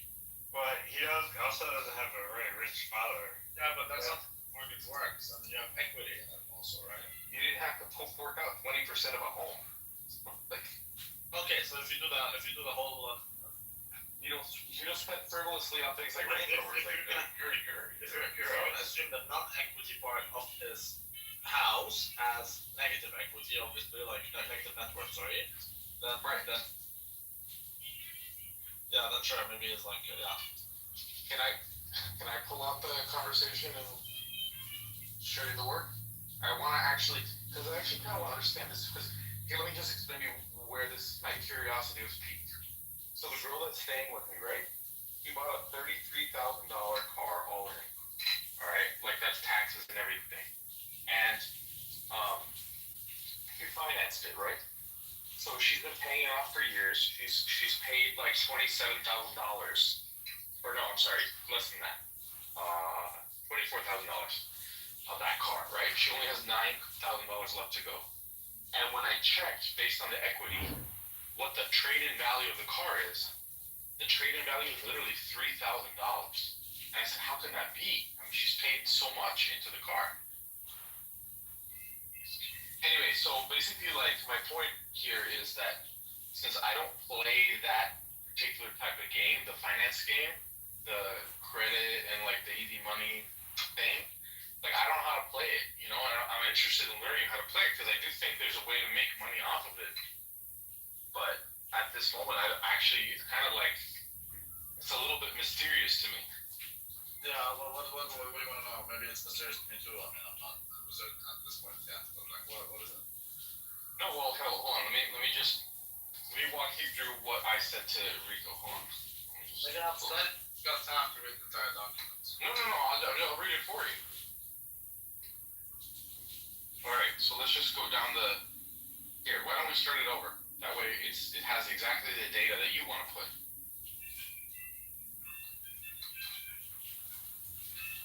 My friend said the car he just purchased is, quote, a insignificant amount of his net worth. That's what he says. That's what, yeah, I know, well, we have to take him at his word. Let's just... No, I'm not so sure about that. Yeah, I'm not sure about that. Okay, fine. Take it very much. Okay, so better to be conservative, overestimate. Right. Okay, so what do you want to estimate that the house value was in 2022 for the house? We got $400,000. Yeah, 400,000. Okay, good. So 400,000. I mean, it is a conservative, so probably it's not going to be more than half that. Dude, I doubt that he would. I'm pretty sure the figure that I remember floating around there was it was 200 to 250K. Is it? Okay. Literally, for me to buy a unit here in Montreal, a one bedroom, it's going to cost me twice as much as he paid for his house. Yeah. Well, okay, so are we agreeing on 400K? Is that what we're putting in? Yeah, I think that's right. 400K, fine. Okay. And he has to finance it at 4%. Are you sure? Yeah, was that the going rate at the time? Yeah, it was either 3 or 4%. Yeah. I think it's 4. No. Okay, 4%. How long would you say his loan is? 30 years or 20? Let's just say 15. Wow. 20. Yeah, 20. Okay. Okay, 20 years. Okay, so this is the knowledge that we have of Rico. Okay.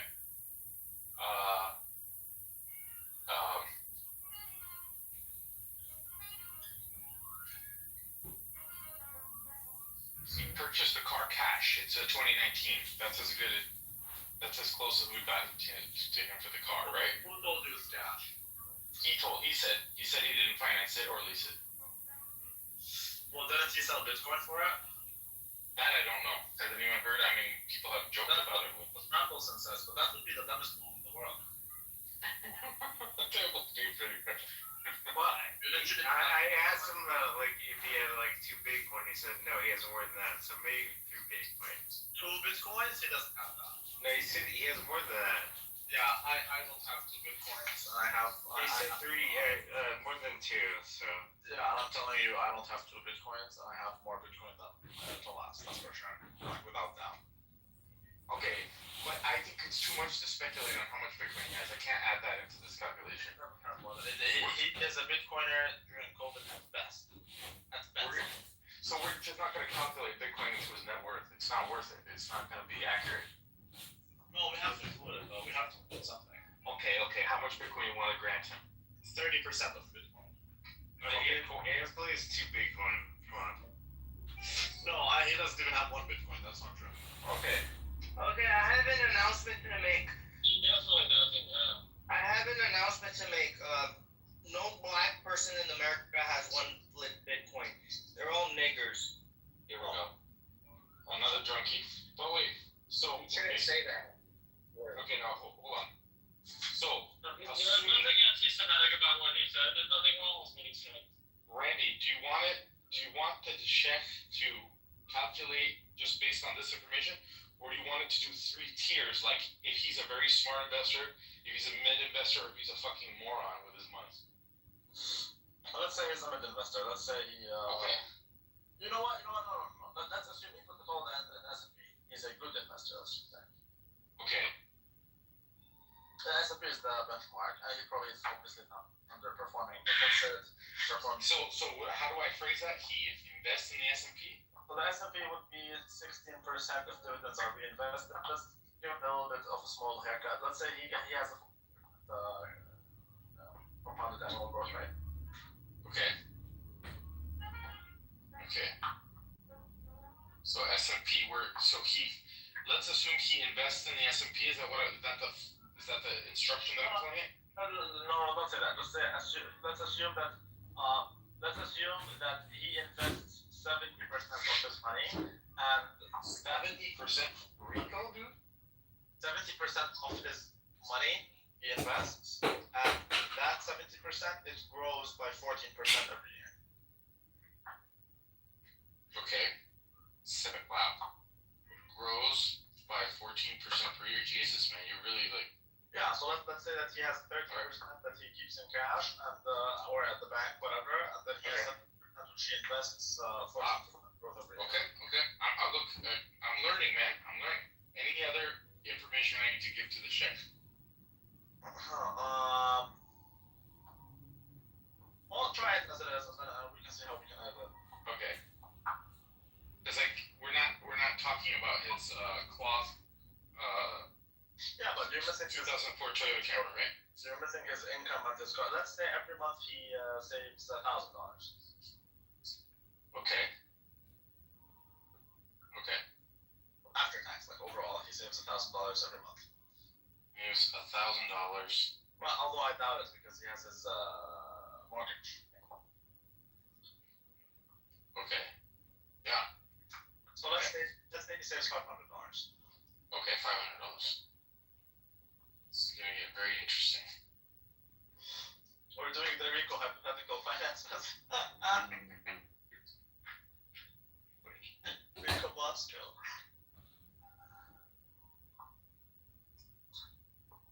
And Boo Boo, when are you coming to Montreal?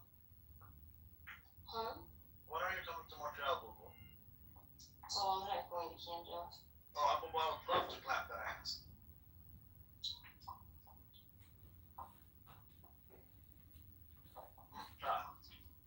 Alright, estimating his net worth.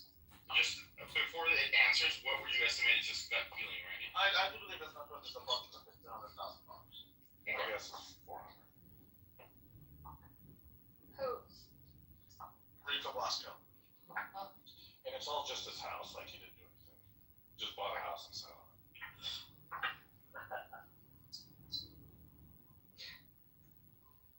No, but you also have other factors like how much of this house is in equity. Let's say that 40% of this house is in equity, and the remainder of that is 60%.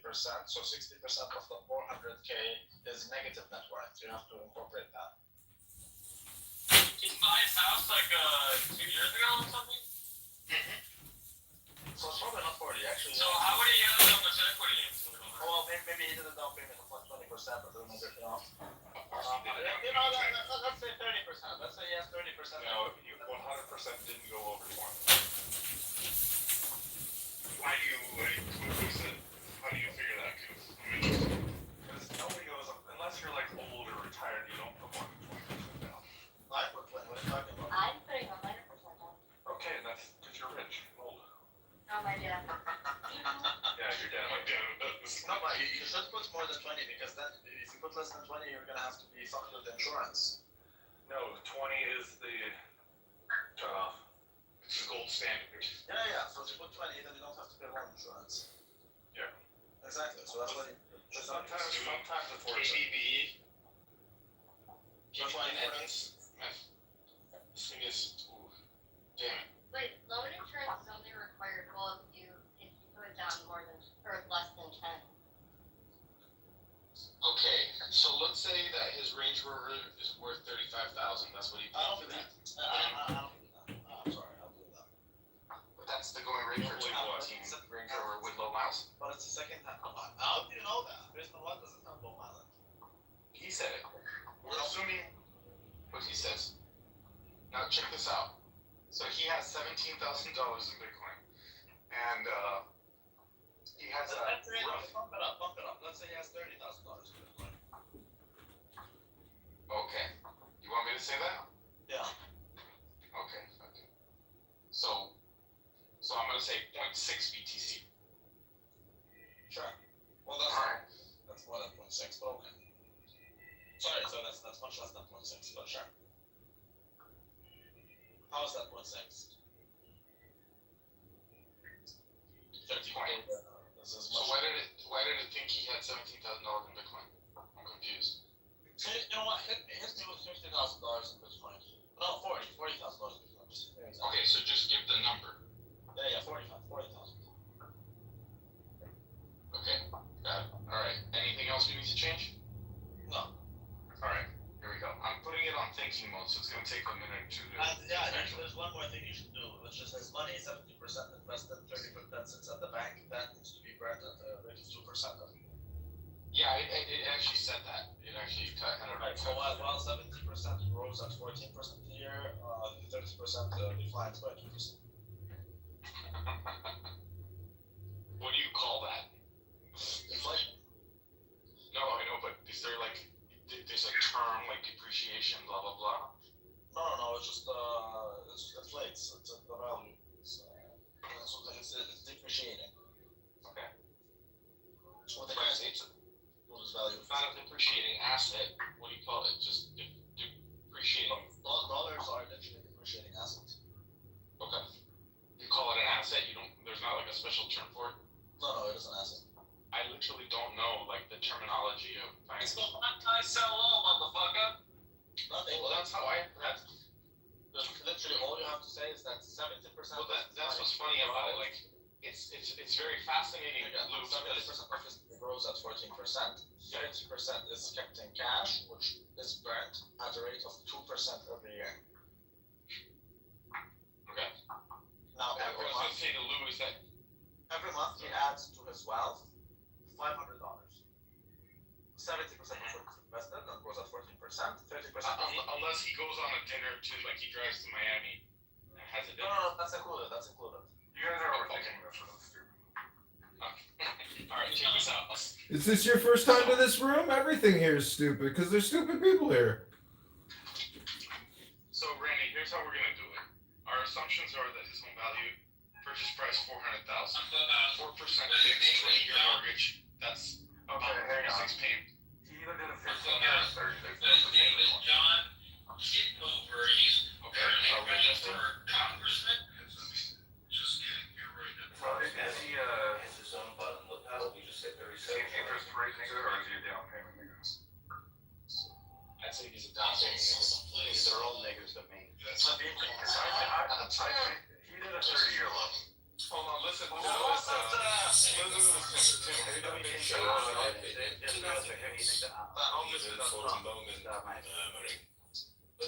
So we're taking all of Rico's. Thankful to the gods. Okay, go with 30 year. Remember how long As long as we have the person here to ask. Rico's here now. Rico, do you have a 15-year or a 30-year? And it is if thou power to guard Yeah, against the there's myself. money's on 30. How can anyone take this from me? Why would I tell you? There we go. Why is your business? We're doing the reason of the animal which is naturally social requires, and believing that it is sufficient to attend to the demon within him. We'll just call it a 15. No, it's a 30. It's definitely. We're going to be able to dox him based on it. We better not tell. We're going to dox him if we find out if it's 15 or 30. You know what? Go with Q. It's 30. Almost no one does 15. Poetry and the other studies in which I should perhaps have been Aren't there like custom 20 years? I mean, it's extremely rare. I'd say not 0, but it's less than 5%. power and enjoyment. That's assuming too much of a statement. Too many particular. It's more likely did an adjustable rate than I don't think he would know. I've talked to Rico. I don't think he would do an adjustable rate. I don't think at the time. It's a sucker's move. It's not a sucker's move if you do it right now. Depending on the rate. What if There was a man Do you think it's going to double in the next 10 years? Or go down? I know it can happen.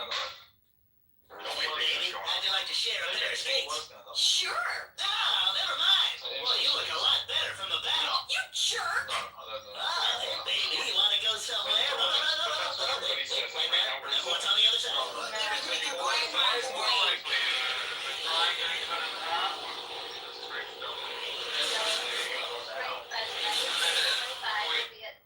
Whoa, gonna need some help here. I don't really understand it.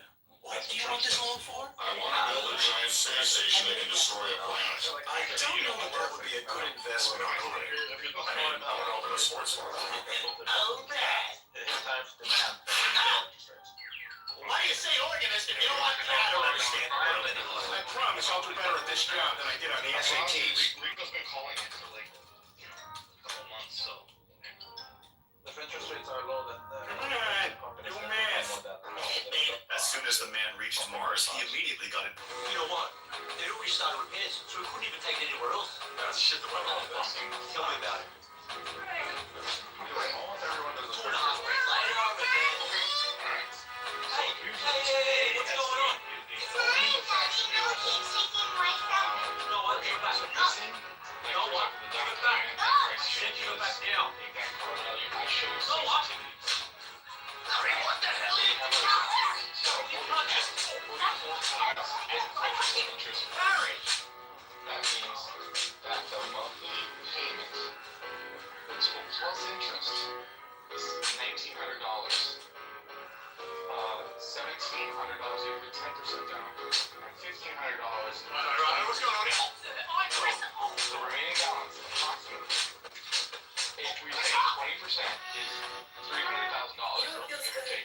As soon as the boy sat on the golden chair, suddenly the gears started turning and countless golden threads wrapped around his entire body. The girl immediately realized that something was wrong, so she told Percy to get up. But the boy had decided to sacrifice himself. Gradually, the golden chair engulfed him completely, and he himself herself turned into gold. After that, the statue of the goddess standing behind dropped her shield. Instead of running away with the shield, the girl started trying to understand the machine. At that moment, the god Hephaestus appeared. As soon as he rang the ladder, the staircase rose from the water. He told the girl to take the shield and leave, saying she would be considered a hero, but the girl clearly said that she could not leave her friend behind. She kept trying to understand the chair. Seeing their friendship, Hephaestus' heart softened. He blew the whistle again, and the golden layer on Percy's body began to melt. Finally, Percy breathed again, completing their mission, and then Percy handed the shield over to Ares. Keeping his promise, Ares gave him a bag, and when Percy opened it, there was an electric weapon inside. After that, he went straight to the Empire State Building, picked up the weapon, and said he needed to meet Zeus. As soon as the elevator reached the top, Percy had arrived in Olympus. Without fear, he handed the weapon to Zeus. But Zeus became suspicious, thinking Percy had stolen it. He lifted the weapon and was about to attack Percy when Poseidon intervened, grabbing his hand. For the sake of his son, he bowed before Zeus and said, "Just spare my son." Zeus warned him that he never wanted to see Percy again, and then left.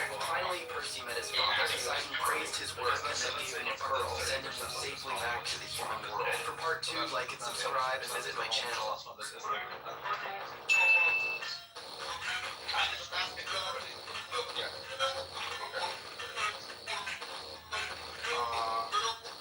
Yes, I am treating the outstanding mortgage balance as a liability.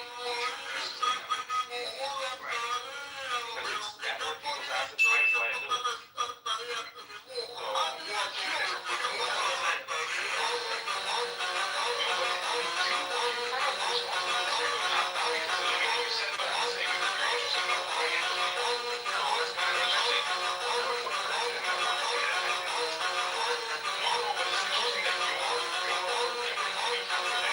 In a landmark move,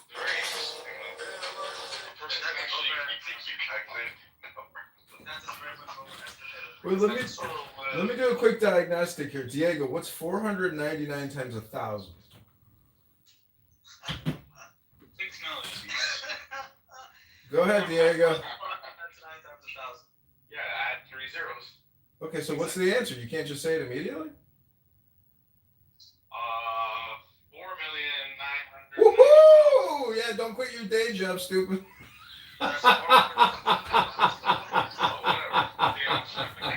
Don't quit your day job, stupid. That's why he uses GPT to calculate. No, dude, the Inquisitive. But here's what's very interesting, Rico. GPT was able to do what you do for a living, like in a matter of seconds. So there you go. You don't need to tell me. I've been trying to tell Randy about this. I would bump him up by say another 50K. So that means he has, let's say 225K. Okay, so it's close to what you estimated your gut feel. Well, that's like, wild. Within the ballrooms. I'm richer than you. Holy shit. What you're saying is true. It's not. Well, you can confirm. I just can't believe what desserts you guys are. It's just interesting, dude. It's interesting how you can just, like, when you're a wage cut, your life is like a predictable set of numbers that I can push. How old are you? You don't need to know that. Like, yeah, but here's the good news, guys. But like, he's older women than love stability like this. He's Predictability. He's older than 35 and he's younger than 40. So let's say he's 37. Okay. Do you want me to calculate his future life earnings? No, I'm just saying, like, he's 9 years older than me. So Rico, you're not gonna sleep in Rabbi's jizz sheet so he can boost his self-esteem? Wait. No. I know, right? Okay, so wait. What's his salary then? His salary is, I'm gonna ask it to calculate it. His salary is, I would say, between 90 and 110K. So, assuming he spends $3,500 a month living, which includes rent, mortgage, food, insurance, car, etc. No. He saves $500 every month. So he has to gross this up. You need his marginal tax rate. He lives in Florida. There we go. Maybe I'm giving you a shortcut. Assume he saves $500 every month. I said that already. Yeah, that's it. That's all you need. Everything else, like all his other cash flows, are already included. That's $500. 70% of it is invested, and it has a 14% return on investment, and 30% of it loses 2% because inflation. So if he lives more comfortably, and spends $5,700 a month, then his gross salary is $100,000. No, but if he lives wisely, there's no reason he does. His salary is $65K.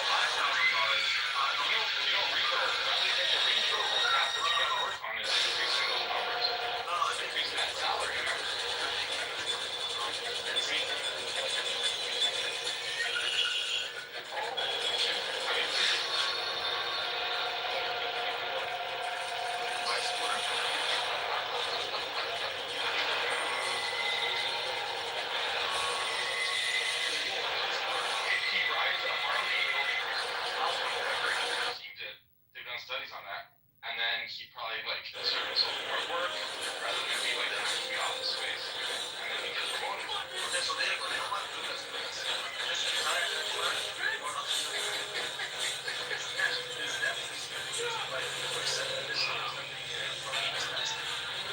Okay, fine, 2% per year for like how do I expand it to guarantee? Not using this. The problem that's every year there's an additional repayment of his that doesn't come from his pockets. Okay. Let's say that 2% of his repayment that every year is paid off of his payment every year is by someone else that doesn't go out cash out. But then to say that he's going to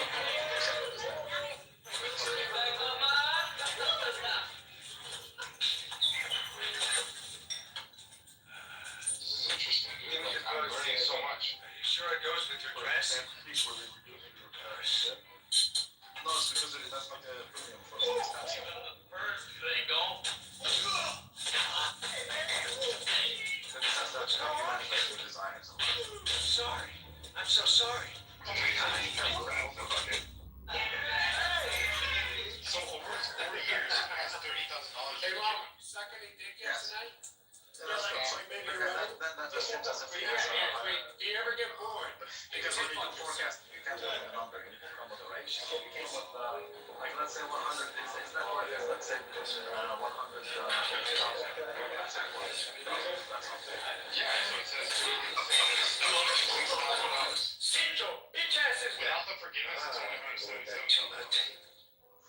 And the next one of you. Hey, come on, Rico. Pump it up by 50 Sitting down to the Show me more.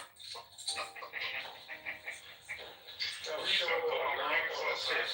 Pump it up by 50 because I find this one. I don't believe I'm rich enough. There's no way I'm I think you went too hard on the $400,000 mortgage. I think it's more like $200,000. Can we see what would happen if we cut that mortgage in half? They go for 300. But that makes it work. I know that would be that's why I'll Yeah, but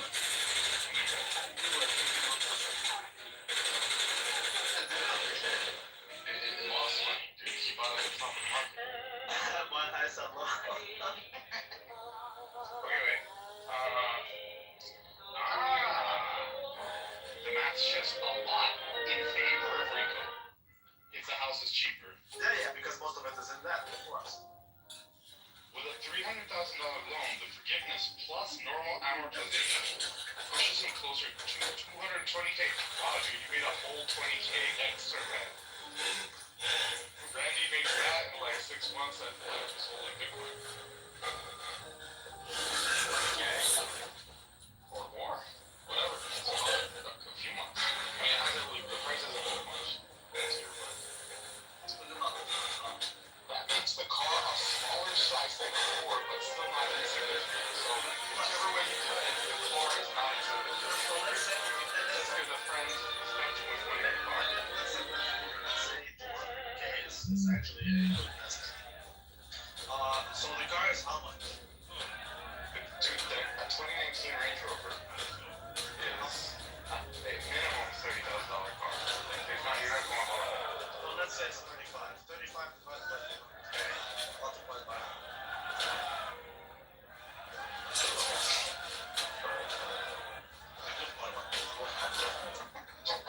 35,000. Is John still in here? Do you think he's at 400,000. So the car is at 4.5% of the net worth.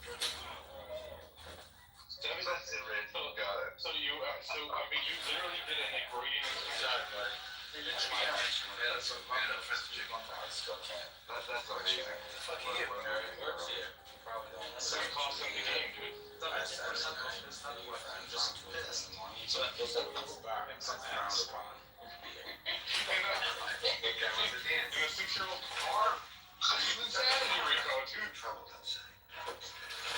I don't think it's 35K. Stop it. Charlie, come here. You know, bro. Charlie. Yeah, you just beating on it. How much is it? Hey, this show was thinking it was 2023. Yeah, How the fuck am I supposed to know that? What's still mine? Still mine. Sorry, I was doing my job. Yeah, I would say it would be less than This pizza makes you when you wake up from a nap. Put in a bread, I know, or this stuff. Sorry, buddy. It means like people are jealous of what you're doing. Kill me with the goddamn car right now! She'll get it into like a minute. Alright, you best lay your piece on the hood of that car! So let's say that 20% of the net worth is in that car. There's a nice lady all over you. Yeah, it's all machine gas. I said get your ass on the floor, you silly son of a bitch. Spread eagle. Move it! Let's say it is, you know what, ask ChatGPT about Randy, mentally. He said you want all the pigs out of here. We're gonna car living Yeah, but right out that's there. right. You don't do exactly what I What tell is you. the... Blow their fucking heads off. You Are you got on the picture? ChatGPT right now? Yeah. Ask it, assuming a straight line method. What are you gonna do? Give it one call. Assuming a straight line method. This is great. What is average depreciation expense for this car?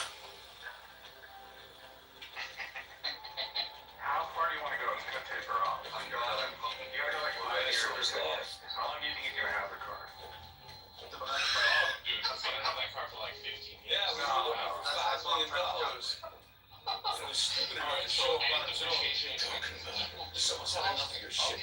Put it back. Minus the salvage value. No, I Minus the useful life. Someone wants you and some kid. They're gonna take this. You guys have to know when he's gonna sell it. Asshole. One of you. He hasn't sold his house until it's been one down. I got the income. Yeah, okay. Purchase price. Straight line method of depreciation. Okay. The annual depreciation for this car. Okay, so here's how it calculates. Right? This car brand new was $110,000 after taxes. Okay? At $90,000. That's not true. And you depending on the trade, you can go as low as 80,000, but 2019. no, I'm saying when it was new. When it was brand new, that's what the owner would pay. Sorry, back in 2025, the useful life of this car, let's assume it's a 10-year life, right? Which is typical for IRS kind of life. I said vehicles used personally for 5 years. Okay, then what the Hold on. We're not there yet. So, at the end of the useful life of this car, in 2029, this car will be worth roughly $10,000. Now, subject to straight line depreciation, $90,000 minus $20,000 divided by 10, $8,000 per year. That means that on average, the car, quote unquote, uses up about $8,000 in value each year across a 10-year span. In practice, actually, depreciation is front-loaded. It's fatter in the first 5 years. The car already passed that. That's what I'm saying. On a straight line basis, the car depreciates about $8,000 per year. In value over 10 years. That makes no sense. That's 3 years. No.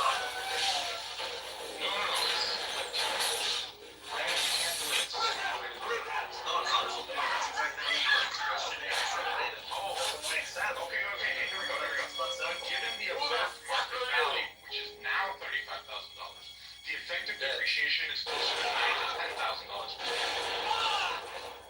Yeah, that literally means that it's 3.5 years to go. If you don't have an end date, how can you figure this out? Okay, give me the end date. I don't know. I'm trying to arrange, trying to figure out. Here, that's how you figure out the end date. I know, but it's never going to be zero. No one said it's gonna be zero. So 10,000 the end. Okay. That's what you said. No, I don't think he's going to get rid of it in. I'm going to say he's going to get rid of it in 2029. That's It's quiet out there. We'll respect the line. We won't drop it. Kid's a fantastic server. Just wait till you see him. I don't even understand what you're trying to do. All three of us are trying to My boy. figure out something different. Get out of my personal space. Don't You're right, sir. Can I get a word? Taking my son for a serve. Yeah, you're right. Go back up. Gotcha. Public beach. You battle out into that brick with your boy. I don't know what might happen. I mean, reasonable there. He's returned to make you right. Well, they're not particularly. Assuming it's I know it's nice to lose space in front of your boy. and the salvage value of But you gotta know when to back down. Don't get a whole lot of it. So get out of here. Fuck off. what is, well, actually, don't do anything. Assuming It's the quiet guy out there. We'll respect the line. We won't drop it. Kid's a fantastic server. Just wait till you see him. I grew up here. is an appropriate estimate of You're scaring my the boy. depreciation expense. Get out of my personal What space. is the estimate of Not here for all this fuss. You're right, sir. for this? Can I get a word? Taking my son for a serve. Yeah, I get that. Just come back up here with me for a minute. Correct. Gotcha. Public beach. You battle out into that brick with your boy. I don't know what might happen. I think he's just trying to figure out what are you. Just to be clear before I make this, are you trying to figure out what Rico has to come out of pocket? Figure out how many years it's Trust me, give me the answer. Okay, I got the answer. Under a straight line value. That's a straight line center. The current value is $35,000 down to a $5,000 top event. No, don't mention it. Don't mention it. Can you just remove everything and write the exactly what you want? I will exactly what it is. Assuming a straight line value and the current value of this $5,000, what is the depreciation expense for this model? Okay. No salvage value mentioned there. Nothing mentioned. It's your fucking tip. I Can I tell you the easiest answer for this? I'm not a stupid calculator. It's a Very easy calculation. Just give me the number. It's kind of tough. It says the estimated depreciation expense is $5,000 per year from 2025 to 2028, assuming the salvage value of salvage. Yeah, but you're assuming 2029. Okay, so you want to do a 4-year schedule? Why? Let me try and give an answer. I didn't tell you It just seemed to bore us. Because Q said it has to come down. it doesn't Now, it may be. And I did the math, by the way. If that's the case, there's 7 pockets. Which is not 2029.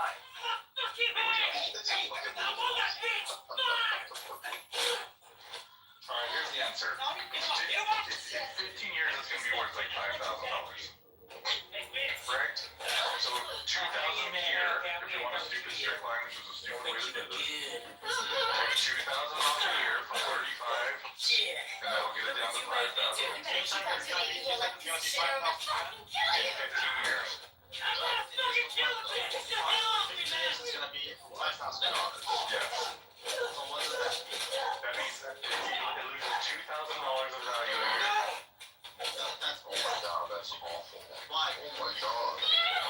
That's 30,000 divided by 35 down to 5.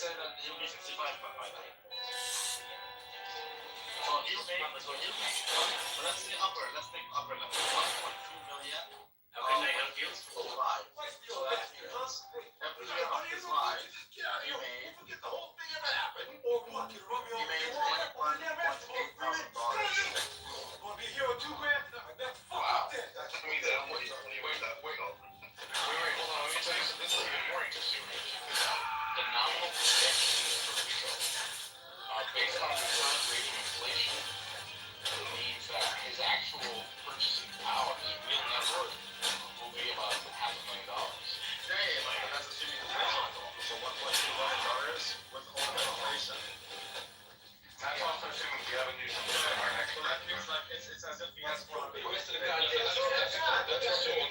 Yeah, oh, great. That's it, man. It was hey, now.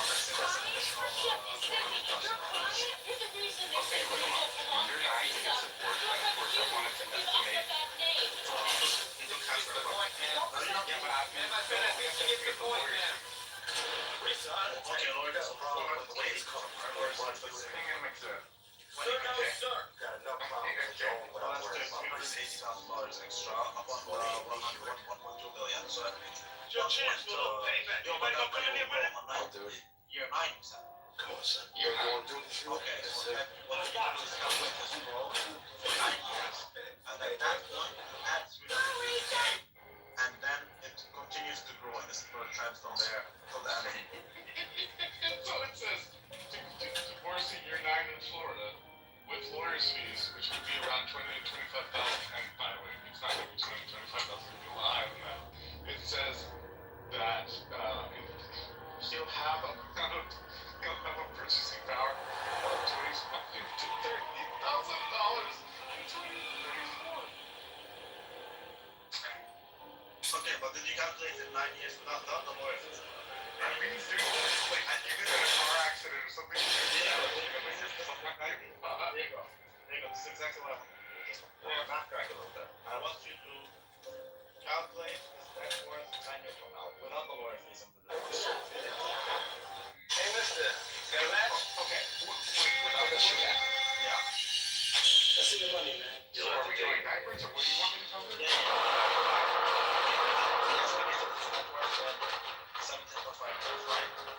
Yes.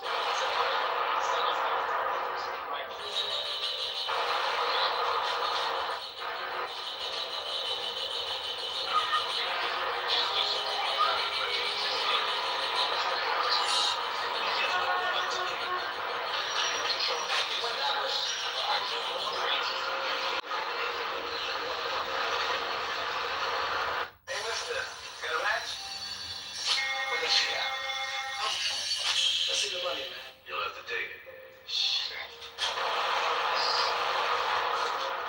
I appreciate that. That's why you're a good man.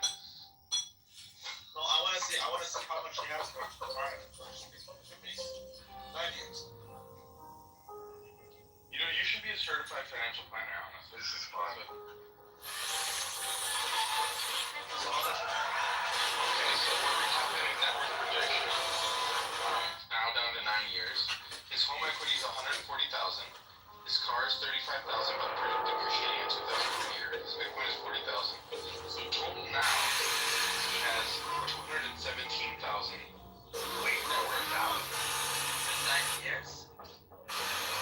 No, hold on. So car depreciation. So in 9 years, the car is worth $17,000. Okay.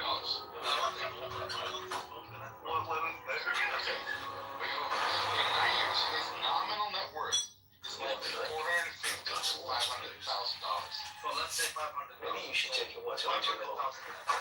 He got divorced. You go with that. Let's say that's 380,000. So 380,000. Because he has 8. So like on the 9th year, he has a windfall right now. Windfall of income of 380. Assume he has a windfall of income. His total income 808K.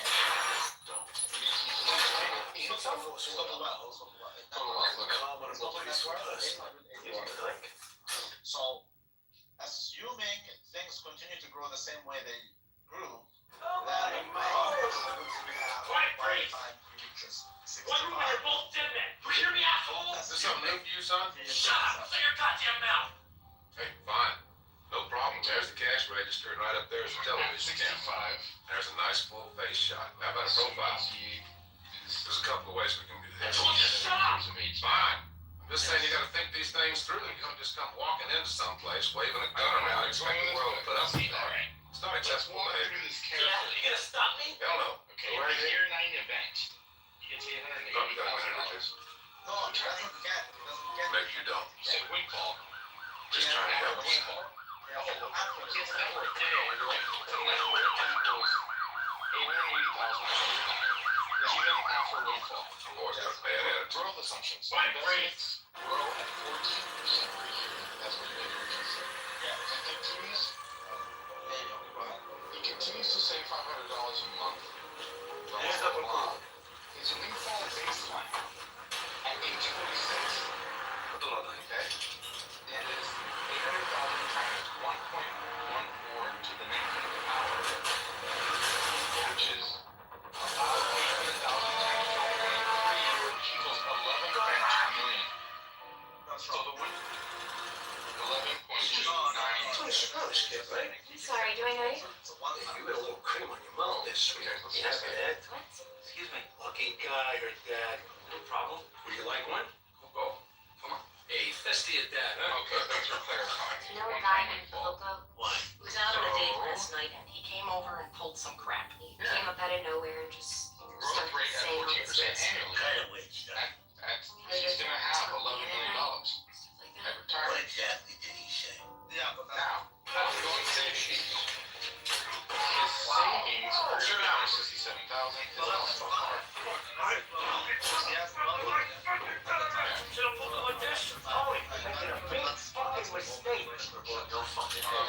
Let's say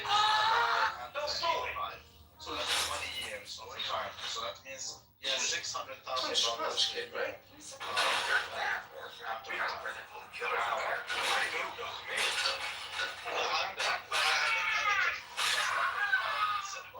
Hey, bro, Shaq. Pretty famous, Oh, right? it's probably gonna be Hey, you know what? I'm pretty famous too. Ain't that right? let's say 3 million. It's 19 years. That's why it's calculated 19 years. So it's 880,000. 1.14 to the negative power.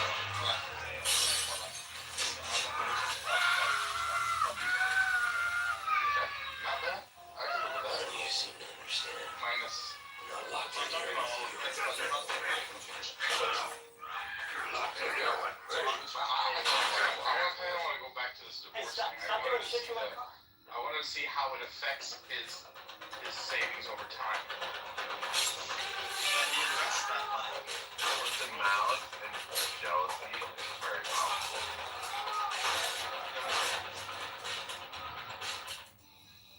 Especially in Diego's voice, because like he'll insult you with a smile. It's like very much like No, these two guys were trying to like break into my car at work and had guns and knives and they were being like total dicks. Man, this is fun shit. This is what it's all about. Phone and I just like, There's different types of trolling, and this is great.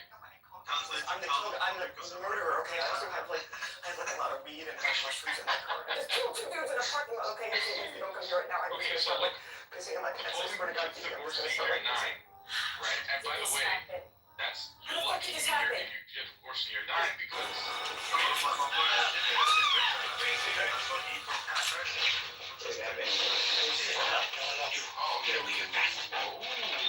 that. He's a divorce. I like that. But look at what it says here, assuming like that, like she's taking it, doesn't have the divorce settlement. You go It's an equitable 50-50. Like 20K goes to the lawyer, so 300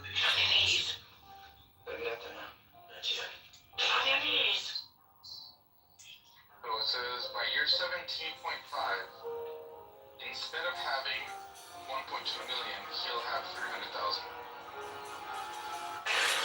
Yeah, but we're divorced. What are you doing here? I almost went Indian veteran in a long time. I want my money. How can't you have just I'll kick you, I did. I'll let you try, kid. Can you take care of David as well, Levi? I think 3, I won't ask you again, Mia. That sounds about right. 3 million. I want my money. Rico, don't get married though. I think it's a big person. No, I'm getting married. He's fucks with his name's getting married. Oh, I got nothing there. I mean what I say. Otherwise, I'll fuck you up. What? I got your money. You're not gonna go to Will Ferris. Also, I'm saying some money because she shares expenses. Like the food and the gas and all of that stuff. The cash stuff. Here's the good news. Rico doesn't have any vices. Hit him. Go on. He doesn't drink, like, excessively. He doesn't What are you have a doing here? video game addiction.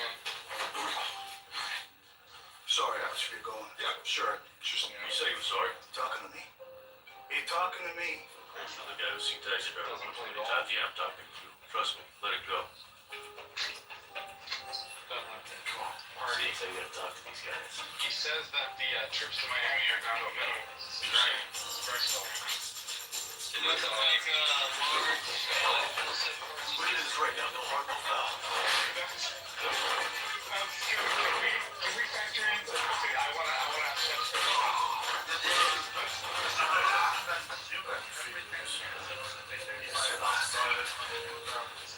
What's your name? Winchester. Not a good No, start. because the car's not gonna. They're gonna get more expensive. Solitary. No.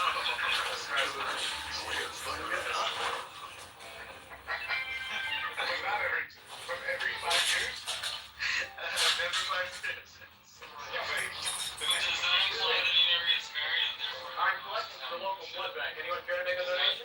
That would be probably a better outcome. Every 10 years, like a wall spent 35,000. Well, I wasn't You don't talking have a about bitch money. psychiatric shit? Also, his woman got sick then. $10,000.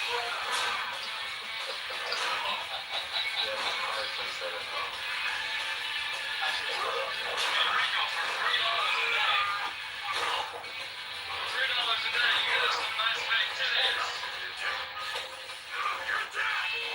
It's actually less than $3 a day. Sorry. Hey, no problem. that into a commercial. Sorry, Peterson. I didn't see it. Such an asshole, Chase. Well, it's surprised that it could be a fucking, I don't know if, like, there's people that are, like, marketing and trying to sell fake tits on behalf of doctors to women, but, For just $3 a day.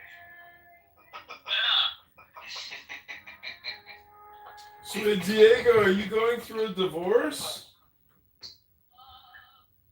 the price of, a nice coffee, you can have some hot numbers. What do you mean I you survived passed the it? divorce, John.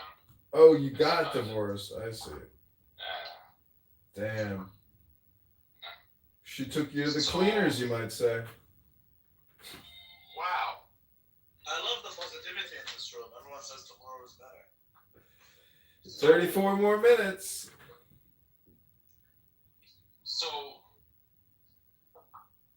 check this out. So, by Rico having or like this notion that the car will get him a woman, he foregoes somewhere in the range of $400,000. Rico Basco. You want a timeline, Randy, to see how much every 5 years when he gets another impulsive buy? Dance as well? No, nigga, I need to study. Here we go.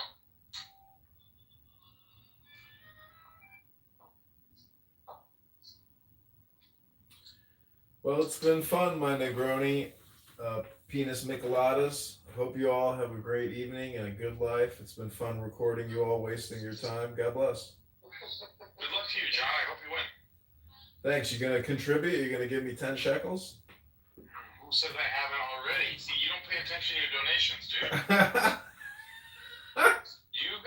You gotta keep on top of that. You need a comptroller. What do they call that? Treasurer. Somebody mailed me. There you go. Somebody mailed me a check from Clubhouse. Actually, check or cash. I haven't opened the envelope yet. Call yourself a carpet guy. Who do you know that likes to mess around with those things? Yeah, I'm actually worried about even opening it. Chicago cheeseburger. Motherfucker, I would love to fry eggs on your fucking bald head, nigga. Under the heat of the sun. Well, I applied for a position at ICE, so I hope you come to Chicago so I can deport you soon. Motherfucker, I will literally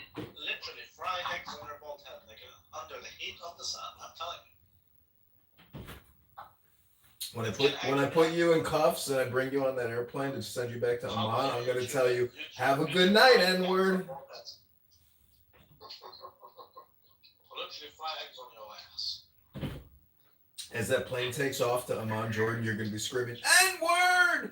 N-word! I'll see what I can do, John. Yeah, talk to John Paulson. Tell him I need $100,000 contribution because I gotta hire some people to get these signatures. It's exhausting.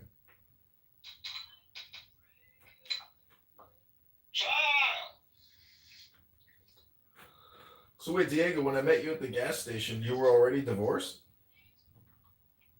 That was my second wife. Holy shit! No wonder why she was like a robot and didn't give a fuck about what was happening.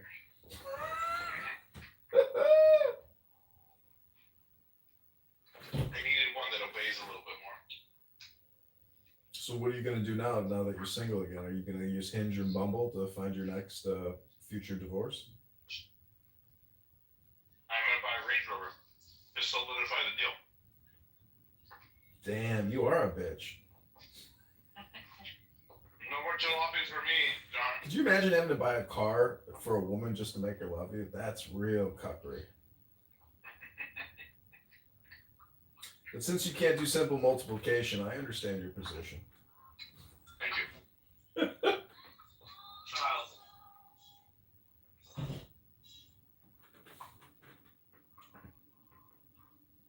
You guys keep wasting your time, man. Alright, Rico, let's play this game on Randy now. Based on what we know about Randy, how much did he want to sue the bank for? TD Bank? Well, isn't that only 100,000? Yeah, dude. 100,000. Let's say that's up being 70K. How about that? You're gonna go through all that effort for. It's probably your after-tax income. You see?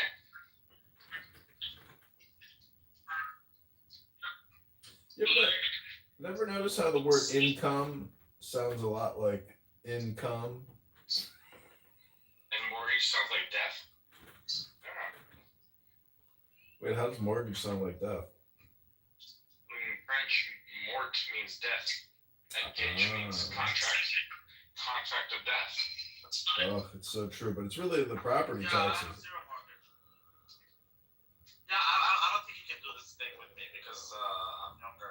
There's a lot of I will get mortgage later on. So it's just. Rabbi, I didn't know you got fired for refusing to take the vax. That's very courageous of you. I did get fired for refusing to take the vaccine. Yeah. So what was it like when they let you go? Were you like, I hate you all, you're a bunch of bitches? It was horrible. They fired me 1 week after my father passed away. Damn. Which is illegal, by the way, in Canada. But they don't care. Because of the vaccine shit, fuck it. Honestly, I'm not taking the vaccine. I went through a lot of shit, man. Wow. And I wasn't even allowed to go get a haircut. But I don't care. I have long hair. And they were saying that they wanted to prevent us from even going to the grocery stores, and they were even proposing extra taxes on the unvaccinated. It was like I So we all got to experience what anti-Semitism is like to some extent in their life. We all got to experience it. We're all Jews now. So, I'm not anti-Semitic. wait, Diego, do you think that the Zionists are the ones responsible for the forced mass vaccinations? Well, you know, he says he's Italian, but Fauci, man, I mean, come on. Look at the face. Who's the head of the WHO and every CDC thing? Who's the head of who's the head of all these vaccines? And that's anti-Semitic. Now. Well, vaccine is an Italian word, vaccini. Oh.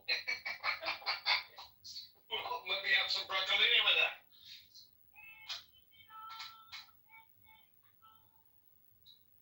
You know, in hindsight, like, this isn't the craziest thing that has ever happened. I would say probably World War II had to have been the craziest thing that ever happened. You think World War II was crazy? Yeah, I can see that. Brother wars. They literally, Convincing of that, it must have been a real psyop. they already did World War II, so they're like, what else can we do to fuck with ourselves? They're like, let's just inject everybody with poison. That's why I like you, because we're on the side on the things that matter. I don't like the vaccine. Well, who would like it? It's not a slice of cheese pizza and a Miller High Life.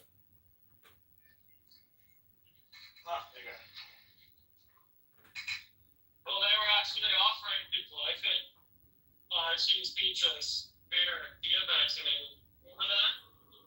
Yeah. I think it was French fries and a hamburger. Well, the vaccine lottery is the craziest one. If you get vaccinated, you get a lottery ticket and you could win millions of dollars. That was like the most horrifically obnoxious thing I ever I got saw. vaccinated today, actually. Really? I think it's a vaccine. When did it I shrivel? took the shot. When did it shrivel off and fall off your groin? Oh, that's totally a decade ago. Are you moist down there now? When did yours shrivel off? Maybe you should talk to Rabbi here. Tom, you don't have to answer that. Talk to Rabbi here. He wants to bang a chick in a bed, jizz all over the sheets so you can sleep in it. I would like to do that to you. Yeah, I'd love for you to come to Chicago. Come on by anytime. I'd be happy to host. I would literally cook you. Can't wait to send you back to All Salt where you belong. I think Chicago cheeseburger would probably give you the best feelings for your money out of anyone on the app. I think he would like the experience.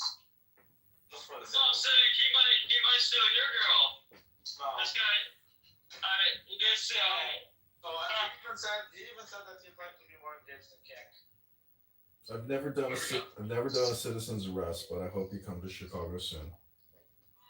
Nigga, I will come to Chicago and I'm gonna plant Al Qaeda flag up your ass as I fuck your girl. Please come to Chicago anytime. Can't wait to meet you. Okay, well I'm telling you exactly what's gonna happen. You can take it or leave it. But anyways, you're gonna take it. Spread eagle. You can. I spread Microsoft spreadsheets. That's what I spread. You can go back to your father's house in Amman and you can be like, Papa, why did we ever leave Jordan? They vaccinated us. And now I'm back home. Allahu Akbar. Randy, can we calculate John's net worth based on the value of his property, as estimating how many people he's renting out to, minus the phones he buys? Don't forget Does it the say I'm on the phone? don't forget the massive lien on the property. I see this. I see this. Even if I get into Congress, they're still gonna garnish my wages. I'll be the only garnished congressperson. That would be awesome. Well, then you will be setting precedent. That's actually good.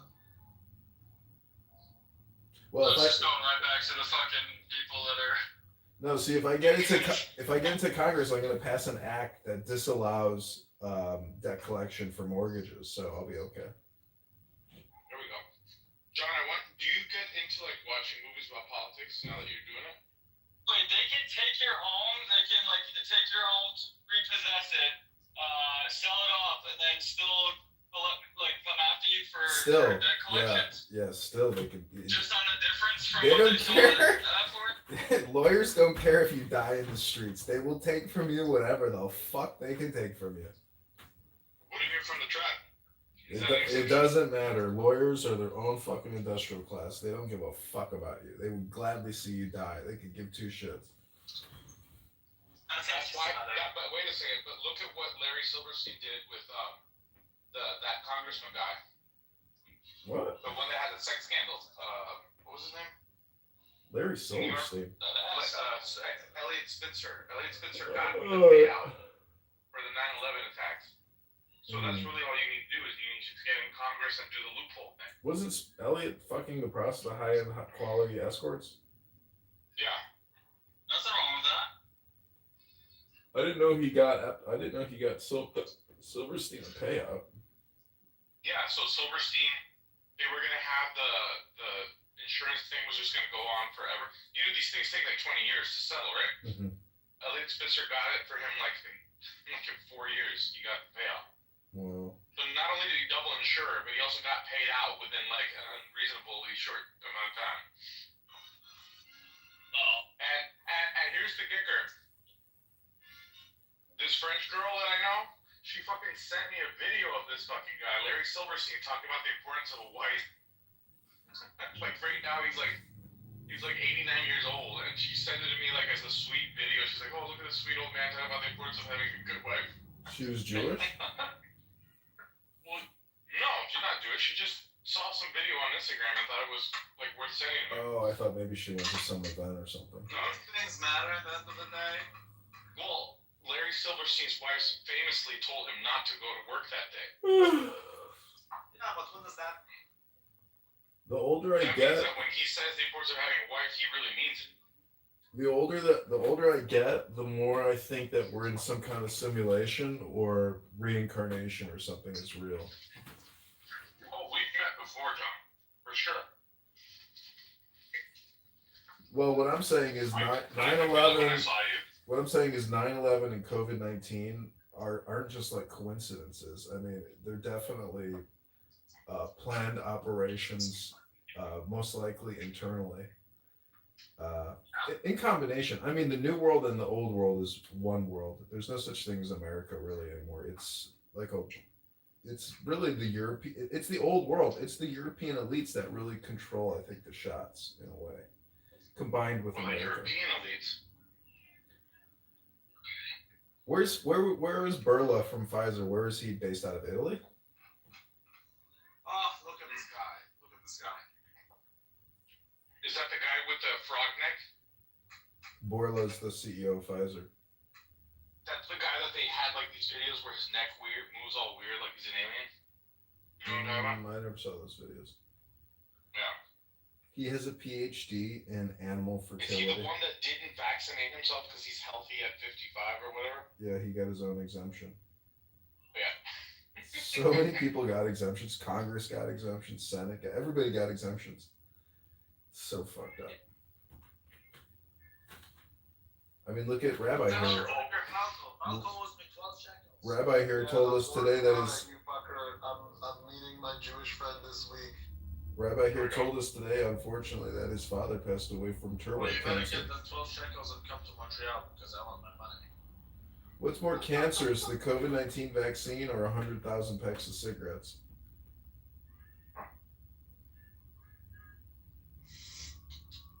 It's crazy. It's the spike proteins are a carcinogen. What's the over-under that Rico got vaccinated? Oh, he got vaxxed. I thought so.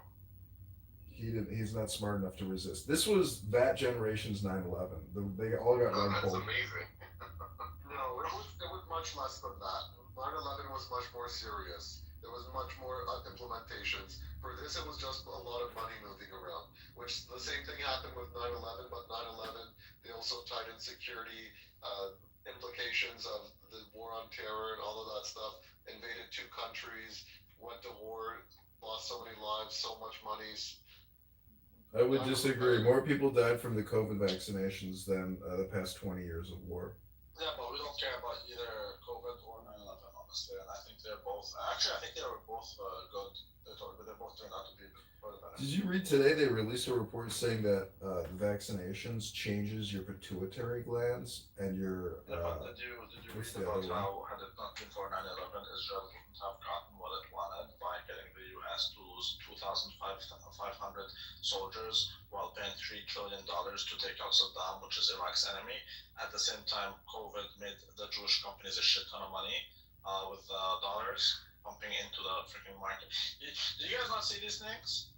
Wait, John, how can it change your pituitary gland when it's already calcified from the Not your pituitary. What's the other gland? The third eye gland, the pineal. The pineal. I'm just surprised you guys. So they're saying that all these young females who have like emotional disturbance disorders, it's because the mRNA has like destroyed their pineal glands.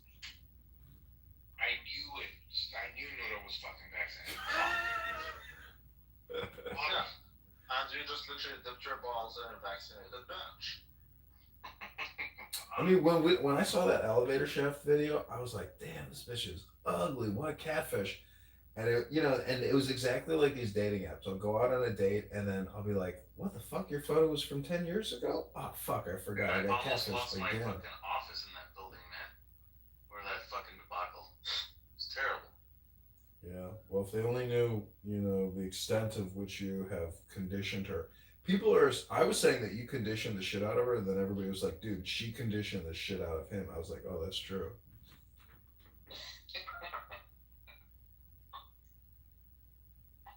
It goes both ways. All communication is conditional. Yeah, were you the parasite or was she the host? Which one? Yeah, you were the host. She's the parasite. That's the way you think about it. Turns out that she's the host. You're the parasite. No, we got her to get rid of her second phone. We're making progress. You had her boil it. Yeah. You Hillary I just Clinton want to the make sure there were no evidence. shenanigans. Well, you didn't want to leave a trail. You didn't want any association or connection. You're like, "Baby, please, I'll send you $500. Just fucking boil that phone for me, baby." And then you ghosted her and blocked her so you cover all your trails. There we go. Very smart. I Very was just smart. trying to recreate the scene from Fatal Attraction, but without the bunny rabbit. Oh, that's from Diego's hits, huh? She plays your hits every night thinking about you.